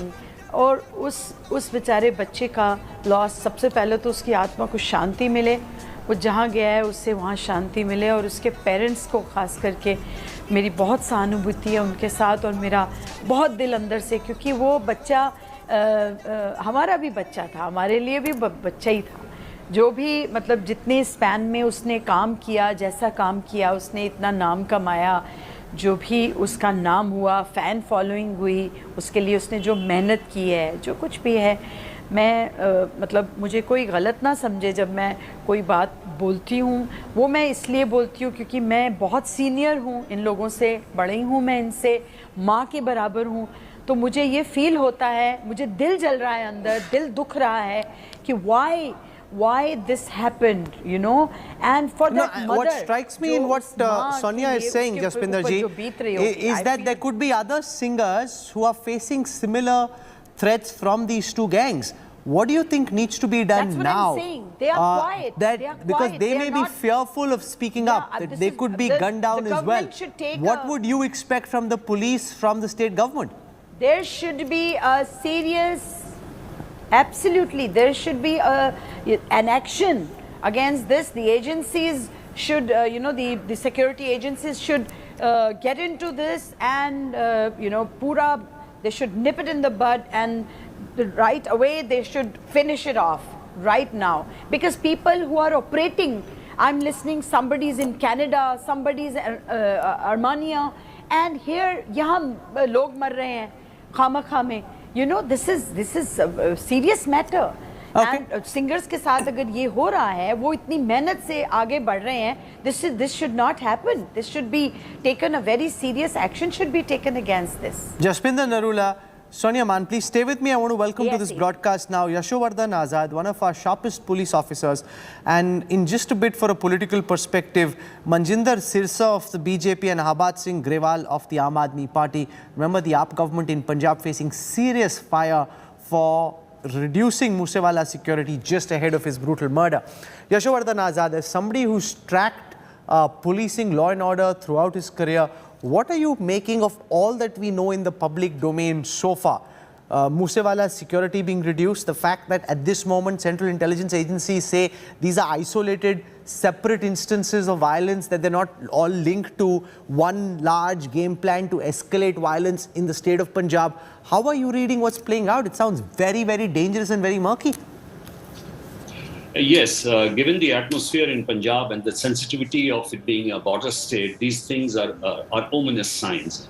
And first important thing to note, Rahul, is that this is a targeted killing. This is organized crime, something which is the police is supposed to absolutely stamp out. And especially in this modern age of technology, of where you can track almost everything, to have a gang threatening singers in Punjab is something which is unbelievable. Let me tell you that if terrorism could be stamped out of Punjab, of course with the help of the people and the police, this is nothing which cannot be not done. Number two, you know, the security downgrade is a thing. Unfortunately, what has happened is that a routine exercise where an application of mind has not been there. You know, every year, Ghallu Ghara week, 6th of June, Blue Star, you know, police forces are withdrawn from various things to sort of bulk up the force against any kind of a law and order uprising. But in this particular case, nobody saw that withdrawal of security to a man who's highly threatened. But the point is, Rahul, that the gentleman himself, unfortunately, did not even take his bulletproof car and even the security. The last thing which I want to say is that today Punjab is an extremely sensitive zone. You've heard of drones many a times. Your channel has put up these drones coming in, and the BSF and all the security agencies trying to knock them down. At a time like this, it is very, very important for the central security agencies, the state CID, and the police force to crush this in the bud. Because mind you, this is the kind of organized crime which leads to other various serious problems. And I'll tell you, this will impact not only the polity of the state, the political system, and the very system of Punjab itself. Habad Singh Grewal from the Aam Aadmi Party, there was a fear voiced by the likes of Manjinder Sirsa and the others in the BJP that there would be lawlessness in Punjab, that there would be crime would go up. And with this kind of brutal murder of a well-known young singer, questions being asked about A, why Bhagwant Mann's government reduced Moosewala's security. He was a political opponent. That doesn't mean you put somebody in the face of danger. And secondly, whether your new government is on top of the security situation in the state at all. Mr. Kamal, we are totally on top of things. I've heard everybody. Yes, this was a very sad incident. Unfortunately, the gentleman didn't have the security that was with him. with him at the time. That was very sad. Number one. Number two, what it brings to the fore, it is not something that has to be nipped in the bud. It is a fully grown cobra. The political narco nexus in Punjab is fully grown and known to everybody who lives in Punjab. This nexus started when the Akalis were in power, and all the student organizations where the only elections that were held in Punjab University and Punjab colleges, elections were never held. But these organizations were used by both the political parties in the dispensation, in fact, all three of them, to get youngsters into their fold. And then there was cases and badla cases on one another. And that's how this monster, Frankenstein monster, came out to be about, because there was political patronage. Now, let me give you a clear picture. All the 30 to 35-year-old gangsters are either dead or in jail or out of India. What they do is they glorify these gangsters, and kids who are between the ages of 18 to 23 who have become shooters, who are doing this all now. Our thing is this. I am so sorry that this gentleman has died, but this has brought out to the fore the kind of nexus that has been breeding in Punjab for the past 15 to 20 years, which started during the Akali BJP regime and which was encouraged by the Congress. Let Manjinder Sirsa respond to this. You can't blame the AAP government or the Punjab police because Moosewala didn't have whatever security he still did have. Secondly, gangsters are largely out of India. People like Moosewala also glorify these gangs, these gangsters, these guns in their video, and ultimately fall prey to the same bullet, so don't blame us.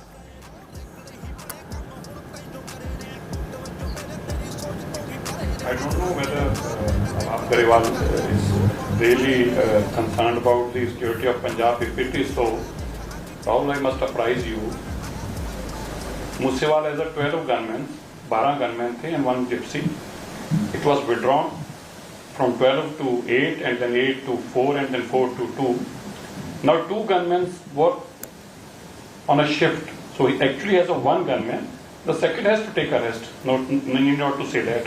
Secondly, it is not about the withdrawal of the just security. The issue is, if as Sabab said here on the TV channel, that is well aware of the fact that these gangsters are there and with the patronage of the political parties, fully agree with whatever he wants to say. But जब आपको इतना कुछ पता था तो फिर भगवंत मान जी ने सिक्योरिटी विड्रॉ करके अपने ट्विटर हैंडल पर, अरविंद केजरीवाल जी ने अपने ट्विटर हैंडल पर ये क्यों लिखा कि वीआईपी कल्चर खत्म कर दिया और उसमें नाम लिखा सिद्धू मूसेवाला का. वेरी इंपॉर्टेंट राहुल, मैं दोबारा समझाऊंगा आपको. भगवंत मान ने ट्वीट करके, मेरे पौधे अगर अब आप गरेवाल मना करना चाहेंगे तो मैं दिखाऊंगा अभी, नेशनल हैंडल्स पर ट्वीट करके और बकायदा उसकी लिस्ट सभी मीडिया को प्रोवाइड की गई. और भगवंत मान जी ने जो ट्वीट किया उसमें क्या लिखा, उसमें जथेदार अकाल तख्त का नाम लिखा और सिद्धू मूसेवाले का नाम लिखा.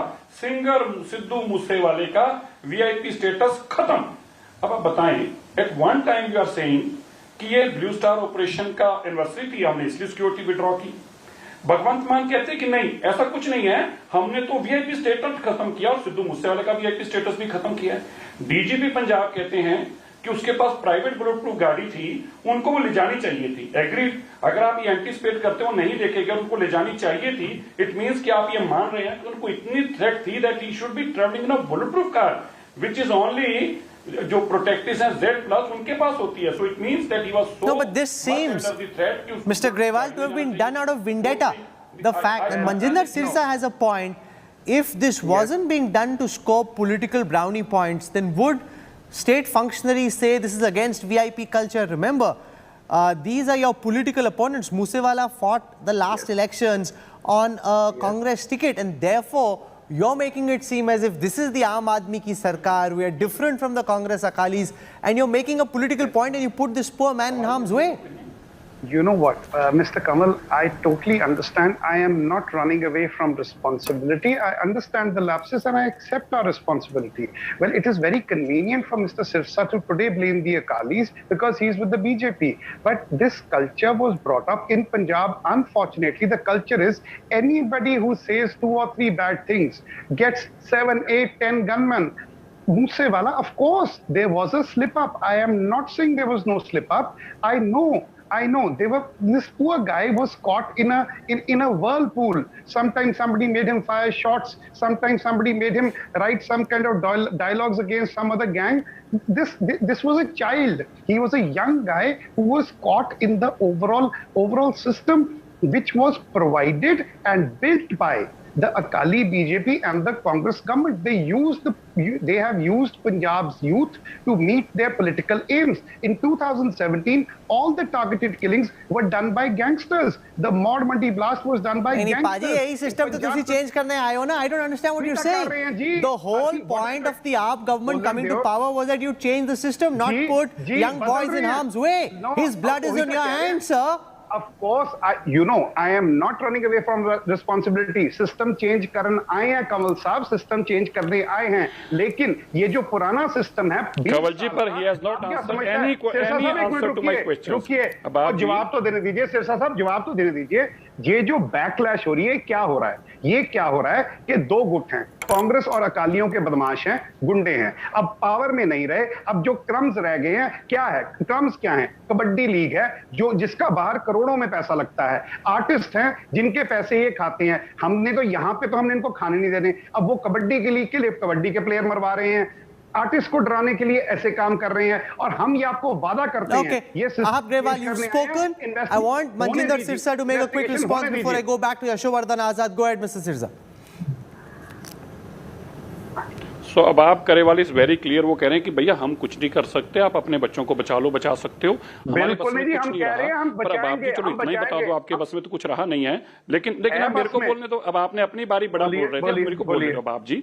बस if you can answer my simple question, क्या इज इट ट्रू कि 90 गनमैन अरविंद केजरीवाल जी के पास दिल्ली में है, 45 गनमैन राघव चड्ढा जी के पास हैं, 20 गनमैन भगवंत मान जी की सिस्टर के पास हैं, और 450 गनमैन जो हैं वो सिक्योरिटी पर्सनल्स भगवंत मान जी के पास हैं? अगर ऐसा है तो मैं आपको लिस्ट प्रोवाइड, अगर आपको प्रॉब्लम हो तो मैं भी लिस्ट प्रोवाइड करूंगा. बस आप मुझे बता दीजिए कि अगर भगवंत मान जी को सिक्योरिटी में मानता हूं, अब ये बता दीजिए कि राघव चड्ढा जी के पास 45 गनमैन किस कैपेसिटी में है, जिसको थ्रेट है, जिसको आईबी ने कहा is on a serious threat. आपने उसकी सिक्योरिटी विड्रॉ करके आपने उसका नाम डाला. डोंट यू बिलीव कि आपने उनके दुश्मनों को न्योता दिया कि आइए और उसको खत्म कर दिया. और Rahul, the biggest evidence is आज बेचारे जब हमारे इस बहुत ही नौजवान का दुखदाई आज अंतिम संस्कार क्रिया थी उसकी, उसमें आम आदमी पार्टी का एक भी आदमी, एक भी लीडर, एक एमएलए, एक मिनिस्टर और यहां तक भगवंत मान ने एक अल्फाज अभी तक उसके लिए नहीं बोला. क्यों?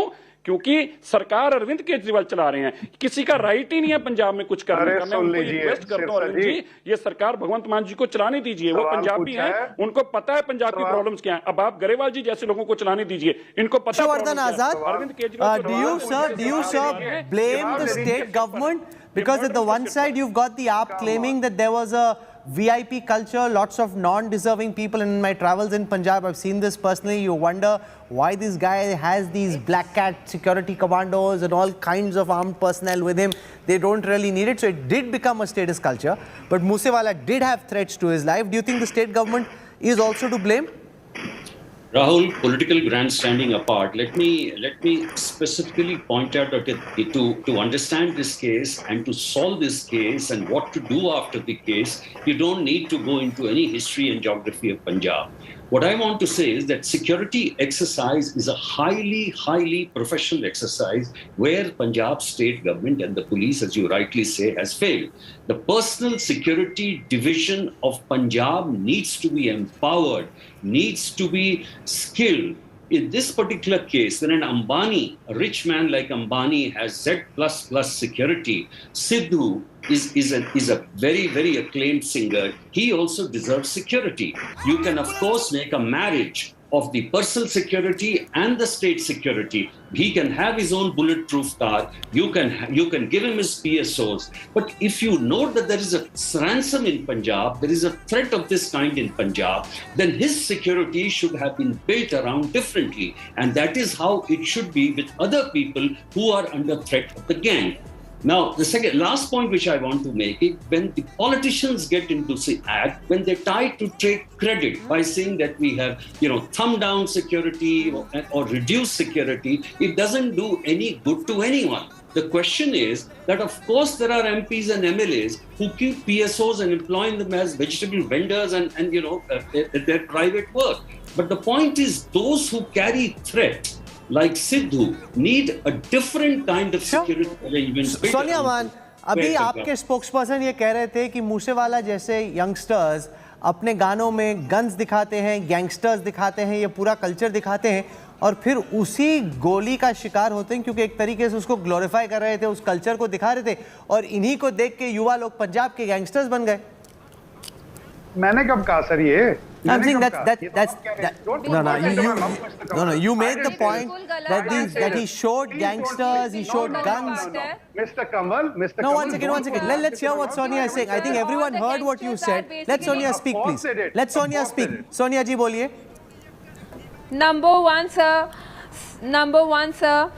That everybody is like blaming each other and they are playing politics right now. I just want to say, don't blame each other.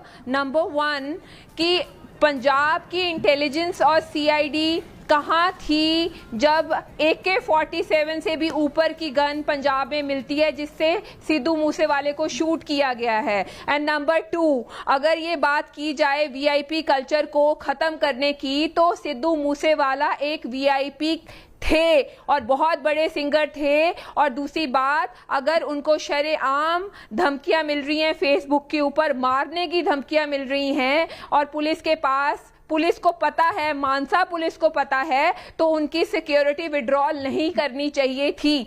ये नंबर 2 पॉइंट है। और नंबर 3 कि सिद्धू मूसेवाला कोई गन कल्चर प्रमोट नहीं कर रहे थे। जो गन कल्चर यूपी में प्रमोट होता है, जहां पे देसी कट्टे मिलते हैं, शरेआम लोगों को मार दिया जाता है, वैसी गन्स पंजाब में नहीं मिलती हैं, ऑफिशियली मिलती हैं। जो भी शूटर्स आज भी पकड़े गए हैं, वो भी उत्तराखंड यूपी से ही पकड़े गए हैं। और ये जो सिस्टम चल रहा है, ये जेलों के अंदर से चल रहा है, जहां कहीं ना कहीं कोई किसी ना किसी गवर्नमेंट की उनको बैकअप है।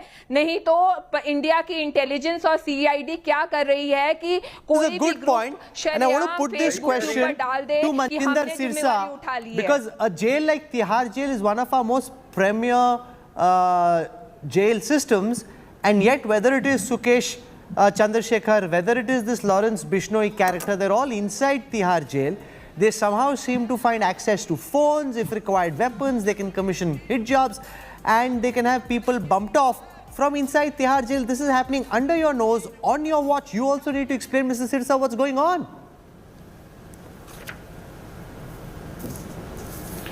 Rahul, you are absolutely right.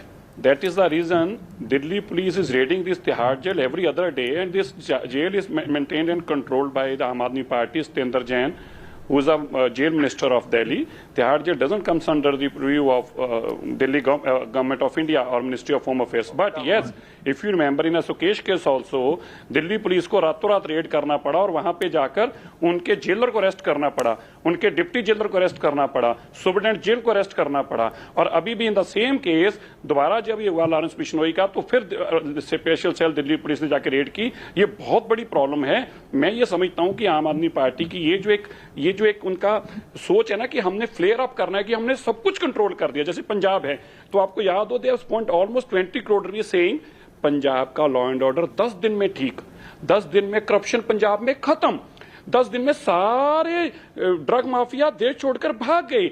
This is not my word, Arvind Kejriwal word. और 2 महीने पर अपना मंत्री बंद करना पड़ा। तो ये जो एक चीज है ना कि हम दूसरे स्टेट में फटाफट जाएं, पंजाब का पैसा उजाड़ें, वहां जाकर बताएं हमने सब कुछ ठीक कर दिया, ये जड़ है, प्रॉब्लम की जड़ है ये। यू नीड टू एडमिट कि प्रॉब्लम्स हैं, उन प्रॉब्लम्स को ठीक करना चाहिए, इसमें कुछ You made all these tall claims, now you are struggling to fulfill any of them. The situation arguably as bad, if not worse, and therefore all those claims now beginning to fall flat. Not at all. I would like to counter everything. First of all, no tall claims were made. What we are saying, the culture is finished. Sir, ये सुनिए, culture ये था कि एक मंत्री ने सूंघा, पैसा सूंघा, हमने पकड़ के अंदर दे दिया। ये कल्चर बदला है। आपने बड़ी कन्वीनियंटली कह दिया कि तिहाड़ जेल तो सतिंदर जैन के अंडर आती हैं, जो पुलिस फोर्स है आपके अंडर है, तिहाड़ जेल वाली पुलिस भी आपके अंडर है। सुनिए, जो वहां पे रेड की, आपकी पुलिस ने अपनी पुलिस पे रेड की, पहली बात। दूसरी बात, कांग्रेस सरकार ने मुख्तार अंसारी को जवाई बना के रखा, 4 साल रोक। Sir wait, no, I am not wrong here sir. I want to say one thing. What I want to say is today it's very easy for you to say that we don't allow this. Whether it was the Patiala mischief, where obviously everybody knows what were the people who were involved, or this is this. Mr. Kamal, what I'm trying to say is we are not shirking responsibility. Yes, Moosewala's death was tragic. Yes, mistakes were made. Yes, we will put accountability for that mistake.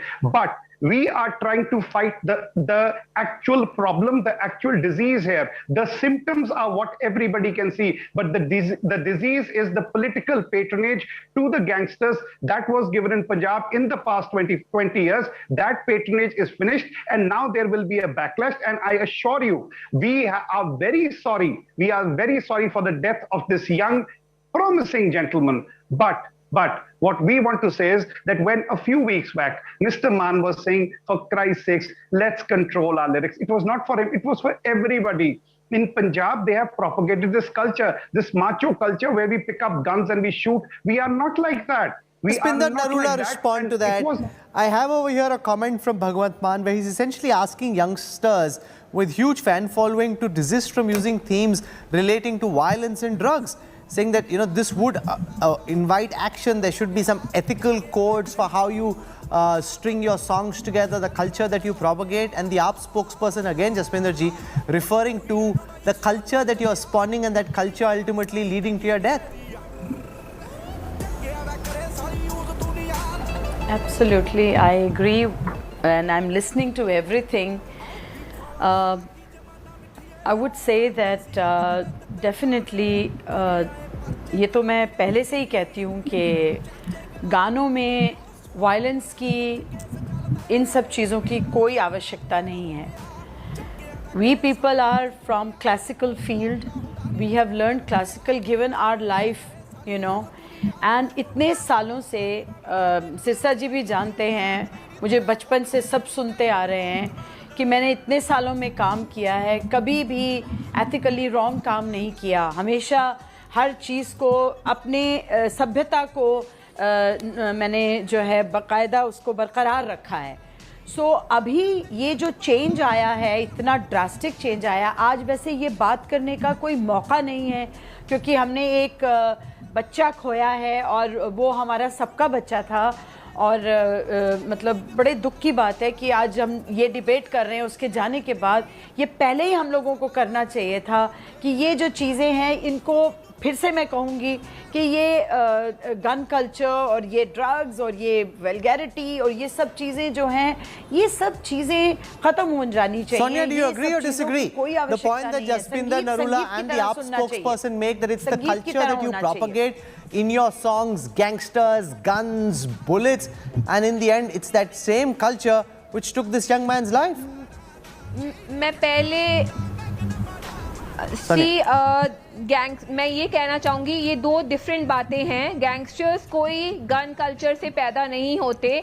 Gangsters पैदा होते हैं भूखमरी से, gangsters पैदा होते हैं unemployment से, और गैंगस्टर्स पैदा होते हैं स्टूडेंट पॉलिटिक्स में, जब गंदे पॉलिटिशियंस उनको गलत कामों में लगा देते हैं पैसे कमाने के लिए, वहाँ से पैदा होते हैं गैंगस्टर्स. हाँ, इसका गलत इंप्रेशन पड़ता है गानों का, गन्स का, बट वो कहीं ना कहीं इतना ज़्यादा इम्पैक्ट नहीं करता जितनी ज़्यादा जो गैंगस्टर्स के बारे में मैंने जो सुना है, जो जाना है पंजाब के, और जो लड़के बनते भी हैं, जो जेल के अंदर भी जाते हैं और गलत काम में पड़ते क्यों हैं, वो पैसे की वजह से पड़ते हैं, क्योंकि उनके पास काम नहीं है. आज की तारीख में हर कोई यूथ पंजाब का कनाडा जाना चाह रहा है क्योंकि एम्प्लॉयमेंट नहीं है पंजाब में. सो हर किसी को इजी मनी चाहिए. So that's why they are into politicians, they are into this gangsterism. Okay, I'm out of time, but I have one final question for Yashovardhan Azad before I conclude, and which is to do with Tihar jail and what is going on. This duplicity of command between administration being with the Delhi government, policing being with the Delhi police, which reports to the Ministry of Home Affairs, has created a situation where, whether it is Sukesh Chandrasekhar, whether it is Lawrence Bishnoi, God alone knows what's going on at the most prestigious jail, at the most premier, the most high-profile jail in the country. I agree with you, Rahul. In fact, DG Jails is an IPS officer and the control is with the central government. But the jail itself is in the hands of the state government, and therefore all those jailers, etc. They are not policemen, they are actually jailers who are under the state government administration. There is a kind of anomaly, but I don't think you're right. This kind of anomaly should lead to this kind of things which we hear from that. And this has been happening right from the beginning. Mind you, there were very good DGs like Kiran Bedi and Neeraj Kumar who have done a lot in Tihar jail, cleaned out things over there. But this is regular, not only in Tihar, but almost all the jails, the kind of gang rivalry which starts even from within the jails is something which needs to be looked at. And I do hope the AAP government does it not only here, but also in Punjab, because what is happening now is almost everything is being directed from the jails, as it has been proved. And there are many things, not only mobiles, but so many other things which are happening in the jails. Which is really shameful, because it speaks ill of the jail authorities at Tihar. It speaks ill of the police officers who are there, the IAS officers who are in charge. And this is at India's #1 jail with huge media glare in the national capital. You got the Prime Minister, the Home Minister, everyone sitting around you, and yet this is happening. So just imagine in one of our more provincial jails, in some of the smaller towns and districts, what the situation on the ground would be. Sonia Mann, for speaking with so much frankness and candor, thank you. Jaspinder Narula for sharing your insights, your experience, appreciate it. Manjinder Sirsa, Ahab Grewal for giving us a BJP and AAP spokesperson perspective, and Yashovardhan Azad from the IPS. Thank you. I've got word coming in that another person has been arrested. So there's been a second arrest in the case where the investigation is on into the murder of Moosewala.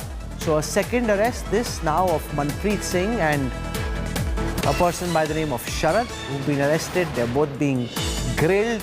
The question is, what details can they provide? Apparently, they're the ones responsible for giving the cards to the shooters of Moosewala. We will track this story, get you more details. This being planned from inside Tihar. Also, 6 shooters involved in the Moosewala murder. We'll get you more details on this in just a moment.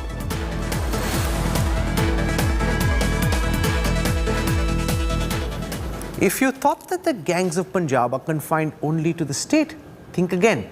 The Bishnoi gang is notorious for extortion. In 2018, the gang issued a death threat to actor Salman Khan after his alleged involvement in the Black Buck case. Our crime bureau with the details. It was not just Punjabi rapper Sidhu Moosewala who was on the radar of the gangs of Punjab. The very same gangsters who claimed to have gunned down the Punjabi rapper had targeted much bigger celebrity names. Salman Khan, the Bollywood superstar, was clearly a marked man for the gangsters of Lawrence Bishnoi gang. जब हम करेंगे तो पता लग ही जाएगा. सलमान खान का करेंगे, मारेंगे ही जाएंगे. जोधपुर में मारेंगे तो पता लग जाएगा इनको. अभी तो मैंने कुछ किया ही नहीं, अभी नहीं मतलब कोई इन्वॉल्व कर. Through this brazen threat, caught on camera by none other than the notorious gangster himself in 2018. Issuing a sharp retort on Bishnoi's threats, Salman Khan had then said that no one hunts like tiger, mocking the gangster's threat in filmy style and referring to his Ek Tha Tiger movie. जब भी कोई commitment करो तो positive करना, negative नहीं करना. और शिकार टाइगर जैसे शिकार कोई नहीं करता, है ना? ये सबको पता है. India Today has now exclusively exposed a sensational Bollywood link to Moosewala murder. Were the gangs of Punjab trying to target Bollywood megastars? Listen in to the chilling threat by gangster and retort from superstar Salman Khan again. जब हम करेंगे तो पता लग ही जाएगा. सलमान खान का करेंगे, मारेंगे ही जाएंगे. जोधपुर में मारेंगे तो पता लग जाएगा इनको. अभी तो मैंने कुछ किया ही नहीं, अभी नहीं मतलब कोई इन्वॉल्व कर रहे हैं. जब भी कोई कमिटमेंट करो तो पॉजिटिव करना, नेगेटिव नहीं करना. और शिकार टाइगर जैसे शिकार कोई नहीं करता, है ना? ये सबको पता है. India Today has also exclusively accessed the police dossier on Bishnoi and Canada-based gangster Goldie Brar, who claimed responsibility of Moosewala's death. The dossier mentions Goldie's crime partner, gangster Sampat Nehra, who had carried out a recce of Salman Khan's posh Galaxy apartment house in Mumbai, under a plot to target him. With Arvind Ojha in Mansa, Bureau Report, India Today. Ever since this brutal murder, I've been researching Moosewala, who seemed to have carved a niche for himself with his edgy, controversial lyrical style. Last year, he unveiled his track 295, which expressed his opinion on the section 295 of the IPC, which deals with defiling a place of worship. Strangely, the particular track began to resurface following the untimely demise of Moosewala on Sunday.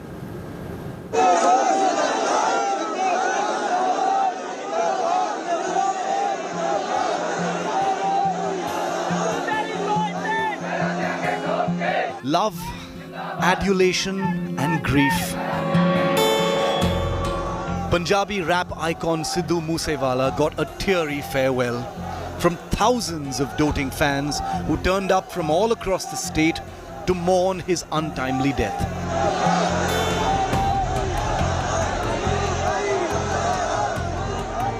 The 28-year-old star's popular songs still echoing in their hearts and minds.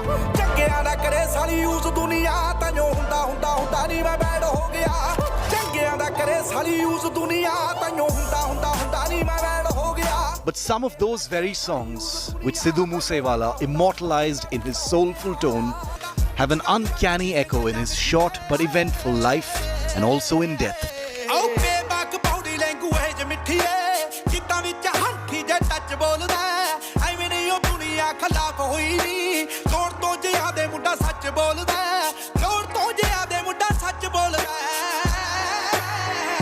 Some of the rapper's most popular songs, like 295 and The Last Ride, hauntingly played out in the singer's life journey.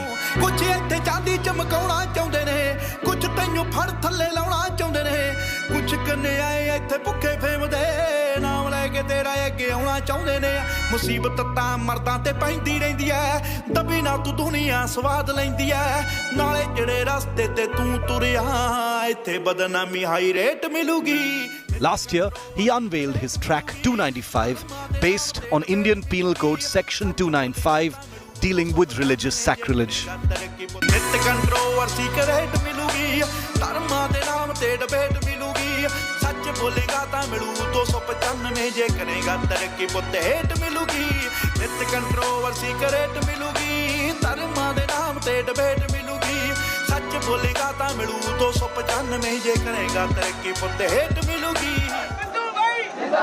Fans and friends couldn't help but point out that his death came on a day that bore the same figure, 29/5, or the 29th of May.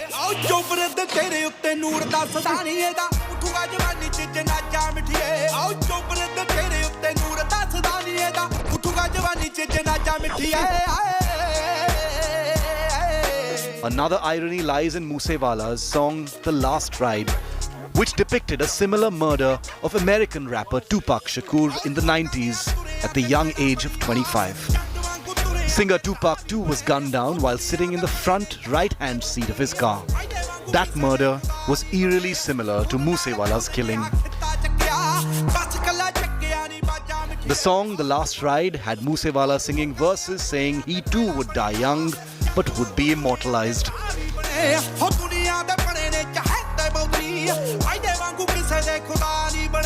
The Last Ride was unveiled on May the 15th, just 2 weeks before Moosewala was shot dead. Many fans wonder if Moosewala, who had claimed a threat to his life from gangsters, had a premonition about his death.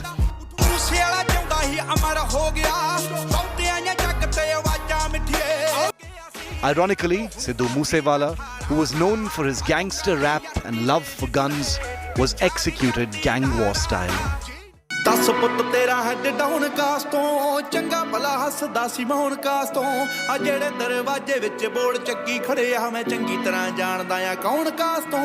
Bureau Report, India Today.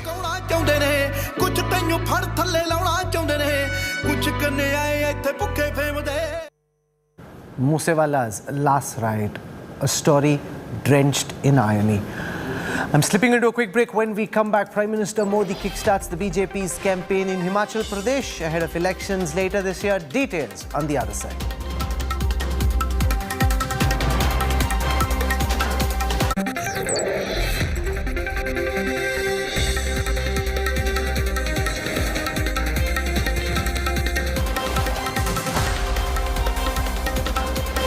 Everyone's busy finding what's trending. You're busy finding out why. India Today, for those who research before reacting. Download the India Today app now.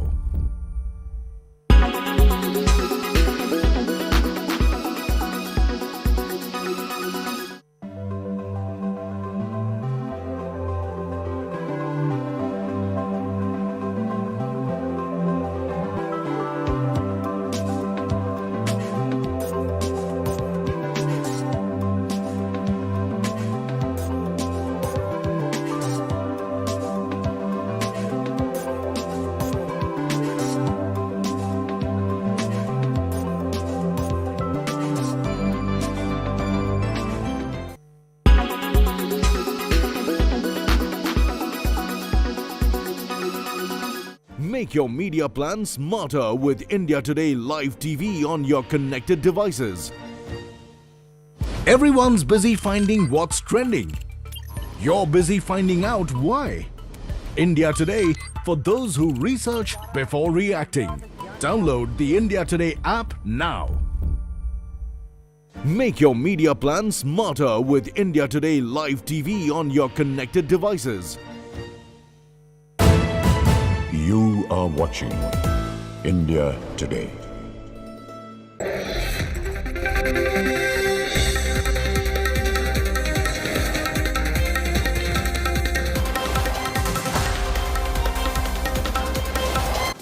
You're on board the news track. The NDA government is celebrating 8 years in power. Prime Minister Narendra Modi was in Himachal Pradesh today, where he was welcomed by a large number of supporters. The Prime Minister addressed a rally in the hill state, which faces assembly elections later this year. Modi claimed that India is much better governed today than it ever has been.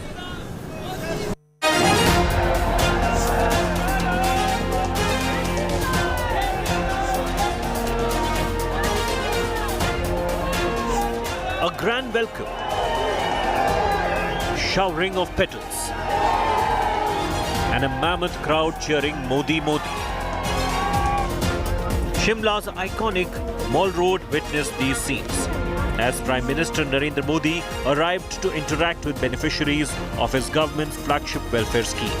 At the rally to mark 8 years of his rule, the Prime Minister said that before his government came in 2014, corruption was viewed as an essential part of government. Modi added that his government made India's borders much more secure and fought the pandemic with a never-seen-before vaccination drive.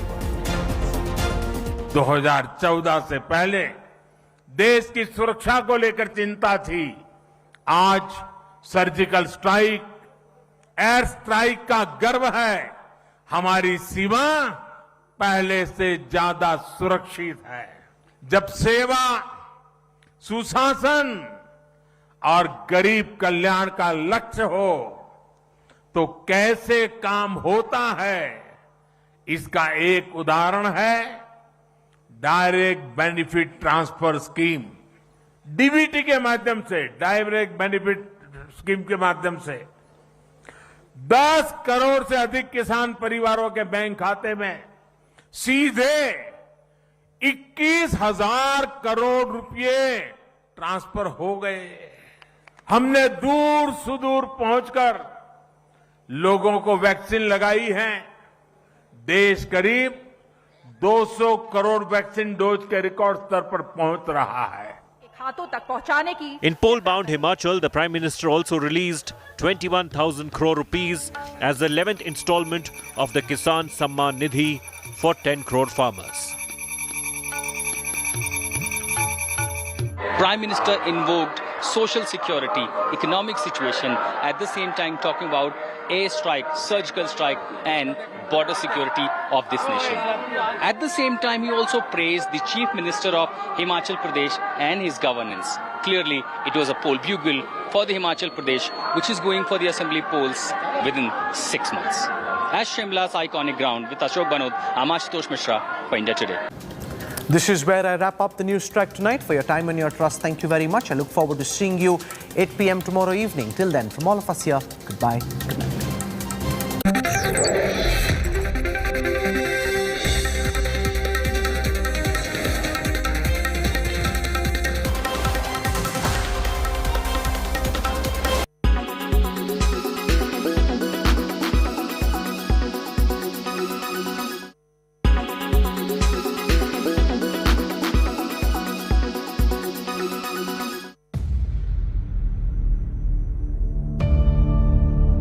India's #1 political reporter. Defines what seems to be happening, vendetta politics. कोई दूध के से धुला हुआ नहीं है. Unmatched eye, unmatched experience. The world has changed. My black hair has become grey as well. And with unmatched passion for the story. Do not monopolize the conversation. When it's 100% pure prime time. It's News Today with Rajdeep Sardesai. Monday to Friday, 9 p.m. Only on India Today TV. You are watching India.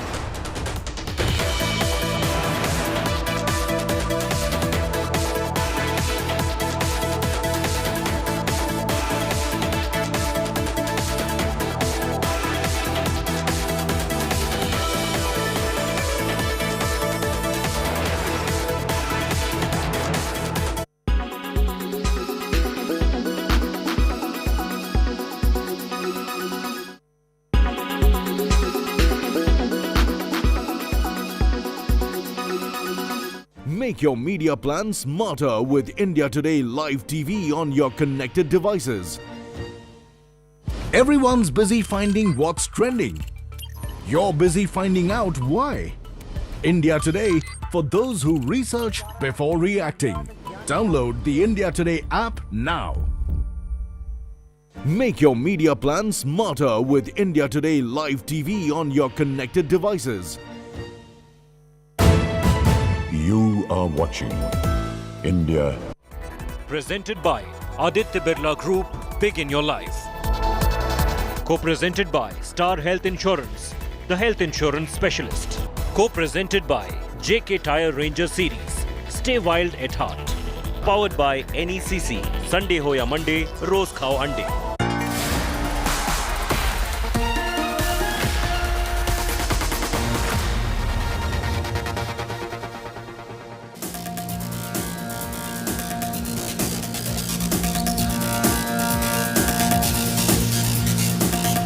Good evening, hello and welcome. You're with the news today, Tuesday night. This is your primetime destination. News, newsmakers, talking points. The big talking point, Prime Minister Narendra Modi is celebrating 8 years of his government. We'll raise the big question, who's governed India better? The NDA or the UPA? Hard facts and figures coming up. But first, as always, we'll also have the 9 headlines at 9.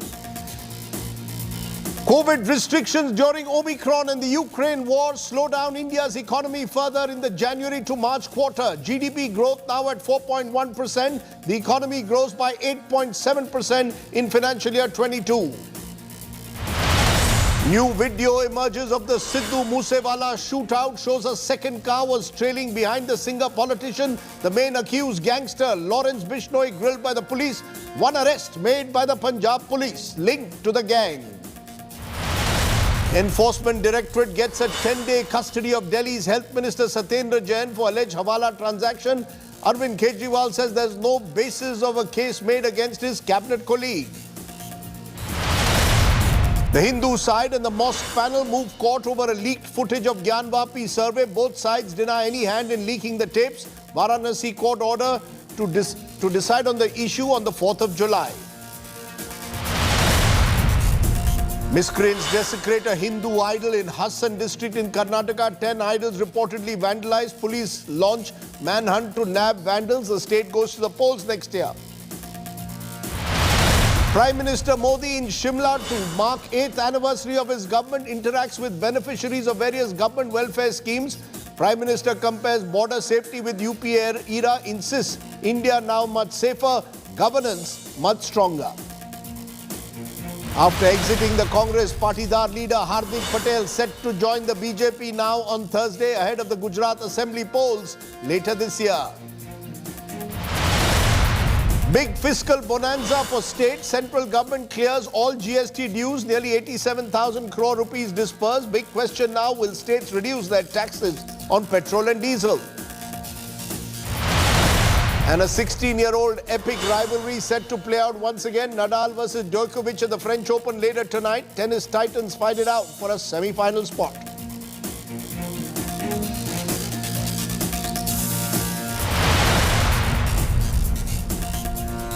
But our top story tonight, the government has released the growth figures for the last quarter of 2021-22. That's the 4th January to March quarter. It's seen a 4.1% growth, a drop from 5.4% in Q3. Clearly, the economy is once again slowing down. This was the period of the Omicron pandemic. The Ukraine war in particular has also seen to have slowed down the recovery. The second quarter of 21-22 had seen an 8.5% growth, in the first quarter 20.3% growth as it was emerging from the two waves of the pandemic. The overall growth for 21-22, 8.7%. As I said, 2020 was the pandemic year that saw the economy contract by 6.6%. Therefore, critics are pointing out that the growth last year comes on a low base of 2020. Clearly, the economy is not fully out of the woods. But, and that's the big but, the growth numbers aren't dampening the spirit of the BJP or the Modi government. The Modi government is celebrating 8 years in power this week, and Prime Minister Narendra Modi was in Himachal Pradesh today to celebrate the occasion. Himachal goes to the polls later this year, where the Prime Minister today addressed a rally in the hill state, claiming that his government has governed much better than his predecessors, pointing out, he said, to a government that he says is corruption-free.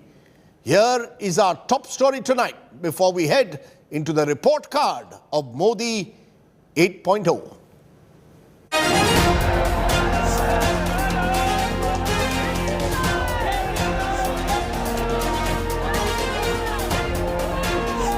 A grand welcome,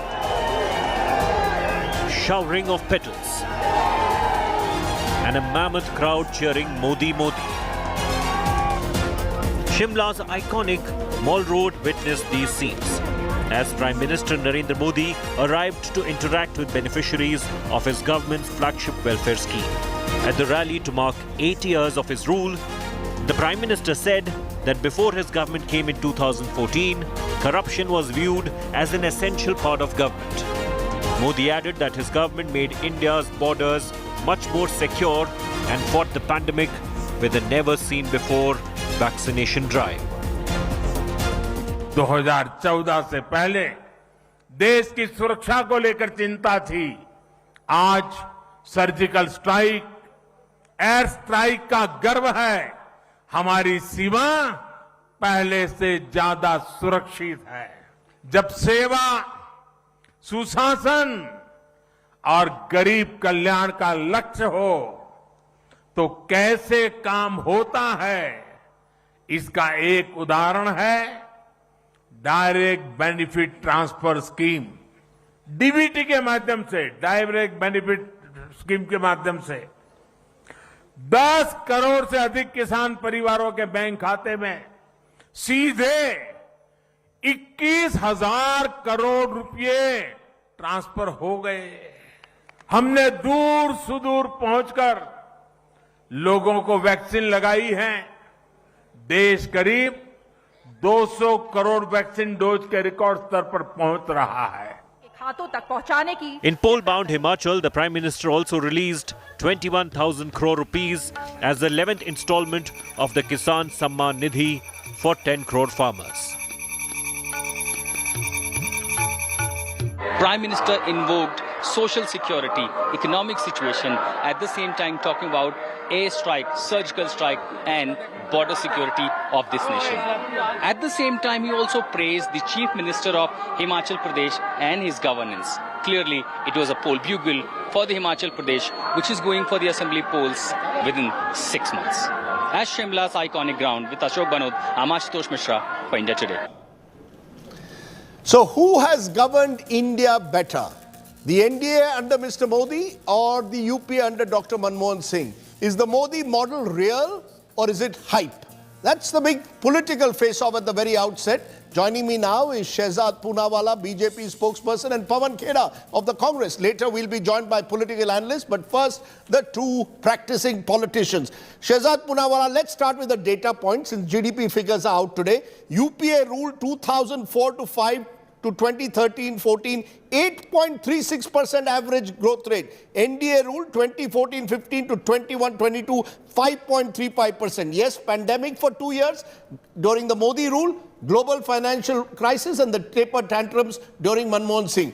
Purely looking at the numbers, is the hype around the Modi model justified or not? Your turn first. First of all, I'm happy to have my dear friend Pawan ji on this panel, and I can assure you, Pawan ji, आपकी तपस्या में कोई कमी नहीं थी. हो सकता है परिवारवाद की समस्या जो है 8 वर्ष से अभी तक उसमें कोई बदलाव नहीं हुआ है, पर मैं आपको बताता हूँ भारत में क्या क्या बदला है. राजदीप जी, your figures seem to be taken from the old series. If you see by the new series, average rate of growth during the sir. No, 1 minute. But by the new series, actually, it will be even lower. No. By so the we new can series, go by that. Sir, I also have my figures. I come with my data prepared.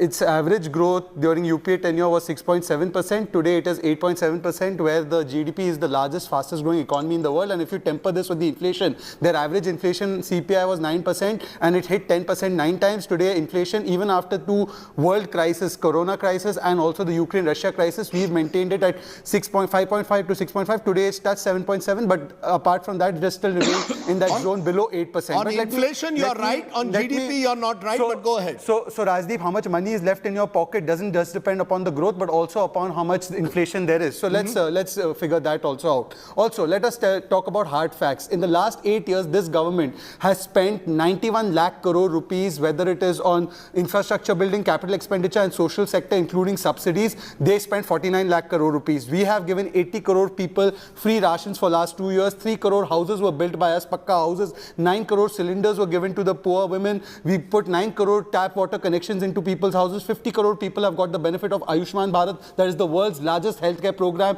We've given the economy from fragile 5 to fastest 5. We've gone, inflation is under control even after 2 crises that is taking place. 17 crore bank accounts have been taken to 45 crores. That's financial inclusion. 190 crore vaccines have been administered. At that time, polio vaccine used to take 50 years to come. Today, 2 vaccines were developed. 190 crore doses, more than Europe and America, have been administered. They gave 60,000 crore rupees to farmers as a loan waiver. We've given 1.8 lakh crores to 11 crore farmers as Kisan Samman Nidhi. The MSP has been increased both in price and in procurement. I can give you some examples. 112% for wheat, 76% for masoor. They procured 3 lakh crores of wheat and rice during UPA 2. We procured about 8 lakh crores for wheat and rice during NDA 1. So that can show the difference. Power supply was 12 hours in the villages during that time. It's 22 hours during our time. IIT 16 by them, 23 by us. IIM 13 by them, 20 by us. Metro 5 cities by them, 18 cities by us. University 723 by them, 1043. That means a university a day was built by us. Ease of doing business 130 during their time, 63 ranking during our time.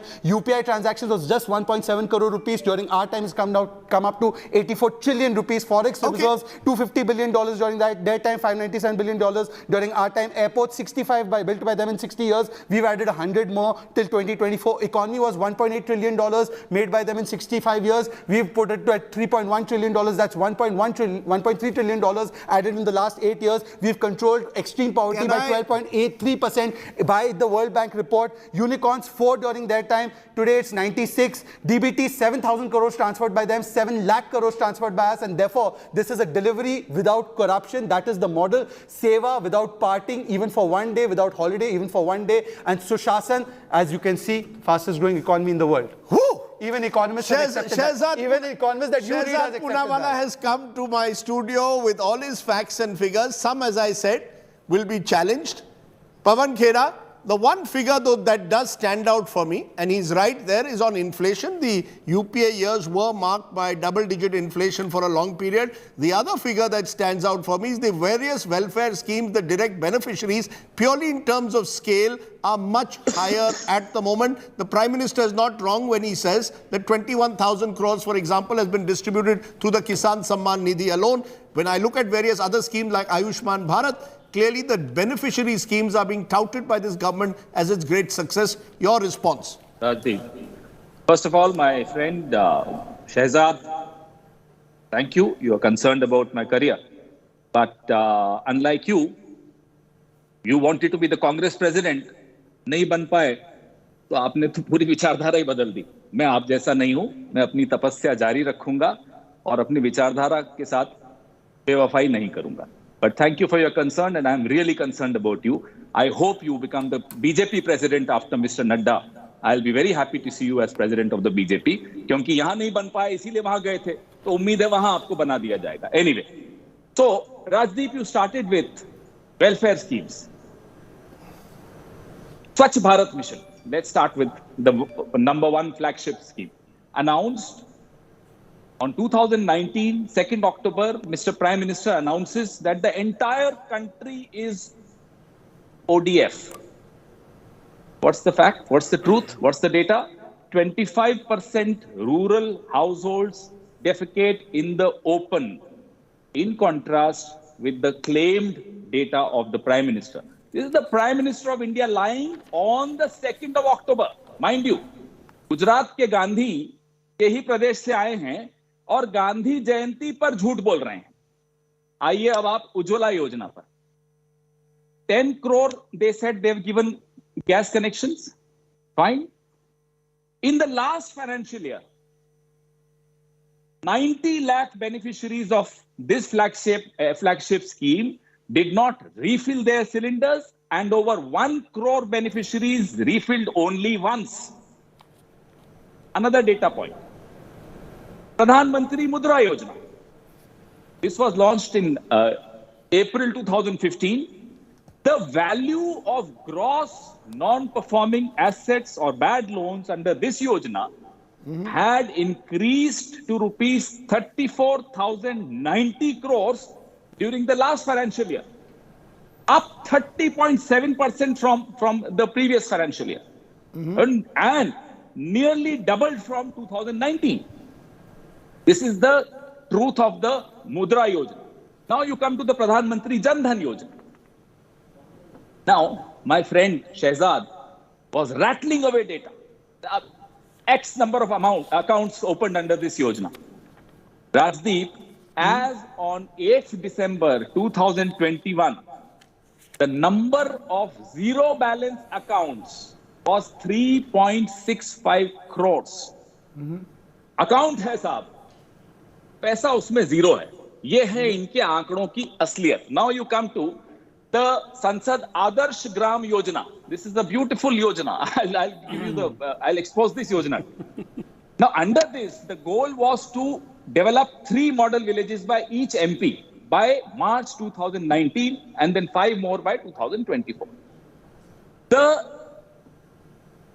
village adopted by Honorable Prime Minister. वहां जाकर जरा हालत शहजाद जी को साथ ले जाइएगा. I'll pay for the ticket.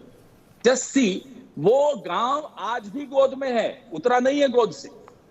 And the village adoption scheme has been labeled as a flop, major failed scheme by the auditors. This is the reality of their Adarsh Gram Yojana. Smart City Mission, my friend mentioned about Smart City Mission. Of the 6,782 projects, Rajdeep, only 3,400 are complete in 100 cities.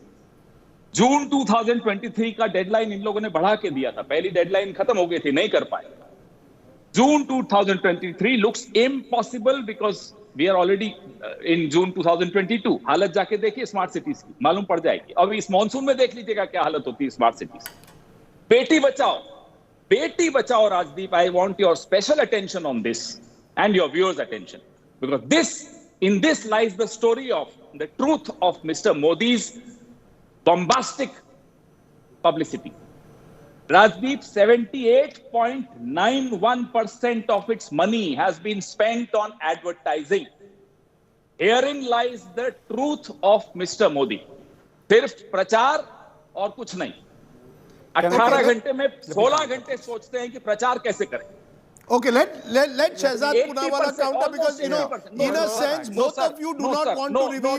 You don't want to look at the brighter side of the Modi government. He doesn't want to look at the darker side. I can point to youth unemployment falling rupee to Shehzad. Right. I can point to the direct benefits that have been achieved in terms of scale, in terms of delivery, in particular specific instances, whether free ration or Kisan Samman Nidhi or indeed Ayushman Bharat, to the Congress party. So that's the truth.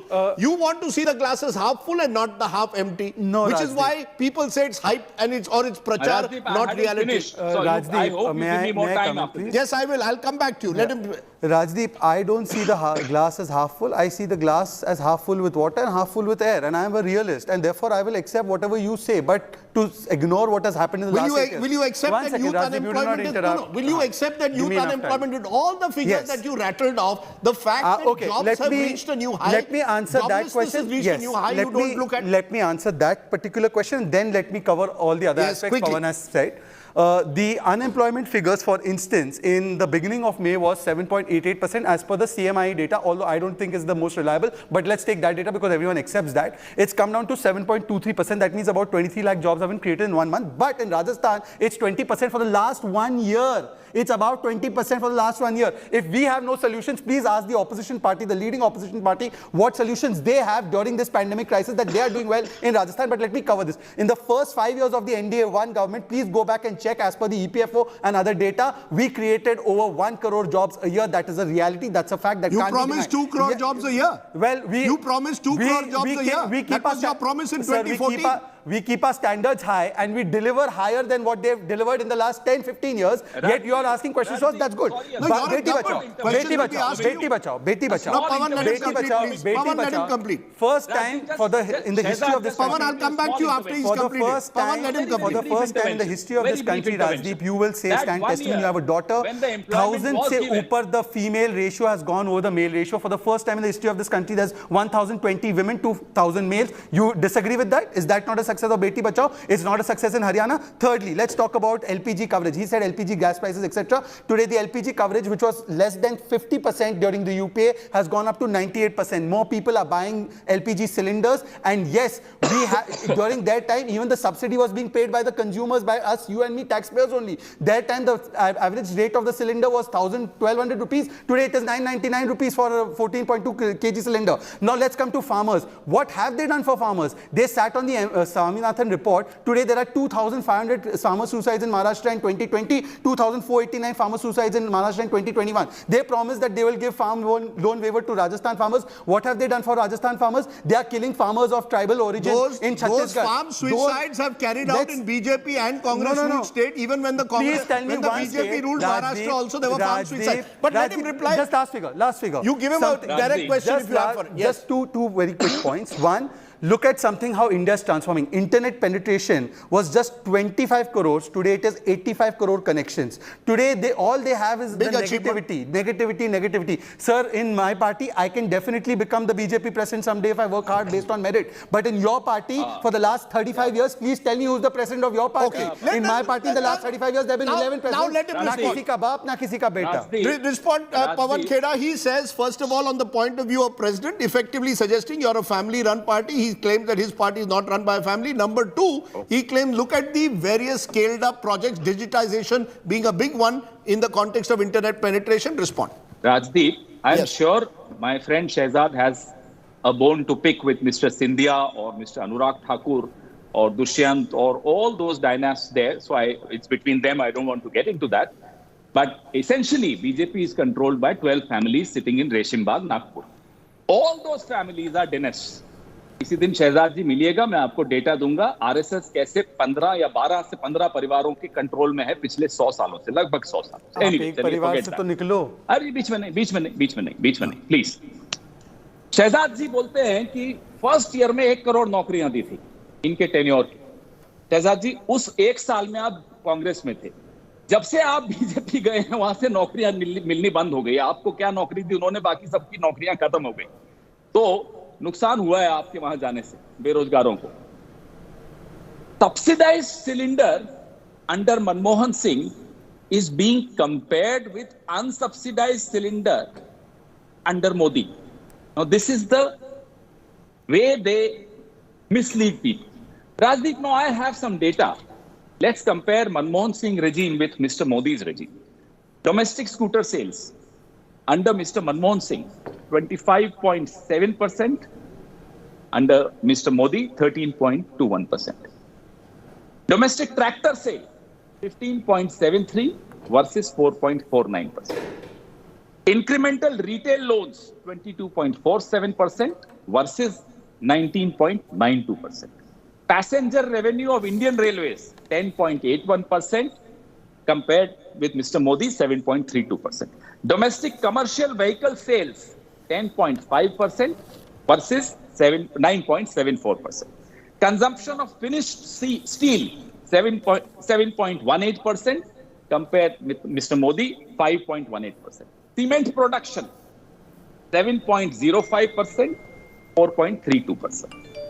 Income tax growth, 17.53 under us, 16.85 under them. Corporation tax growth, 13.09 under them, 11.2 under us. Consumption of petroleum products, they have done slightly better than us, no doubt about that. Now, Rajdeep, this is the high frequency indicators that measure consumer sentiment under Manmohan Singh 10 years and under Mr. Modi's 8.5 years. Can I know? What's with the GDP figures then? Now tell me. Can I therefore ask both of you to summarize what you believe the Modi model is? You start first, Pawan Kheda. 30 seconds to you. What do you believe the Modi model is? And then I'll conclude with Shehzad Poonawalla. What is this Modi model? You can all throw figures. As I said, statistics, as it was once said, is like a bikini. They don't reveal as much as they hide. So we can go on hitting statistics at each other. The fact is, what is the Modi model? This is the Modi model. This glass is not half full. It's this much water. Rest is air. ये हवा है Modi model और कुछ नहीं है. आपने Gujarat model के सहारे 2014 जीता. चलिए गुजरात में. भूल जाइए कोविड को. चलिए अभी चलिए मेरे साथ. सारे इंडिकेटर्स में मैं आपको दिखाता हूं गुजरात की असली हालत क्या है. और वहां you can't blame Nehru ji also. नहीं बट वहां सर वहां भी 25 सालों से बीजेपी सरकार रही है ना. You are right. No but sir the fact is they keep winning like they won 26 out of 26 seats in Gujarat 2019 Lok Sabha. If it was so bad. That's a very good intervention. Very good point. तो साहब 70 साल में 54 साल तो हम जीते हैं. If we were so bad, we wouldn't have won elections. If elections are a criteria, तो इनको बोलिए आज के बाद कांग्रेस की बुराई करना बंद कर दें, नेहरू जी का नाम लेना बंद कर दें और ये परिवार का नाम लेना बंद कर दे, गांधी परिवार का. क्योंकि 70 साल में से 54 साल हम ही थे और हम भी चुनाव जीत कर ही आए थे. गुरुजी, आप आरएसएस की तरह नहीं है बिना चुनाव में बैठे रिमोट कंट्रोल लिए के मोहन भागवत नाम के आदमी यह तय करेंगे कि नड्डा जी के बाद शहजाद नहीं होंगे. शहजाद की मेरा चुनौती है आपको. You said, sir. Shahzad. Now, Rajdeep, how long will you give? 1 minute. I'll give you the same time. Open challenge. Sorry, but thanks to your name, आप भाजपा के अध्यक्ष बनने के सपने छोड़ दीजिए. चले जाइए किसी रीजनल पार्टी में शायद बन जाएंगे. Okay, you've made all your points. You put all your punches. ये हमारे यहाँ नहीं होता है. Pawan Kheda, you put all your punches. Let him now respond. Shehzad Poonawalla, describe to me, since you get 1 full minute on the Modi model. 2 minutes. One Modi model, 1 minute. Go ahead. What is the Modi model? So first of all, when you win elections for 60 odd years, at that time the election system is also fine. The people of India are also fine. And for the last 8 years, you have been losing election after election. 30 elections are lost. At that time, you question the electoral system, you question the media, and you question the people of India itself. That too on foreign soil. So this was your double standard. Now, Rajdeep, you have to safeguard my time. My time is also he didn't intervene. This is the true face of the Congress. This is the true face of the Congress. This is the true face of the Congress. This is the true face of the Congress. Producer, Pawan, you must let him finish. I have asked him a direct question. What is the Modi model? Yes. Reply to that. Yeah, I will reply to the manner he has replied. I'll also reply in my manner. Okay. In Uttar Pradesh, not in power for almost half a century now, going towards half a century. In many states in Northeast, not in power for half a century. In Tamil Nadu, not in power for half a century. In Maharashtra, now no prospects of being in power for a lot of time. In states like other states also, you have been out of power for more than 30 years. Gujarat, you have been out of power for 27 years. What is the Modi model? 1 second, sir, 1 second. My point is that in those states that you have been out of power for 25 years and people have been voting us in, at that time, have they been voting based on some ulterior factors or because they are seeing Vikas being done? Point number one. Point number two, the Modi model is simply delivery without corruption. We used to hear of Scam India every day. Today it is Stand Up India and today it is Khelo India, and therefore even on a paimana like Tokyo Olympics, we have outperformed many other countries and we've done our best performance. This is deliverables without corruption, Seva all the time, and there was a VA during their time. That VA was vote bank appeasement. Today it is Vikas for all, and therefore it is housing for all, tap water connection for all, toilet for all, LPG for all, and it is bank accounts for all, and no corruption in any scheme that has been done by the Modi government. Okay, so we've got two models. One which says it's a lot of hot air. Okay, the other one. Okay, let's leave it there, Pawan Khera. Let's leave it there. Let's leave it there. We've had two models and I'm glad both of you have come up with your statistics and come well prepared. I appreciate that. Let's widen this. I'm going to be joined in a moment by Raj Chengappa, Editorial Director, Publishing in India Today. I'm also joined by Yogendra Yadav, President Swaraj India. He joins me. And Swapan Dasgupta, former Rajya Sabha MP and BJP member, joins me. Swapan Dasgupta, let's come to you first, because what do you see as the Modi model? What are the hits and what are the misses? If I were to ask you, tell me the three big hits and the three big misses in your view. No, Rajdeep, I won't approach it in that way. I think if you're going to look at what might be called the Modi model, I think the most important thing is it's a vision of India, to think of India as something which is much greater in terms of aspiration, in terms of performance than what it has hitherto been. It is trying to get the full potential of India as far as possible and using the government as a facilitator for that. That's the essence, the broad ambition of what you call the Modi model. I'm not going to use the word Modi model. I think that's the Modi vision. And I think if you look at various things, whether you look at the architecture of the welfare projects, whether you look at foreign policy, whether you look at other economic initiatives, you will find that all of these are tailored, A, for the long term, B, to make it transparent, and C, to ensure that it reaches every section of society. Today, when the Prime Minister talks about ensuring that all the benefits of the programs reach 100%, it's an assumption, and I think quite rightly so, that there are still sections of the population which are uncovered, which are not completely covered by this. So at every point, the idea is that you penetrate more and more and ensure that nobody gets left out, and that the standards of living of Indian people are brought up gradually in every possible way, and that everybody gets that necessary elbow room, whether it's through toilets, whether it's through drinking tap water and other housing, so that you get that elbow room, so that your full potential of an individual or of families can be fully developed. That's what I think is what the Modi aspiration is, what's what I think the Modi vision is. Yogendra Yadav, you want to respond to what you just heard from Swapan Dasgupta, that the model is aimed, if I may use the word model, at raising the standard of living for all, and thereby, according to Swapan Dasgupta, the welfare schemes in particular would be seen as a representation of this Modi model. Rajdeep, to my mind, that's not the model. That's actually the label or the wrapping on the model. I think Mr. Modi must be credited with one thing. For the first time, probably in the country, ever since independence, governance, development, economic policy, everything has been absolutely fully aligned with politics, with the aim of electoral victory. So it's a political model. What is the model? I don't think it's a model where there is absolutely nothing being done. This is a model where the government very carefully identifies a few things a few deliverables that is connected to the electoral constituency. Those few things the government does put effort to deliver. They could be tiny, they could be tinier than the previous regimes, but that doesn't matter. You focus on a few things, you put all your energies to deliver them, you put even more energies in communicating it, and you put even greater effort than in politically consolidating it. So there are three elements to it. One, some targeted welfare schemes. Two, enormous publicity, communication, media control.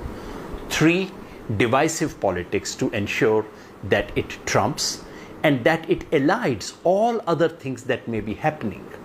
Deaths that are happening, miseries that are taking place, people who are sinking, unemployment, now inflation, all other things can be pushed to the dark. And above all, what can be pushed to the dark is some people doing enormously well. Today, Mr. Modi spoke about Garib Kalyan. I thought there are two people whose Garib Kalyan has been done enormously well in the last 2 years or so. When COVID began, at the beginning of the pandemic, Mr. Ambani's total wealth was 2.6 lakh crore. Today it stands at 7.6 lakh crores, just in about 2 years' time. Mr. Adani was not even 1 lakh crore rupees when it began. He was about 60,000 crore rupees. Today, believe it or not, he's 8.2 lakh crore rupees, 14-fold increase. Now, that is what we don't want to talk about, but that is essentially a part of the Modi model. It's a political economy model. Okay. It is not merely a governance model. Interestingly, to get two fascinating perspectives to this, is there a middle ground? Raj Chengappa, you've just brought out the latest India Today, the challenges ahead, 3 years of Modi 2.0. In a sense, is this therefore a model or a government still in the making where the record is mixed and it depends on what you cherry pick to decide on whether it's been effective or not? Well, I mean, I agree with Chopin on some fronts and Yogendra on the other. Welfarism has certainly been his hallmark, and we've seen that right through both the first term and the second term. We could also talk of rising inequalities, and we could talk of welfarism. I mean, certainly. If you look at security and national security, he certainly has been bold in a lot of things. So I would characterize the government as being efficient. If you see DBT and also, eliminating corruption and things, right? There's been a great deal of efficiency in terms of delivery on a lot of the schemes that's there. And overall, you get a sense that he thinks big, he's bold, he's decisive in what he takes. So there is a model that is emerging. It's still work in progress because he's in his 8th year that's there.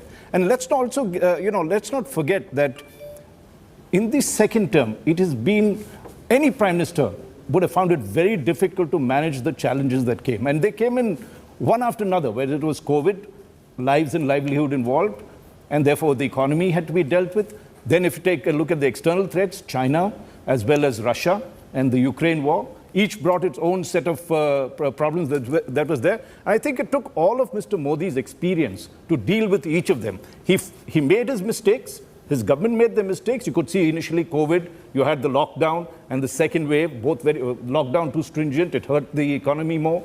And the second wave, we saw the lack of oxygen. But he learned from those mistakes and very quickly recovered.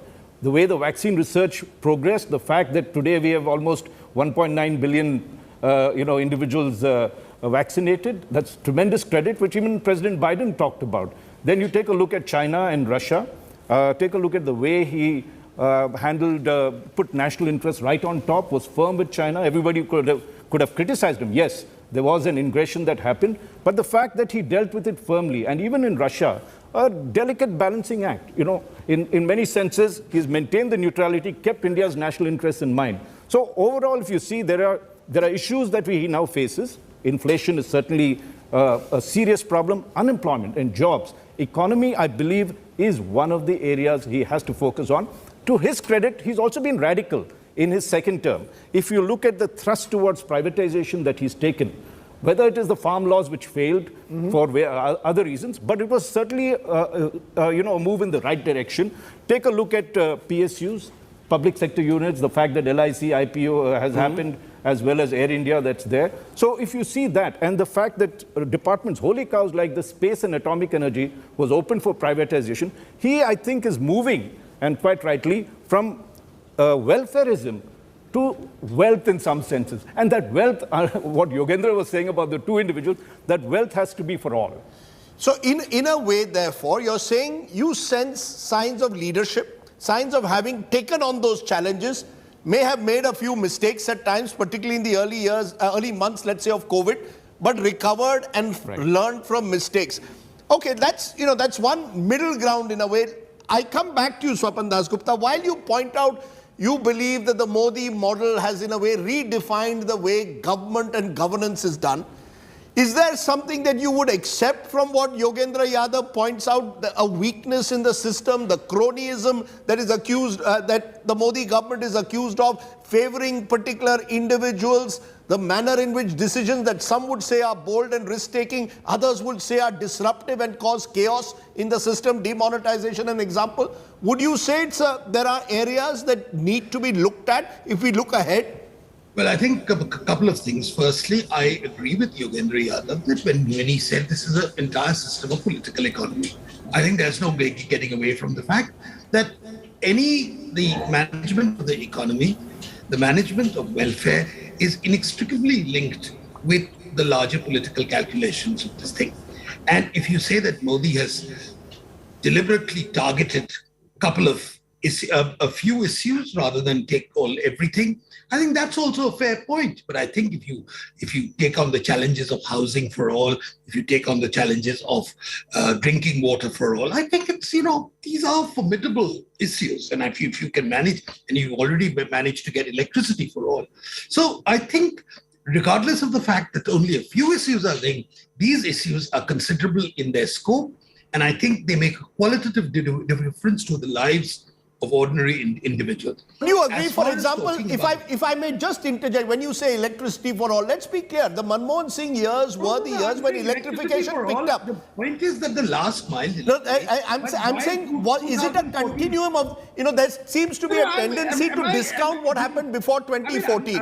I'm very glad that you feel that Manmohan Singh should also get the credit. I think not only Manmohan Singh, but I think right from Jawaharlal Nehru and everybody who started giving the process of electricity should also take the credit. And I think I'm not sort of taking it away. But to think of that as a particular target, to make sure that the task is completed in every way, is, I think, a political decision which was taken by the Narendra Modi government, and it was completed. So I'm not taking away any of the credit of Manmohan Singh. I'm not taking away credit of Deve Gowda or Inder Gujral or anyone, or Rajiv Gandhi or Indira Gandhi. All that is there.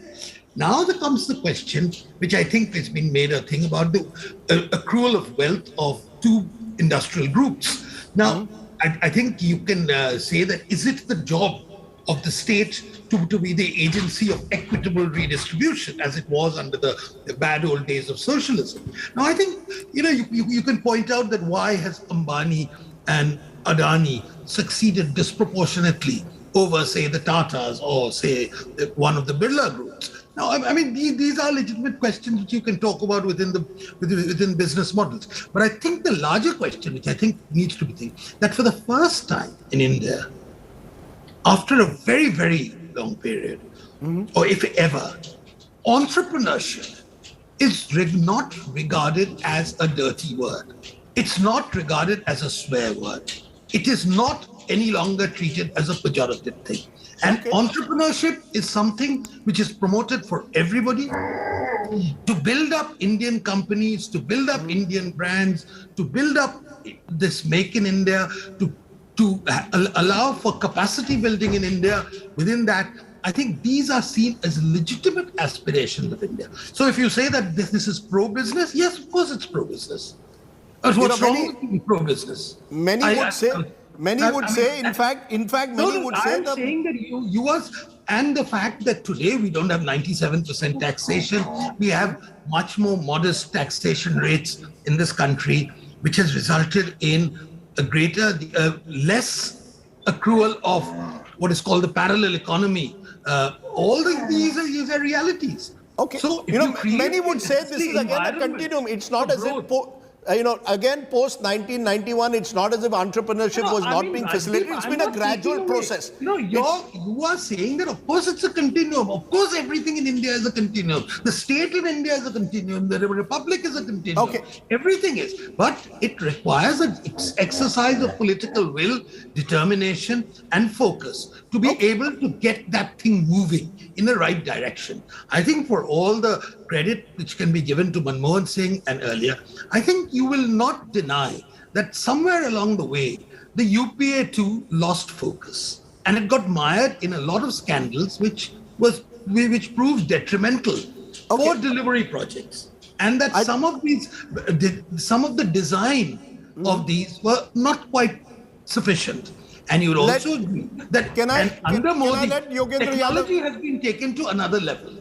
Can I let you use for the benefit? Can I let Yogendra Yadav respond? Yogendra Yadav, there'll be the sense that when, in a way, you will be seen today as a pessimist, someone who sees the glass as half empty, even on farm laws, which was seen by many as an issue that required dialogue. Eventually, it ended up in confrontation. Is that part of the problem, you think, with this Modi model, that it leads to confrontation because the individual itself personalizes his politics and therefore tends to also end up creating adversaries and enemies, center versus state, farmers versus center?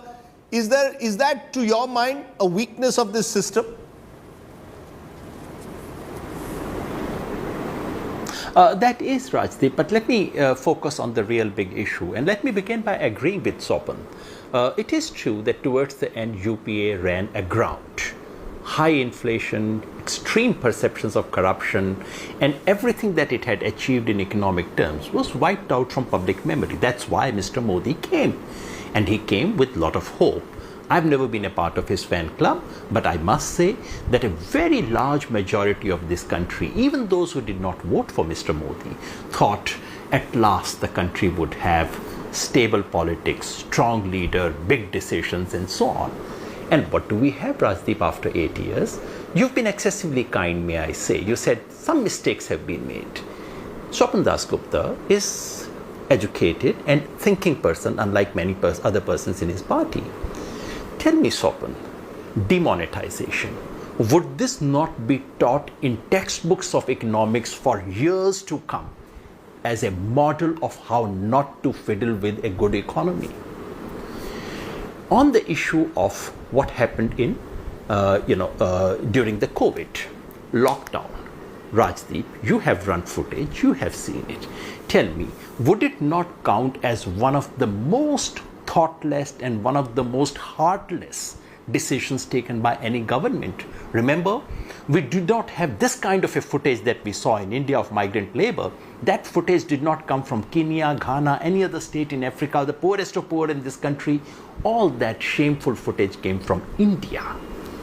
Talk about the deaths during COVID.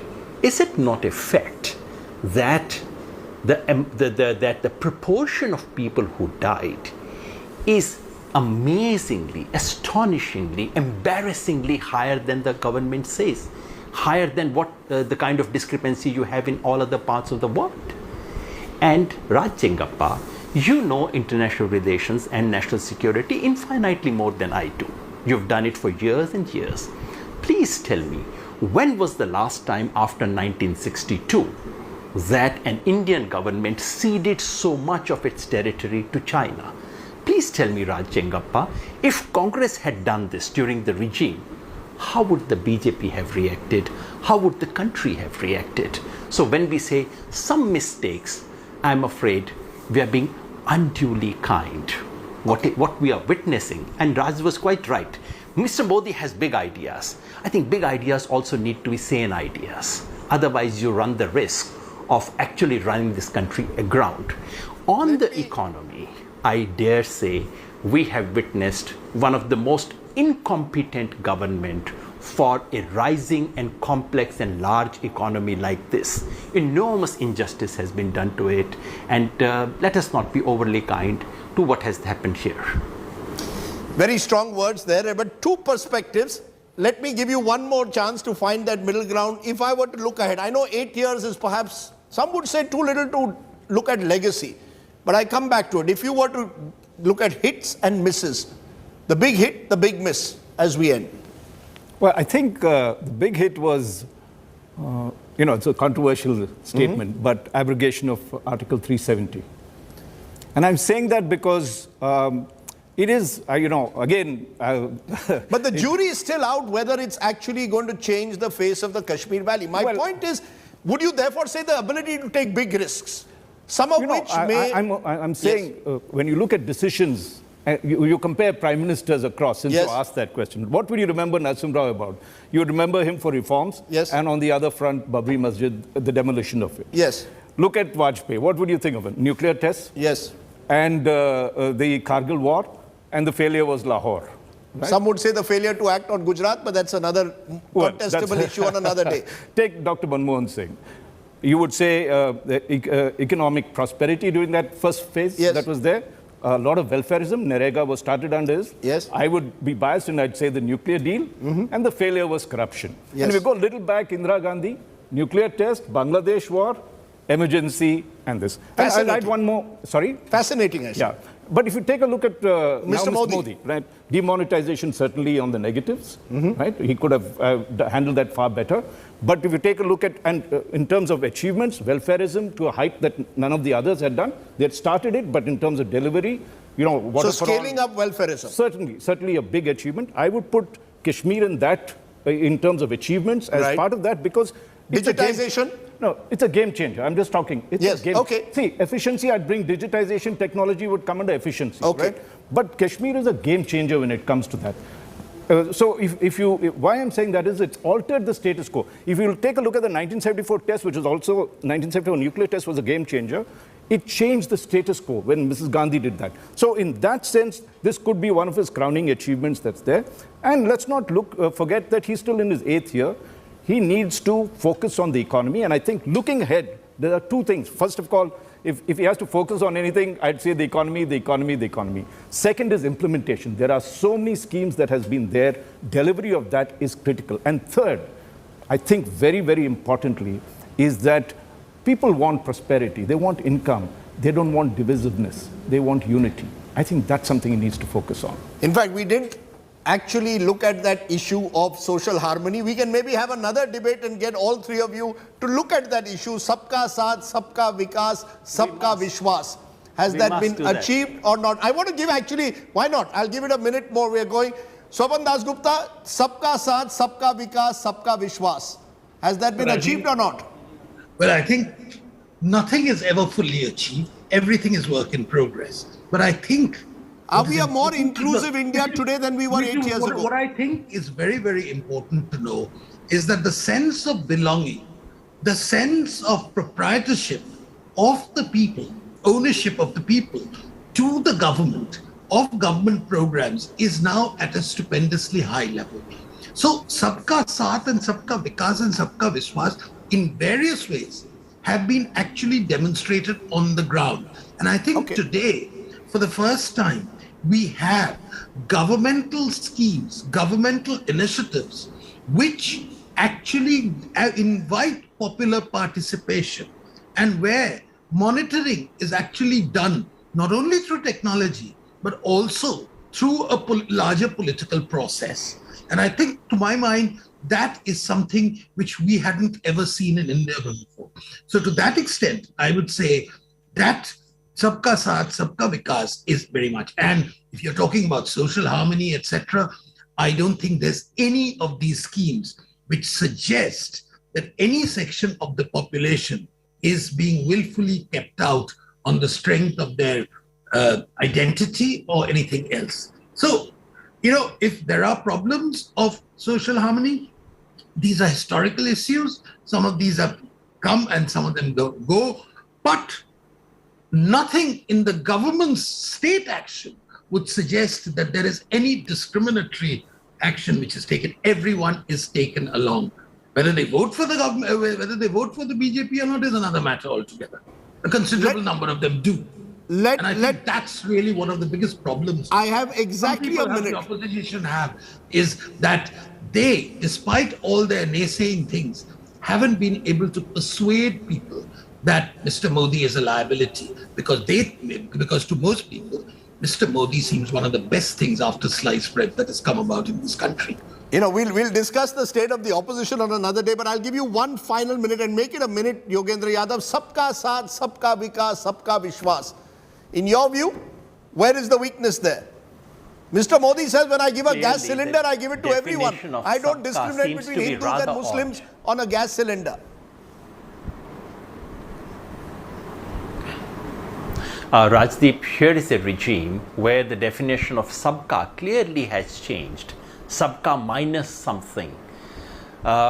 Problems of social harmony must be the biggest euphemism ever used. Please remember, we are in a country right now in the middle of a hate campaign, in the middle of a situation where minorities have been reduced to second-rate citizenship, in the middle of something where right under the nose of the central government, hate speeches are being given, people are being lynched, belonging to minority has become a crime in this country where institutions are being dismantled. That, of course, is not the focus of our debate today. But when Raj Chengappa says Kashmir is a game changer, I agree, Raj Chengappa, but please ask another question. Game changer for good or for the worse? You know, listening... I just say, history will tell. History will tell us. On Kashmir, I think, let's press the pause button. It's work in progress, much as Mr. Modi also may be work in progress. I agree. History will tell. You know, by all accounts, as of today, he appears in pole position to win 2024, which would mean that he could complete 3 terms, 3 consecutive terms. No one has done that since Jawaharlal Nehru, so he could still be work in progress.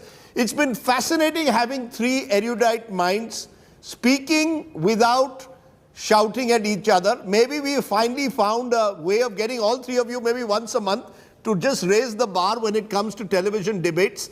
But really, it's been interesting to have a debate on the Modi model without the usual screaming and shouting at each other. Maybe that's the way we need to move forward, with a dialogue and assess people objectively, including someone who is seen by many as a polarizing figure like Prime Minister Modi. For now, it's Modi at 8. Swapan Das Gupta, Yogendra Yadav, Raj Chengappa, appreciate all of you joining us. To our viewers also, maybe this is the way we can take television forward, by bringing in more cerebral voices. Our image of the day comes from Punjab today, where Sidhu Moose Wala, thousands gathering to attend the last rites of the singer-politician who was shot dead while driving in an SUV on Sunday. His parents inconsolable as they saw their son in a casket. That's the image of the day. For now, stay well, stay safe. Good night, Shubhratri, Jai Hind, Namaskar.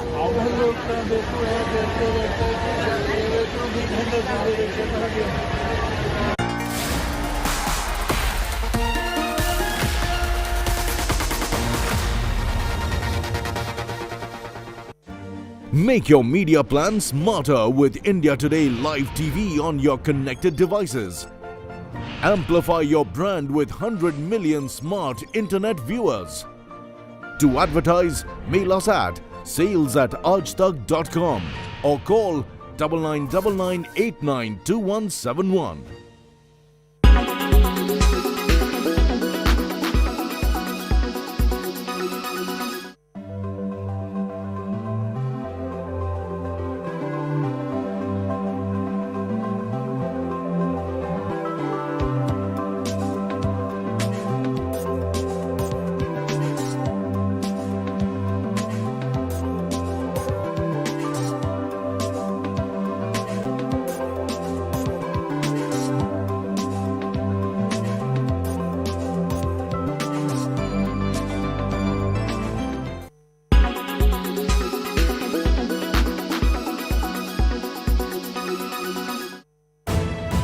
You are watching India Today.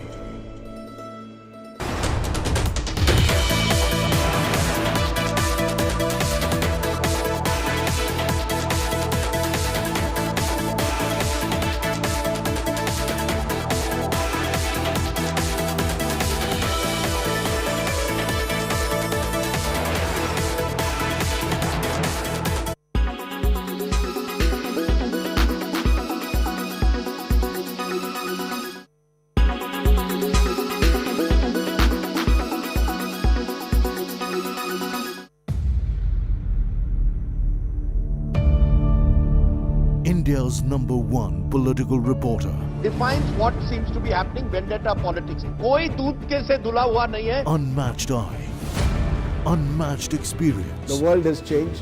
My black hair has become grey as well. And with unmatched passion for the story. Do not monopolize the conversation. When it's 100% pure prime time. It's News Today with Rajdeep Sardesai. Monday to Friday, 9 p.m. Only on India Today TV. Make your media plan smarter with India Today Live TV on your connected devices. Everyone's busy finding what's trending. You're busy finding out why. India Today for those who research before reacting. Download the India Today app now.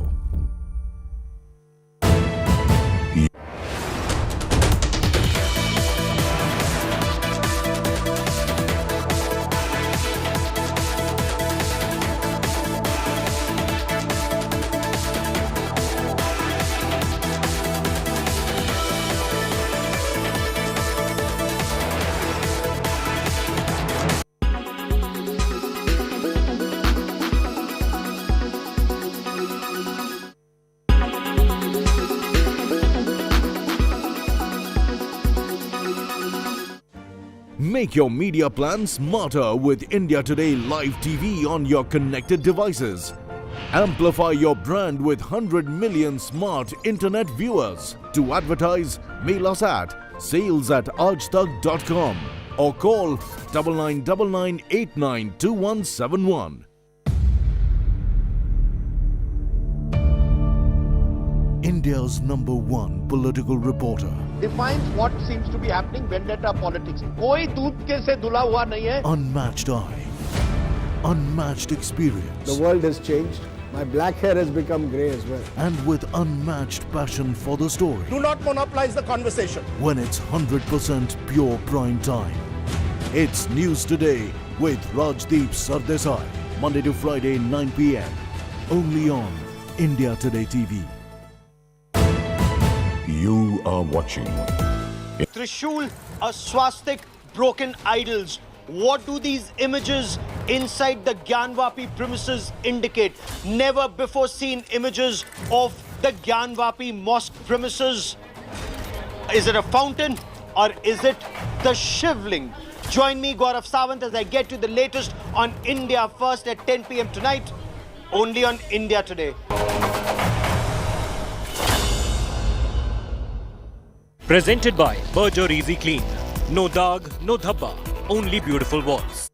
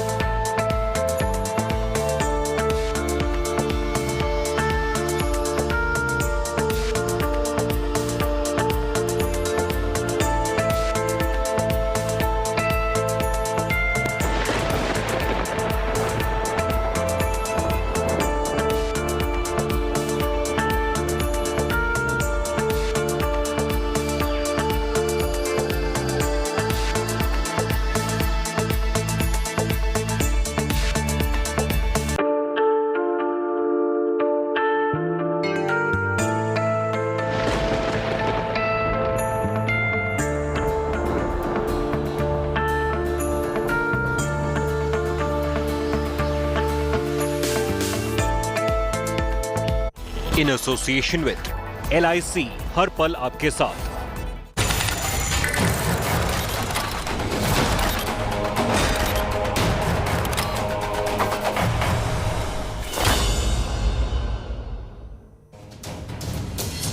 Hello and welcome to an India Today special broadcast. I'm Gaurav Sawant. During the course of the next half hour, we show you never before seen images of what's inside the Gyanvapi premises. Take a look. A Trishul. Let me now take you to the next image. You've seen the Trishul.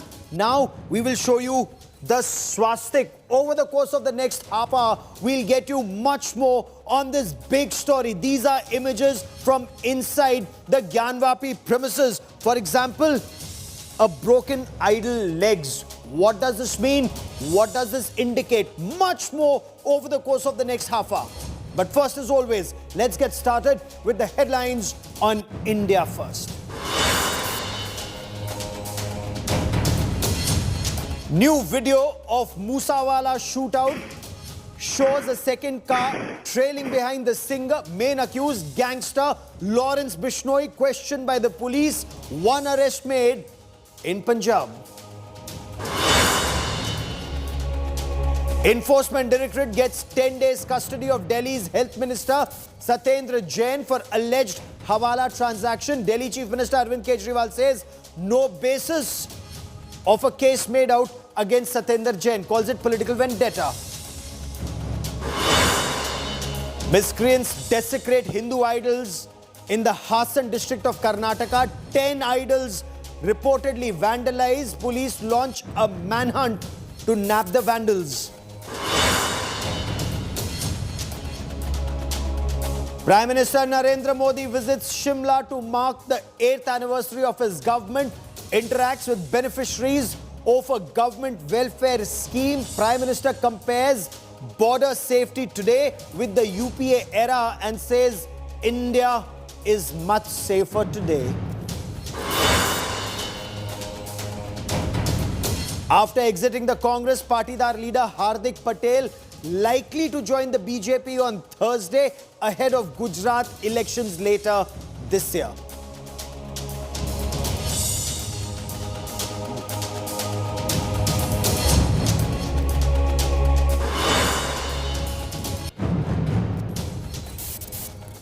And on this special broadcast of India First, we will show you images shot inside the Gyanvapi premises. Images that have actually set the imagination of the nation on. Look at these images. I mean, these images that we are showing you here on India Today. Is this a Trishul? And if this is indeed a Trishul, why would you see a Trishul inside a mosque? That's one. Let me now show you image number 2 of a swastik. At the Gyanvapi mosque premises, would there be a Trishul? Would there be a swastik? Let me show you other images of a broken idol. Feet perhaps of an idol. We still don't have the entire sequence in terms of this has been found, what else remains to be found. That remains a big question. But over the course of the next half hour, we'll show you multiple images. Trishul, like they say, Avinashi Kashi rests on the Trishul of Shiv. Hindus worship it. But why is it there at a mosque? Is it worshipped at a mosque? Was that mosque actually something else earlier? All of that is for courts to decipher and to rule on. But on India Today, we get you first and exclusive, never before seen images of that videography that was conducted inside the Gyanvapi premises. This is an India Today special ground report. A Trishul, a swastik symbol, broken idol feet, a bell carved in stone, Hindu scriptures engraved on walls. Never before seen images of the videography inside the Gyanvapi Mosque complex in Varanasi. India Today has accessed 8 hours of unedited images of the court-mandated survey team carefully filming and taking still pictures inside the Gyanvapi premises. The Hindu side strongly insists that these pictures prove their point that a temple was raised on the orders of Mughal Emperor Aurangzeb to construct a mosque.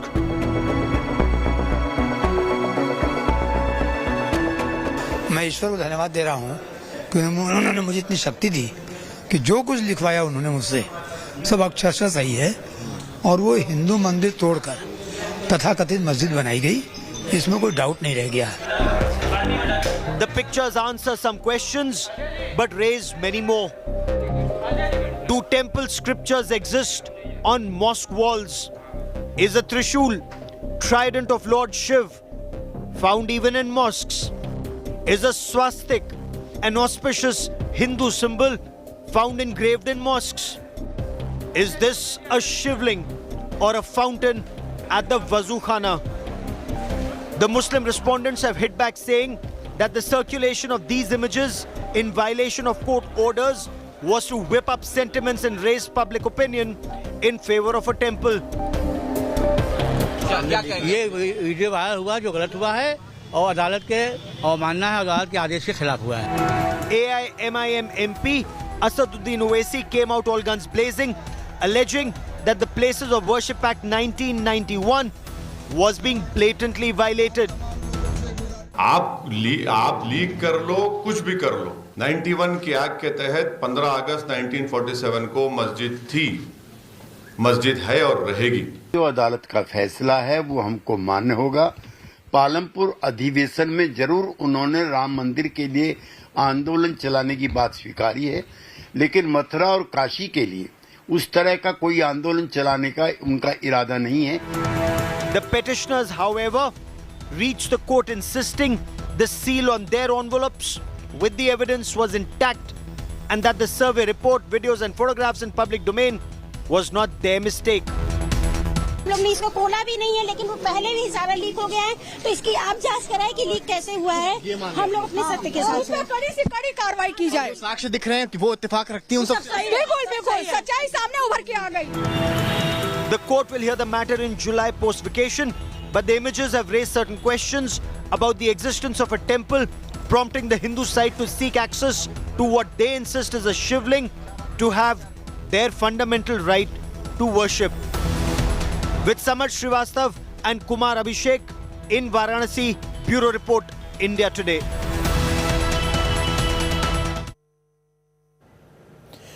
You know, about Kashi, it is believed, it is said that Kashi rests on the trident of Lord Shiv. Avinashi Kashi, Mahadev ke Trishul par tiki rehti hai. Hindus believe that. Hindus worship Lord Shiv, they worship the trident. Kashi is known as the eternal city. But why would there be a Trishul at a mosque premises? What do these images indicate? That is the first question that we're asking here. If this is a mosque, would there be a Trishul, a trident inside a mosque? That's question number one. Let's now shift to image number two. I will bring in my guests. We will talk to our guests. But I want our viewers to see this. Swastik, an auspicious sign of the Hindus. A swastik inside a mosque. Can you believe this? Was this a mosque, or are facts finally emerging? If you look at this, the report says this is found in the debris. Debris found in the basement, and these appear to be feet, legs of a broken idol. The rest hasn't been found, but if this is an idol, what's this doing inside a mosque? And that is why they've sought more investigations in what these images seem to indicate. The Hindu side. Look at this image very carefully. What do you see here? The Hindu side insists this is a shivling. What is this? 9 inches by 9 inches. Is this actually a fountain, as the Muslim side insists?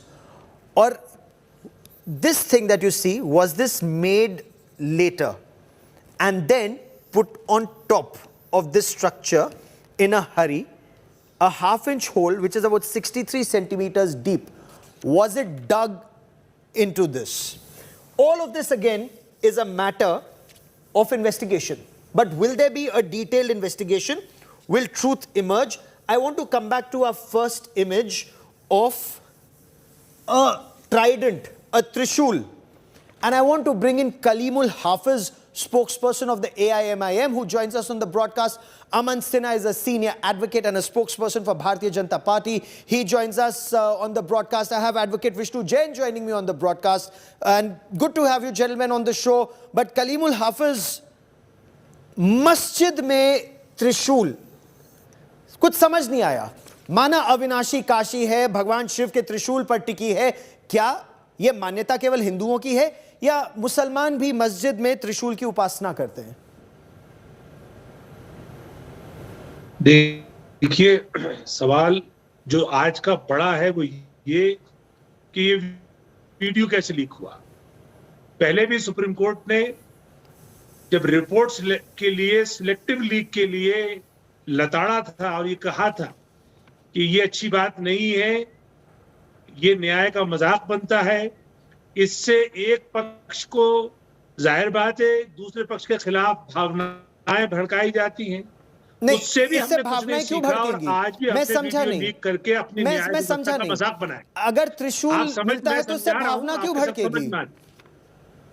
नहीं, इससे भावना इस बात से भड़कती है कि इस देश का धर्म संविधान है और जब संविधान में न्याय व्यवस्था का जब मजाक बनता है, यानी देश का सबसे बड़ा चैनल जब लीक रिपोर्ट का महिमा मंडन करता है, अगर तथ्य सामने आए, जो लोग तथ्य सामने आए, या आप तथ्यों से घबरा रहे हैं, या आप तथ्यों से घबरा रहे हैं, लेट मी टेक दिस.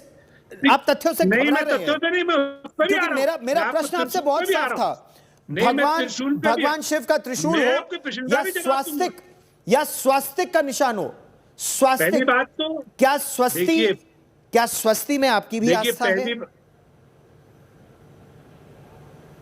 देखिए, पहली बात तो ये कि ये सारी प्रक्रिया को हमने कोर्ट में चैलेंज किया हुआ है. हम सारी प्रक्रिया को ही गलत मानते हैं और सुप्रीम कोर्ट ने हमारी सच सामने आए उसको आप गलत मानते हैं. वाराणसी जिला जज को ये कहा है कि let me take this to both our guests one by one. Let me take this to both our guests. मैंने आपसे बहुत सीधा सटीक प्रश्न पूछा था.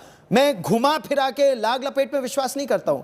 त्रिशूल अगर मस्जिद में मिला है, अगर आप कहते हैं वो मस्जिद है, अगर है तो उसका अर्थ क्या है? But let me get Aman Sinha to quickly respond to this on the legal aspect. Aman Sinha, before I get Advocate Vishnu Jain, because he was inside this premises when the videography was happening. Aman Sinha, respond. This is a violation. This is a gross violation of court orders, is what Kalimul Hafiz says.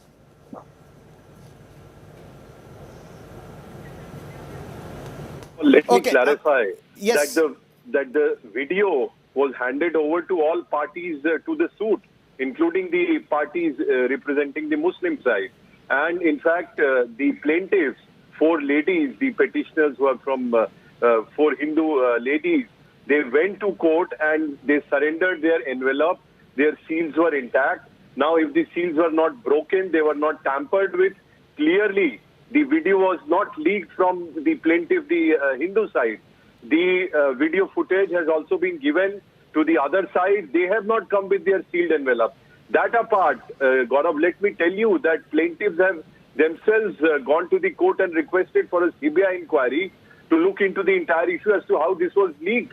But they are yet again running away from the main issue, Gaurav, and that is why our spokesperson from MIM tried to divert the issue. The fact of the matter is, please, लेकिन मैंने आपको आप कई बातें गलत कह रहे थे, मैंने आपको नहीं रोका. कृपया करके यहाँ पे थोड़ी सी जो है शालीनता, डिसेंसी बनाए रखें. देखिए एक कानूनी प्रक्रिया है. कलीमुल हाफिज जी, कानूनी प्रक्रिया, कानून अपना काम करेगा. और मैं I do not know why he is getting so anxious and desperate. जी, और Advocate Vishnu Jain is also with me. Advocate Vishnu Jain, अगर मस्जिद, ज्ञानवापी मस्जिद में त्रिशूल, क्या वो त्रिशूल है, क्या वो स्वास्तिक है? आप क्योंकि उस प्रक्रिया का हिस्सा थे, आपकी दृष्टि में आपने क्या देखा और आपकी दृष्टि में इसके क्या मायने हैं? What does this mean? See, Gaurav, the point in issue is this, that there are obtained number of signs of a pre-existing Hindu temple in the property in question. And the sign starts from the first Taikana, which is in the possession of the Muslims, where there are bells, where there are many alas which have Hindu Devi Devtas, where there are broken idols, where there are swastiks. And one very interesting incident I'll tell you. In the masjid, in the main dome, there is a place where a calendar is kept, and the calendar says Gyan Vyapi Masjid. When I took that calendar, when I lifted that calendar, beneath that calendar swastik chin is there.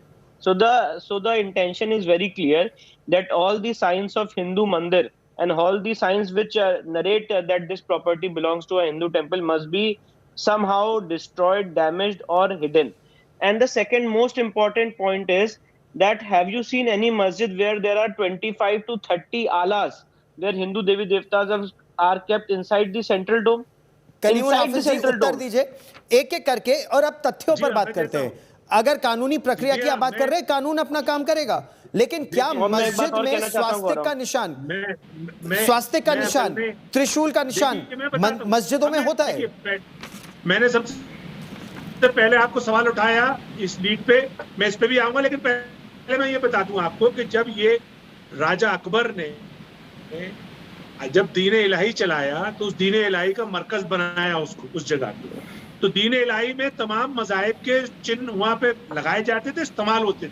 खुद राजा अकबर के महल में मंदिर है, आज भी मंदिर, और राजा टोडरमल जो अकबर के नौरतन में से एक थे, उन्होंने ही काशी विश्वनाथ मंदिर बनाया और उन्होंने ही मस्जिद बनाई। दूसरी बात सुनिए आप, जहां तक ये जो बात चल रही है, हमारे बहुत ही काबिल जो एडवोकेट हैं विष्णु जैन साहब यहीं बैठे हुए हैं, जब पहले दिन सर्वे हो रहा था तब जो वहां पे ये दोनों पार्टियां सर्वे करा रही थी, तो विष्णु जैन साहब ने वहां पे चूंकि टेलीफोन ले जाने की इजाजत नहीं थी, इन्होंने टेलीफोन मांगा कि मेरे फादर की तबीयत खराब है, और टेलीफोन लेकर के अपने फादर को फोन करके उन्हें कोर्ट भेज दिया, और कोर्ट भेज के एक तरफा ऑर्डर करा लिया, और वो सारी गोपनीयता भंग कर दी इन्होंने। उसके बाद देखिए, अगर गैर कानूनी है तो ठीक है, आपने विष्णु जैन पर एक आरोप लगाया है, वो उसका उत्तर देंगे। रिपोर्ट का फायदा उठाया आप अगर कानूनी प्रक्रिया का उल्लंघन है तो कानून अपना काम करेगा। आपसे मैं 3 बार एक प्रश्न पूछ चुका हूं, आप उसका उत्तर नहीं दे पाए। आपने विष्णु जैन पर एक आरोप लगाया, विष्णु जैन आप उत्तर देना चाहते हैं तो उत्तर दीजिए कि कानूनी प्रक्रिया का उल्लंघन किया। बात बता रहा हूं आपको। See, Gaurav, the point in issue is this, that the moment I came...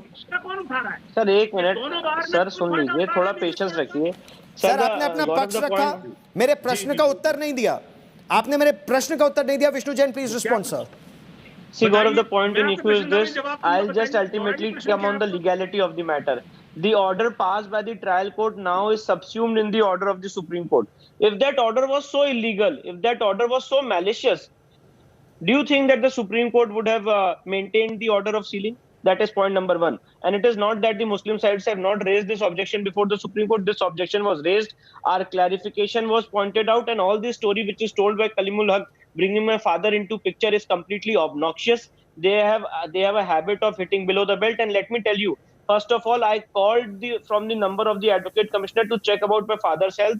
There was no information given to my father about whatever has been found. Second of all, I went to the court seeking, informing the court that this particular shivling has been found, and my father also was present in the court at that point of time. And we sought, as an officer of the court, it's our duty. If there is something which has been found as a case property, order 30, I don't know, I think whether Kalimul Haq has read or not, order 39 rule 1. Sir, if you have not read, please come in the next debate, read it and come. It says that if the case property is likely to be demolished or damaged, then court can pass ex parte immediate urgent interim orders. And the Honorable Court exercises power and pass the orders. And they challenge the maliciousness of this order, and the Supreme Court upheld it. Now here he is shouting and making various sorts of allegations which has already been settled and decided. Don't you think, Gaurav, that this is a contempt of the court? Don't you think that he has gone beyond his brief? And it will be decided in a court of law. But Aman Sinha, ये दीने इलाही है, दीने इलाही, मतलब अकबर और बीरबल के अलावा तीसरे किसने दीने इलाही को अपनाया, ये आप मुझे बताइए। कलीम साहब आप मुझे बताइएगा, हाफिज साहब। लेकिन उससे पहले ये जो Aman Sinha, I want to understand from you, Din-e Ilahi का है ये जो सारा मिला है, तो जो अकबर हिंदू और मुसलमान दोनों धर्मों की अच्छाइयां लेकर एक नया धर्म निकाल रहे थे, ये ज्ञानवापी उसका उदाहरण है, ये कलीम साहब का कहना है। मुझे पता नहीं किस अथॉरिटी पे कह रहे हैं। I really do not know, Gaurav, this is a new, ingenious argument which has perhaps been created sitting here. And, we find all kinds of arguments which are self-contradictory, self-defeatist. Now, at least they are acknowledging that there are inscriptions, there are clear signs of Hindu religious signs, structures which are there. Now, just imagine Trishul. I have never seen that anywhere in any masjid. I have never heard of that a Trishul is there inscribed. I have never heard that a swastik is there on walls of any masjid. And not only that, scriptures, Hindu scriptures have been extracted and they are inscribed on the wall there. This is absolutely unheard of in any masjid. We have all seen the videos of Shivling. Clearly, Rahul, it is a historical fact that Kashi Vishwanath Mandir was demolished by Islamic invaders. It's a historical fact. And today, अगर औरंगजेब ने कोई गलती की और कलीमुल हाफिज जी बड़ा मैं बहुत दो टूक आपसे पूछ रहा हूँ, अगर औरंगजेब ने काशी विश्वनाथ हिंदू मंदिर को ध्वस्त करके मस्जिद बनाई, औरंगजेब की गलती को आज 21वीं सदी के भारत में जायज ठहराने के कुछ लोग क्या गलती कर रहे हैं या अपना धर्म समझते हैं? नहीं, देखिए, एक तो पहली बात तो ये है कि काशी विश्वविद्यालय के, काशी हिंदू विश्वविद्यालय के कला केंद्र में जाइए आप, औरंगजेब का फरमान रखा है, फारसी में भी रखा है, उसका अनुवाद हिंदी में भी रखा है, उसे पढ़ लीजिए। उसमें साफ साफ लिखा है कि औरंगजेब ने कोई वहां पे मंदिर तोड़ने का फरमान नहीं दिया। एक बात, काशी हिंदू विश्वविद्यालय आपके पास है, आप जा सकते हैं। दूसरी बात, ये 1990 इसलिए बनाया था हमारे पूरे पार्लियामेंट में मंथन करके कि इस तरह की बातें आएंगी, इस तरह के लोग ये शर्त उठाएंगे तो उनका आखिर हल क्या निकलेगा। क्योंकि आज एक हिंदू जागृति ऑर्गेनाइजेशन ने 1862 मस्जिदों की लिस्ट जारी करी और ये कहा 1862 छोड़िए, काशी का मुसलमानों के लिए क्या महत्व है, ज्ञानवापी मस्जिद का मुसलमानों के लिए क्या महत्व है, या मथुरा का मुसलमानों के लिए क्या महत्व है? वो एक मस्जिद है, दोनों जगह मस्जिद है, यही महत्व है। मतलब अगर हिंदू कहते हैं यहां योगेश्वर श्री कृष्ण का जन्म हुआ था मथुरा में, वो और केवल एक मस्जिद है, दोनों में आप फर्क समझते हैं? हाँ, दोनों, देखिए, दोनों जगह कृष्ण जन्म स्थान भी भव्य मंदिर बना हुआ है, वहां पूजा हो रही है, और काशी में भी जो है वो ज्योतिर्लिंग की पूजा होती है, दोनों जगह भव्य बना हुआ है। ठीक है, ये तो मतलब ये औरंगजेब अगर इस तरह की बात करता तो समझ आता है। आज भारत के मुसलमान इस तरह की बात करते हैं, तो इस पर विष्णु जैन आपको उत्तर देना चाहते हैं। विष्णु जैन, देखिए, मस्जिद है, औरंगजेब ने कोई मस्जिद नहीं तोड़वाई, ये कलीमुल हाफिज का कहना है, और कृष्ण जन्मभूमि में भी मंदिर भी है, मस्जिद भी है, तथ्य बताइए इनको। मैं इनसे पूछना चाहता हूं कलीमुल हक साहब से, आज आपके चैनल के माध्यम से बहुत स्पष्टता से, क्या इन्होंने दीन मोहम्मद का जजमेंट पढ़ा? एक नेशनल पार्टी के प्रवक्ता हैं और बहुत सेंसिटिव इशू पे डिबेट कर रहे हैं, यहाँ पे पहले बात बोले, दीन मोहम्मद का जजमेंट पढ़ा है कि नहीं पढ़ा है? पढ़ा है? उसका पैरा 40 क्या कहता है? उसका पैरा 40 क्या कहता है? उसका पैरा 40 क्या कहता है? उसका पैरा 40 क्या कहता है, बताइए कलीमुल हक साहब।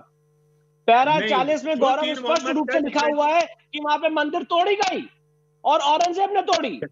ये यहाँ पे पता नहीं अपनी हिस्ट्री बता रहे हैं, यहाँ पे इनकी हिस्ट्री तो नहीं चलेगी साहब, जो जुडिशियल डिक्टेम है वो हिस्ट्री चलेगी ना।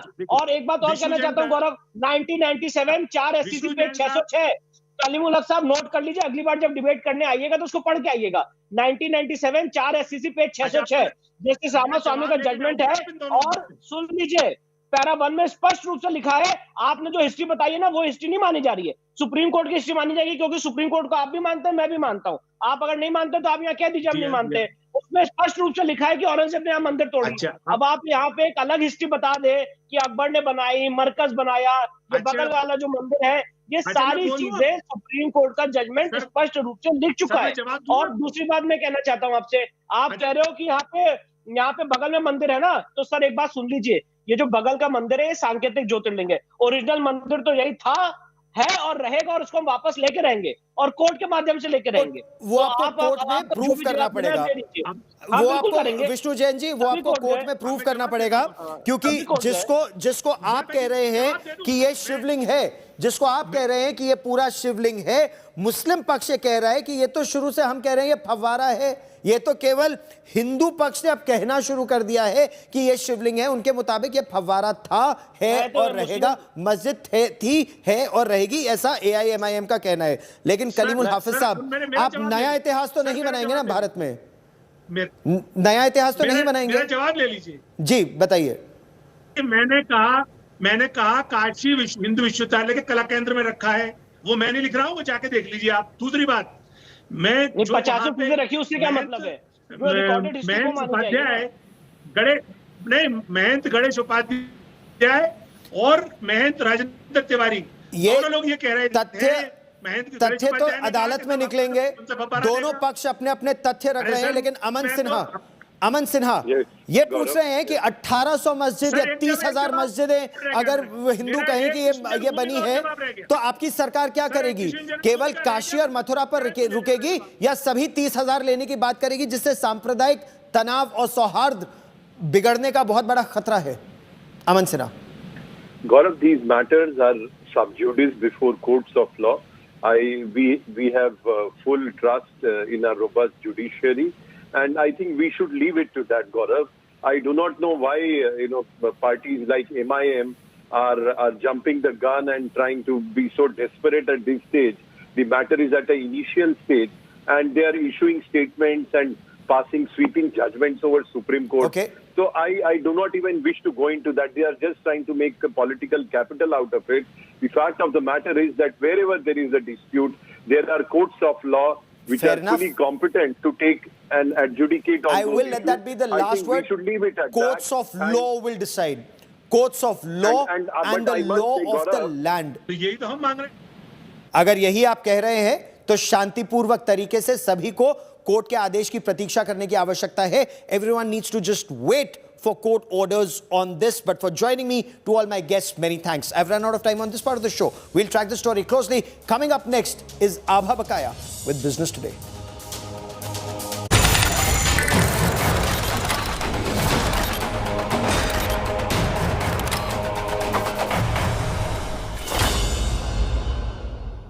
Everyone's busy finding what's trending.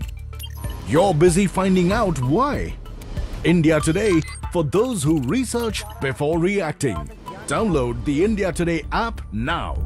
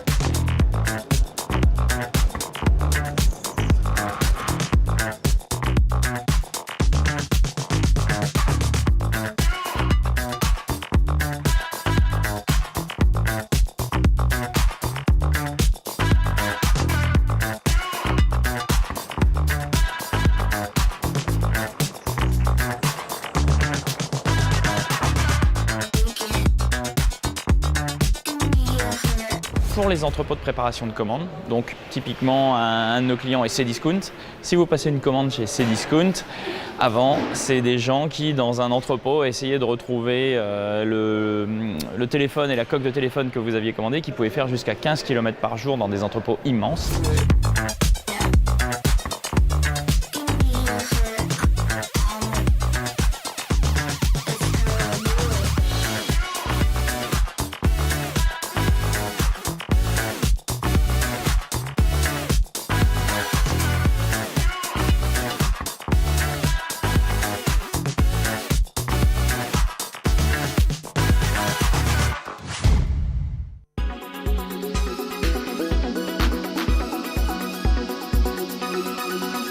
Make your media plan smarter with India Today Live TV on your connected devices. Make your media plan smarter with India Today Live TV on your connected devices. You are watching India Today. Presented by eBix Cash. हर खुशी के लिए काफी है.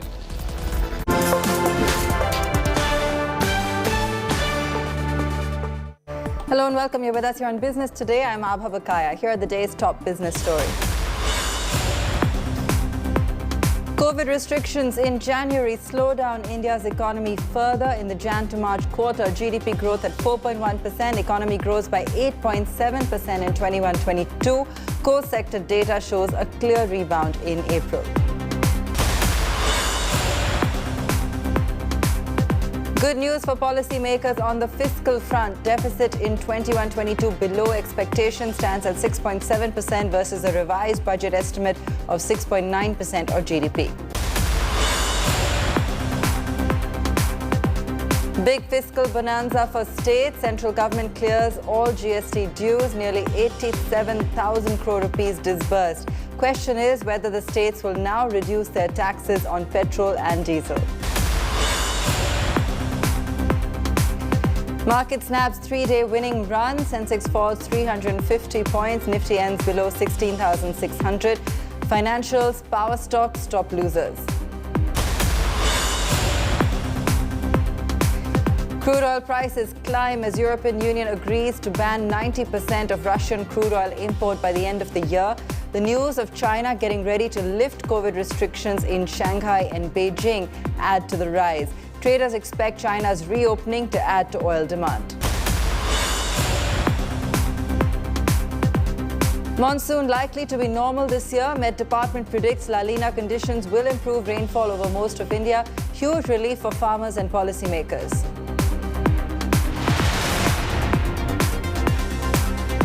If you were expecting clear signals about where the Indian economy is headed, the latest GDP figures are a mixed bag. The third wave of COVID really caused a break for the economy in the Jan to March quarter, slowing the GDP growth rate for a fourth straight month to 4.1%. The economy had grown by 1.6% in the same period last year. Meanwhile, the annual GDP growth in 21-22 rose to 8.7% versus a contraction of 6.6% in the COVID-hit 2020-21 period. Powering this charge was a 3% growth in the agri sector and a 9.9% growth in the manufacturing sector. The construction sector grew by 11.5%, financial services by 4.2%, and trade and other services by 11.1%. There was meanwhile some good news, with the 8 infrastructure sectors rebounding in April to 8.4% growth versus 4.9% in March. Joining us on the show, Madhvi Arora, lead economist at MK Global Financial Services, and Prasenjit Basu, chief economist at ICICI Securities, to discuss these headline numbers. Madhvi, let me start off with you. Did they meet the estimates you had in mind? Were you disappointed with either of the headline figures? No, I think the numbers was largely in line with our expectations. We were looking at close to around 3.9% on the fourth quarter, as against 4.1%, which was expected by the implied numbers of CSO. So I think to a large extent it was in line. On the production side, of course, we were seeing impact of Omicron-related curbs, which likely seems to have slowed the fourth quarter recovery, especially in the contact-sensitive intensive services. Moreover, we also were seeing rising input costs, which would have probably added, further pressure on manufacturing growth, and that's why we saw a much lower manufacturing growth on a sequential basis. At the same time, the high base of last year also had weighed on the YOY growth numbers in fourth quarters, and we also see some revision in the early part of this year in terms of first quarter numbers. So I think on net basis, not much of a surprise in the fourth quarter. For the full year, we were expecting a revised number of 8.7%. So I think pretty much in line with our estimates as far as the FY22 numbers are concerned. Okay. Prasenjit, what do these numbers really portray in terms of growth going forward, the kind of prospects we're looking at for the current year? Well, I think the most heartening feature of the numbers is the pickup in fixed investment spending. Fixed investment spending grew in real terms at 5.1% in the latest quarter. nominal growth was about 15%, over 15%. And that suggests that we are seeing an acceleration, a steady pickup in fixed investment spending. To our minds, that is really the likely story of what will drive India's growth in the period ahead in the current fiscal year.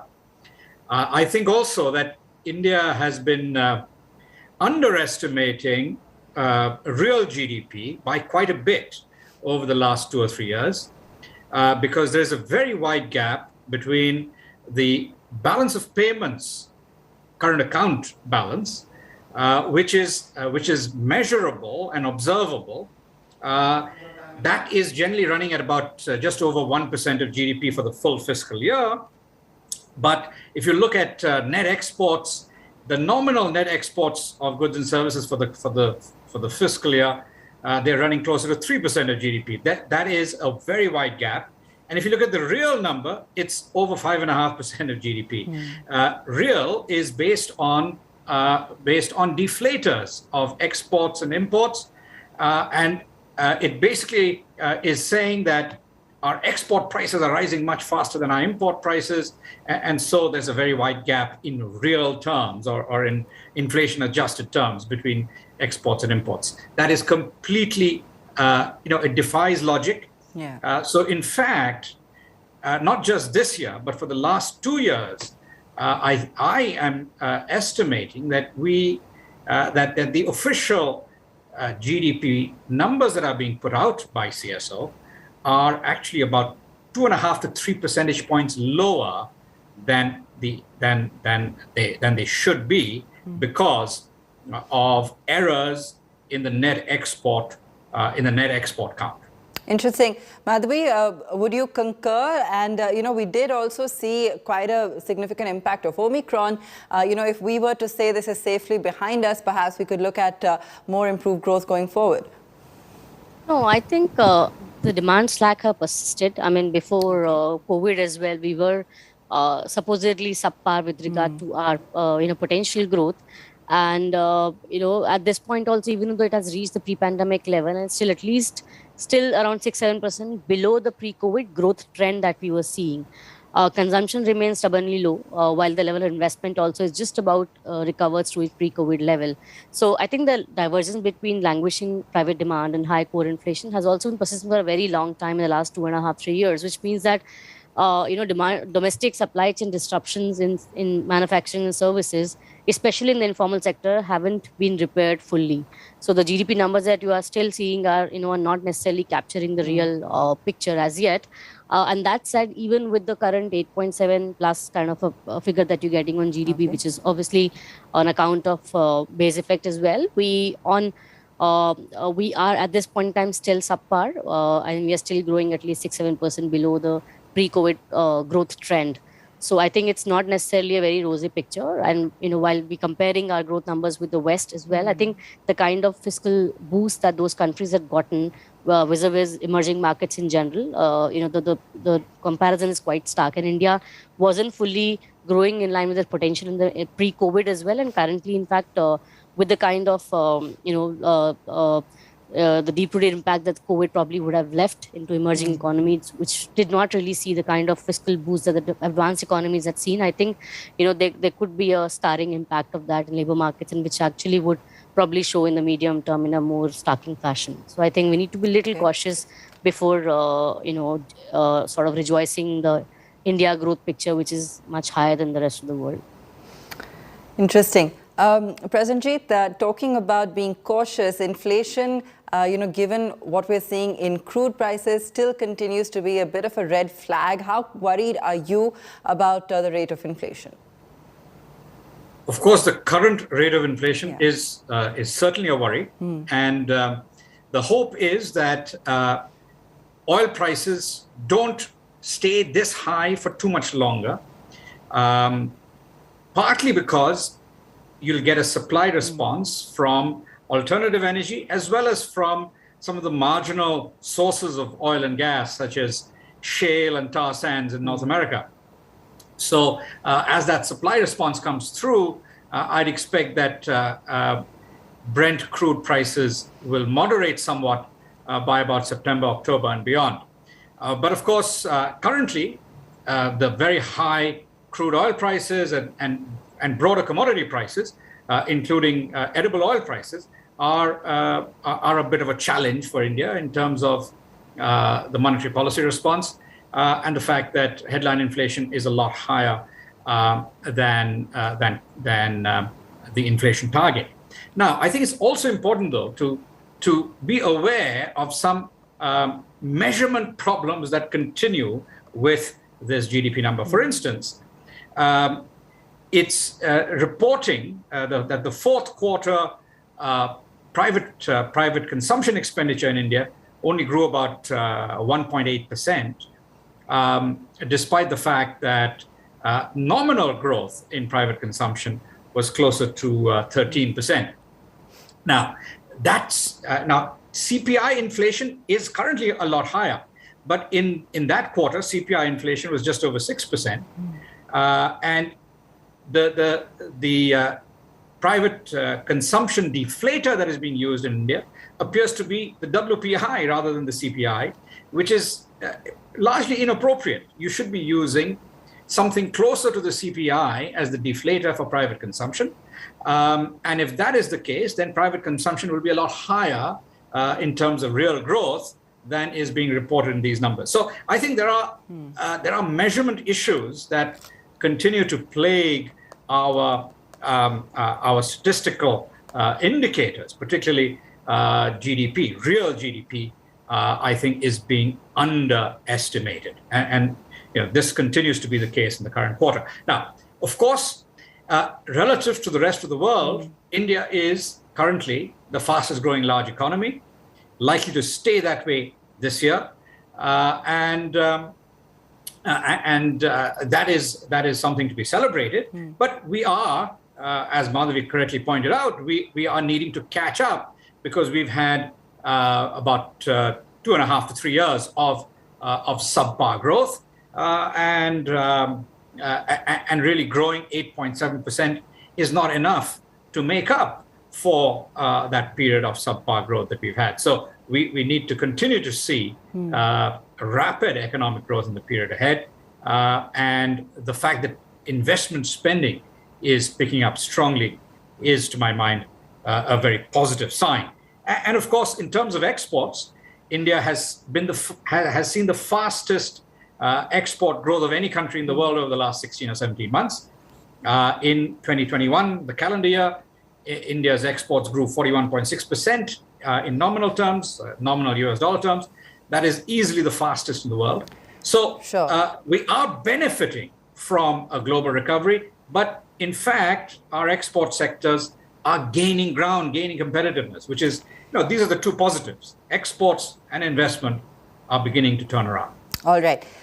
Just to come back to inflation, and now that we're seeing the monsoons and the advent of the season as well, Madhavi, again, do you feel perhaps there might be some relief inside, given that the monsoons are expected to be on track? And could this also play a factor when it comes to growth as we progress through the year?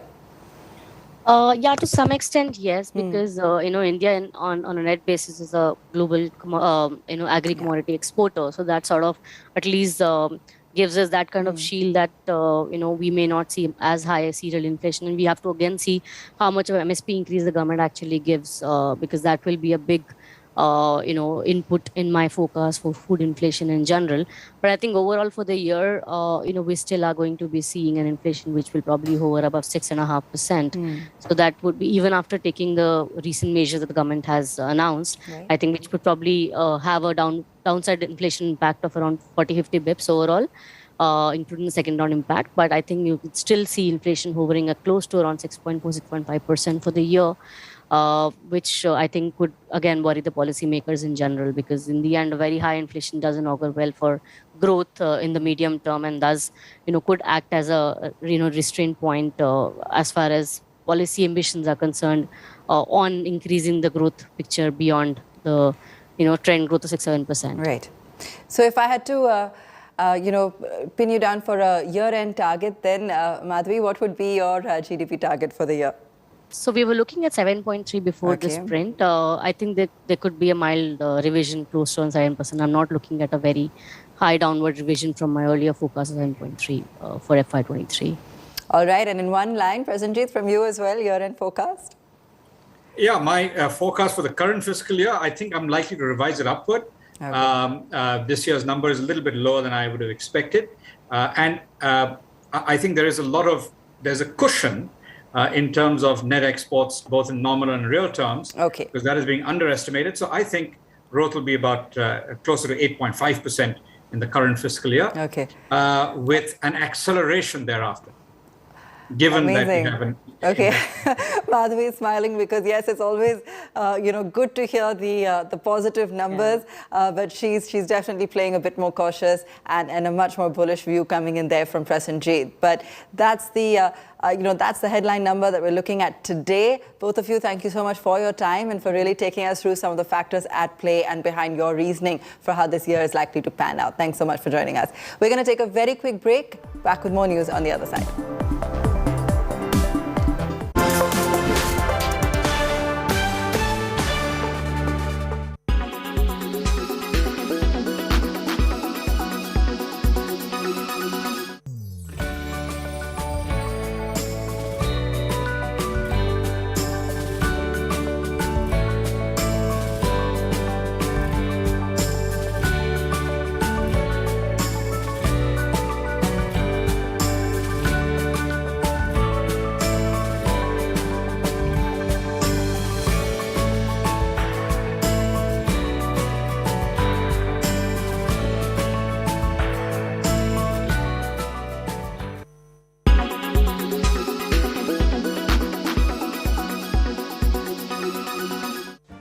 Make your media plan smarter with India Today Live TV on your connected devices. Amplify your brand with 100 million smart internet viewers. To advertise, mail us at sales@aajtak.com or call 9999892171. India's #1 political reporter. Defines what seems to be happening, vendetta politics. कोई दूध के से धुला हुआ नहीं है. Unmatched eye, unmatched experience. The world has changed. My black hair has become grey as well. And with unmatched passion for the story. Do not monopolize the conversation. When it's 100% pure prime time. It's News Today with Rajdeep Sardesai. Monday to Friday, 9 p.m. Only on India Today TV. You are watching India Today.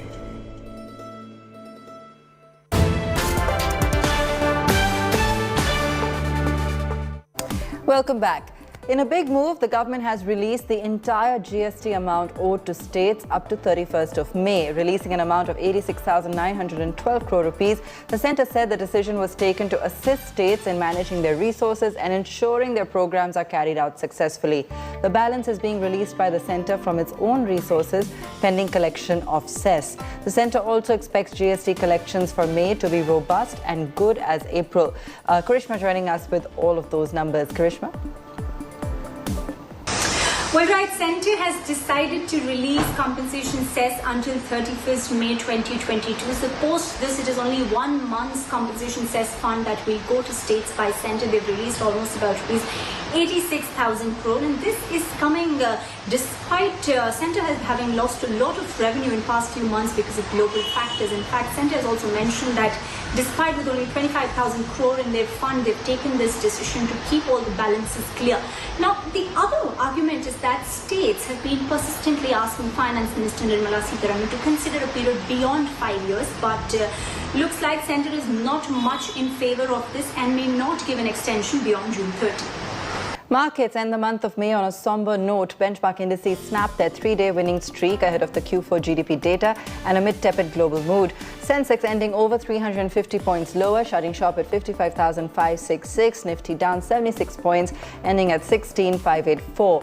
In fact, the Nifty declined over 3% in May, posting the worst month since 2012, the worst May since 2012.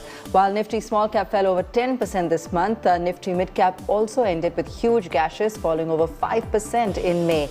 In the sharp fall in markets, Kotak Mahindra Bank, Sun Pharma, HDFC, Reliance, Shree Cement, some of the top laggards. After reporting record profit, ONGC was the top Nifty gainer today. Other blue chip gainers include NTPC, M&M, Coal India and Tata Consumer. In other news from the corporate world, homegrown auto major Mahindra & Mahindra is on a roll after hitting a lifetime high yesterday. The stock today also rallied over 3% to scale the 1,000 rupee mark for the first time ever. This after the company reported a strong performance in the March quarter. IKEA will launch its first store in Bengaluru next month. Spread over 12 acres, the IKEA store will feature over 7,000 home furnishing products. Direct-to-customer brand Sugar Cosmetics has raised $50 million in Series D fundraise led by the Asia Fund of El Capitan. Altogether, the cosmetics brand has now raised $85.5 million.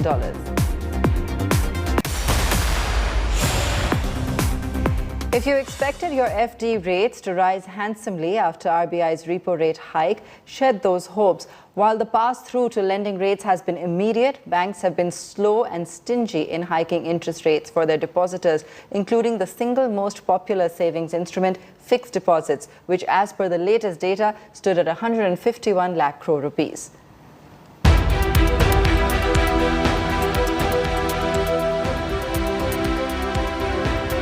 They may be the most popular investment option in the country, but fixed or time deposits are not giving the best return. In fact, with inflation at near 8%, investing in FDs will get you a negative return, means you lose money at the end of the year. Interest rates are the lowest in several years and are likely to remain so in coming months, despite the Reserve Bank of India turning hawkish and increasing its repo rate and promising that more was to come. While banks immediately passed on the higher rates to their loan customers, the pass-on of the benefit to those with FDs have been slower and minimal. The State Bank of India has not hiked its rate for FDs below 2 crore rupees, while increasing loan rates by 20 basis points. ICICI Bank has raised FD rates by up to 20 basis points, while jacking up its MCLR by double the amount. The HDFC duo has also hiked FD rates by up to 20 basis points and MCLR by 30 BPS. Hardly about 50-60% of that over a period of time you will see been passed on the deposit side. So what deposit rates today you're looking at about an average about 5.5-6%. Will move to about 7% is what our estimate is in the next maybe 12 to 18 months depending on when these rates comes into picture. What most banks have done is to hike the rates on long-term FDs, those of tenure 3 years or more, and on bulk deposits. These comprise deposits of 2 crore rupees or more. The reluctance to increase deposit rates stems from the fact that there is enough liquidity in the market and banks have enough money to meet their needs. Fixed deposit rates might witness some kind of an increase. But yes, of course, again, much of it will depend upon the excess liquidity which is there in the system, and which again is a function of the kind of credit demand which will be seen going forward. Depositors can, however, take some comfort in the fact that with RBI sets to raise interest rates by nearly 1.5% in the coming months, they will profit both from falling inflation and increasing deposit rates. Bureau Report, Business Today Television. India's $100 billion trucking industry is largely unorganized and fragmented, with truckers facing difficulties in being cost efficient. Raho, an on-demand intercity trucking management company, is developing a strong marketplace for connecting shippers and truckers digitally. The company has witnessed 6 times growth in the last 10 months. Business Today TV's associate editor Chetan Bhutani caught up with Imtiaz, director and CEO at Raho. Here's an excerpt of that conversation. Thank you, Imtiaz, for speaking to us. Tell us what's Raho. I mean, what do you guys do? What are you planning to revolutionize in the country? What we do as Raho is that we are trying to become a digital freight broker to make sure that a broker today is just as matching, but an offline matching, right? What we are doing is doing a digital matching. So look at Raho as somebody who connects a somebody who wants a load to somebody who wants a truck in a more digital way by using technology and data science, so that the matching is perfect, so that where the trucker is standing, we're able to give him a load where he is standing, from where he's standing to where he actually wants to go, rather than making him go here and there. So basically you're trying to say that if I have to transport my goods from supposedly anything from one city to the other, say from Delhi to Chennai for example, I can come to your app or your website, I can book a truck and I don't have to do anything except the formalities for filling documents, right? Yeah, so if you want to move goods, then you are a shipper for us, right? So you download a shipper app and you say, I want to move from, let's say, Delhi to Chennai. This automatically goes to a relevant truck owner whose truck is somewhere in Delhi and wants to go to Chennai.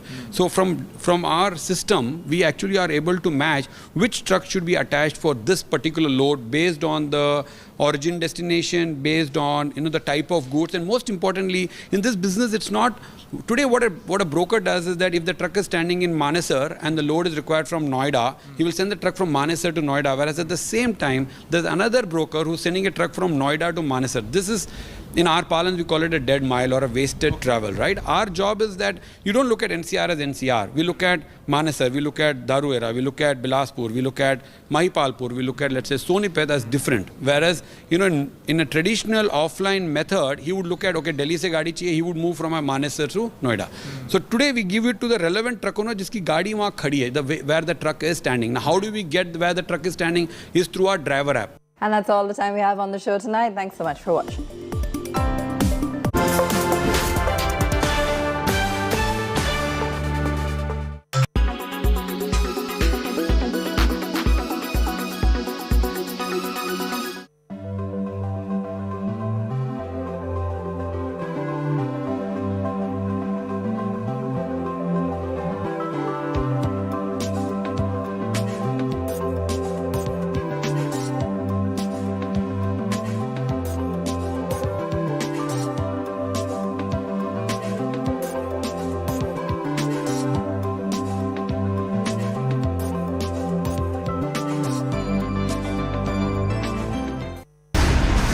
The Ukraine-Russia crisis is ongoing after a month. Russia confirmed that it had fired a new hypersonic missile during bombing raids in the city of Mariupol. But what are hypersonic weapons? How do they attack the target? Considered the next generation of weapons, these missiles are characterized by their ability to travel at speeds of more than Mach 5, or 5 times the speed of sound. There are two types, the hypersonic cruise missile and the hypersonic glider. The latter is carried by a ballistic missile. The glider separates from its missile to reach the upper atmosphere above 50 kilometers. Then it hovers at hypersonic speed towards its target along an unpredictable trajectory.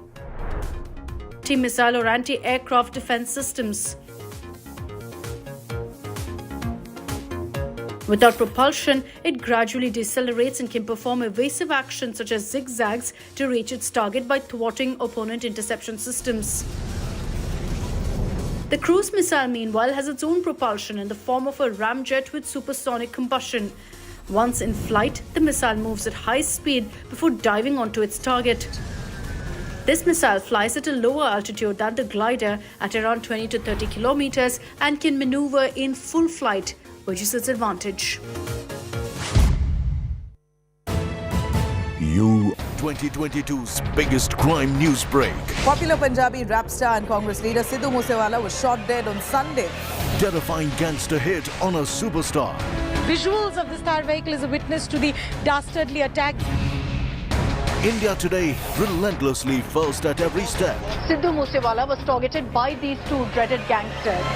With Moosewala's family, fans, friends and foes. Who is this man and what is the gang that he has run?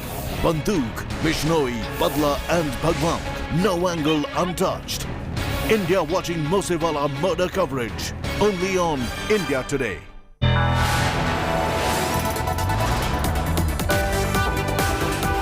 You are watching India Today.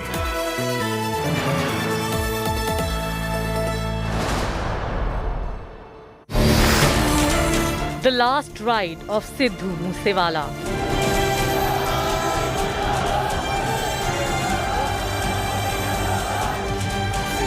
Singer hailed as Surma.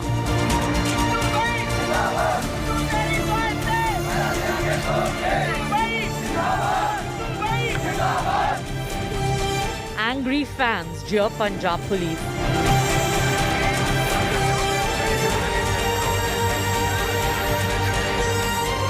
His body still, but his songs echo.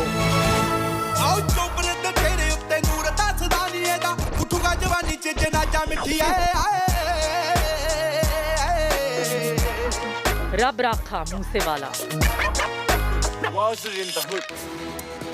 Hello and welcome. Thank you for tuning in. I'm Pooja Shali. The next half an hour we'll be focusing on Sidhu Moose Wala's musical journey and the new videos that have come leading to his brutal murder and the probe. Let's begin first with the headlines.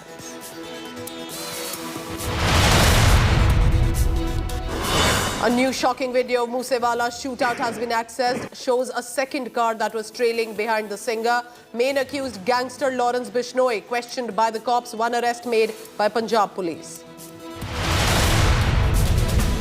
Enforcement Directorate gets a 10-day custody of Delhi Health Minister Satyendra Jain for alleged Hawala transaction. Arvind Kejriwal says no basis of the case made against Jain.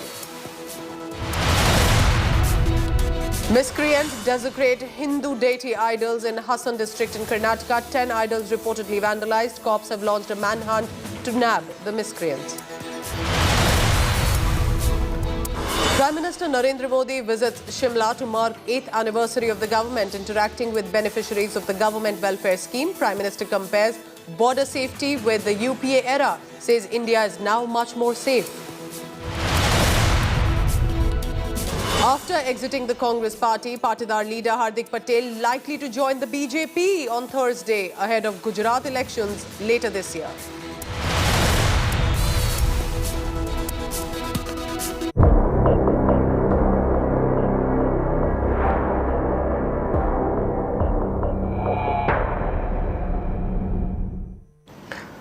It was Sidhu Moose Wala's last ride, and the entire village of Mansa was out to mourn the superstar singer. Moosewala's fans hailing him as Shaheed and Surma. His mortal remains, draped in the colours of the Tiranga, was consigned to flames as thousands of people were mourning his loss. But while the singer rests in peace, there's a now shocking new video of the shootout that has emerged. Take a look at that. This video shows how he was killed, and that with bullet after bullet, indiscriminate, non-stop, fired at Moosewala. And that video is about 2 minutes long. And all you hear in that 2 minutes are shots being fired one by one, while the bystanders in shock are scrambling to safety for their life. So the question that we're asking, who benefited from this murder?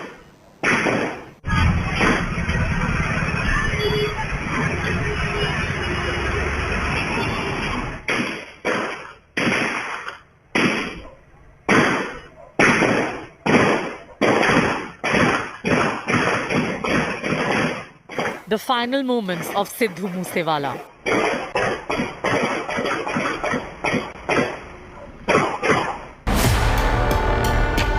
The cold-blooded murder caught on camera. The footage shows the gunman trail Moosewala's jeep, which is not in the frame. Moments later, at an intersection, the attackers rained bullets. People can be seen fleeing to safety. The video of the murder emerged on the day Sidhu Moosewala was laid to rest. Thousands turned up to say goodbye to their idol. Bidding adieu to their 28-year-old son, his parents were inconsolable. Passion ran high outside Moosewala's residence as fans gathered in disbelief at the murder of one of Punjab's most prolific singers. His fans were unable to conceal their emotions. Some expressed shock, while many blamed the Aam Aadmi Party government for Moosewala's cold-blooded murder. Kejriwal murdabad! Murdabad! Murdabad! Bhagwant Mann murdabad! Murdabad! Murdabad! The opposition continues to mount heat on the Bhagwant Mann government for downgrading Moosewala's security. ये एक state sponsored murder है जिसके लिए आम आदमी party की सरकार पूर्ण तरीके से जिम्मेदार है। ये भगवंत मान भी आर्टिस्ट है, इसको आर्टिस्टों की इज्जत करनी चाहिए थी, इसने माथे पर कलंक लगा दिया। ये पंजाब को बर्बाद कर रहे हैं, ये पंजाब के नौजवानी को बर्बाद कर रहे हैं। A cornered Bhagwant Mann government has directed a judicial commission to probe the killing. Dreaded gangster Lawrence Bishnoi and his aides are suspects in the murder. 7 suspects were detained in Dehradun on Monday. Out of these 7, 1 is believed to be directly involved in the murder. Bureau Report, India Today.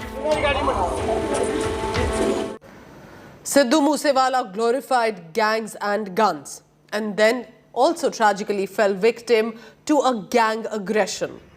It is the Bishnoi gang that now stands accused of murdering the singer. The gang leader Lawrence Bishnoi taken out of Tihar prison for now questioning by the special cell, but he says that he's now in fear that he could be now killed in a fake encounter by the Punjab police. Sidhu Moose Wala's killing has put the spotlight now on the gangs of Punjab active in the state.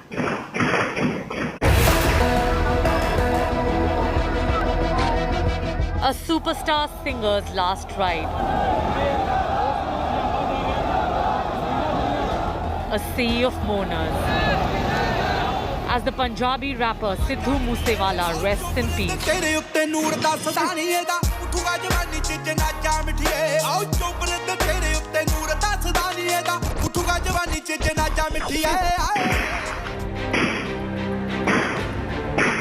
His killing has left a trail that isn't exactly peaceful. Moosewala's murder has shed light on the Bollywood version of criminal gangs. Automatic weapons, brazen shootings in broad daylight.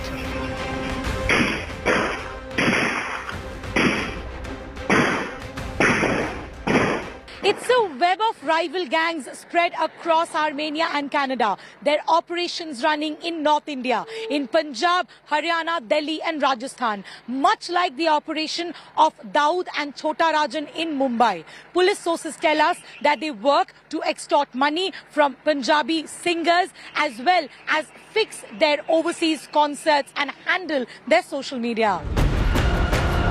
Police sources tell us these gangs target Punjabi celebrities for extortion, fix their high-profile concerts overseas and social media promotions. Investigators suspect gangsters like these decide the fate of Punjabi music albums in the market. Threats and blackmailing a routine affair, and attacks on singers real if offended. Lawrence Bishnoi gang का इसमें हाथ है और इसकी जिम्मेदारी जो है वो लकी उन्होंने ले ली है उनकी गैंग के कनाडा से। Meet Lawrence Bishnoi, lodged in Delhi's Tihar jail. A former student of Punjab University, his gang's footprints dug far away. In Canada, a Bishnoi gang operative, Goldie Brar, is believed to have ordered Moosewala's killing. The Lawrence Bishnoi gang is not alone. It has its competitor in North India, and that is the Davinder Bambiya gang, currently run by gangster Lucky Patyal, based out of Armenia. A landlocked country in Asia, with Turkey to its west and Azerbaijan to its east, Armenia is believed to be the home of the current operator of the Davinder Singh Bambiya gang, a staunch rival of the Bishnoi group. Bambiya was himself killed in 2016. 5 years later, his gang took responsibility for the murder of youth Akali leader Vikramjit Singh Middukera in Mohali, allegedly because of the slain man's association with the Bishnoi gang. And this man runs the Bambiya group from Armenia. Lucky Patyal on India's wanted list. In a post, the Bambiya gang has condemned Moosewala's murder and accused another Punjabi singer of involvement in the killing, calling him an informer of the Bishnoi gang. A formal notification on arrests in the Sidhu Moose Wala murder case is yet to come from the Punjab police, but they are on their toes trying to piece this puzzle together. The matter is extremely sensitive, and owing to the kind of threat that could lead to the witnesses, the Punjab police is also tight-lipped. Sources in Delhi police and Punjab police also say that there is a possibility of this open gang war intensifying even more. We've also seen the Bambia gang issue threats on social media against those they believe are involved in the murder of Sidhu Moose Wala. With Arvind Ojha and Tanseem Haider and video journalist Pradeep Gupta in Mansa, this is Shreya Chatterjee for India Today. If you thought the gangs of Punjab are confined only to the state, you'll have to think again. Because this Bishnoi gang, which is now allegedly notorious for extortion, in 2018, this gang issued a death threat to film superstar Salman Khan after, remember, his alleged involvement in the Black Buck case. Take a look now of how this gangs and their threats spread beyond the state they are active in. It was not just Punjabi rapper Sidhu Moose Wala who was on the radar of the gangs of Punjab. The very same gangsters who claimed to have gunned down the Punjabi rapper had targeted much bigger celebrity names. Salman Khan, the Bollywood superstar, was clearly a marked man for the gangsters of Lawrence Bishnoi gang. जब हम करेंगे तो पता लग ही जाएगा सलमान खान का करेंगे मारेंगे ही जाएंगे जोधपुर में मारेंगे तो पता लग जाएगा इनको अभी तो मैंने कुछ किया ही नहीं अभी नहीं मतलब कोई इन्वॉल्व कर Through this brazen threat caught on camera by none other than the notorious gangster himself in 2018. Issuing a sharp retort on Bishnoi's threats, Salman Khan had then said that no one hunts like tiger, mocking the gangster's threat in filmy style and referring to his एक था tiger movie. जब भी कोई commitment करो तो positive करना negative नहीं करना और शिकार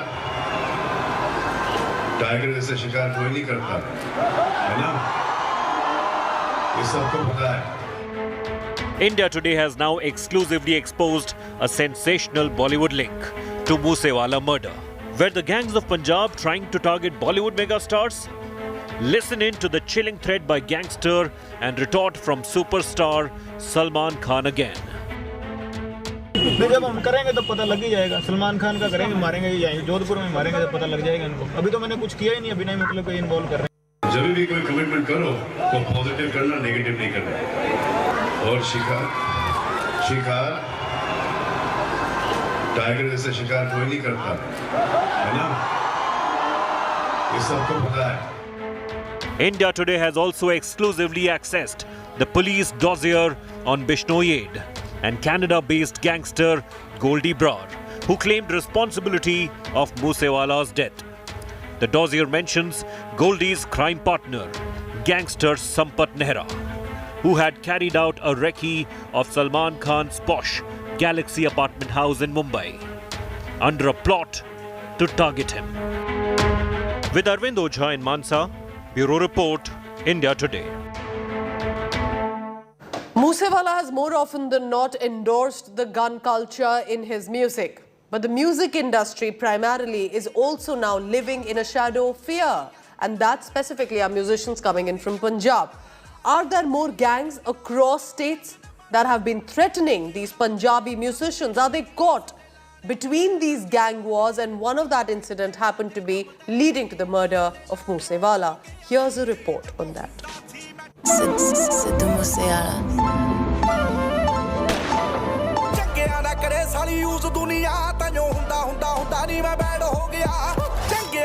Sidhu Moosewala's music glorified guns and gangs.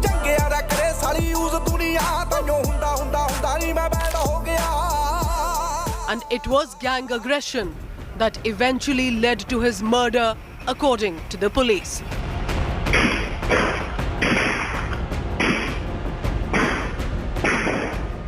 From legendary Bulle Shah and Shiv Kumar Batalvi to Moosewala today, music in Punjab has changed drastically from poetry once to gun glorification.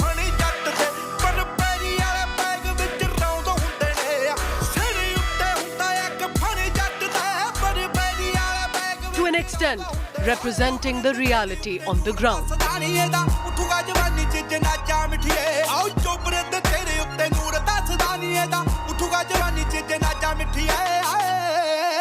ये जो incident है ये एक inter gang rivalry का case लगता है.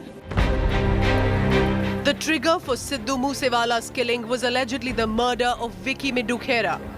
Vicky was a big name in the Punjabi music industry and was shot dead in August last year. Moosewala's manager Shaganpreet's name then figured in this murder.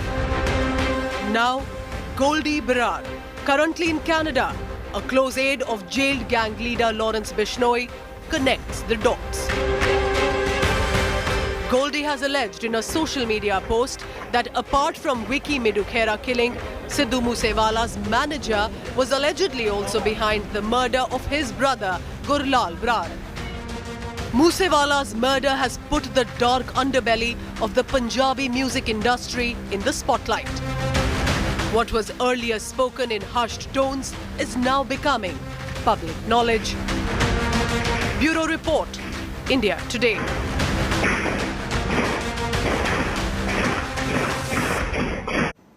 Sidhu Moose Wala carved a niche for himself with even though controversial lyrics in his music. And last year, interestingly, he had unveiled his track 295 where expressed his opinion on Section 295 of the Indian Penal Code, which deals with defiling a place of worship or also referring in some way to the blasphemy cases. Strangely, this particular track has again now resurfaced following the untimely demise and murder of Moosewala on 29th of May.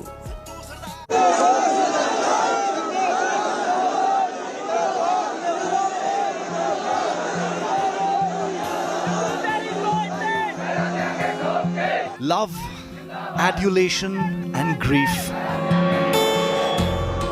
Punjabi rap icon Sidhu Moose Wala got a teary farewell from thousands of doting fans who turned up from all across the state to mourn his untimely death.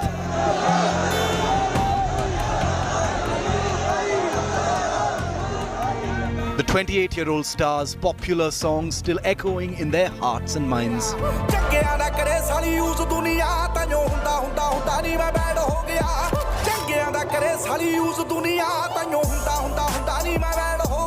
But some of those very songs, which Sidhu Moose Wala immortalized in his soulful tone, have an uncanny echo in his short but eventful life and also in death.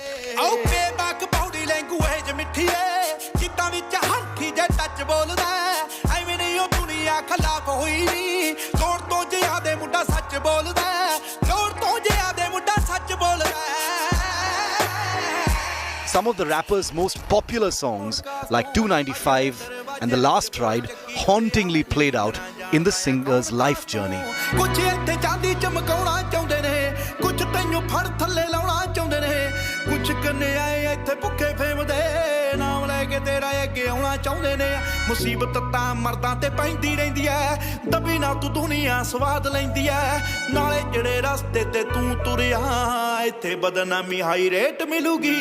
Last year, he unveiled his track 295, based on Indian Penal Code Section 295, dealing with religious sacrilege.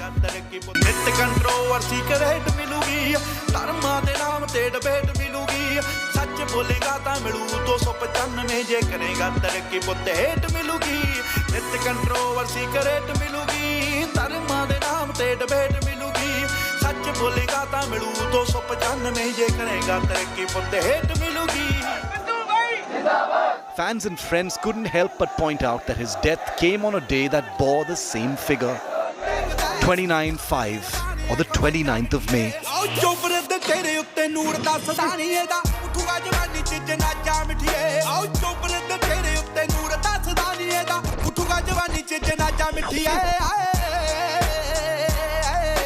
Another irony lies in Moosewala's song The Last Ride, which depicted a similar murder of American rapper Tupac Shakur in the 90s at the young age of 25. Singer Tupac too was gunned down while sitting in the front right-hand seat of his car. That murder was eerily similar to Moosewala's killing. The song The Last Ride had Moosewala singing verses saying he too would die young but would be immortalized.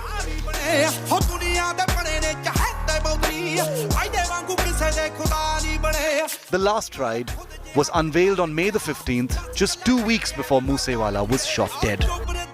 Many fans wonder if Moosewala, who had claimed a threat to his life from gangsters, had a premonition about his death.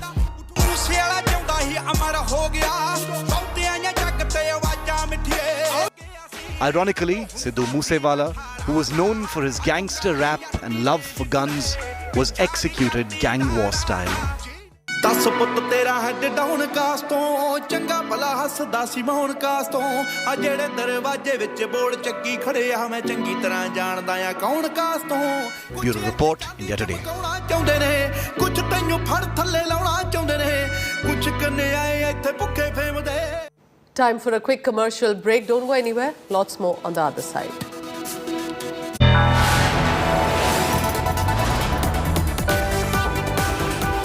You are watching India Today.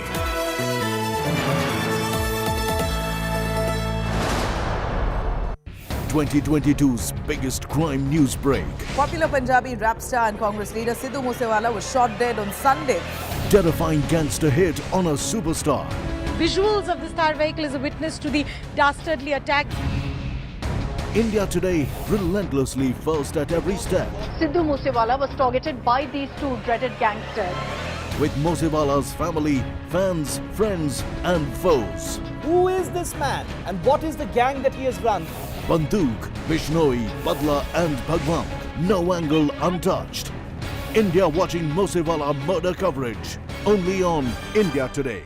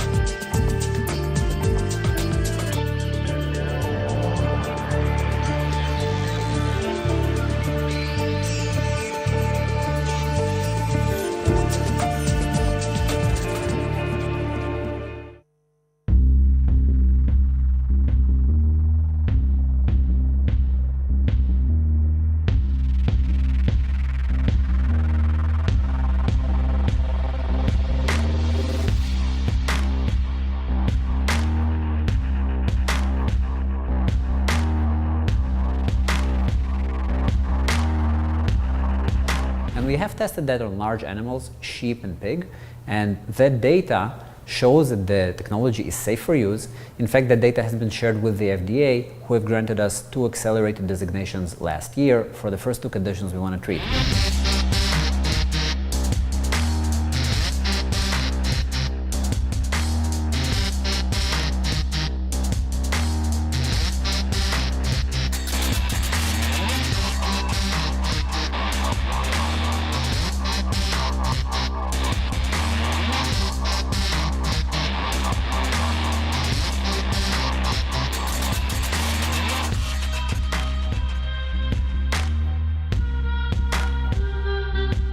For localized conditions such as cancer tumors, stroke, atherosclerotic plaque buildup, localized pain, and many other conditions, there is a real need to have a microrobotic, precise, remote-controlled mechanism that can treat a condition only at a specific point and nowhere else.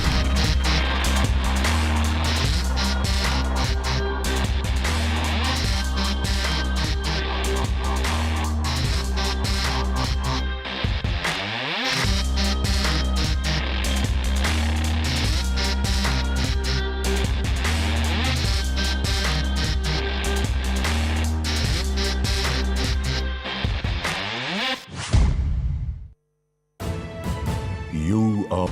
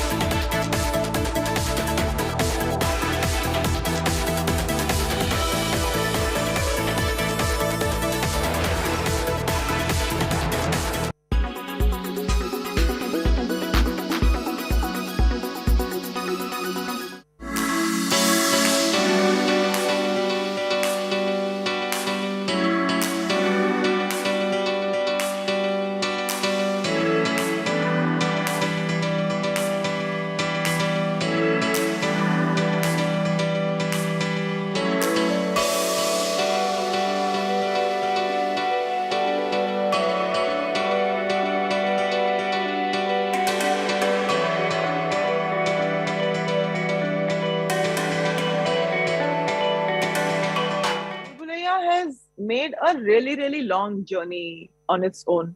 And it's been a very, very challenging journey for the entire film and for everyone involved in the film.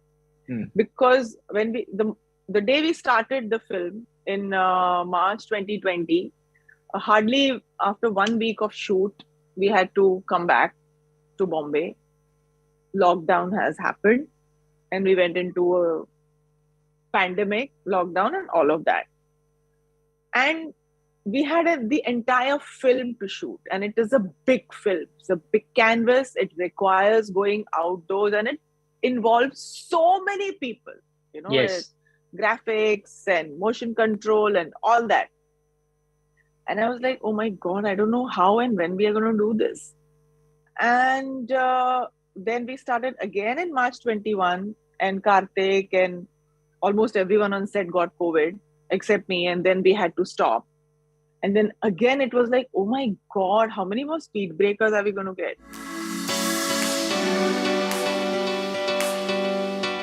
It excites me a lot, yeah. I'm telling you, Bhool Bhulaiya right from day one was so exciting for me because it was this, now that everybody has seen it. Because I know that I have never done something like this. As an experience, of course, it was so new. And I know that people have not seen me like this. So it's like you get that impetus, no, to create something new, which you don't have a reference for in your career.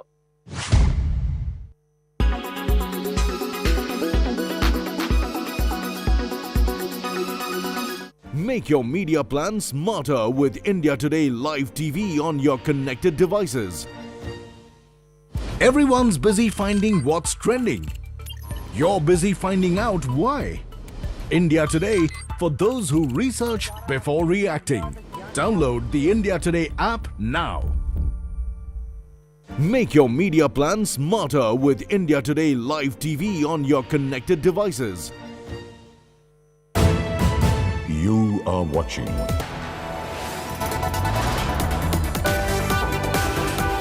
You are watching India Today.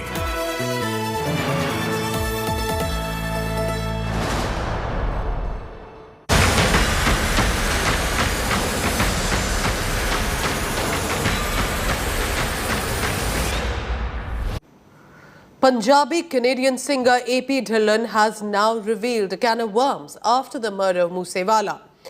Dhillon, in his tribute on social media, highlighted the dark side of Punjabi musicians' life. He's trying to explain of how Punjabi artists are dealing with threats, hateful comments, negativity on a regular basis. Here's more of how AP Dhillon has come forward. And he's a big name. His music videos are popular and in millions. What does he have to say about threats that Punjabi musicians are receiving?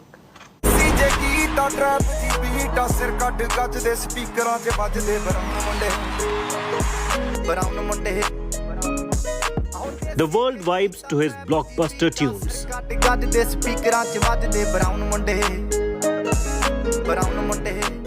As one of the best-selling Punjabi Canadian hip-hop stars, Amrinder Singh, aka AP Dhillon, knows more than a thing or two about the superstar life.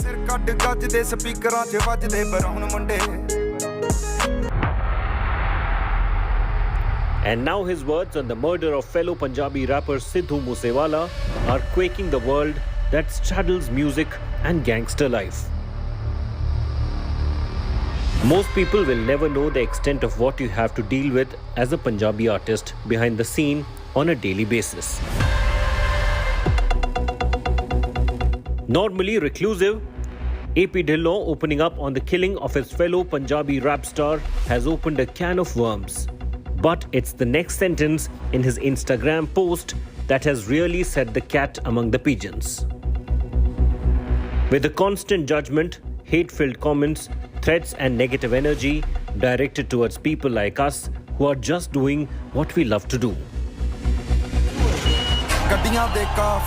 For a globally renowned superstar singer like AP Dhillon to drop such a truth bomb has quaked the Punjabi music world that's still coming to terms with Sidhu Moose Wala's murder. The insinuation is clear. AP Dhillon is basically saying that Punjabi pop stars are frequently targets of threats, possibly for extortion, and that there is a huge cloud of negativity that snaps at their heels relentlessly. He then goes on to praise Moosewala.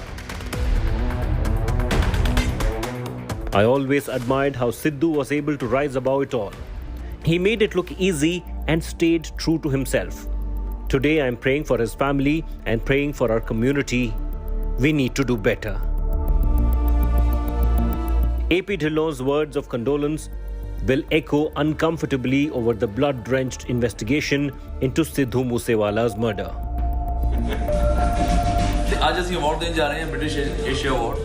With superstar singers like Mika Singh also breaking their silence on such threats. उन्होंने किसी का नाम नहीं लिया था, मुझे London में मिले थे, उन्होंने मुझे बोला यार ये बहुत नया सिस्टम शुरू हो गया कि यार मैं हूँ, 2-4 और सिंगर्स हैं जिनको ऐसे कॉल आते हैं और हमें समझ नहीं आता कि हम उनके साथ कैसे डील करें. Will more Punjabi stars come out and confirm what AP Dhillon has opened a scary Pandora's box on? Or will gangsters and the underworld keep them in a shadow of fear, even as they enjoy global fame?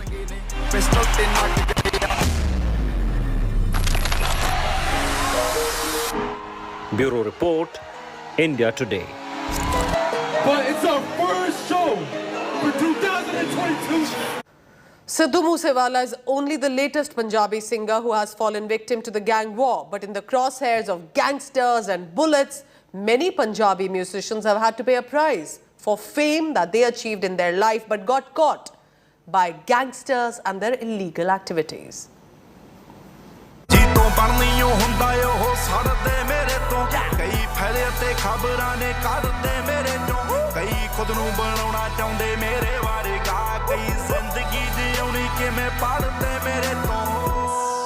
Pushing the limits.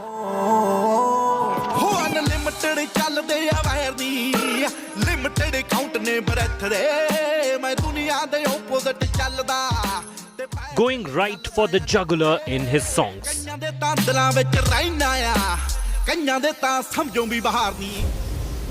The singer who turned Punjab's hip-hop scene upside down is shot dead. ये अपनी गाड़ी में जा रहे थे, ये खुद drive कर रहे थे, इनके साथ 2 प्राइवेट लोग थे. फायरिंग हुई और फायरिंग में इनको बुलेट इंजरी हुई और जब इनको हॉस्पिटल ले जाया गया, then he was declared brought dead. The voice embracing fiery spirit silenced forever. Sidhu Moose Wala isn't the only Punjabi singer to be in the line of gang fire. Several other Punjabi singing sensations in the past too have faced threats, bullets, and even lethal attacks.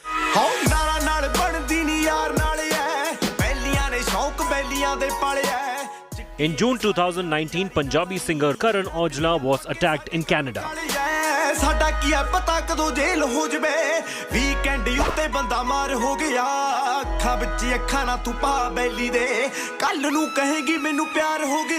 He survived the firing in Surrey. A Punjab-based gang first took responsibility but later denied. Parmesh Verma, who owes his fame to his song Gaal Nahi Kadni, was shot at allegedly at the orders of a local gangster in Mohali the same year in April.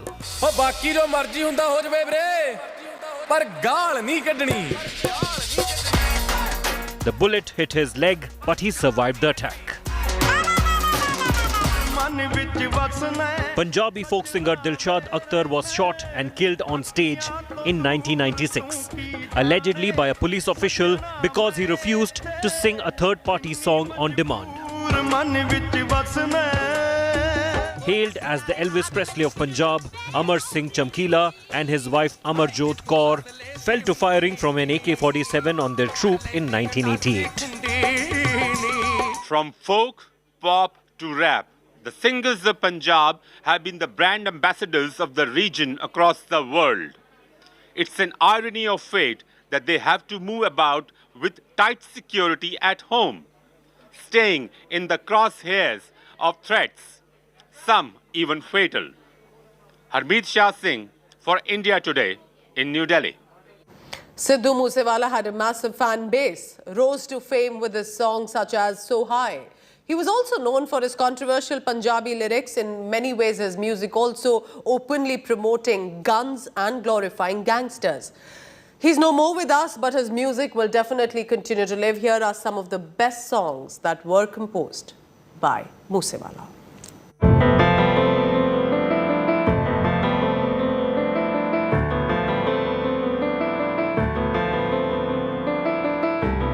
Shubdeep Singh Sidhu, aka Sidhu Moose Wala, was born in Moosewala village in Punjab's Mansa district on June 17, 1993.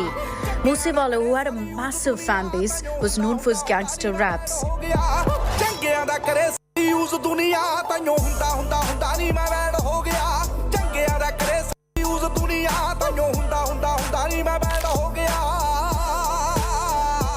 Moosewala held a degree in electrical engineering and studied music in college. He later relocated to Canada.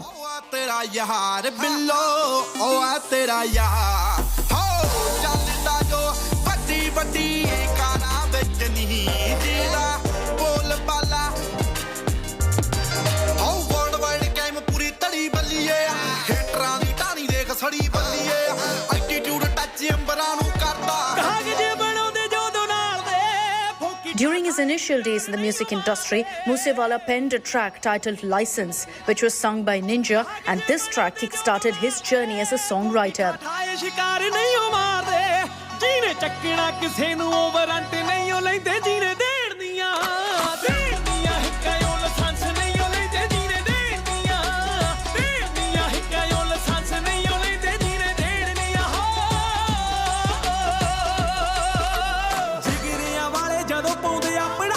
In 2018, he once again teamed up with Ninja by writing lyrics for Challenge. He later rose to fame with his songs like So High.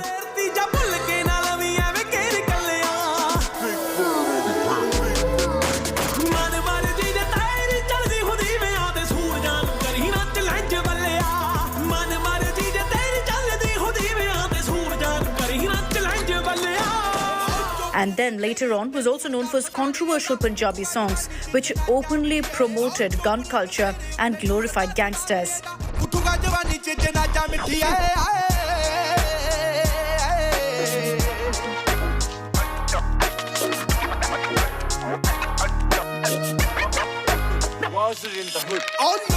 His song Jati Jone Morti Banduk Vargi, which was released in September 2019, sparked outrage due to a reference to the 18th century Sikh warrior Mai Bago.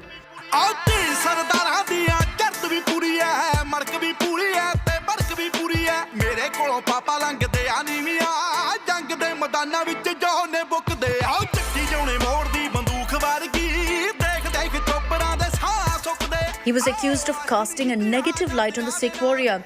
Moosewala later apologized.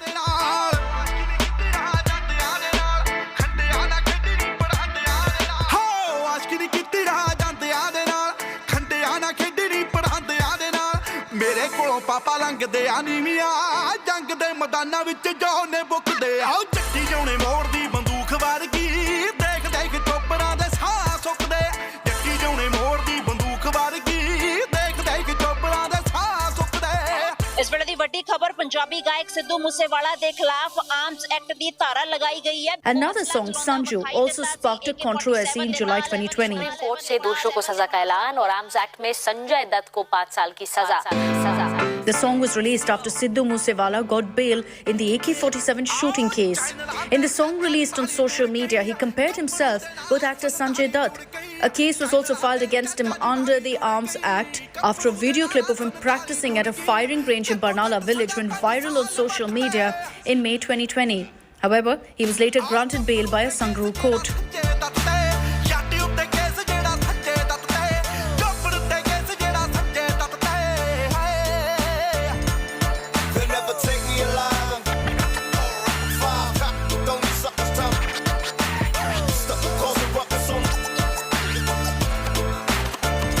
Moosewala sang several super hit songs, including Legend,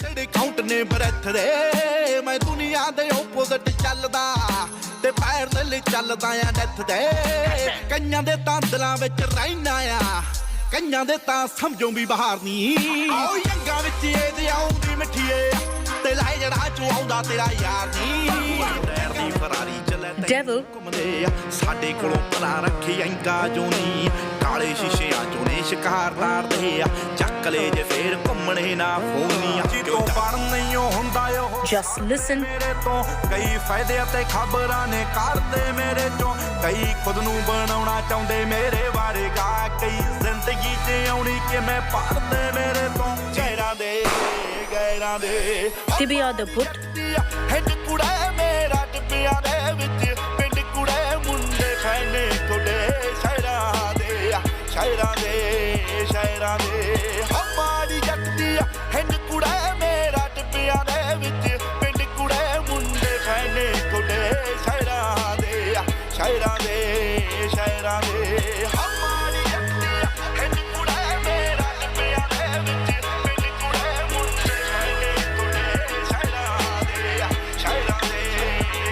ਦੇ Jat the Mukabla ਜੱਟ ਦਾ ਮੁਕਾਬਲਾ ਖੁੱਲੇ ਜਿਗਰੇ ਤੇ ਖੁੱਲੀਆਂ ਜ਼ਮੀਨਾਂ ਵਾਲਿਆਂ ਏਡੇ ਤੇ ਕਰਾਈਮਾਂ ਵਾਲੇ ਸੀਨਾ ਵਾਲਿਆਂ ਲਾਰ ਦੇ ਡਰਮ ਪੀ ਕੇ ਬੁੱਕਦੇ ਨਹੀਂ ਹੋਰਾਂ ਵਾਂਗੂ ਭੱਲੀਏ ਡਰਮ ਮੈਗਜ਼ੀਨਾਂ ਵਾਲਿਆਂ ਆਓ ਗੋਲੀ ਬੱਟੇ ਗੋਲੀ ਮਿਲੂ ਸਾਹ ਸਾਡੇ ਸਿੱਧੇ ਆਈ ਨਹੀਂ ਜੱਟ ਦਾ ਮੁਕਾਬਲਾ ਆਓ ਜੱਟ ਦਾ ਮੁਕਾਬਲਾ ਦੱਸ ਮੈਨੂੰ ਕਿੱਥੇ ਆਈ ਨਹੀਂ ਜੱਟ ਦਾ ਮੁਕਾਬਲਾ ਦੱਸ ਮੈਨੂੰ ਕਿੱਥੇ ਤੇਰੇ ਜੱਟ ਦਾ Brown Boys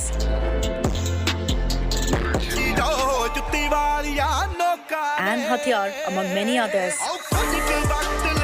ਹੱਥਾਂ ਕੀ ਹਥਿਆਰ ਛੱਡੇ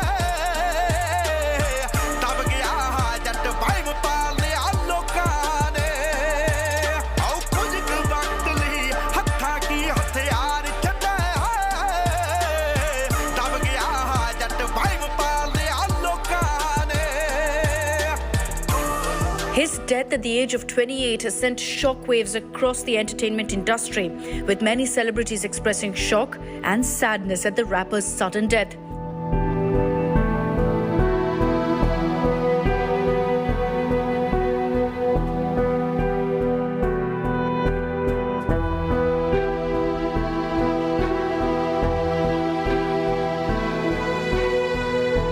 Many fans also pointed out striking similarities that the singer's final song, The Last Ride, had with the circumstances of his death. Entertainment Bureau, India Today.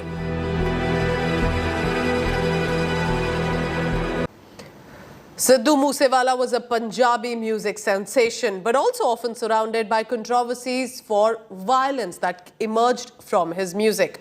But he's not the only one. Remember, from Mika Singh to Yo-Yo Honey Singh, Punjabi singers lately have had their share of controversies in the past. Here's now a look back of the controversies that have been associated with the Punjabi popular musicians.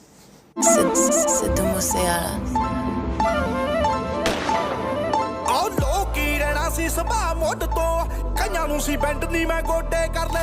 Punjabi singer and Congress leader Sidhu Moose Wala may have delivered several hits in his career.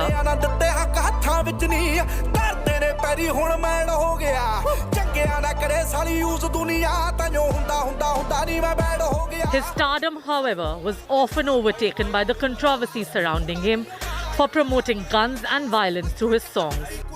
Moreover, he's always portrayed himself as a fearless man.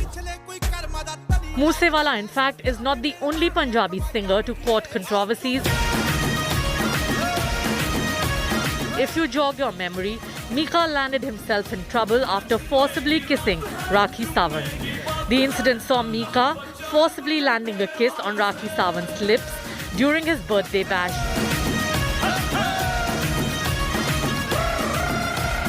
Rakhi filed a case of molestation against him. Mika, on the other hand, said that Rakhi had kissed him first. He had also said that he had asked his guests not to smear cake on his face, but Rakhi did it, after which he decided to teach her a lesson.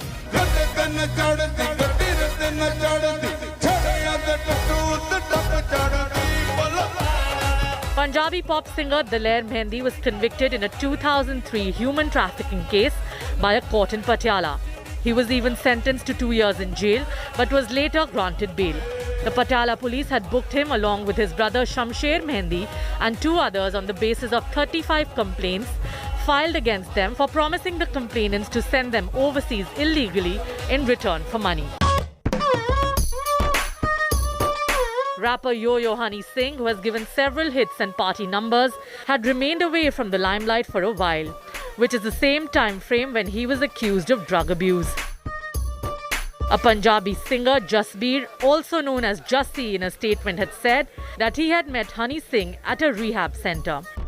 It got more serious after his former wife, Shalini Talwar too, accused him of drugs and alcohol abuse after his rise to fame.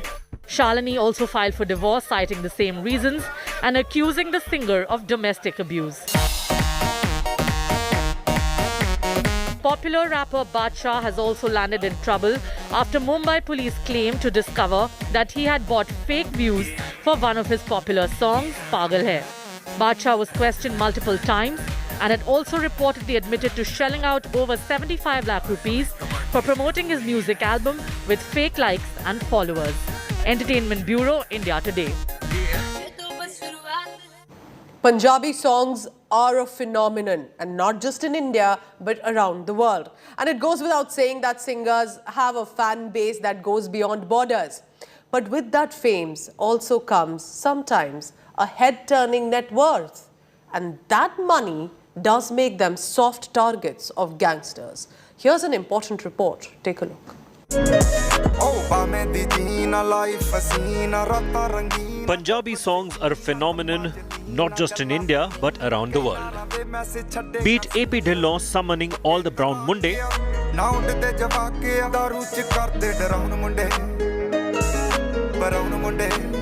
or Diljit Dosanjh giving love a new twist.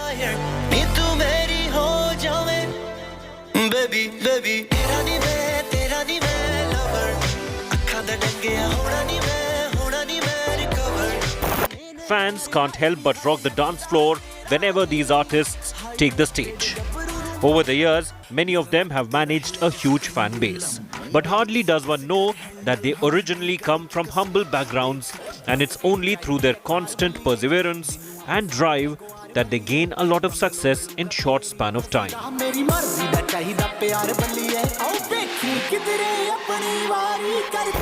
While pros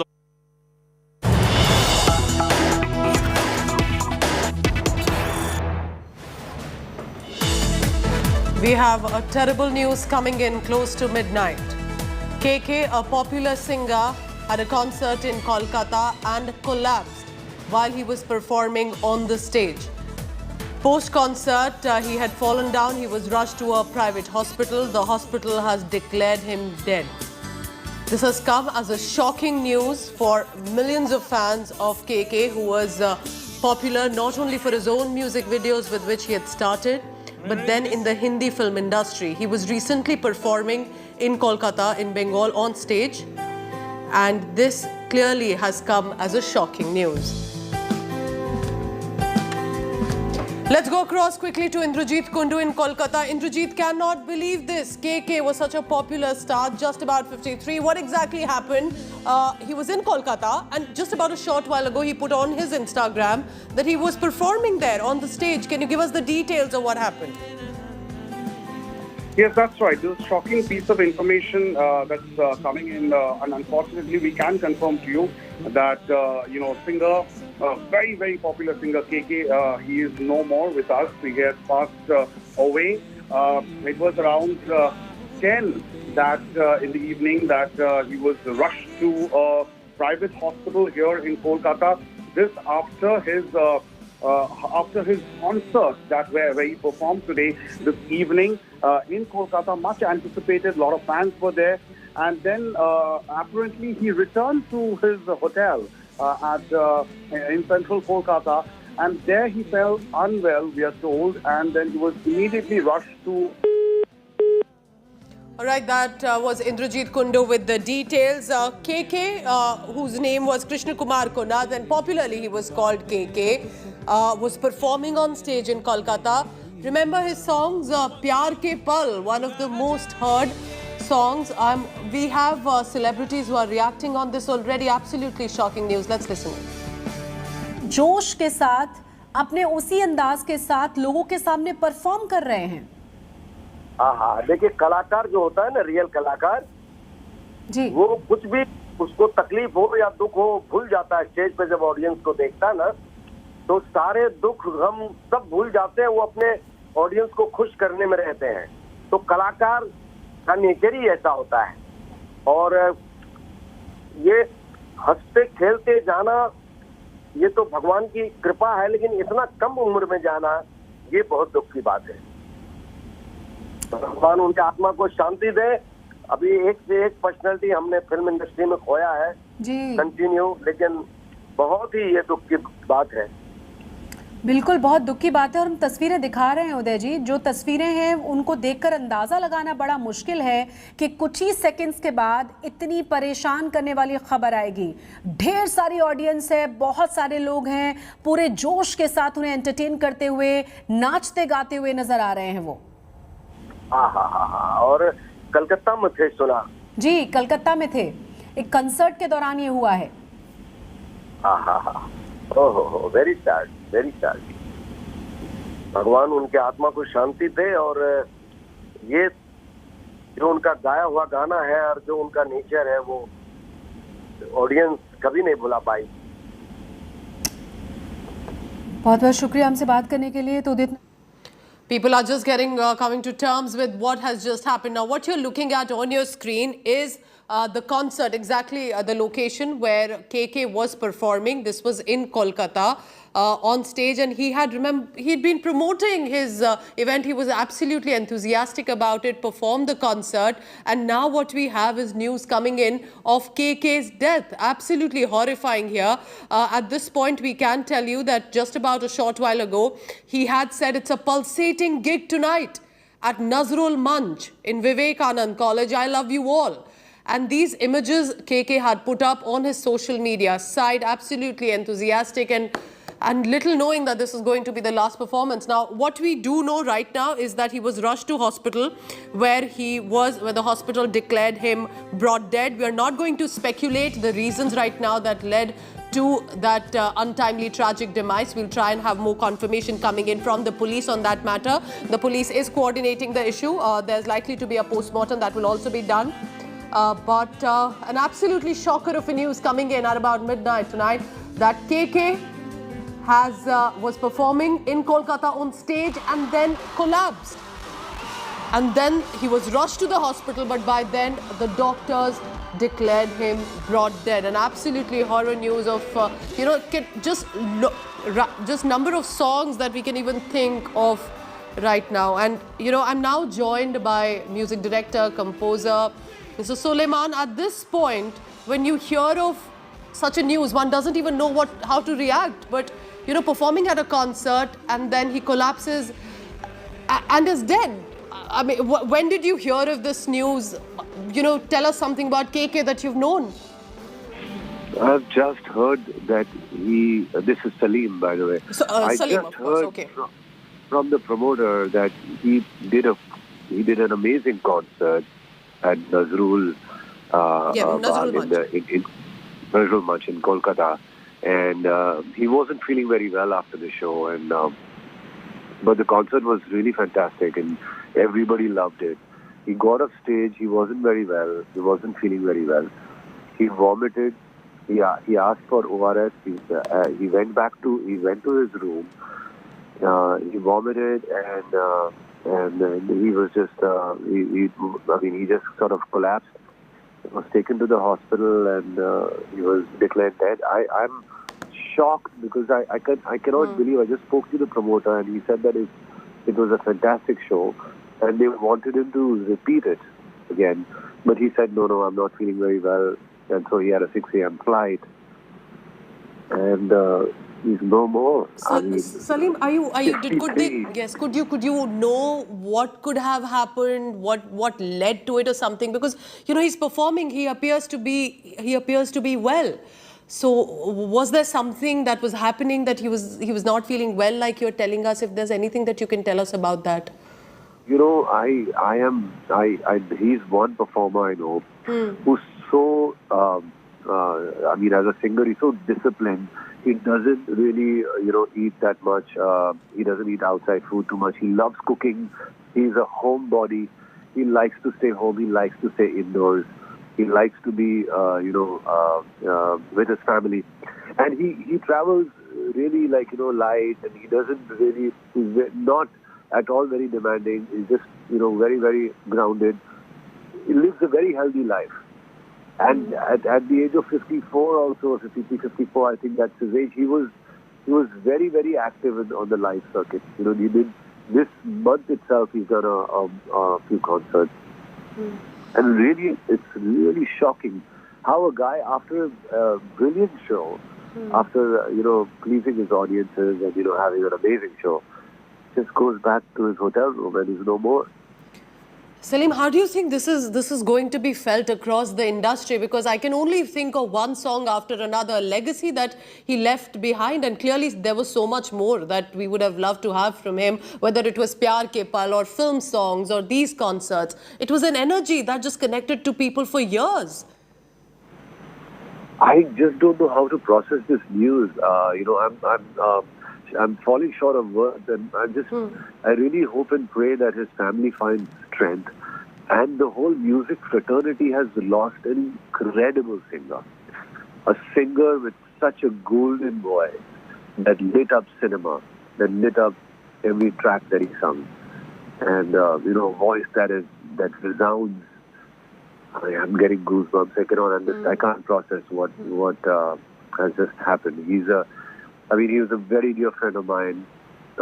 We've spoken for such a long time. Whenever we used to meet, we used to, just be like talking about the music scene and about our songs that we recorded together. I still remember when he had come to sing Ashaye, he insisted that I should sing that word Ashaye.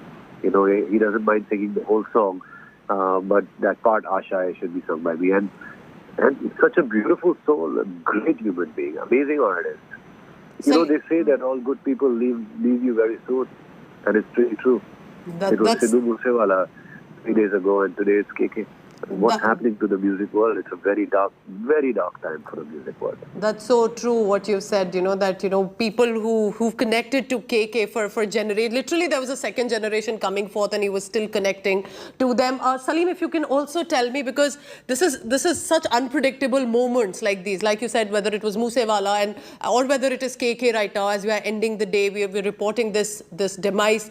It is such an unpredictable moment that, and we can only now try and remember KK for the music that he's left behind. It's the legacy that he's left behind for us. Indeed. It's, these people, they just, their heart and their soul is so pure that I think they go very soon, leaving their legacy behind. I'm still in shock, and I'm still broken and completely traumatized with what's going on.